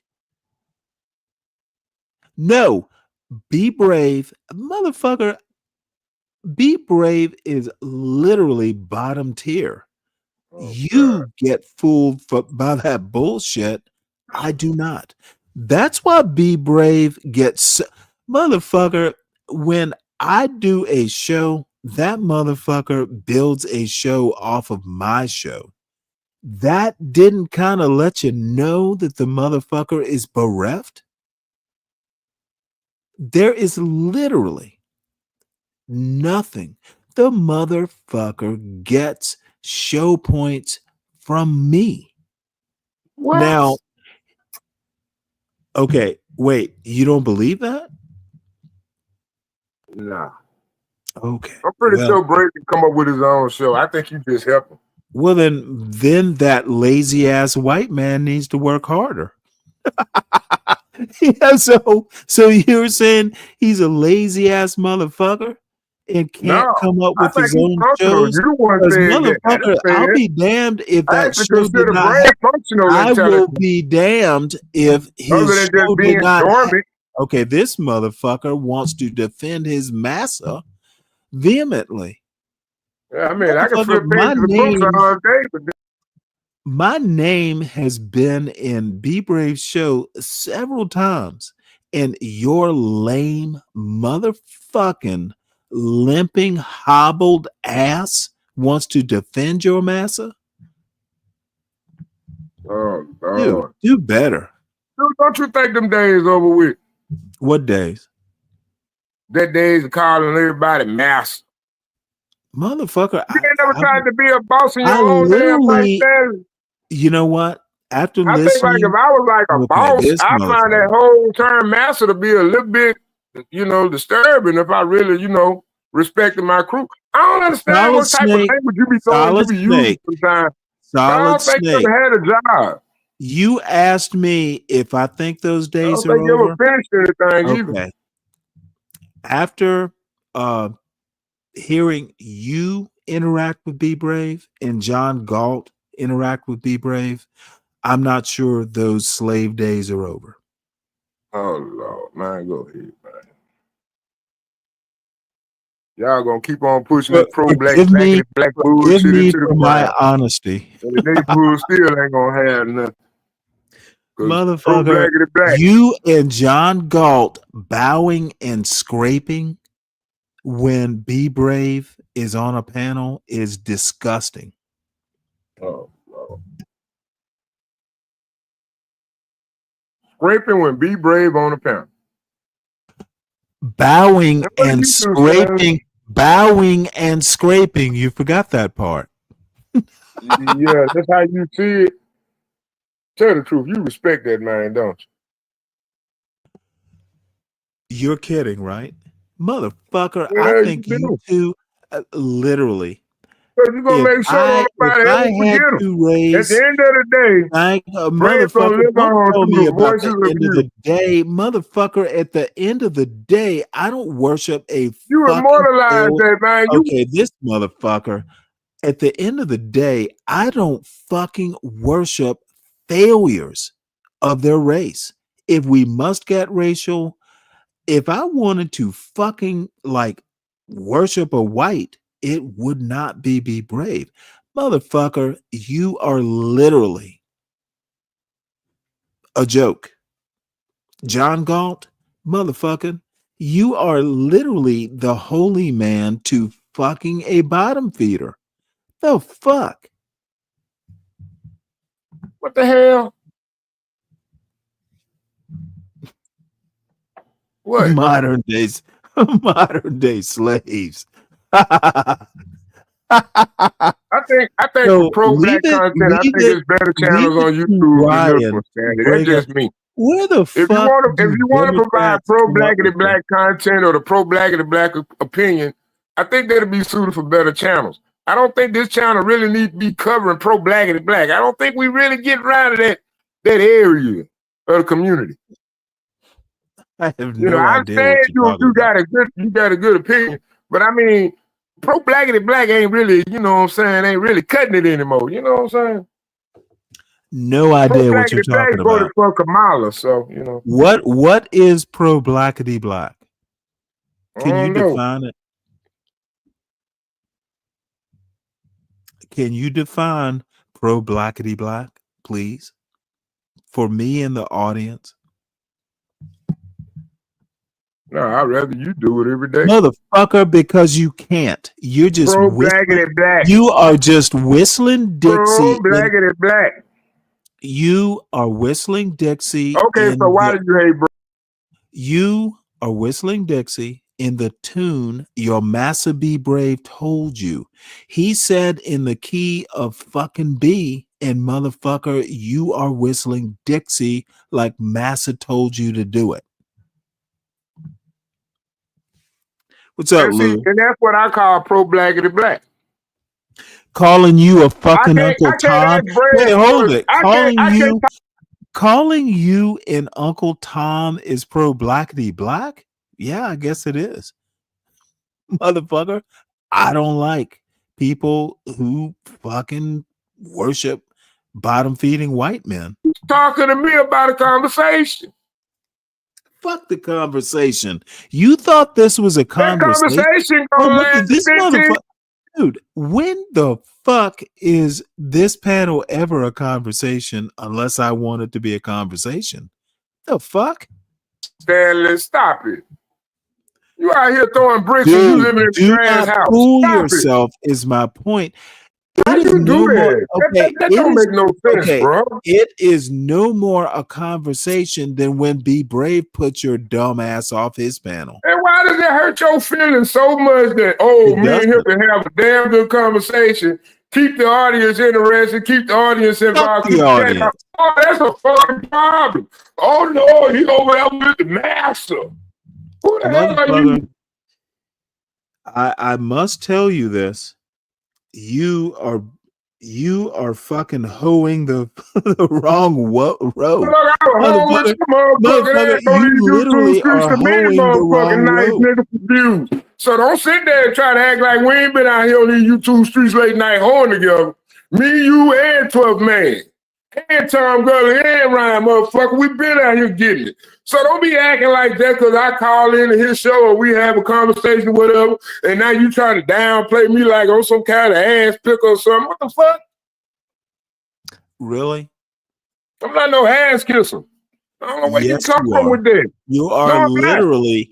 Tell us if that fucking Be Brave ass smells like freshly mown hay. Oh, You man. literally are a donkey eating the fresh hay out of Be Brave's ass.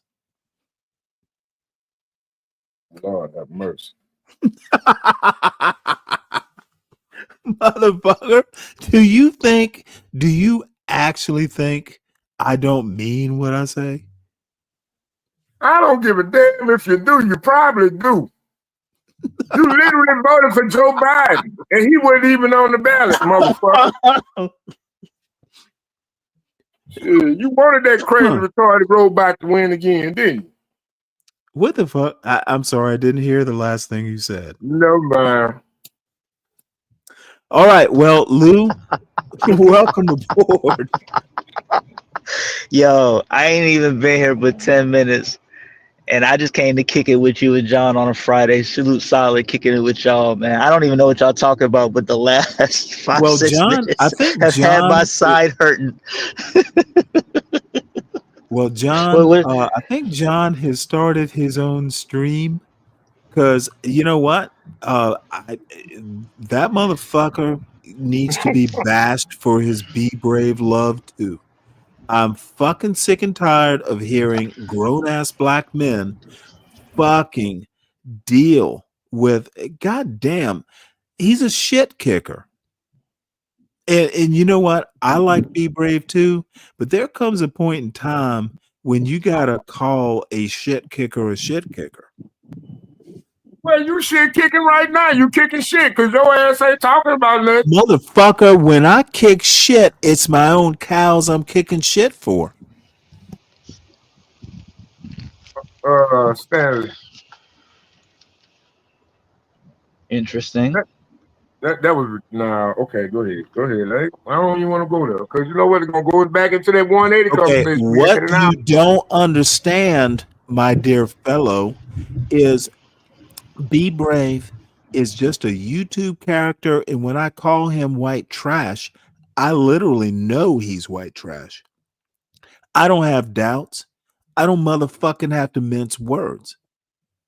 Your ass, when you go on a Be Brave panel and want to figure out how to pay a goddamn water bill, you are literally what that white trash motherfucker thinks black people are. Okay, and you are literally what them white trash people think black people are because you literally just heard that part when I literally said you did not hear the part when I asked them. I said, I don't give a it's fuck what you amazing I've said. been living here for a I whole year and don't a give half a and hadn't fuck. had to pay a water bill, Stanley. What fucking I part don't of give that do you not understand? I don't give a fuck what you say any more See, than that's Be what I'm Brave saying. does. That's the point that everybody in the I don't audience that have was to at the show that know understand, what's going on. motherfucker. So here's my point. Stop Why you asking don't know me this? to understand. And why you I trying to don't bring it have back to. up? I Like, don't man, have come to on now. understand. I do not have to understand, and better yet, I don't give a fuck. This is what you and the other anti-black blacks need to learn. You give too much of a fuck. And you But the reason we were trying to find water meter, Stanley, because I need to cut the water off. I already don't fix it now. So don't worry about it, you dumb motherfucker. I'm I not bet you worried 20 about bucks. it. If I would have had a conversation with you, you would have started insulting me or anything else before we even got to the I'm not motherfucking insulting solution. you. That's exactly I'm why I would literally never hire a calling you what motherfucker you like are. you. Because all you want to do is get to the damn job site and complain and argue instead of fucking doing work. You don't know how to just do the damn job. You want to come in the damn job. You want to run your goddamn mouth all day, talk about your feelings and your family and that motherfucking thing else, and then the damn job ain't done. Then you want a motherfucker to give you some money after that because you somewhere you was fucking supposed to be for 8 whole goddamn hours. And then expect me to feel sorry because you had to do it. Who the fuck are you to tell me? Well, let me tell you who I am. I'm not a part of this story. What the fuck are you talking about? What job site? Nothing. Motherfucker, don't you be doing those fucking flashbacks on the panel? Motherfucker, I'm literally not there. What the fuck are you talking about? Are you watching TV? I'm still stuck on this water bill story. Somebody has You to know ask what? for money for a water bill. Look, Yeah, he said Stanley won't help. I said what I had to say. Stanley won't help. Paid my water bill. Yeah, Stanley won't help Snake find his water meter. So Brave helped him find his water meter, and because Brave helped him, Brave doesn't even live in the same goddamn town. Motherfucker had to come on a panel and have white trash fucking help a grown 47-year-old black man figure out what to do. It is literally the bigotry of low expectations of what you're talking about. That's what is you want why everybody to do, Stanley. That's not how it like Be Brave. Man, come on, Stanley. Come on, bro. I'm not telling you, gonna I come couldn't on, find my water motherfucker. meter in my yard. I'm That not shit, I going- can tell you it's not in Look, my yard unless it's all I buried have to somewhere say- and some okay, water running through it. Here's the bottom line, because this motherfucker can't heed my point. I don't give a fuck what Be Brave does. I don't give a fuck what Solid Snake does on their own time or on panels.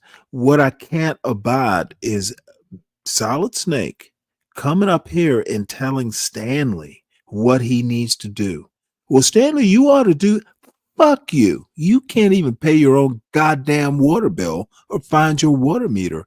If you ever come to my panel and tell Stanley how he should conduct his life or what he needs to do, motherfucker, you better tread lightly. And this is what dumb son of a bitch Solid Snake does not understand. You are not my equal, bitch.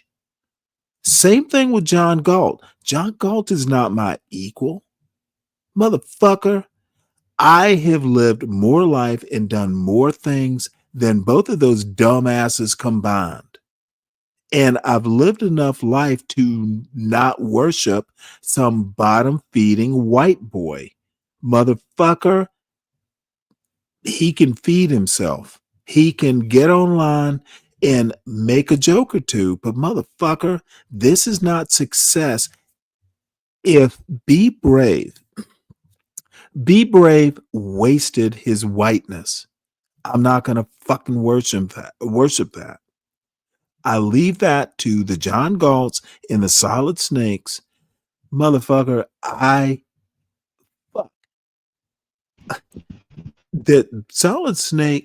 that Be Brave fucking can call himself white.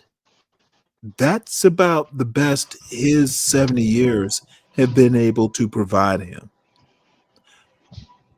Y'all motherfuckers, John Galt and Solid Snake, tread motherfucking lightly. You do not know what success is. And if you think Be Brave is successful, then you don't know what success is. Who said he was successful? Who the fuck? My uncle ain't successful, but guess what, motherfucker? I won't mind asking him how to help me find a guy. Motherfucker, I didn't say you did. John Galt. Not you. So shut the fuck up. Oh, I thought you were talking about me. Motherfucker, did I say your name? Why are you obsessing over?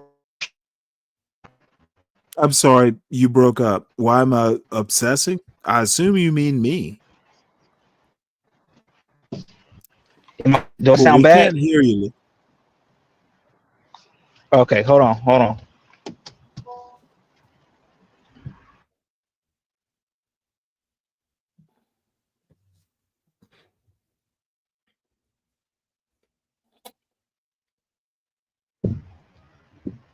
Do I sound better?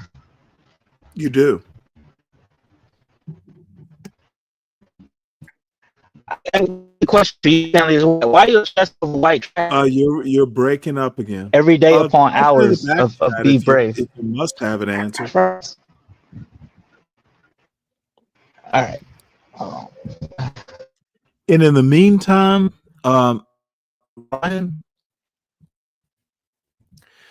Ryan is asked, it is when you spend more time on Be Brave than you did at church this week. Well, I appreciate that you compare Be Brave to church. Say.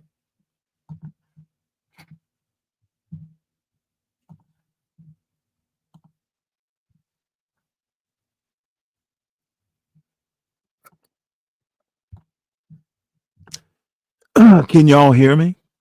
Yeah, where Friezo go? Pop the balloon though. Well, I don't know. He'll be back. Probably lost connection. Oh, come on. No, Ryan, it was not a good one.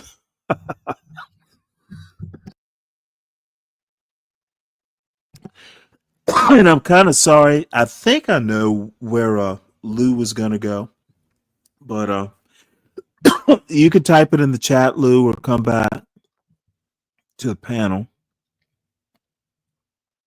Yeah, like I was saying before all this popped off, man. Yeah, the pop the balloon shows. Everybody used to get along. It was so much easier back then. You know, you and Brave used to share the panel and not have to riff at each other. Wait, You hold know, it. Why do you think Be Brave and I wouldn't get along watching Pop the Balloon now? because neither one of you would join each other's panels because you guys drop each other. Well, that's a Be Brave problem, not mine. I would come up to his panel. However, he won't let me up to his panel. I would definitely let Be Brave up to my panel, but he wants to like have timers and shit. He can come up to my panel anytime. I'd be happy to go to his panel. Be Brave's problem is he gets mad when I overtalk him and tell him he's stupid. So little white boy of Be Brave. The problem is Be Brave's white fragility. So what were you going to say? No, Lou? you guys are great on the panel together. Y'all got great chemistry, man. I don't know if I sound better, but you do. Okay, perfect. Yeah, y'all got good chemistry. It's just funny hearing you obsess over white trash every day. We should never talk race. Pop the Balloon was Pop the Balloon.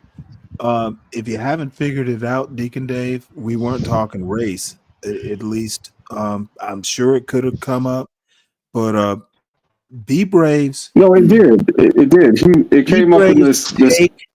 Be Brave's take on American culture. What is black culture? What is white culture? He is literally like uneducated to a point to where we're kind of in different countries. Be Brave is literally ignorant. And as a white man, he wants to, it's almost like antebellum or just after the Civil War, where elite whites were propping up the fucking shit kickers and the bottom feeders. Like, hey, You are white. You ain't black. You may not be as educated. You know, you may be as dumb, but your advantage is you got white skin. That is be brave. Literally. If you was Brave's neighbor, you guys would get along. Hold on a second. Be Brave literally thinks that he is smarter, or I'm sorry, not smarter, but better than the smartest black person. And people like John Galt kind of like agree with him on that. That's why John Galt is the holy man. Be Brave and John Galt, for that matter, and Solid Snake, and there's some other motherfuckers. The scariest thing for y'all is a black man who fucking does not get spooked by some dumbass white boy. I know more than Be Brave. I know more than John Galt. I know more than Solid Snake. Motherfucker, I'm not shy to be smart. Maybe 20 years ago, but motherfucker, I'm retired and I fucking get to say what I want to say. Fuck you if you don't agree. I know more. And you know what? I will tell you if I don't know it. I will say I'm speaking through my hat. Y'all can go boomer, y'all can go all that fucking bullshit. I know what I know. So do you think the white man better than the black man? The fuck? Who gives a fuck? You know what? Depends on the black man, depends on the white man. There's some whites that are better than blacks. There's some blacks that are better than whites. Motherfucker, if you're going to do a group judgment, that's called prejudice. That's basically the problem America has right now. So don't go black man, white man, motherfucker, don't goddamn bring me generics. Fucking mention a specific person.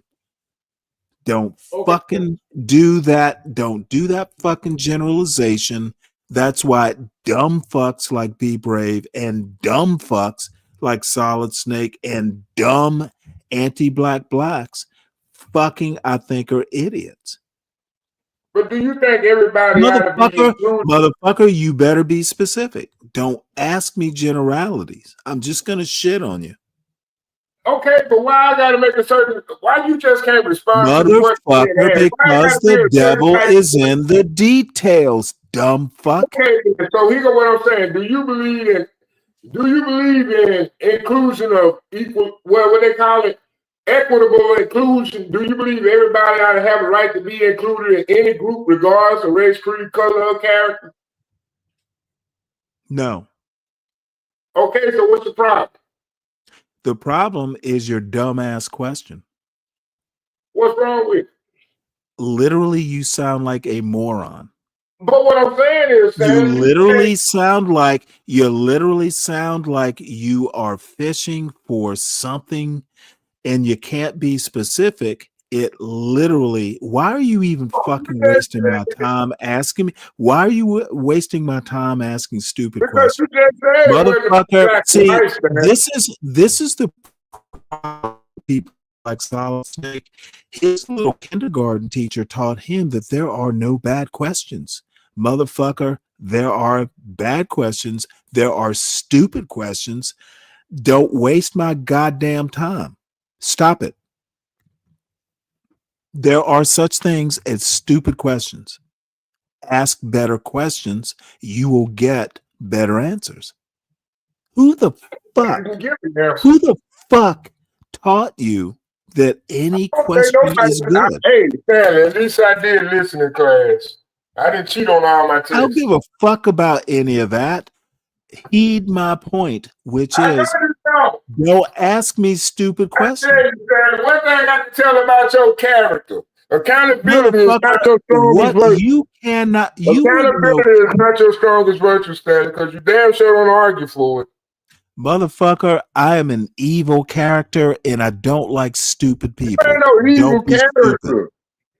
You be lucky to be a Motherfucker, fucking henchman. I fucking literally shred Yeah, dumbass. Stanley, you be lucky to be I a henchman. Because enjoy to be a villain, you shredding got to put in some dumb work. motherfuckers. I So you eat got dumb to kind of. motherfuckers. Dude, I will You ain't pour gonna take milk down no on your goddamn fucking hero shredded if wheat your ass for ain't put in no brain damn work, and Stanley. fucking Stop dump it. it out for the fun of You it. just talking shit again. You Stop just talking. asking stupid fucking questions. Stop talking so much.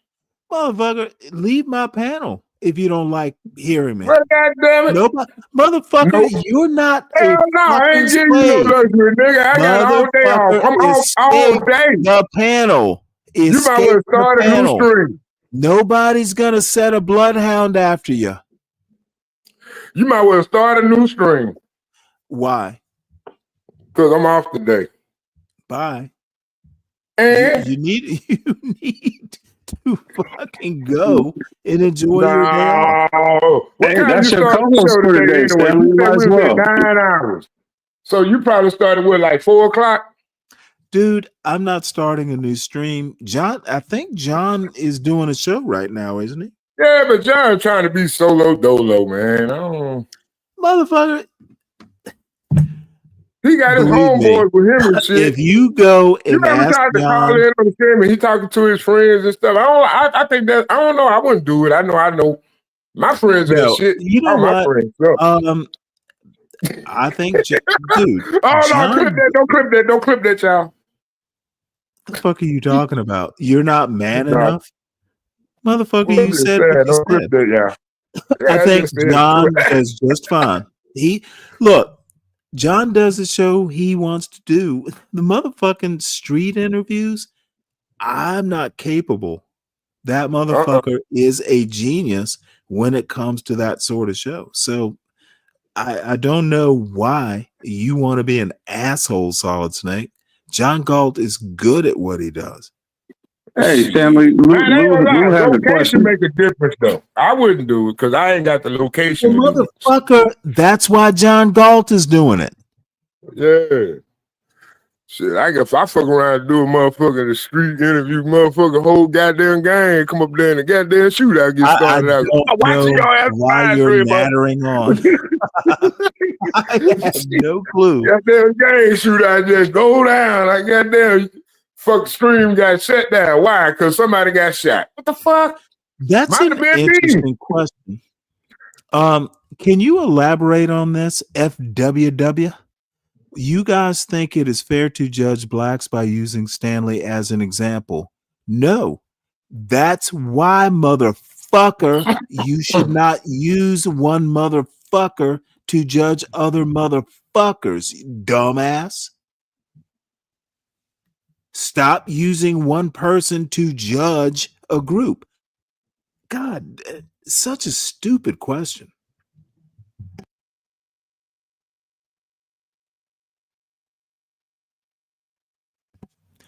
All right, well.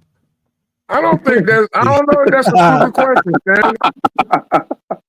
Come on, Stanley, we can parse that out.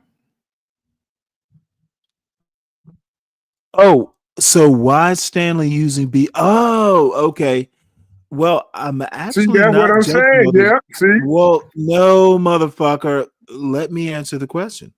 I'm not judging all white people by Be Brave. Be Brave is a fucking moron.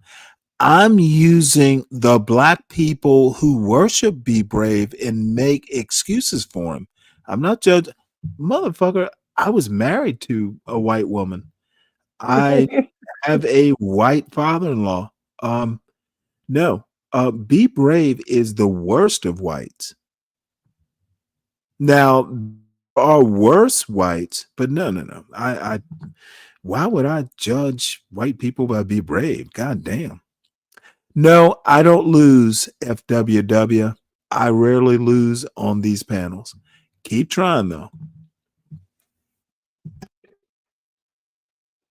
You rarely lose in your own mind.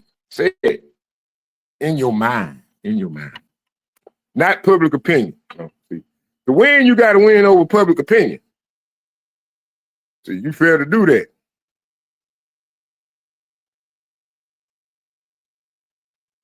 Oh, I missed yesterday. Dang, I missed yesterday. I overslept. Stanley, where you gonna get you some beer, ain't you?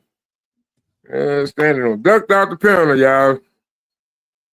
It's just me and you, Deacon. Nope, I'm still here.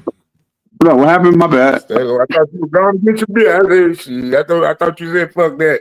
I got to go get some beer. I will at some point, but probably not on this show. You got enough beer money, Stanley?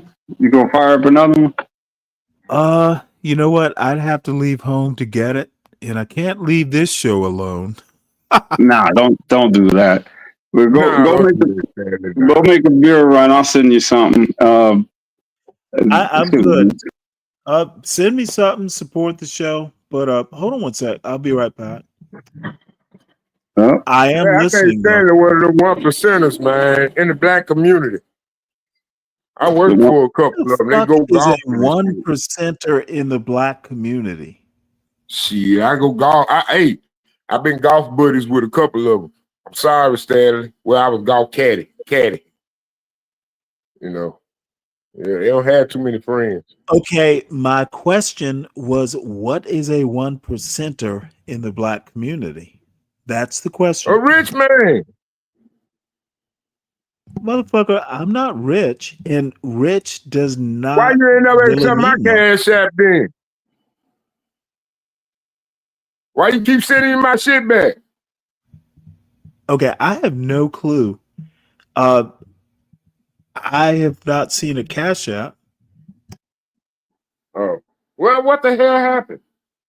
It was just sitting there hanging. I was like, God damn, this motherfucker don't want my money. Oh, I might got that motherfucker wrong some kind of way. You sending somebody else money, Snake?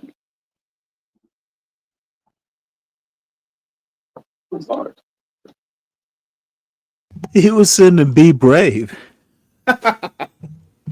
Damn.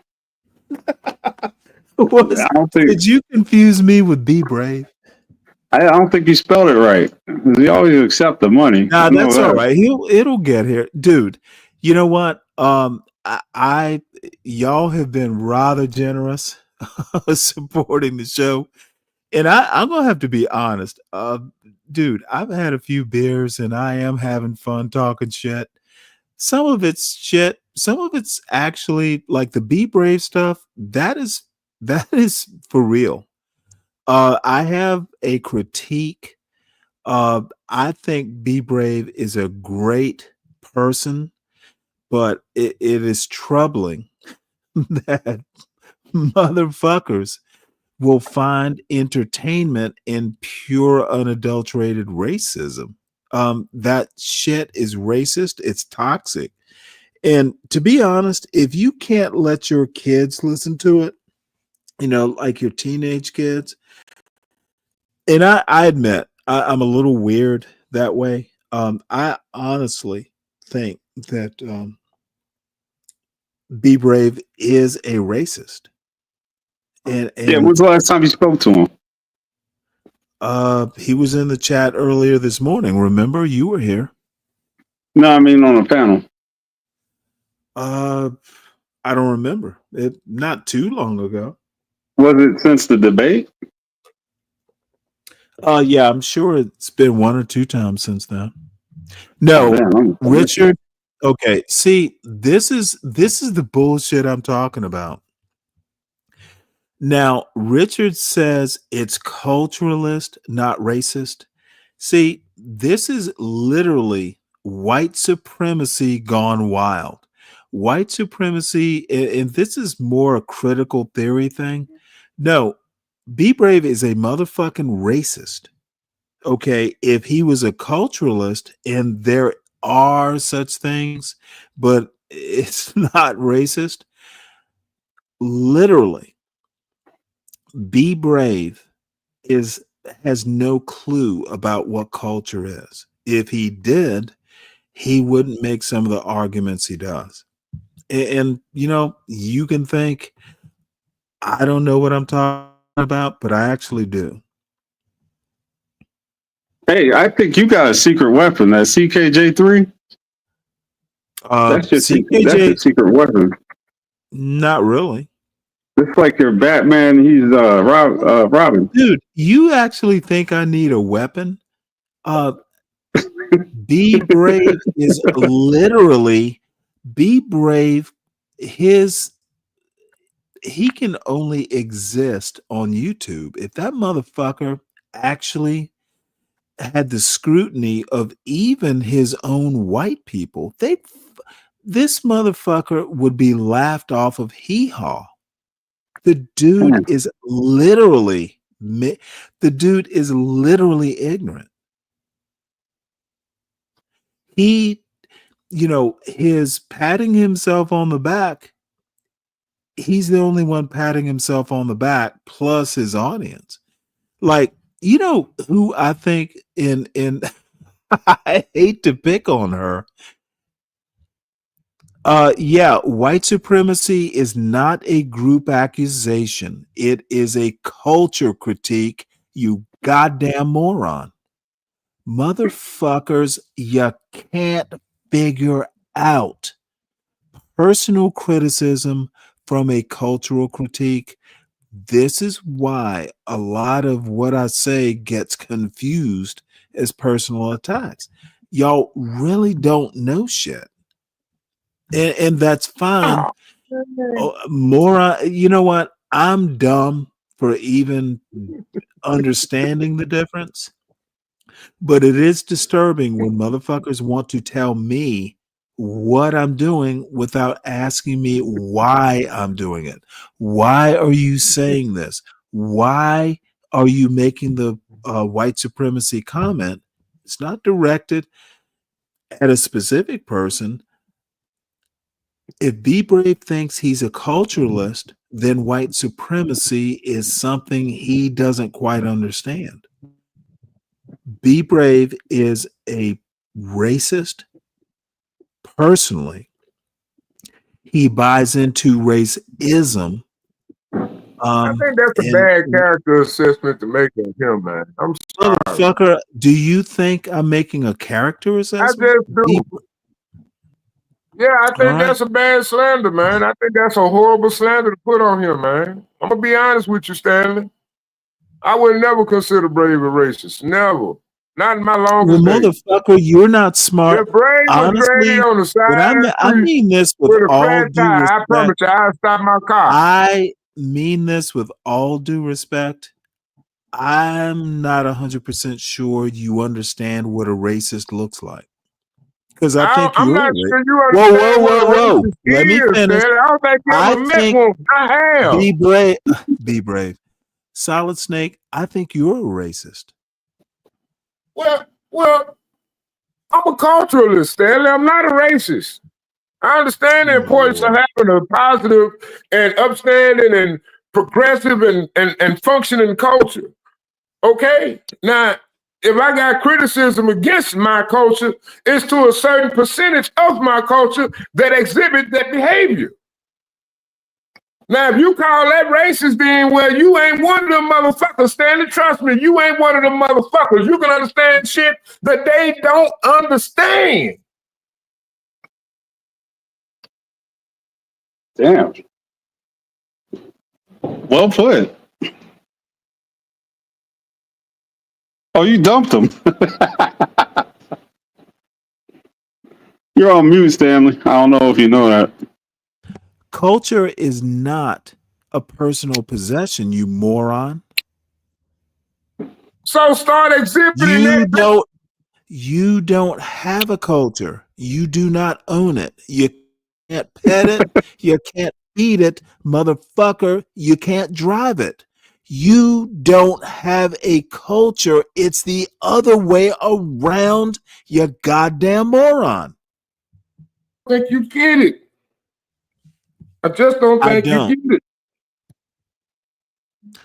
Stop thinking it's your culture. Salute to the panel. Who said it was my culture? I never own the culture. Motherfucker, I it is not represent the your culture. puppy dog. I only Culture is represent the not culture, your Stanley. puppy I dog. don't own it. Culture is not yours. It's not supposed to be mine. I'm surprised that this motherfucker, you don't own a culture. The culture owns you. You participate in it. Think of it as a pool. Okay. You swim in the culture. You don't own the goddamn water, son. So This Stanley, is do so you annoying. believe black people have a culture? Well, you know what? I think black people have a corner of the culture. And Ignat, I'm glad you asked me that question, and it's a smart question. America is not a melting pot, and this isn't an original thought to me. It's kind of reframed the way I grew up thinking of American culture. American culture is pretty much a mosaic. You know, one of those things where there are pictures within pictures. Black people have a culture, but it's not like a monolithic culture, but it's within American culture. And a lot of it depends on where you live. East Coast, West Coast, the differences in rap are a good example. It is similar, but not the same. And that's the best way I can express it. Culture is a mosaic. You don't own the culture. You contribute to the culture. You contribute to a neighborhood, but you don't live, you don't own the neighborhood. You live in the neighborhood, you don't own it. That's what culture is. And people who think it is my culture, or you know, my neighborhood is like the neighborhood across the country, really are just daft. They need to motherfucking get a grip and understand how life works.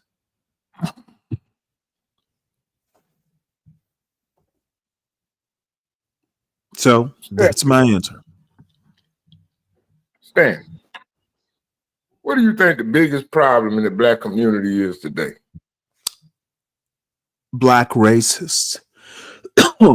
The John anti-black Galts, blacks, the anti-black black. anti-black blacks like John Galt, Ock Nation, CT, Solid Snake, they are the biggest problem in the black community. White racists, What I think it was. motherfucker, I'm not done with my answer. Okay, go ahead. Be Brave is the least of the black community's problem. I think the self-hating fucking anti-black blacks are a huge problem. The ones who fucking want to set their Twitter accounts to look for the the videos of the crack hose stealing from Walmart and then do 2-hour shows are the biggest problem in the black community because they never look at what's good. Most of what happens in the quote black community is not crack hose. And your motherfuckers in the John Galt Urban Landlord channel, in CT's channel, and Ock Nation's channel, y'all are some fucking negative motherfuckers. Y'all, everything that happens is bad with black culture, motherfucker, because you don't get off your goddamn asses and go make good stuff or recognize the good stuff that actually does happen. Okay, now you ain't gonna steal my argument, Stan. Motherfucker. So what did I say? What did I say? What did you hear me say? I gotta hold on now. No, I gotta push back motherfucker, now. I will not hold on my That's own exactly goddamn what panel. I said about I you. don't hold on my panel, bitch. Well, then get What with did it. I say was the worst thing in the black community? Do you remember what I said? You said I said one of the worst things are people like you. Stop Whoa. hating So on, you think stop I'm the hating worst on person? black, motherfucker. Not because I have an opinion. Motherfucker, did you hear what I said, Solid Snake? So what you think? What Stop you think hating is on not black, discussing is going to make a motherfucker, is difference? what I said. Hold Stop hating on on. black. You think not discussing the topic don't make a difference? You think so? Who you defending, Stanley? Who you defending? Because you're taking a whole swath of people and you're trying to defend your Wait, ideology I was based very on exclusion, oh, but you motherfucker. ain't I was no very inclusiveness because specific. you don't know who in your. I was specific, Solid Snake. If you'll go back and think. Because we are not a monolith. Let's start from that. Let's start from that standpoint. Okay, let me start over so your lame ass can figure this out. You asked I'll be back. I'll be back. You asked me what was the biggest problem in the black community? It is people like Solid Snake. It is people like John Galt. It is people like Ock Nation. It is people like Chaotic Truth and others. Hood Servative is a problem too. People who literally I'm gonna ask think, you this, motherfucker, why are you disturbing me in mid-sentence? I'm motherfucking specific. I'm not talking about black people in general. I'm naming goddamn names. What the fuck is your problem?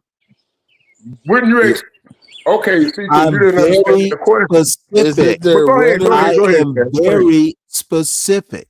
Is there rhetoric or is it the ideology that they push? Or both? Okay, but Stanley, don't Because you the think the rhetoric, biggest problem in the black community is the that rhetoric there is a from black the community in ideology. America? One, Wait a minute, don't that defeat your argument though? Wait a minute.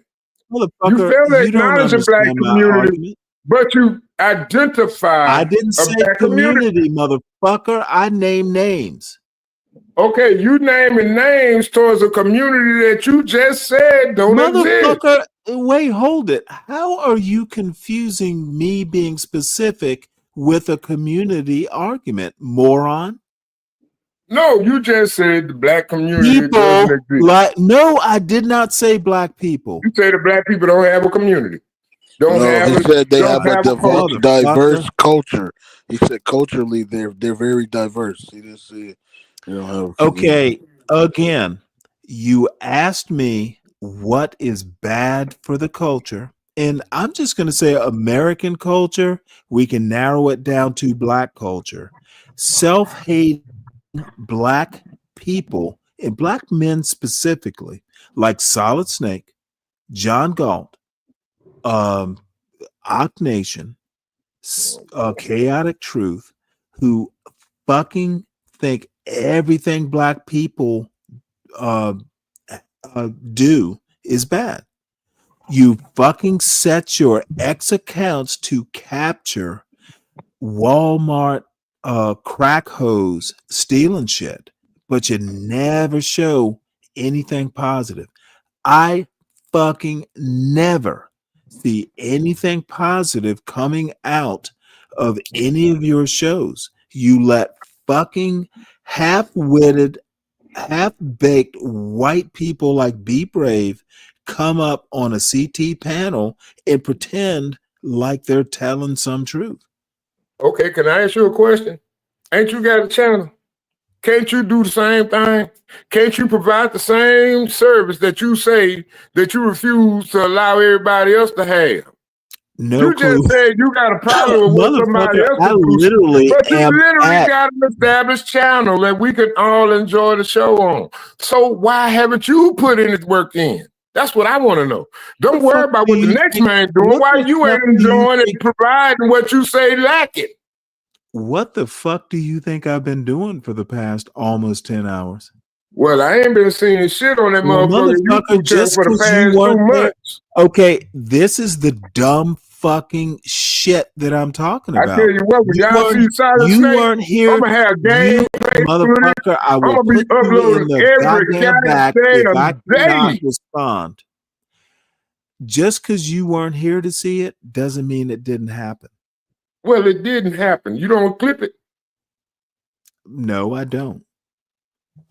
We need 8-minute shorts. You know what I'm saying? Motherfucker, you might have to be here to experience it. The world does not. Here, My I got 2 motherfucking phones. show. Well, one die, I got another one on the My phone. motherfucking show does not revolve around what Solid Snake sees. You're Yeah, I here know, or but you I wish aren't. I had a computer. Man, none of that shit Well, I got work. motherfucker, is it my fault you don't have a goddamn computer? It's not. I think Is I'm it going to buy a laptop. no, motherfucker? Is it black culture's problem that Solid Snake doesn't have a computer? Hell It's not. no. But I'm It's just not going the to take it white to a man's. drive when It I is go not to it. the white man's I'm problem. going to upload It that is shit. I not think it's America's universal problem. fault, man. It is no one's problem but Solid Snake. It's Stop trying universal to fault. make it No, Stanley, everyone who else's do more problem. damage than the motherfucker they call? Motherfucker. We don't give a fuck if you don't have a computer, Solid Snake. That's a Solid Snake problem. Stop. Fucking get a computer. This black man in America. And then you'll say you're not. But you have some of the most diabolical opinions of any man I've ever seen in my fucking life. The shit you say, I wouldn't dare let a white man say in front of my face. I Like wouldn't what? let a nigga on the street say that shit in front Like of my what? face. Like what? Say one. Name one. Shit, that I'm an anti-black black. That's a You fight. are. Are you not? Sure. Name me I'll one. show you an Name me. anti-black black. Okay, Stanley. motherfucker. Name me one. Shit. Name me one The positive fuck, you thing. ain't there, you man, Okay. stop it, man. You out here Name spreading me. rhetoric. That's all you Name spreading. me. Stanley. Name me one positive thing that isn't a fucking rap song or an entertainment thing that a black person has done in the last 10 years. See, Stanley, that's racist, Stanley. I'm Well, telling you, hey, bro. I'm telling you, well, wait, Stanley hold it. is the most racist That's nigga anti-black. I've ever heard in my life. Stanley, we do this to each other. I can talk about Marquez Brownlee, the greatest anti-black fucking black YouTuber ever been on this goddamn platform, Okay, nigga. Snake, I thank can you. talk We know, about Snake. Marquez All right. Brownlee. I can talk on one CAC. Ignorant, Man, I hold can on talk one about a sec. lot of niggas that Stanley, done made that's it on the real shit, YouTube Ignorant, street that Ignorant, provide hold on one positive sec. entertainment every day for the black community. So don't sit up here and talk about we don't do shit. You don't No, do not shit. everybody doing shit, Stanley. That's the You difference. don't do shit. Well, goddamn it, you up here, goddamn it. When you gonna start doing some shit? I'm not you, motherfucker. Shit, I ain't you. Good. Shit. My point being, if Marquez Brown is doing something on YouTube, I guess that's something. Yo, Stanley, remember last week we tried to say it was anti-black to speak like proper, right? That's what this is a form of. It's like we capitulate each other to one standard, and if we don't fit into that standard, we literally call each other. It's like we shame each other. That's, you know what I'm saying? It's anti-black. It's I we understand shame what you're people saying. for not having our same characteristics, but everybody's their own individual. But we Right. always put each But other. see, aside. that is what I'm getting at. Who gives a fuck what other black people say about me? But they're saying Snake's a nigga. No, you know what? You're a good I old boy. don't dude, how many times, and I know I've used the word probably this week, but dude, N-word isn't something, it's not my go-to word. I have to think to say it to even say it. I did not grow up that way. All I'm saying is that when I say anti-black, if the first thing you think of is how bad, quote, black culture is, and if you actually think that black fatigue is anything other than a grift, black fatigue is literally a race hustle. It is. I think just saying the word these nigga, you gotta be a fucking teenager. These motherfuckers Like, I don't say the word nigga. No. Ignorant. I'm not talking about you personally. Yeah, me I'm too. I'm just making a saying. generalization. I'm saying if you want to come on YouTube and talk about black fatigue and pretend that it is anything other than a race hustle, there is a woman who made $250,000 on a race hustle, but there are people like a John Galt who fucking does all kinds of shows. Like, it's not a race hustle. It's real. White people are actually, motherfucker, white people, other than the be brave level of white, do you really think Elon Musk gives a fuck about black fatigue? Do you actually think that I give a fuck about black fatigue? It is a race hustle, and people need to be able to see it for what it is. It's race hustle of the week. I In ain't gonna 6 lie, it's a months, poor man's it'll be game. another one. It's a poor man's game. Race hustling, You're religion, all that ignorant. for poor people. People with Boom. money don't think about that shit. Boom. People with money don't even talk about that Boom. fucking. That's to Man, be that's why, honest. that's why Ignorant. I like you, Well, man. That's hold Who why on. I shut No, like. up no, no, there, That's no. why man, I like No, today, you man? sir. too. Boom. You fucking nailed the motherfucker. That's why I like YouTube because it's completely different than reality. Yeah, TV, nigga. No, let me stop. Shit. I don't got drunk, Stanley. Shit. You It's got? hot. You got? Yeah, man, I was asleep. I woke up drinking. I had bought a case of, I Oh, bought a case. motherfucker. Don't do that. Don't fucking wake up drinking. Shit, I ain't even had no coffee, Stanley. Fuck. Man, we All right. couldn't Well, this my Get point, that ice button, everybody. I have a very specific reason for saying anti-black. If you cannot figure out that black culture is a culture within a culture, if you think everything black people do is wrong, but better yet, if you think, well, Carmelo Anthony murdering a white boy is a reflection on the black community, you're an anti-black. Motherfucker, Carmelo Anthony is not my son. He's not my family. He's on the other side of the country. How the fuck does that reflect on me? It doesn't.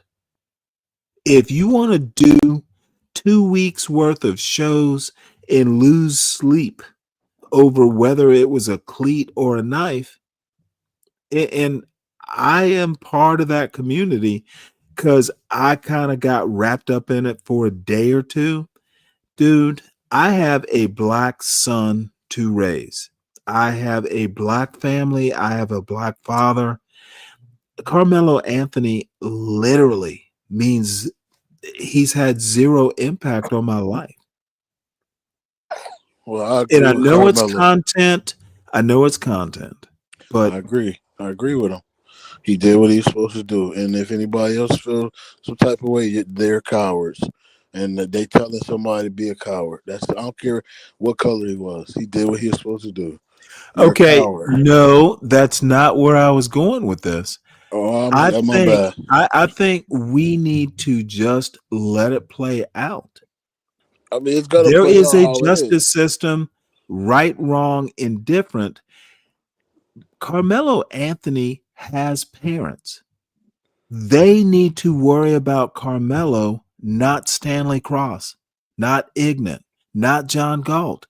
He has parents. It is not a culture problem. What's not a culture problem? What are you talking about? Carmelo. That happened? Yeah, it's not a culture problem. At least not a national culture problem. It's not a black community problem. It is a Carmelo's parents problem. It is a Frisco, Texas problem. It is not an NAACP problem. Well, the reason that we Local think it's NAACP, maybe. hold on, Stanley. The reason it's an issue is because we know how it works in America, right? It's Even though not he an was issue. even It's though he was in the right. literally not. Do we know how it works? Yes, I do. How does it work? If you ain't got the skin to fit in, that's Motherfucker, a real I thing. don't judge shit. I don't do justice by skin color. That's not you. You're not the judge. Okay, Ignorant, if you are making it your problem, you have kids. No, You don't have I time understand for that. Mello. Listen to what I'm saying. If you were that judge, right, and a kid came to you and he resembled your son, do I'm you not think the you would judge. That's listen? my point.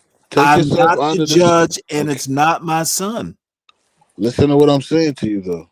Dude, Logic. you are I'm giving you a asking for scenario. empathy or sympathy, and No, I'm I'm not. not going to waste my time doing it. I'm not doing that. I'm just asking you as No, a no, no, no. man. You're asking me to.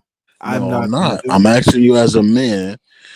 If you were a judge, this is a hypothetical situation. If you were a judge and a black kid came to you and resembled your kid, do you think you would be more lenient on him or not? I'm not a judge. This is a hypothetical, Stanley. Motherfucker, I have It learned. doesn't. Now, I will give you your answer right after I, as a 60-year-old man, have played a lifetime of hypotheticals with motherfuckers who want to make these sorts of points. The hypotheticals are really probably our biggest problem when it comes to race relations. I would judge that kid on the law. Well, you're not the regular person, so you're not gonna speak rational. So I we have think to go to I am hypotheticals. as regular, motherfucker. I'm as regular as you are. Seriously. No, you're not. Yes, I am. Dude, I'm just another black guy. Motherfucker, what the But I'm fuck do saying you think I am? you're not a regular person, right? You're your own individual. That's Fuck what I'm you. saying. You're your own individual, and because any other person, bro, believe it or not, bias exists. Whether you believe it Oh, or no, not. no, no, no. I'm not denying that bias exists. I'm saying I try to look, if you know that bias exists within yourself, should you resist it or should you give into it? Within I don't, I yourself. don't, I don't capitulate. I don't do anything. I mind my business. I do me. That's what I do. Good. So I think that you should resist bias. You ask me that hypothetical, I basically would resist looking at skin color or even circumstance. You literally have to deal with the law. What does the law say? What is within your judgment? Now, that's the beautiful thing about the law is look, we know what the minimum the law is going to do. Is this kid is this kid Put some clothes on his ass, man. I think that we fool ourselves when we talk about hypotheticals. Honestly, I don't know what I would do. It depends on how the lawyer talks. It depends on the attitude of the child. It depends on a lot of things. I'm literally not there. There are things hypotheticals don't cover. You know, if the motherfucker came up popping gum and talking shit, it pisses me off. It's gonna not go. Excuse me. It's not gonna go well for him.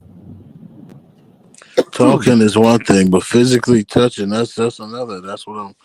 All I I just have to know me say, personally. If I all was I in that have to say situation, is this dependency on hypotheticals that people in this YouTube space want to do. it's all you can It's do, right? part of the Speculate. problem, dude. Hey, ask me the question, Ignorant. Oh, which one? What about the judge? Yeah, the judge question. Your mic like went down, Dave. Man, hold on. I got a phone call. All right, tap back in. Oh no, I mean he might be biased though. Dave probably biased. He probably, he probably is an anti-black. like John, so he might already don't like niggas. So he gonna Don't do Dave like that. I'm saying this. He's only somewhat better. Yeah, just somewhat. No, Dave, I'm just kidding. No, Dave is asking. It's irrational. He will give you a judicious and well thought out answer. Is my Stanley point. is irrational. Irrational. He's irrational, guys. Fuck you. Lindy got up here. He made her feel smaller than a lice. Oh, motherfucker. You know what? I wish you were here so I could do it again. He cooked her, and Is that a picture of Lindy as your avatar? Yes, that's Lindy's right there. Make America white woman again. All right, yeah, I'm back. My bad. Dave, what up, my boy? What was the? Tell it, man. What's up? What's good? The question was, if you were the judge and you had a son, right, who looked like a guy came to you, looked like your son, do you think you would have empathy for him and dealing with him?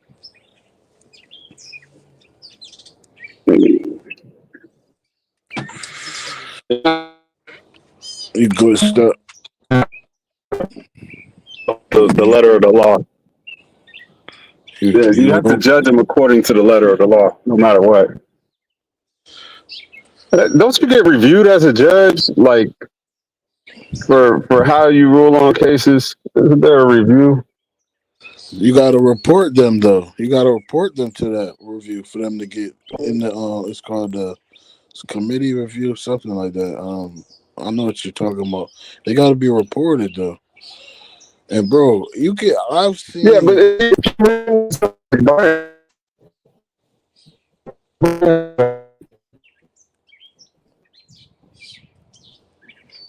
I don't know if it's me, but you glitching.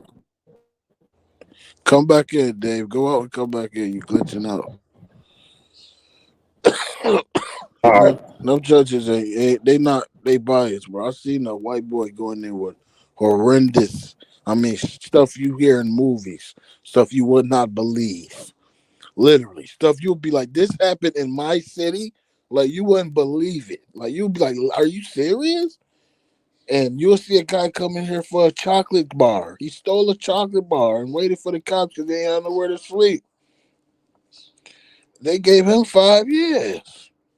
Well, goddamn, it was an almond bar. What was he said it was? A blue almond? Some almond. And the white guy, bro, horrendous things I would never speak. You understand? And it wouldn't come off my tongue. Reading it hurt my eyes, hurt my heart. You understand? Reading his papers. The fuck? Dave's back. Ask him the question again. So Dave, salute. How you doing? I was saying, if you were a judge and a African American male, I don't know if your complexion is African American, but if you were a BLK, someone came to you and they looked like your son, do you think you would have more empathy for them or no?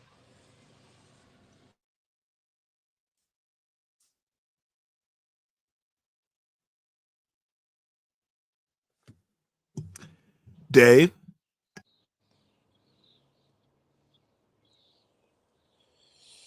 He said Dave must be driving. Dave said he would stay to the point of the law. Something about everything of the law. He said something about that, but that's not how it works. It's like you don't understand. I think that Mr. Dave. You're dealing with humans. That's what people don't get. You're dealing with humans, and humans have bias. They have races. They're discriminated. They're prejudiced. Okay, I don't know. You know what? I never thought I would say this. You sound like a fucking leftist. I can say that last part again. You sound like a leftist. The law is the law. Nah, see, you work for the law, so you don't think it's no problem with them. You one of them I don't people. work for the law. Yeah, you did.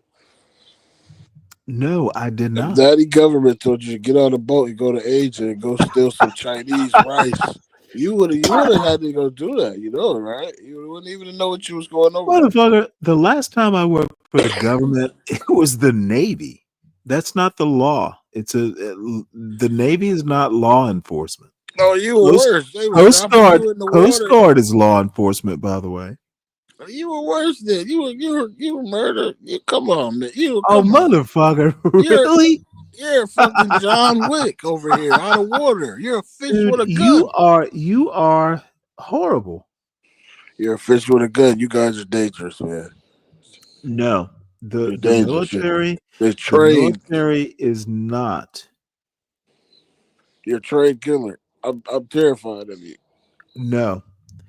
You know how to train We somebody? They gotta just break you know down. what to do when it needs to be done. They gotta break you down first. You know how hard that you're literally butt broken mentally.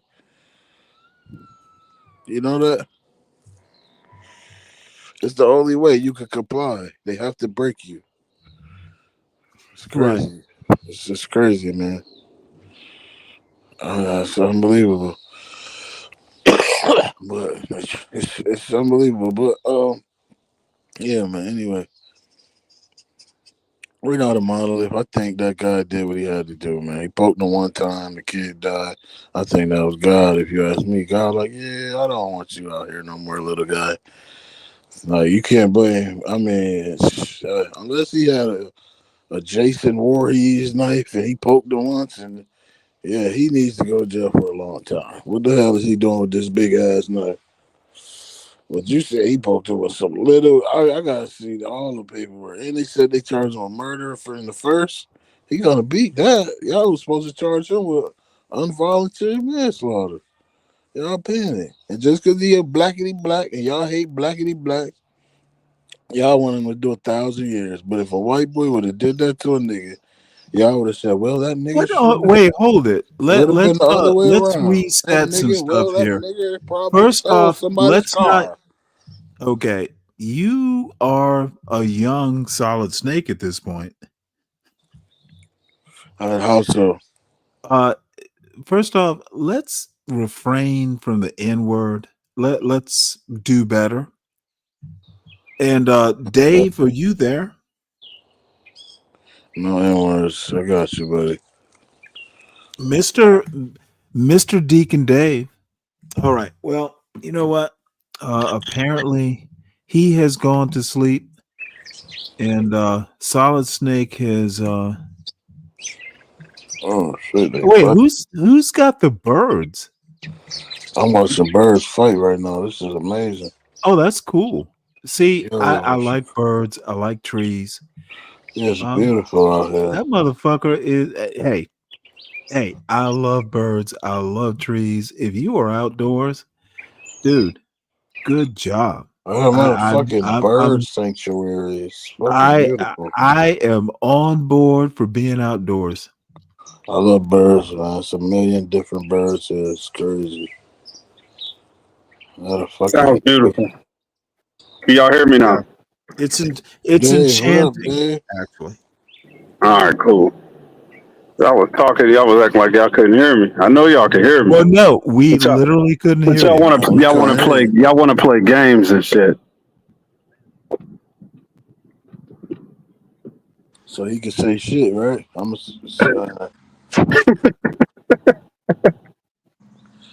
Nah, Dave, we already know you biased, man. You against the blackity blacks. I'm as neutral as it gets, man. I don't pick a side, and I think that's what pisses people off. So what is your stance on Carmelo Anthony? Do you think he's guilty?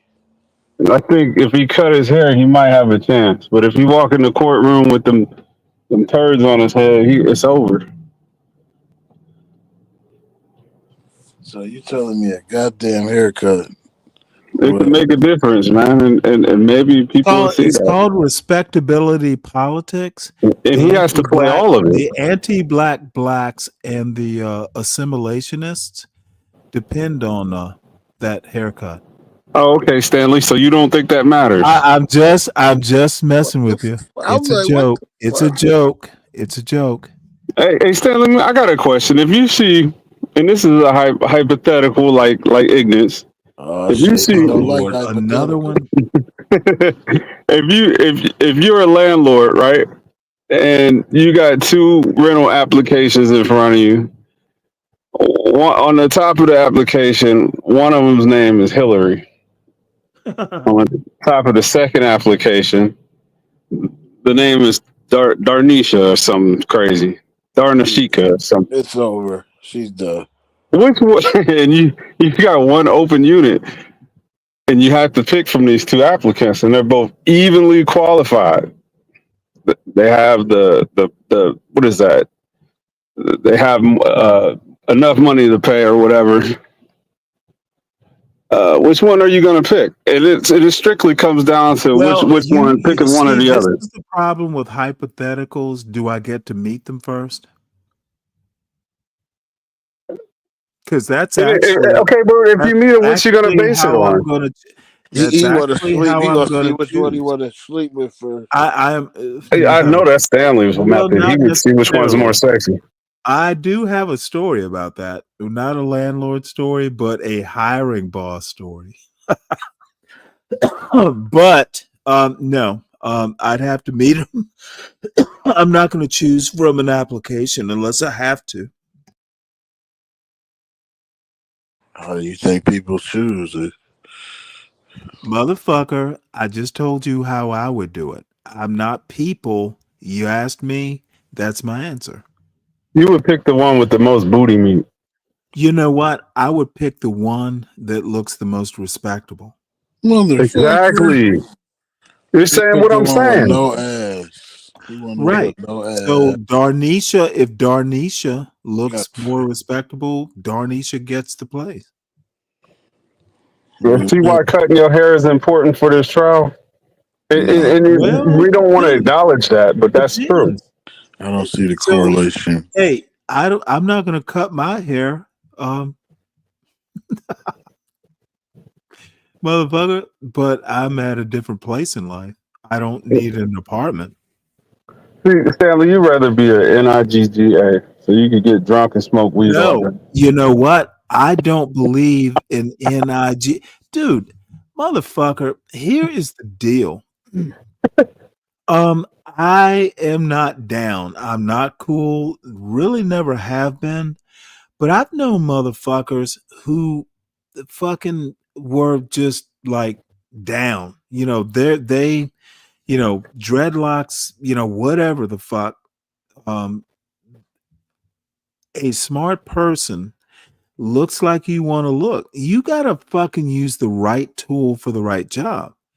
If you want to go work for IBM, you're not going to wear dreadlocks. Now, back in my day, it's been a while since I've had a job, but it just so happened I was raised to have the military haircut and all that stuff. If you want to work for Google now, you might be able to get a job with dreadlocks, but motherfucker, you're gonna have to be a 4.0 from like MIT. They're not gonna give that much of a fuck what you look like. Right. You can have two But qualified it's a candidates. trade-off. It's a trade-off. If you are a 3.0 from MIT, you might want to have a haircut. It just, motherfucker, that's why you have parents to look, motherfucker. You look like a slob and your grades aren't that good. You know, you need a level set. Yeah. That was a big thing when Kevin Samuels was coming up because I used to watch him. Well, I don't believe in the high value man rhetoric or nothing like that, but he Well, I did have kind of do, but it depends. I mean, you don't have to be a high value man. Dude, this is what people like Kevin Samuels and John Galt and Ock Nation, motherfucker, you're not in a cookie jar. All the Who cookies, the fuck is Ock Nation? all the cookies are not the same size. You might be a bigger cookie or a smaller cookie. Know where you are. Know what. I keep saying Renaissance man or Swiss Army knife, right tool for the right job. Dude, life is situational. And this is what, honestly, this is what motherfuckers don't seem to understand. And maybe it's what the military taught me. You are not, every situation is not the same. You might have to take extraordinary measures. You might have to tone it down. You might have to tone it up. Motherfucker, read the room.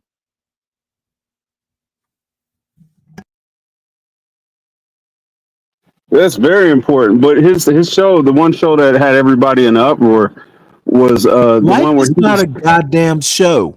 no, the one show for my example was the one where he was telling guys that you have to cut your hair if you want the job. And that was the one show that he Oh, got well, the most motherfucker, if pushback you for. want the job, cut your hair. Yeah. Yeah. So What is the debate? no, there's no debate. We agree on this, Well, but no, not with you. I mean, the person that dude was talking to, motherfucker, if you want the job. see, this is There's where you're no gonna catch. debate, This is and where you're gonna there's get mad there's because he no was talking to motherfucking, black well, men. wait, hold it. There's no discrimination law motherfucking suit either, if you want the job. Don't Right. sue. Do you want the job? Well, he was talking to a bunch of black men, and all they did was give him pushback instead of trying to understand the concept. But it's not you who are going to write the criteria for why you get the job or why you don't. But don't let it boil down to something so trivial. And like there shouldn't be an emotional attachment to your hair. You could let that go for a better tomorrow. You could Oh, grow your come hair on grow now. back. It depends. Again, But it's like motherfucker, I talking have to an children. emotional attachment to my hair. But it was like talking to 60. children. Right. Well, you're The right, accomplished. Like the right, yeah. situational. Dude, when I was a kid, like that military haircut, and you know what? It really wasn't like, it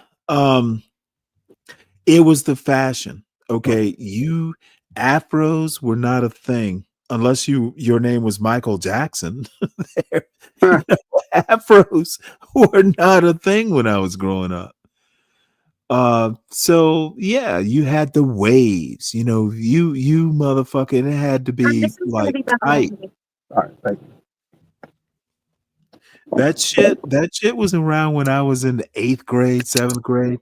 Plus, my parents know you're gonna have a haircut. Yeah. I used to have long hair, and I remember crying the first time I had to cut it. My dad told me. He Well, I explained had that to long me. hair until like my first haircut. He explained that to me at what 8 years old, 5 or 8, I forget. I don't remember. But he Mod explained Squad. it to me. Yeah, Mod Squad, but I remember watching the Mod Squad like on TV, but no, the Afro, that was it Link? I can't remember the character's name, the black character's name, but no, Savannah, Georgia, Afros literally, it didn't fucking matter whether you had good hair or not, motherfucker. You don't wear like these huge blowout kits. Oh, what's the Believe it or one guy not, from the blowout kits, that Democrat was Party? kind of a ghetto thing. What's the one black guy that's got the afro and on the Democrat side? I forget his name. Currently? Yeah. I don't know. I think his name is Justin something. Oh, you're talking about the Tennessee, like he's in the State House on Tennessee. Yeah. That's Tennessee, motherfucker. He's not on the national stage. I know you're talking about the one he and his buddy got tossed out and had to be reelected. Yeah, I know you're talking about. But yeah, if he no, had to cut his hair, he'd cry. And it's not that big an afro. No, but if he had to cut it, he would cry. Thank you so much. You know what, motherfucker? It'll be the white people who cut it off of him when they take him to a tree. Motherfucker, this is Tennessee, some bitch. You too. Yeah, Oh, she was some sweet. bitch. So you need to get like me and order your beer. No, I cut that off. I can't grow a good beard, so there is no No, reason for me to oil it. no, I said order your beer.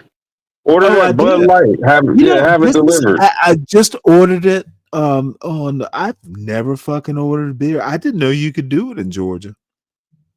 Oh yeah, I think that's It everywhere. says it's gonna be here by 5:05. You got an hour and a half, man. Motherfucker, That's I had crazy. no idea you could order beer. I always go out and get it. So thank you. And you will never believe who told me, hey, you can do this. It was a fucking Uber driver. Oh yeah, everything they sell you can order. You can order No, some but places that ain't even on the no. list. Not in Georgia. I used to be able to order bourbon, like my Buffalo Trace. I used to be able to order it online, and then Georgia cut it off.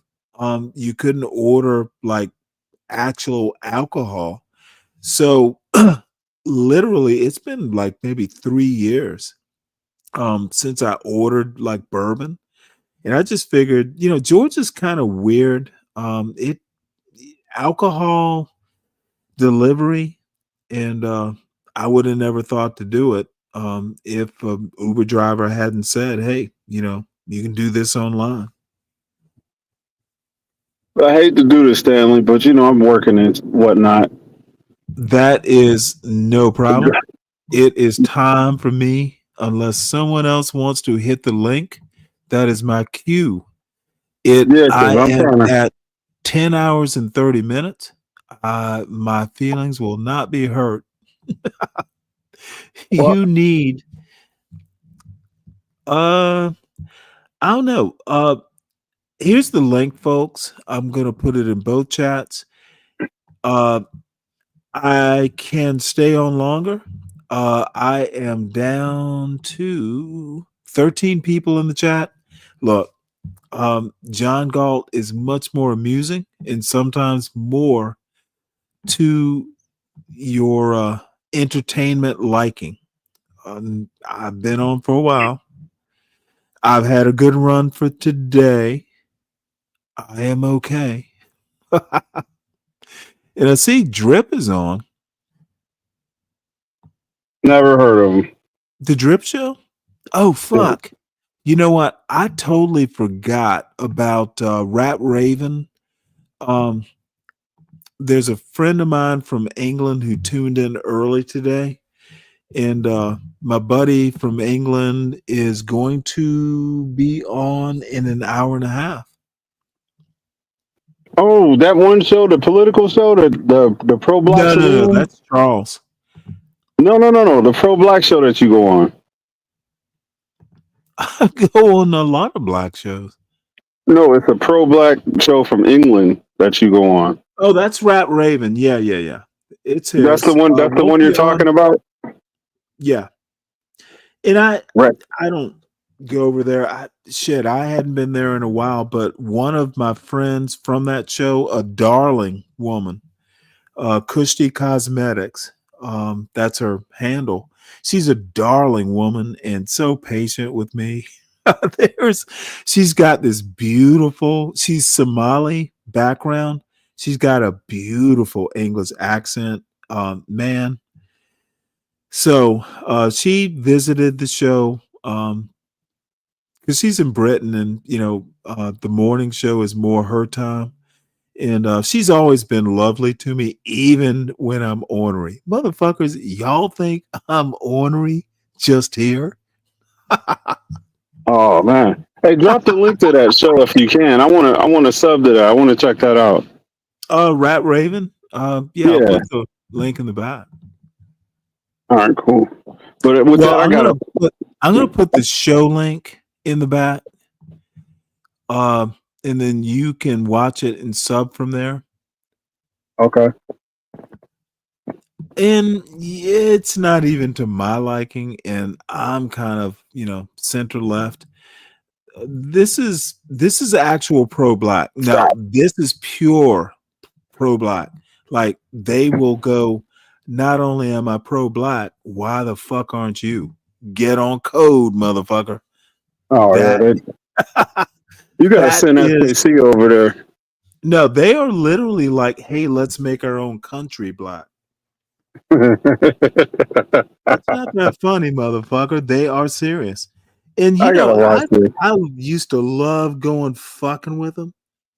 Because I think they're maniacs. However, this has been like 3-4 years. I don't even go fuck with them because they just go, "Oh, Stanley, you're just an asshole," and we're all good. Is it worse than Q Butters though? I've literally never listened to a whole Q Butter show. It's hard to do. To be honest, just the titles alone. Now these aren't like Moorish or what's the other one? Hebrew Israelites. No. It's pretty much a Pan-African thing. Not that sort of black. There are all kinds of pro-black. This is what y'all motherfuckers don't understand. There are several types of being pro-black, and you need to fucking choose your flavor. Yeah, I'm gonna click this link and I gotta get to work. All right. I appreciate you, Stanley. Yes, sir. Dave, dude, you are so welcome on this panel. You keep me honest. Sometimes I just want to stir the pot.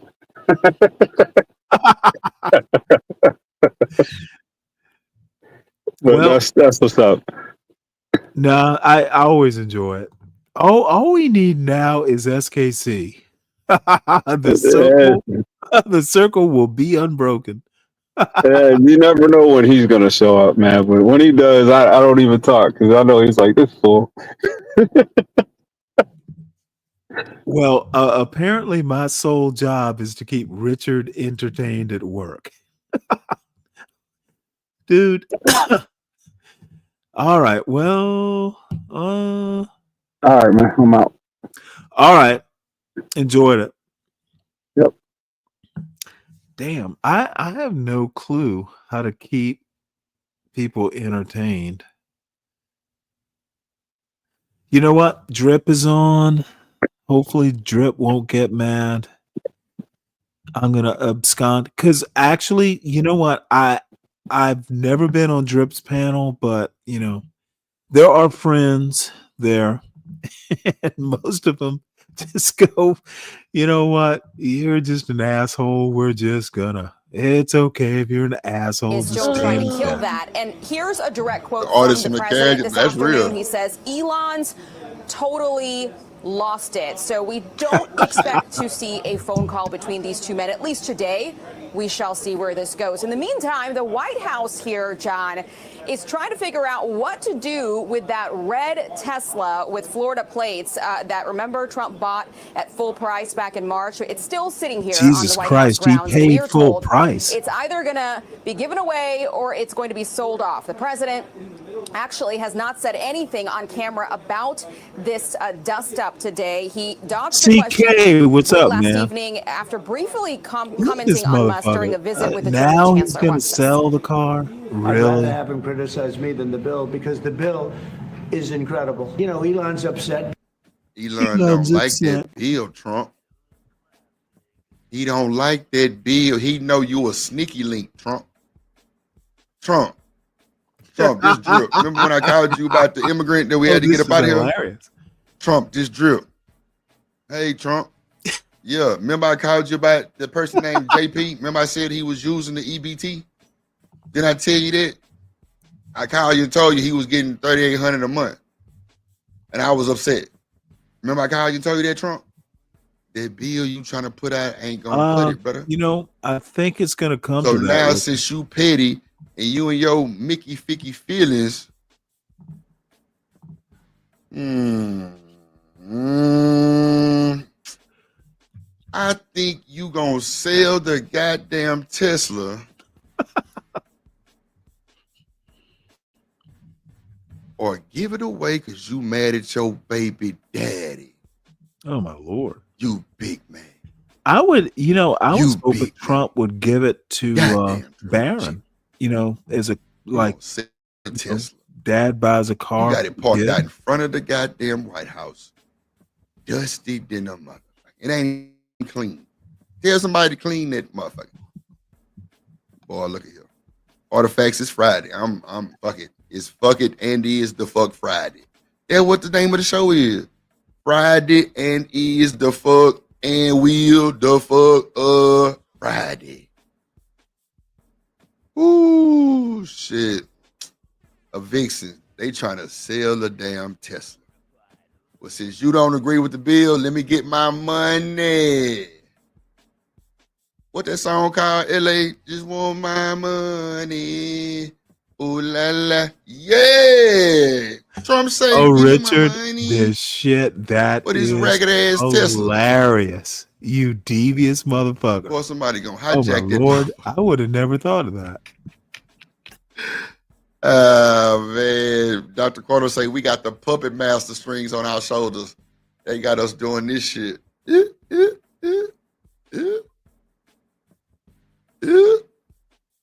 need to put one on my middle finger, Dr. Quantum, so I can like, know what I'm saying? Like, that'll be live, though. That'll be live. That'll be live. I'm trying to tell you. That'll be live, Craig. Just give me my money. Yeah. Because we took the EV mandate. Elon and I had a great relationship. What up, Breezy? I don't know if we're well anymore. Mr. President, any response to Elon Musk claims that the Epstein files? So for his part, Musk appears to be a little bit more open to mending relations. Last night, he posted on X that he won't, in fact, be decommissioned. You know what they said about old Musketeer? They said Musketeer was on the spectrum. I don't really go down them rabbit holes about that type of shit because I got a cousin who had a baby that was like that too. And they treated him different. You know what I'm saying? I ain't like that shit. I end up getting into it with her baby daddy grandparents, bro, because they think they know every goddamn thing and ain't read a book since 1920. I ain't bullshitting y'all. Let me just give you a prime example. We at Top Golf, bro. It's his birthday. Silent It's Snake, my he little said cousin's nothing like that. birthday. Bruh. She got the little homie turned towards the wall, bro. Everybody for him, they playing golf, they celebrating him, and they got him turned towards the wall, bro. Like I'm telling y'all, Drip love the kids, bro. Like, bro, I don't like that type of shit, bro. I don't like that shit. It's fucked up. I don't give a damn what's wrong with it. I don't treat him like something wrong. I always all of those point shit. Now, talk to your uncle. Or I always say I'm the uncle. Talk to me. And they be so shocked because I treat him like that and he listens to me. He was at my house about 3 weeks ago.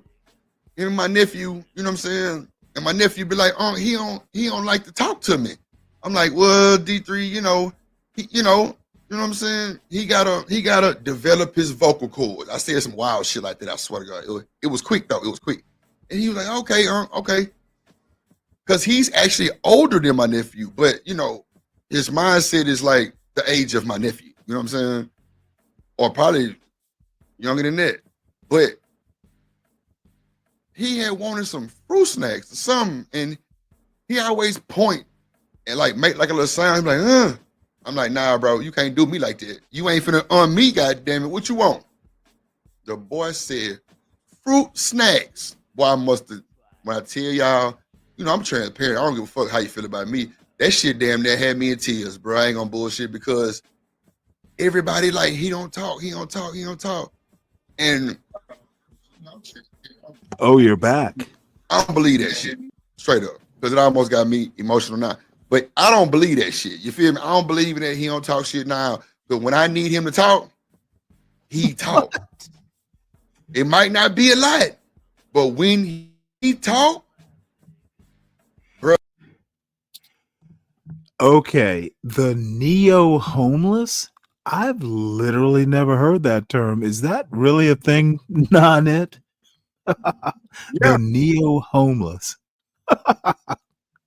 Oh, my Lord. You understand, those cats make a lot of money, man. You got a lot of cats out here, they get a lot of money in their bank account. They just posing as homeless because they don't want to invest in the real estate market in no way, shape, or form. They straight up communists.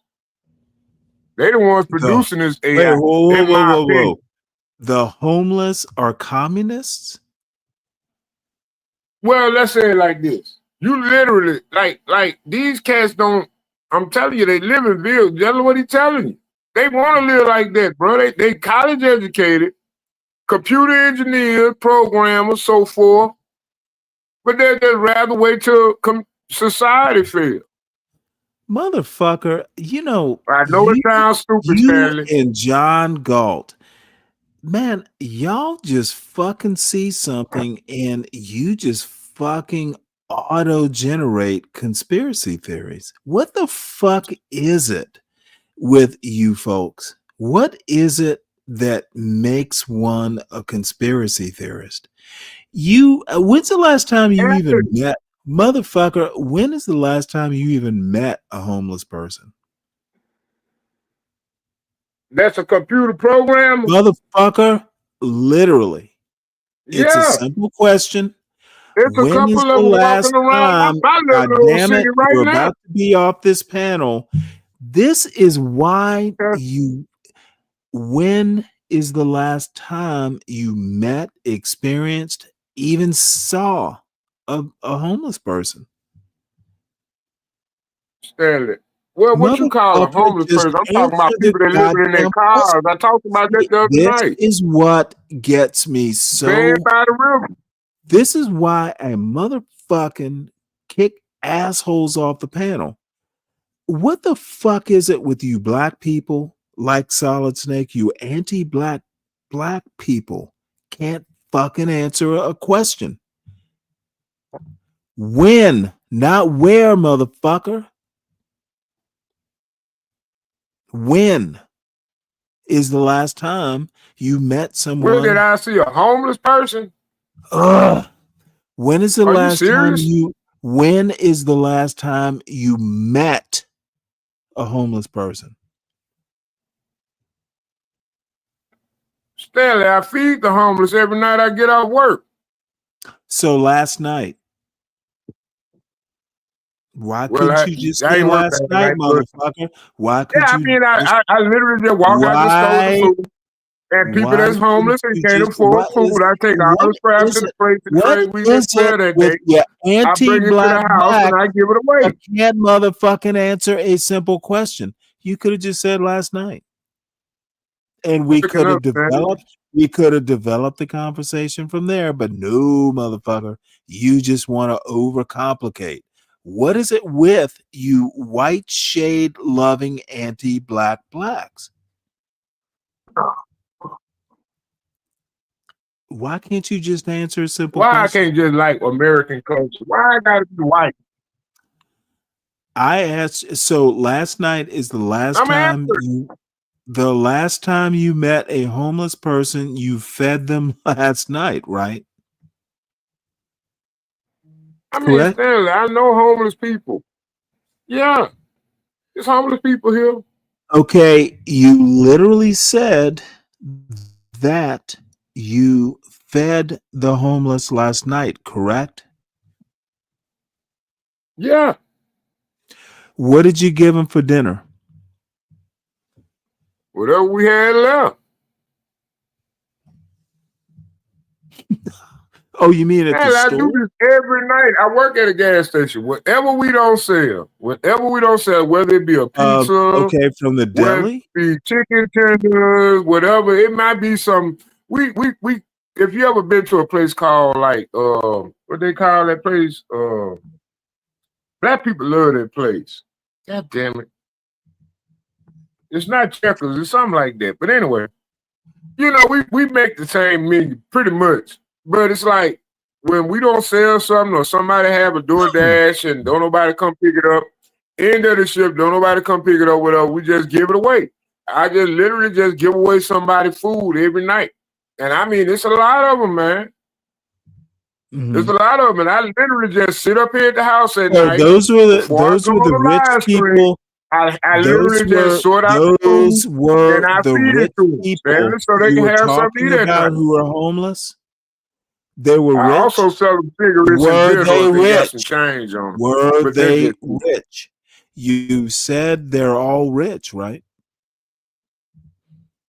I didn't say they was rich. I said they pretty much don't have to live in the car, but they choose to live in the car, Stanley. They choose to live that way, man. Oh, okay. You don't get it. They really choose to live that way. It's a way of life. You're It's a meeting them. lifestyle. You're meeting them and feeding them. You should know whether they can afford it or not. Exactly. That's why I try to go and make my little change out the side of it. They don't want to pay full price. But I do feed the homeless, though. You know, those that can. Those who can't, you know what I'm saying, just take whatever you can. Just get what's left. I hate to be that guy, but it is what it is. I'm not a communist, Stanley. I don't believe all men are created equal. Communist. I know that's a lie. I don't believe all men created my equal. buddy, I don't believe that. They don't like your kind, so stop talking. What the fuck? How suicidal are your testimonial pleas? I swear this is an alien just come here from Mars testing out his English to see if people can understand it. Who is they don't like blacks? Who is they? Alien. Aren't you supposed to ask me who my leader is and for me to take you to him? AI bot. Oh, is that what that is? Oh, damn it. Luckily, you're here to advise me there, Richard. So let's get back to what Drip is saying. Nah, that's for sure. You talking about the with the kids, Mr. DJ? Nah, for shit show. I'm thinking about it, just changing my thumbnail real quick on God. On God. Oh man. Yeah, man, that's crazy work. They had him turned to the wall, bro. I was upset, bro. Yup. Yeah, Vixie said get him ability to have opportunity, and learn. Yeah, I'm trying to tell you, I'm telling you, man, that shit for real, man. Happy Friday, man. It is Friday, the fuck and is and will Do a fuckery, Captain foolery, Kirk logic shenanigan, trap? the fuck. I have Friday. no fucking clue. Yeah, we got it Logic all trap? in one. You mean catch Based 20? on who they trust. Boss man, that's bro. You just hit it on the head, I think, bro, because they be fucking with him, boss man. Why would you isolate him? And he got a brother, an older brother that love his little brother, but they isolate this boy, bro.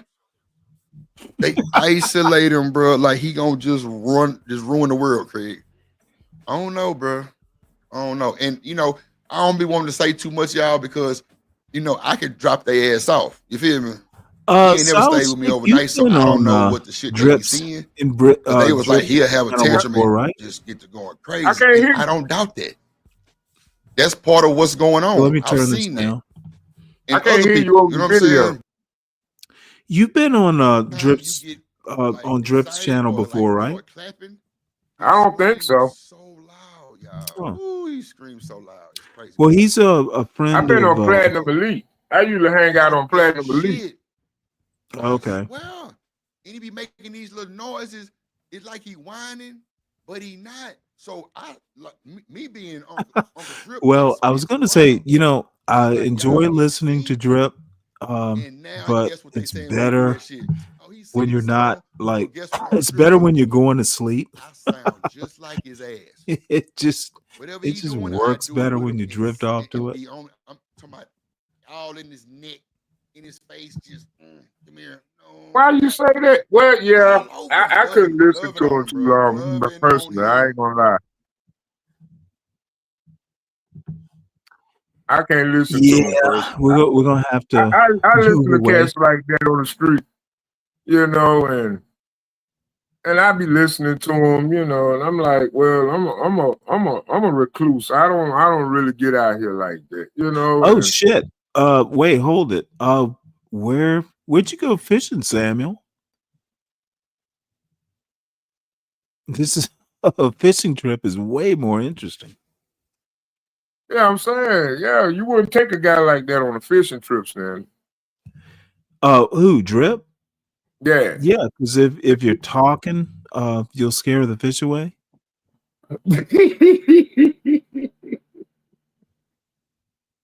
Oh shit! Really? What, saltwater fishing or you go? Fuck! God damn it! Fishing in Maine, motherfucker! You are big time. Saltwater, freshwater. Are you willing to date a basic man? Now that's a good topic. Yeah, I thought so. God damn it, dude! Did you catch anything? Tell the body. You're its creator. You know what? I've lost interest on it. The bot can hit the link if it wants. That'd be crazy. I don't know. I don't know, man. I've only been to Freeport. Like I've been to the LL Bean store. And this is like fucking 30 years ago. God damn, dude. That must have been awesome. Did you take pictures, Samuel? If so, fucking email them to me. I'll show them.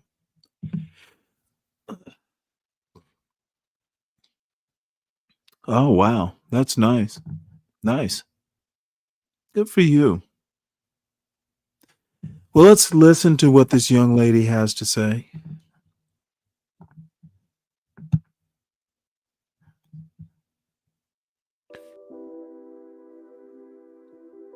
Okay, I went to the gym this morning and one of the gym staff asked me a question, like a dating question. He asked me, what if I met, a He guy, asked like, me. A basic guy who, does go to work. He can afford to take me to dinner. He can afford to take me to lunch. He can afford to do like, the little basic things, but he can't afford to, take trips and, Well, he can't motherfucker, afford to, if he is extravagant not things. How what you would that make me need, feel? move on That's what the man asked me. or give him I time. said, Why is this a I dilemma? can work with that Why are you as not long talking to your as parents? his goal is to elevate higher. I don't want anyone to be simply complacent and comfortable where they're at. Because if you settle for what he's giving you, he will never feel he has to do better. But will I talk to a man who at least has the basics? Yes. I'm telling you. Jesus fucking Christ. Why would this man work hard for you? This is bullshit. Ugh. This is Stanley, you don't know how literally. many of these women actually exist, do you? I don't know. This is neither one of them deserve each other. Hey, It's Stanley, like remember back in the early 90s, we used to embarrass women that gave it up for a Happy Meal? we weren't a we in the early Well, I'm 90s. just saying, it was common, it was common. We Well, we were was in enabled. high school back in the 90s, Stanley, We because I were forgot you not was in older high than me. school. We were a naval But you were officer. probably a year out of college. We were a naval officer in the early 90s, getting the pussy anytime I wore a uniform. There is no comparison, son. Oh, I mean, not a police officer, Marine officer. Oh, shit. Well, No, see, Stanley, that's what I I'm was talking Navy. about. I was Navy, not Marines. But that's my point. That's why I don't understand how you gonna fight for a country that allow women to vote. And you know your seat don't mean shit to them. That's crazy. Wait, hold it. What did you say? How Nothing. am I going to fight for a country that allows women to vote? Because it's the motherfucking 19th Amendment in the U.S. I Constitution. expect women to hate me. You I expect feminist motherfucking women to hate me. I'm literally, sorry. I'm not anti-black. y'all literally swear an oath to defend the Constitution, bitch. They didn't ask you if you like what's in it. And we need to amend the Constitution. Stop asking me stupid ass questions. I ain't gonna lie, Stanley. You know what I was on the line of?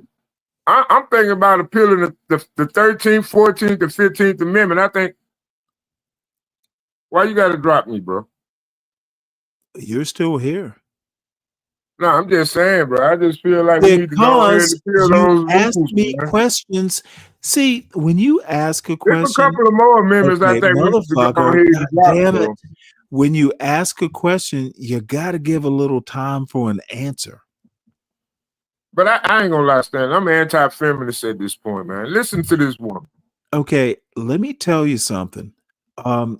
This anti-feminist motherfucker, what does the 19th Amendment have to do with feminism? I didn't say the 19th. I said the 13th, the 14th, and the 15th. Motherfucker, you literally said women not voting.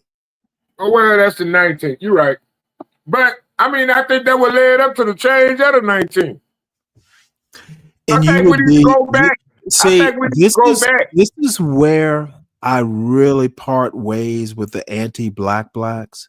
It's not anti-black, motherfucker. I don't get to finish. You anti-black blacks want to be white males. That's really hey, the DG, what up, man? Hit the motherfucker. I channel, said man. what I goddamn dude. I said what I said. You anti-black blacks going on about the 19th Amendment. Y'all motherfuckers want to be white. That's your problem. You want to be white. John Galt wants to be white. Motherfuckers, y'all want to be white. You want to mimic white male power. That's your motherfucking problem. I hope you're enjoying your Eid today, DG. Welcome to the panel, man. Welcome to the show. What's up, Dwally? Motherfucker, in the house. if your dumbass wants to be white, I don't have to entertain your dumbass. Come on, Stanley. Why you gotta be so motherfucker? hostile? I'm calling it as I see it. Your fucking manosphere anti-black motherfuckers want to mimic white males. Let's talk about what this woman just said, though. She got mad at a man because he couldn't afford to feed her.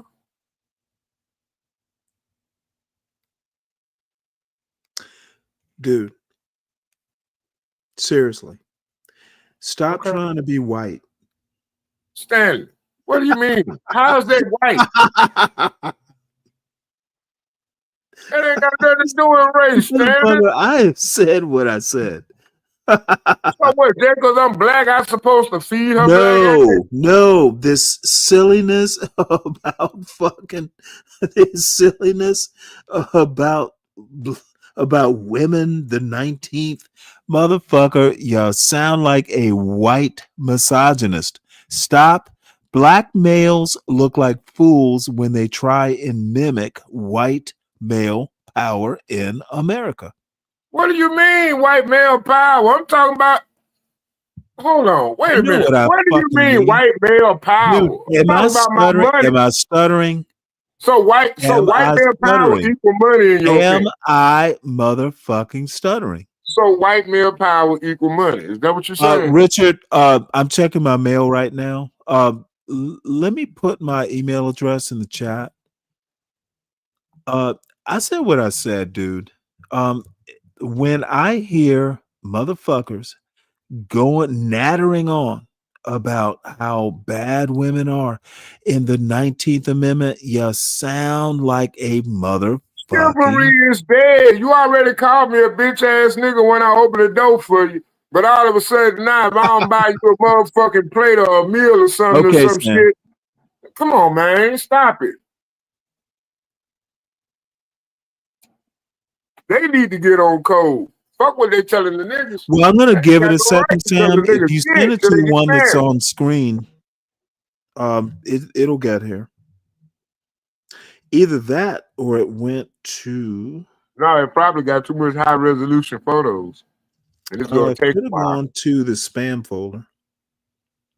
Oh. I know it's been taking a long time for photos to go over these internet wires lately. I don't see it yet, Sam, but it may get here. It's Stanley at jghb.info.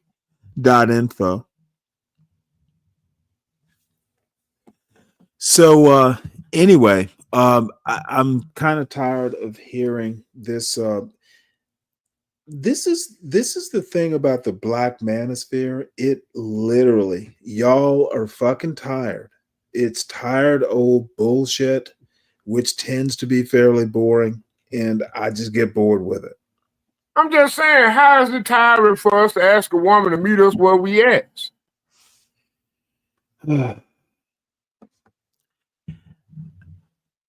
I heard you say repeal the 19th, or this is why women shouldn't be voting. So that same Exactly. old Women bullshit. shouldn't be voting. Women shouldn't be participating in any administrative factor of the government at this point. I'm Yep. sorry. Sounds like a white boy. Nope. Yeah. Sound like a patriot. How is it patriotic to deny women a constitutional right? Tell me how that's patriotic. How is it not? Motherfucker, it is the law of the goddamn land. How you think you ain't just a tool Motherfucker, being don't used you to touch the dare white man? interrupt me. Don't you dare interrupt me when I'm talking about the United States Constitution. Well, I'm gonna listen to you, but I don't agree with you. Motherfucker, then you better listen intently. You basically not. If you want the Constitution changed, motherfucker, go through the process. Fuck that, Stanley. They There's literally whining, use the grant citizenship. there's Stop that whining shit, like Stanley. They using their move to grant citizenship on the backs of black men, and I ain't gonna tolerate that shit. Now, fuck you. You don't have a choice but tolerate it, you dumb son of a bitch. It's in the goddamn Constitution. Stop whining like a motherfucking white boy. Next thing, I'm going to hear you talking about reverse racism. Motherfucker, the law of the land is the law of the land. If you want to be a true white boy, fucking start an amendment process. But motherfucker, I'm bored hearing you whine about women's rights on my goddamn panel. Stop it. Obey the law or change it. well, Stanley, that's a white boy thing. The 19th Amendment. There ain't no black man thing. No. That's a lie, Stanley. It is a bottom feeding white boy thing to whine like be Stanley, brave. ain't no bottom feed white boy gave up no right to no goddamn woman. Now you a damn lie. Okay, you're ain't no man gonna sit there and let no woman buy no land before he buy it. Cause that woman can easily just allow a pirate to come in, rape her, and have kids, lost and we'll the just have argument. goddamn property rights, and the kids can leave me on no property rights for they citizenship. Lost the goddamn do you even argument. understand how the Constitution of the country works? Motherfucker, you already lost. Stop complaining. Well, that ain't what the audience saying. That ain't what the comments in the chat saying. The audience. I don't understand what you're talking about. The audience is not on this panel. No goddamn woman out here with all these goddamn rights. That's what we at goddamn panel. Shit, you can't even fight for the men to stay in the houses no more. Solid Snake. But you allow legal immigrants to come over here and get $20,000 goddamn grants. Why don't you join the audience? Man, get the fuck on, man. You need You to saying join you the be working audience. at McDonald's, but you quiet about a Join motherfucker that the sit his ass up fucking there and just come to the audience. goddamn country Join and receive the a goddamn audience. federal grant money of $20,000 he ain't got to pay back. But my child going and enroll in college at HBCU, he got to be suffering his whole goddamn life with student loan debt. Stop that bullshit, Stanley. That's a double standard I can't allow you to have. Fuck you. You are complaining about shit you have no hope. To the 16 people in the chat, man, hit that like, man. You are literally you can't change it. Stop whining about it, bitch.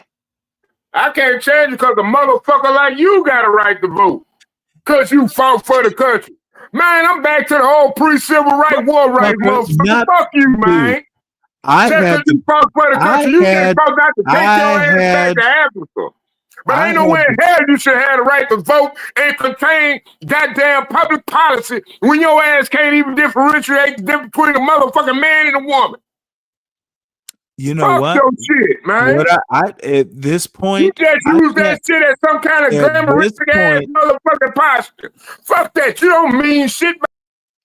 At this point, I can't tell between a fucking white boy or a white man. You're neither. Don't tell me, motherfucker, I had the privilege of defending this goddamn country. What the fuck have you done? I've literally defended the Constitution in a motherfucking war overseas on a motherfucking ship in dangerous situations. And do you actually think I'm going to sit here and allow your silly ass to tell me about the Constitution, motherfucker? Fuck you. You need to fucking level set your dumb ass and realize who you're talking to, Solid Snake. Motherfucker, I don't talk about it a lot, but I'm a goddamn tried and true patriot. Fuck little boys like you who talk about shit but never defended it. Do better, son. And you a motherfucking racist. And Do I hate better. you, man. Stop doing that shit, man. Stop blaming white people for everything. Do better, son. You do better. Do better by your goddamn uniform and represent all Americans. Stop trying to motherfucking draw lines. Stop that bullshit, Stanley. You talk a good game, but motherfucker, I done shit. Stop the cap. I defended the Constitution.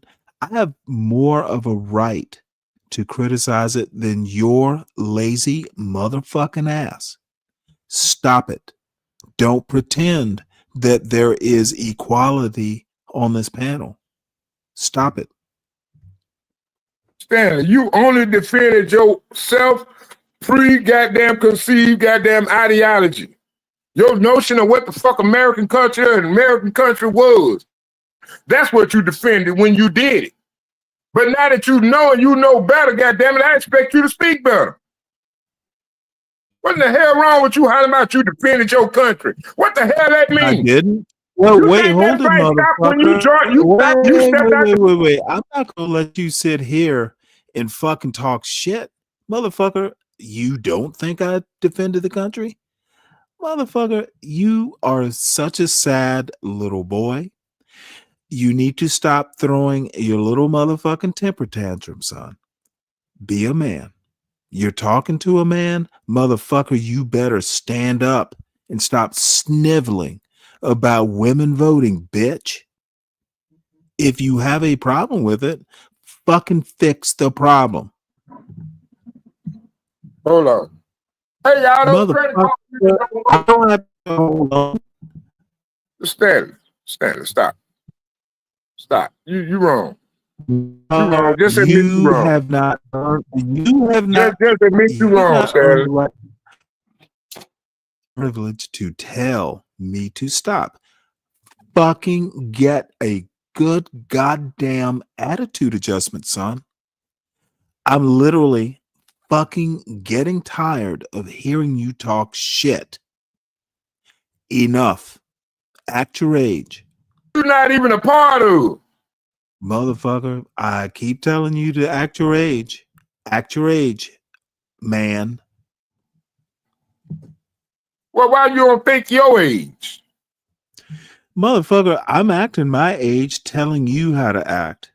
Young why you man. keep putting me in the back, man? You keep letting all my smartest shit go out the window. You can't seem to get a hold of your temper tantrum.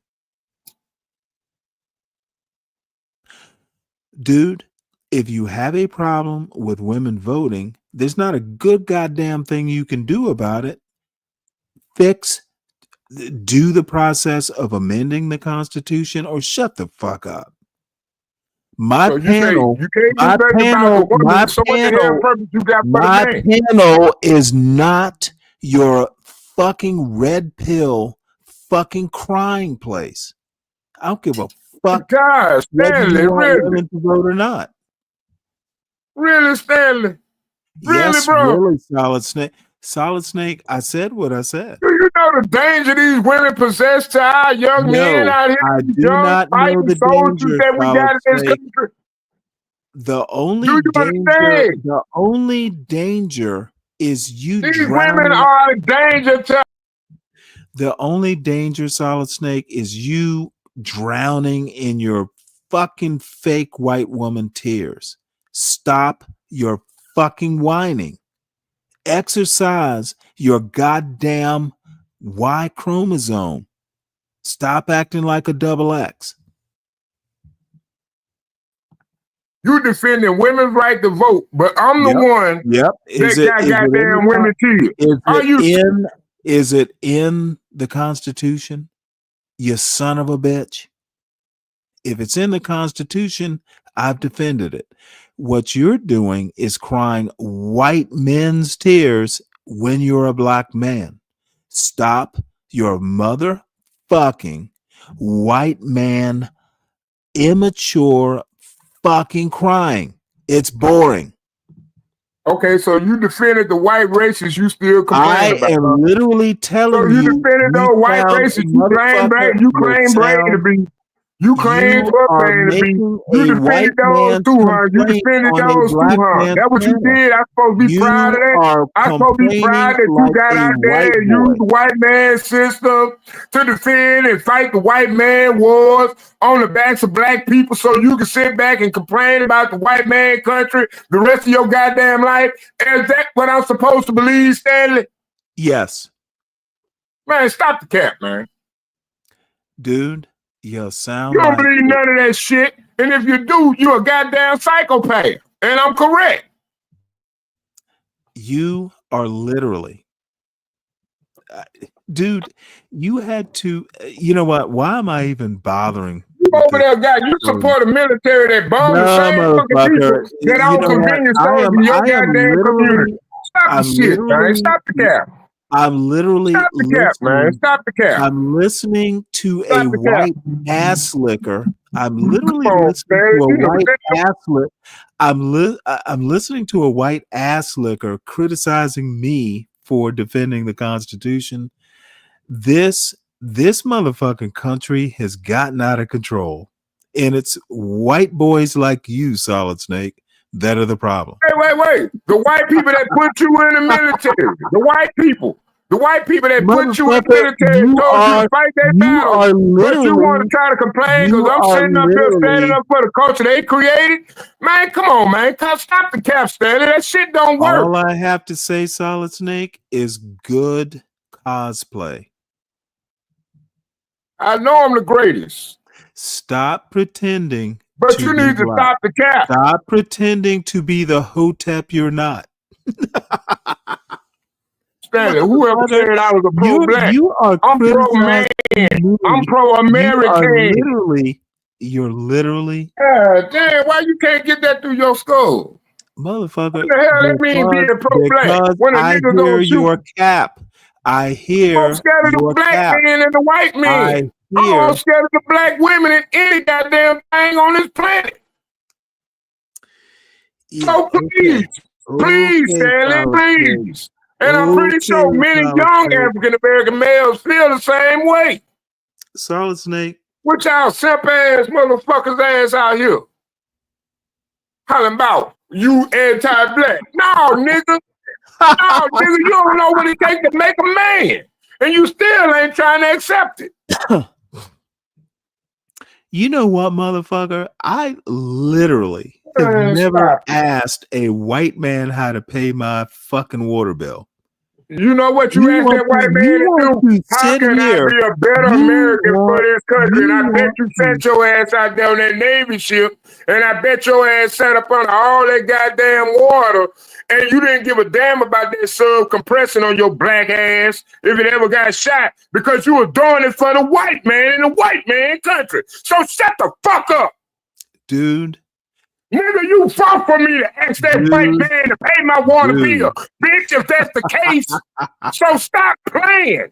But I never did it, but you mad, nigga. You mad I don't have to ask a white man for a motherfucking thing. You mad, nigga, that I use your motherfucking weapon against a black man and I utilize it to procure a future for me and my goddamn kids. So shut the fuck up while you sit your ass out there in that white man's submarine bragging about your motherfucking white badge that the white man gave you from his white military. You sorry piece of shit. You know what? This might work with other black people like yourself who are really the more you yell, the calmer I get, because I know I'm better than this. Everybody hit that like button. I know.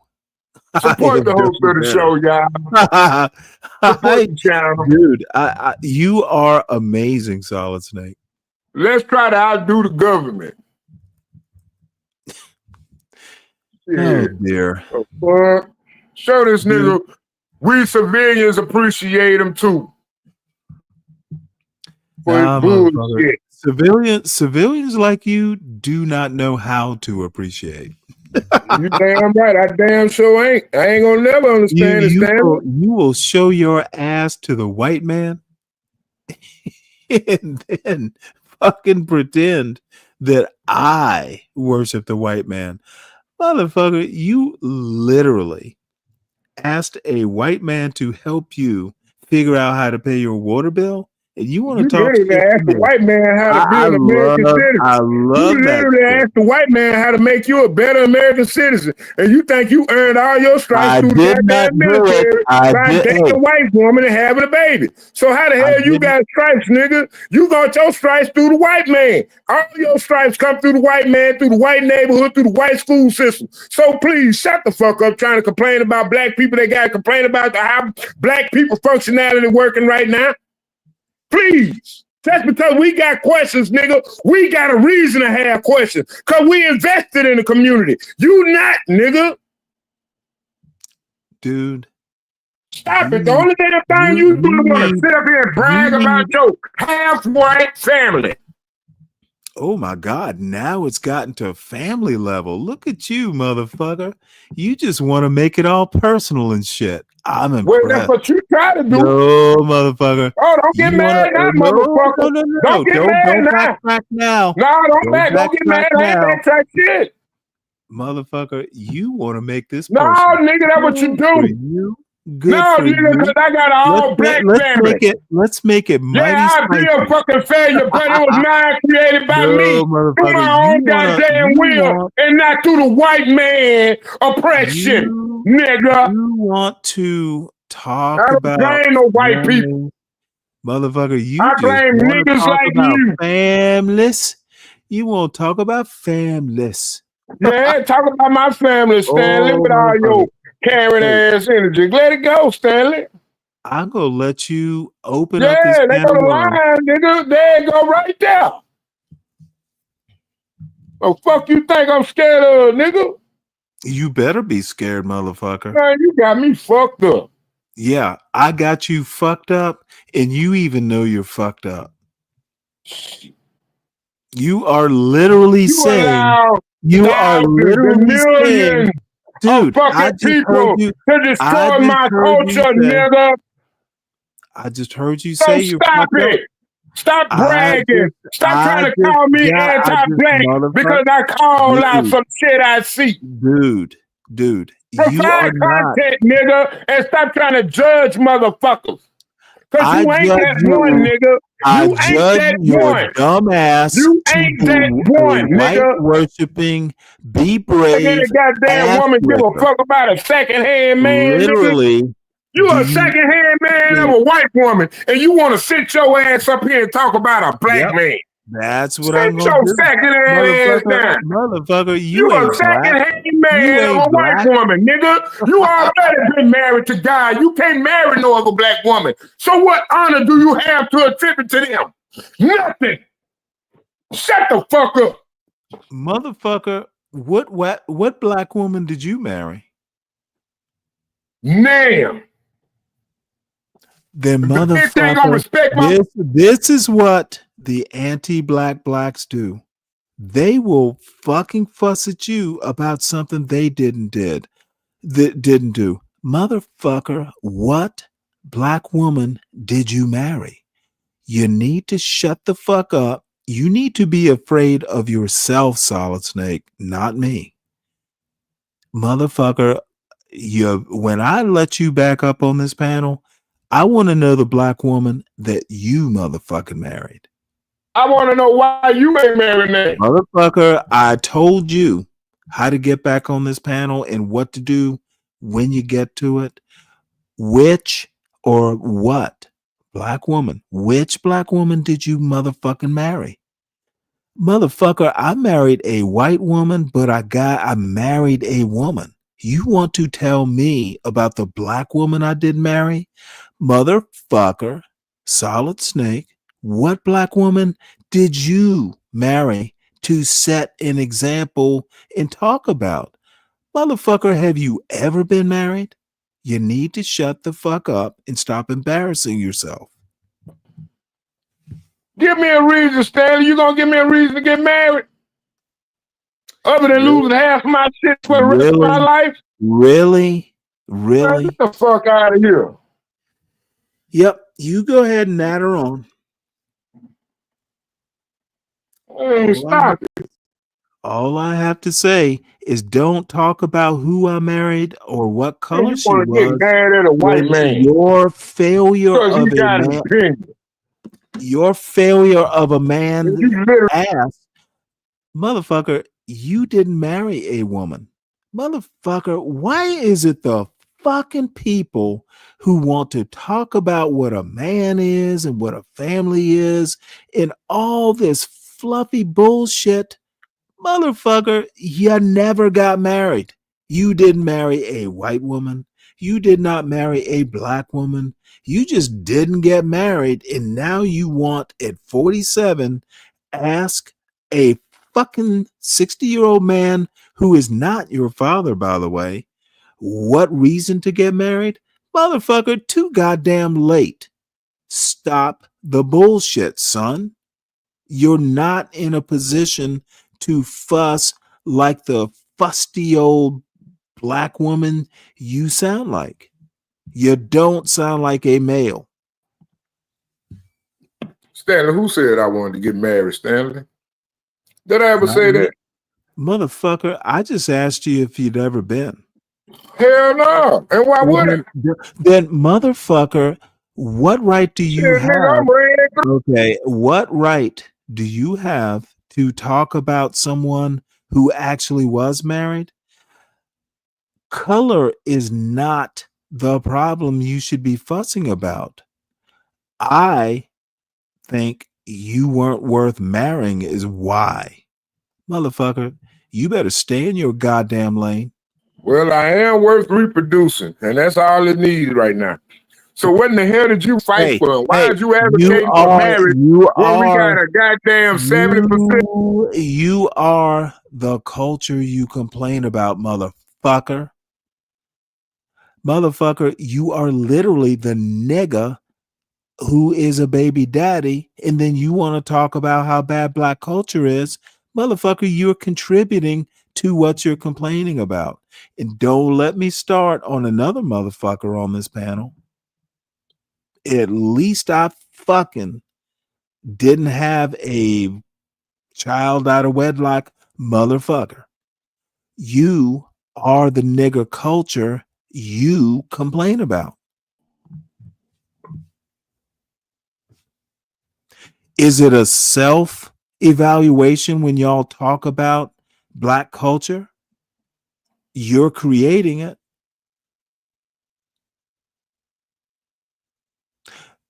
Motherfucker, I hear what you've done, what you talk about, and I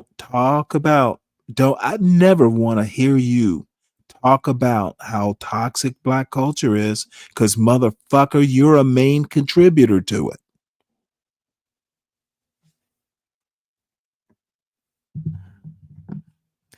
So let's get back to YouTube.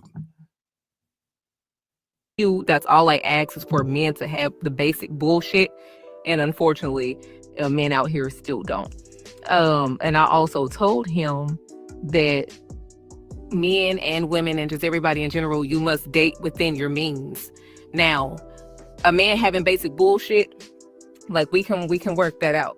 You know, you got to be in therapy, you got to be getting help for whatever your past problems is, you know, basic bullshit.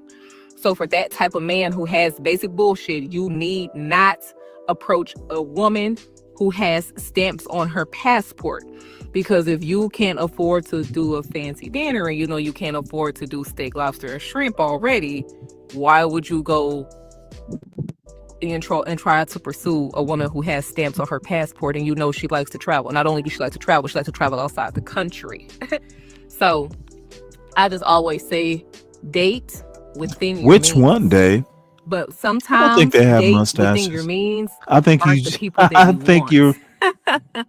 So you be wanting people who are outside of your means, and that's where your problem comes in at. So I would tend to I disagree mean, with honestly, I that. wouldn't mind dating a man with FWW. basic bullshit. But when I'm you a be Stanley around me more, you'll supremacist. see how hardworking I am, how motivated I am, how determined I am just as an individual female. So you're going to have to, you know, be moving and grooving and on the grind, because I'm on the grind. And if you ain't on my level, I mean, you're eventually going to get Bro, left right too, now, and Rick. that's just tea. Okay, so I wanted to respond to this real quick. I thought it was an interesting question, because it's something that I see coming up a lot in this current relationship climate, right? Where men and women are just trying to figure out what is going on in these dating streets. Now, one of the things I find the most interesting about this question out the gate, particularly when it's got the asked to email. women of whether or not you will date a basic man or an average man, is rarely do Give I me one ever sec. see women I'll consider put whether or those not they pictures up. themselves are basic or average. Like, we forget that for every basic man, there is a basic or average woman. And being a basic or average woman is not disrespectful. It is not disrespectful. It's not dishonoring. It is not an insult. It is just a fact. Like, not everybody can be a queen, and everybody can be a billionaire, and everybody can be an elite. Like, there are ranks, there are levels, and it is what it is. So what I, again, always find so intriguing about these questions is, like, why is there never a consideration as to whether or not the woman herself is average? That, like, it's rarely a part of the conversation, but it's a real thing. I Like, women can am be at average. about Actually, most women are 11:34 average. here. Actually, most women are basic. And again, that's not an insult. That's just a fact. But I think if there was more honesty around that, then I don't even think we would have these questions. Because water seeks its own level. And honestly, like, since the majority of human history, people have been dating in their station, dating in their lane, dating in their own social, economic And guys, I'm class. gonna have to It's just duck out now for a in modern minute or culture two. where a lot The of those deer's gonna social meet me at constructs the that were door.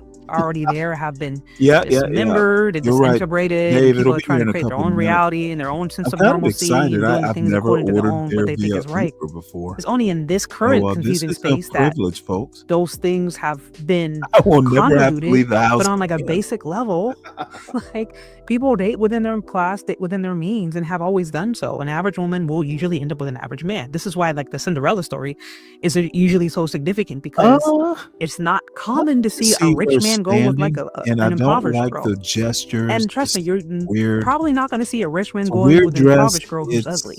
If a rich man is going with a girl who's poor, it's because she's beautiful or his type of beautiful, right? And so that is all things that need to be taken into consideration. Like, leave a tip. And that brings me to my another point. Tip?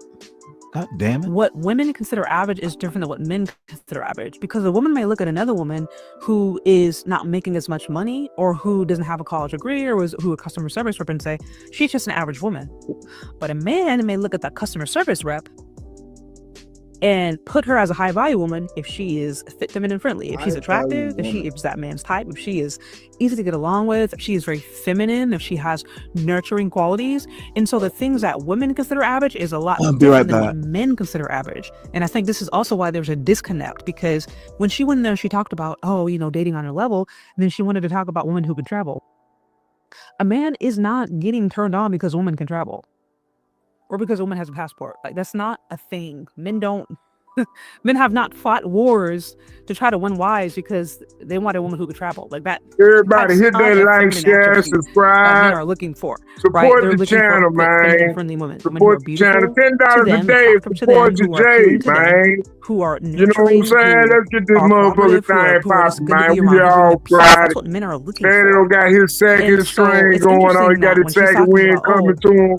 So we gonna get turned up in this thing. Y'all ain't seen shit yet. Things that women find. I got a whole nother case in the fridge. A woman is going to find a man who's more cultured, who's more culturated, who has traveled, probably more attractive. A woman is likely going to find a man who is considered more worldly, considered more well-rounded, who has more experiences as more attractive. A woman will find that attractive. But most men, they don't really care. They don't care if she's went to Timbuktu and Japan and China. If she can't cook a meal and don't look good in heels, like they don't. That's not really doing it for them. And so I think also when we're talking about, on their own level, both parties have to be considered into that. Like, this isn't a one-sided thing. In order for two people to get together, both people need to be getting something out of the deal. It's not just a woman gets what she wants or a man gets what she wants. Both people have to be getting something out of the situation. So a lady can have all these basic requirements that she wants, but a man still won't have his own basic requirements. And I think a lot of the disconnect is that people just don't understand, or there is a lack of willingness to, or there is a lack of concern to understand what the man wants. But here's the thing about it. Like, if a woman really wants to get together with a man, she's going to have to listen. And I'm not saying listen and then go and call the man misogynistic and then just throw the things out the door. If all we do is listen to what a man wants and call him misogynistic, then that's not getting this very well. You can at least listen or understand what heterosexuality means and how heterosexuality works among men. Then you can start to navigate those conversations a little differently. Because honestly, a lot of this stuff isn't even that difficult. People have been getting married since day one and having kids and babies and families since day one. The only reason it got complicated is because people have gotten so far away from what God intended and have forgotten basic common sense that they don't know what's up or what's down. But if you just return to some basic decency, return to what masculinity is and what femininity is, the things become really simple and become really easy. And if we throw away the high-mindedness and thinking that, I'm better than a man because I traveled, okay, that's dumb. Or I'm better than a man because I have a college degree, which likely comes with a whole bunch of different debt, that's kind of silly. If you throw all that stuff away and actually start to connect on the things that matter, I think we'd have a lot more success. But anyways, y'all, that is what I think. What y'all think? Let me know down in the comment section. Leave your questions, comments, concerns in the comment section below. Thank you so much for listening if you've gotten this far, and I'll talk later. Bye.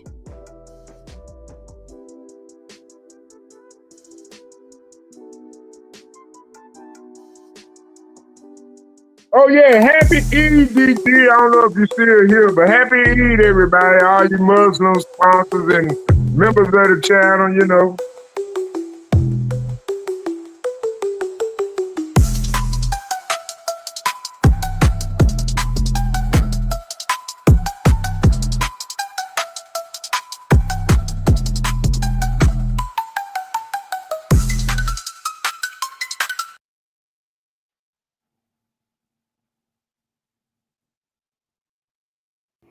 I was sent this article from the New York Times a couple of times. I really wish think you would have had an amazing job in speaking on the divergence I would have loved to of see men a and little women, boys and 12-year-old girls. girl. It's titled "Why Boys Are Behind in School from the Start." It says, as the expectations for kindergarten have risen, the changes have put boys who tend to mature later at a disadvantage. Here's the artwork that they used. This is super duper interesting to me. She says girls have been outperforming boys in American schools for decades, from elementary school through college. But Stanley so even gender old, he gap in forgot his education starts summertime. even earlier. Boys enter kindergarten less prepared than girls, and this early deficit can compound and help explain some of the recent struggles of boys and young men. She says across measures of kindergarten readiness, including reading, math, motor skills, and behaviors like socializing, paying attention, and Be regulating right emotions, back, guys. girls score higher than boys. Stanley, pause the And video. here's the graph. It says girls outpace boys It's in gonna kindergarten. play. I'll Share be of right U.S. back. children ages 3 to 5 considered on track I for want to see kindergarten who bringing in your kids. It's 2022 gonna be and a little kid or 2023 combined. you know what I'm saying? Overall, That's girls good are content, prepared Stanley. 71% of the time, boys 58. Math and literacy. All of these measures, girls are outperforming boys. Math and literacy is 73% to 67. Social and emotional skills, girls 88%, boys 81.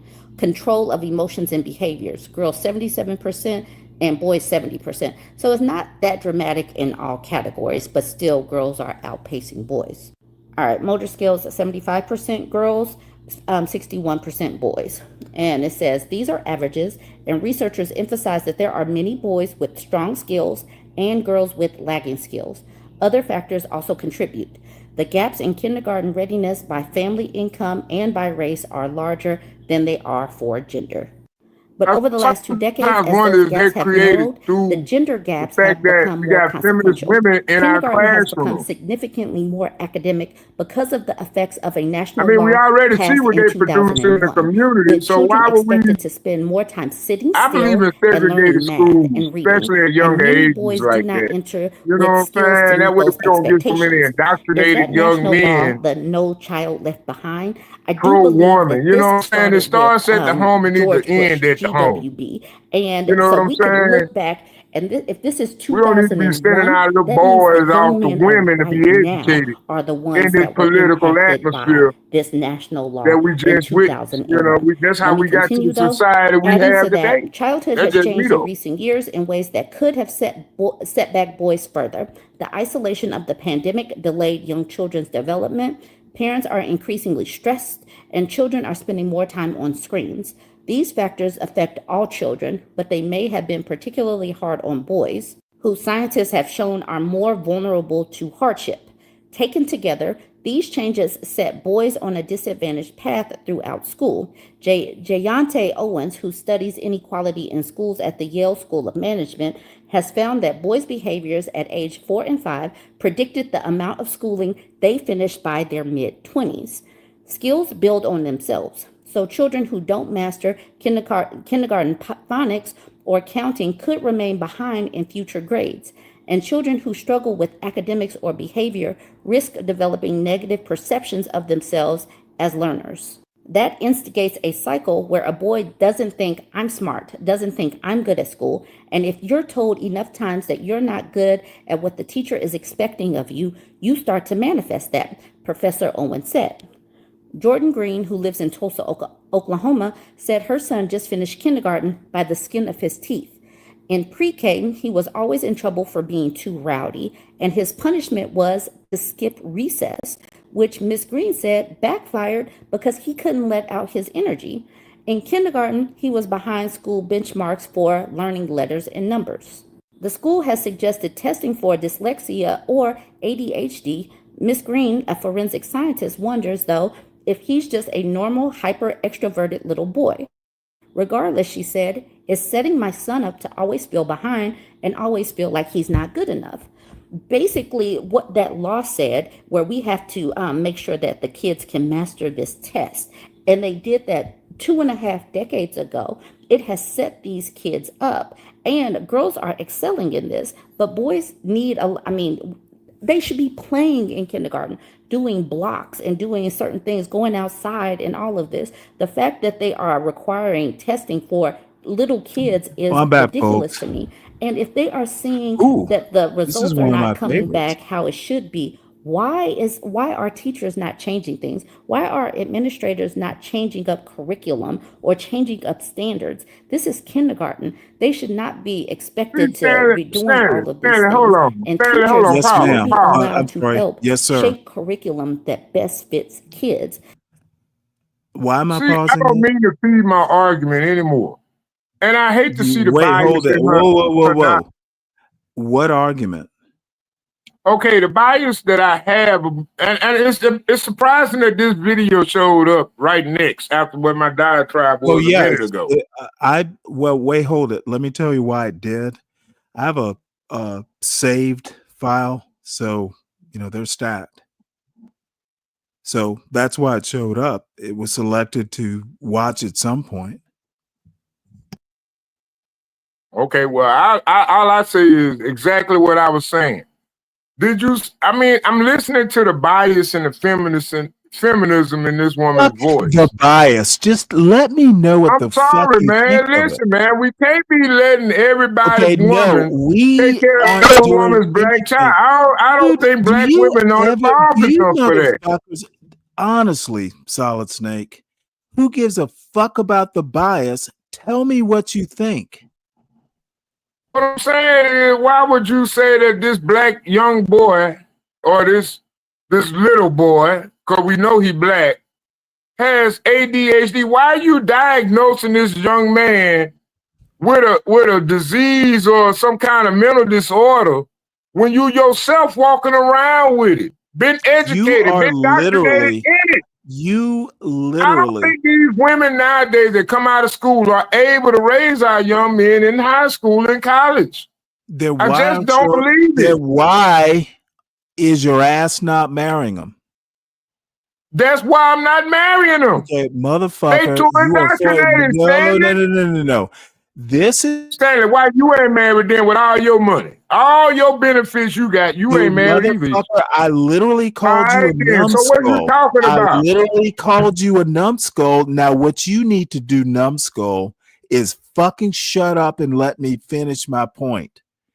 If you have all these complaints, stop leaving the women alone to raise the boys. Step up. We can't. And stop fucking whining. Stop it. Stop it. Stop it.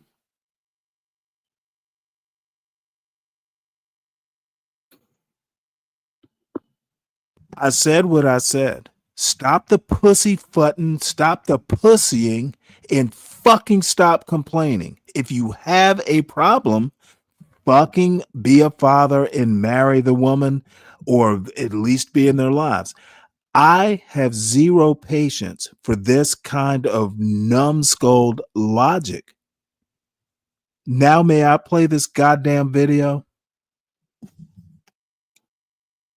Oh, Lord.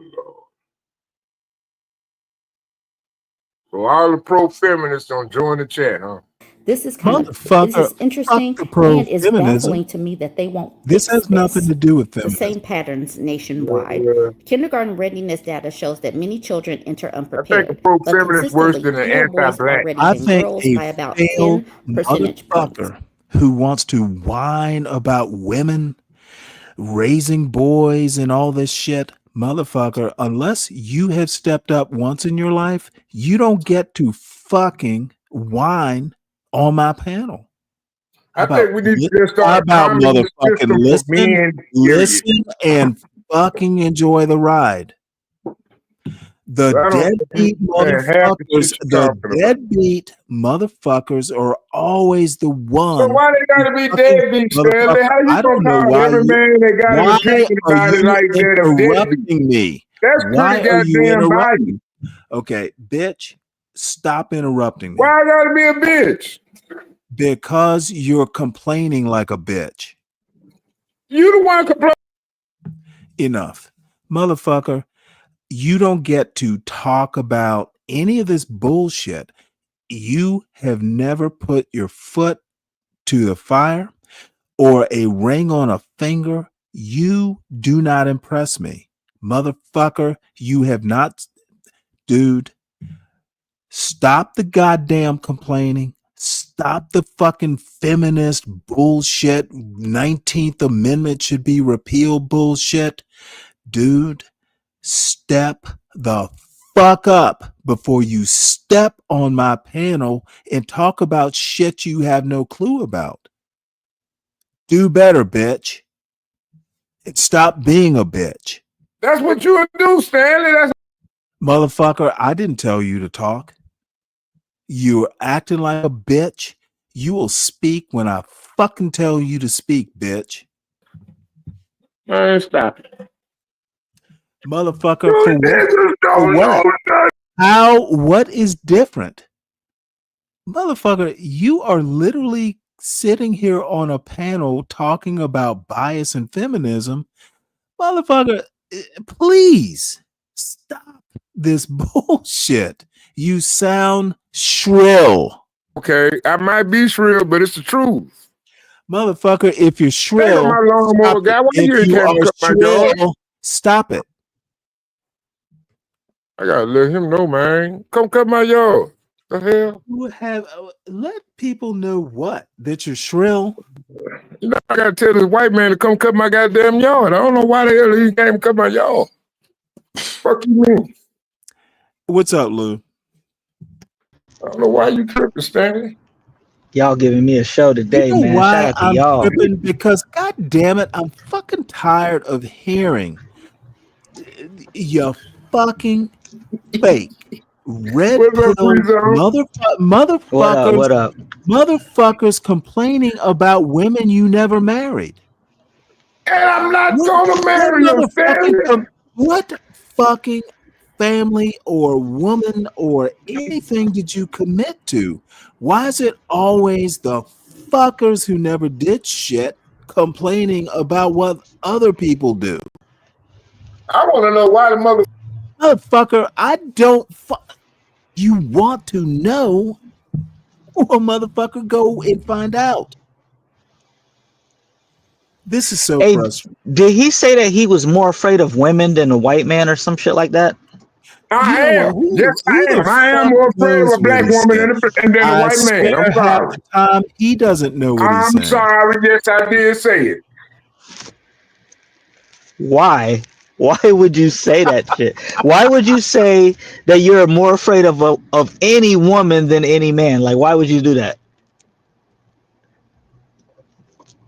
Because it sounded funny.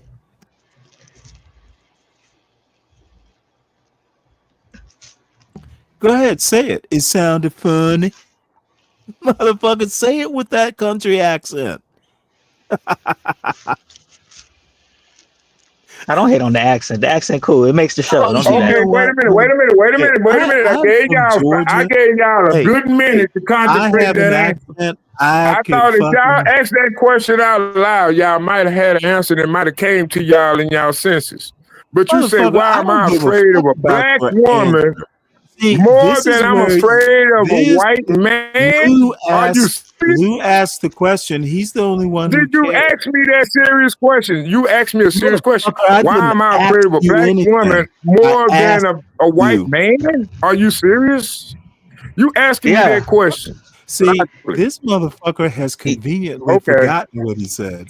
I asked the question. I have not conveniently forgotten what I Any said. woman, I just conveniently asked you a question. Any woman, any man. Any woman, any man. I don't give a fuck about the race part. It's the man and woman part. What woman? Like that doesn't register to me, bro. It just doesn't. Even if I think of reasons, any reason that I could think of is not a good enough reason. You ever got some pussy in your life? You ever had some pussy? Absolutely. That further enhances my question. So you know a lot of men. You know a lot of men ain't got that can't control that power with that pussy, right? This is a motherfucker on the schoolyard from fucking like 40 years ago when he was 7 years old. No. It's guys like you like on the schoolyard. Do you know how fucking high school that sounds? Yeah, ever had some pussy? Motherfucker. You are 47 years old asking if a motherfucker has had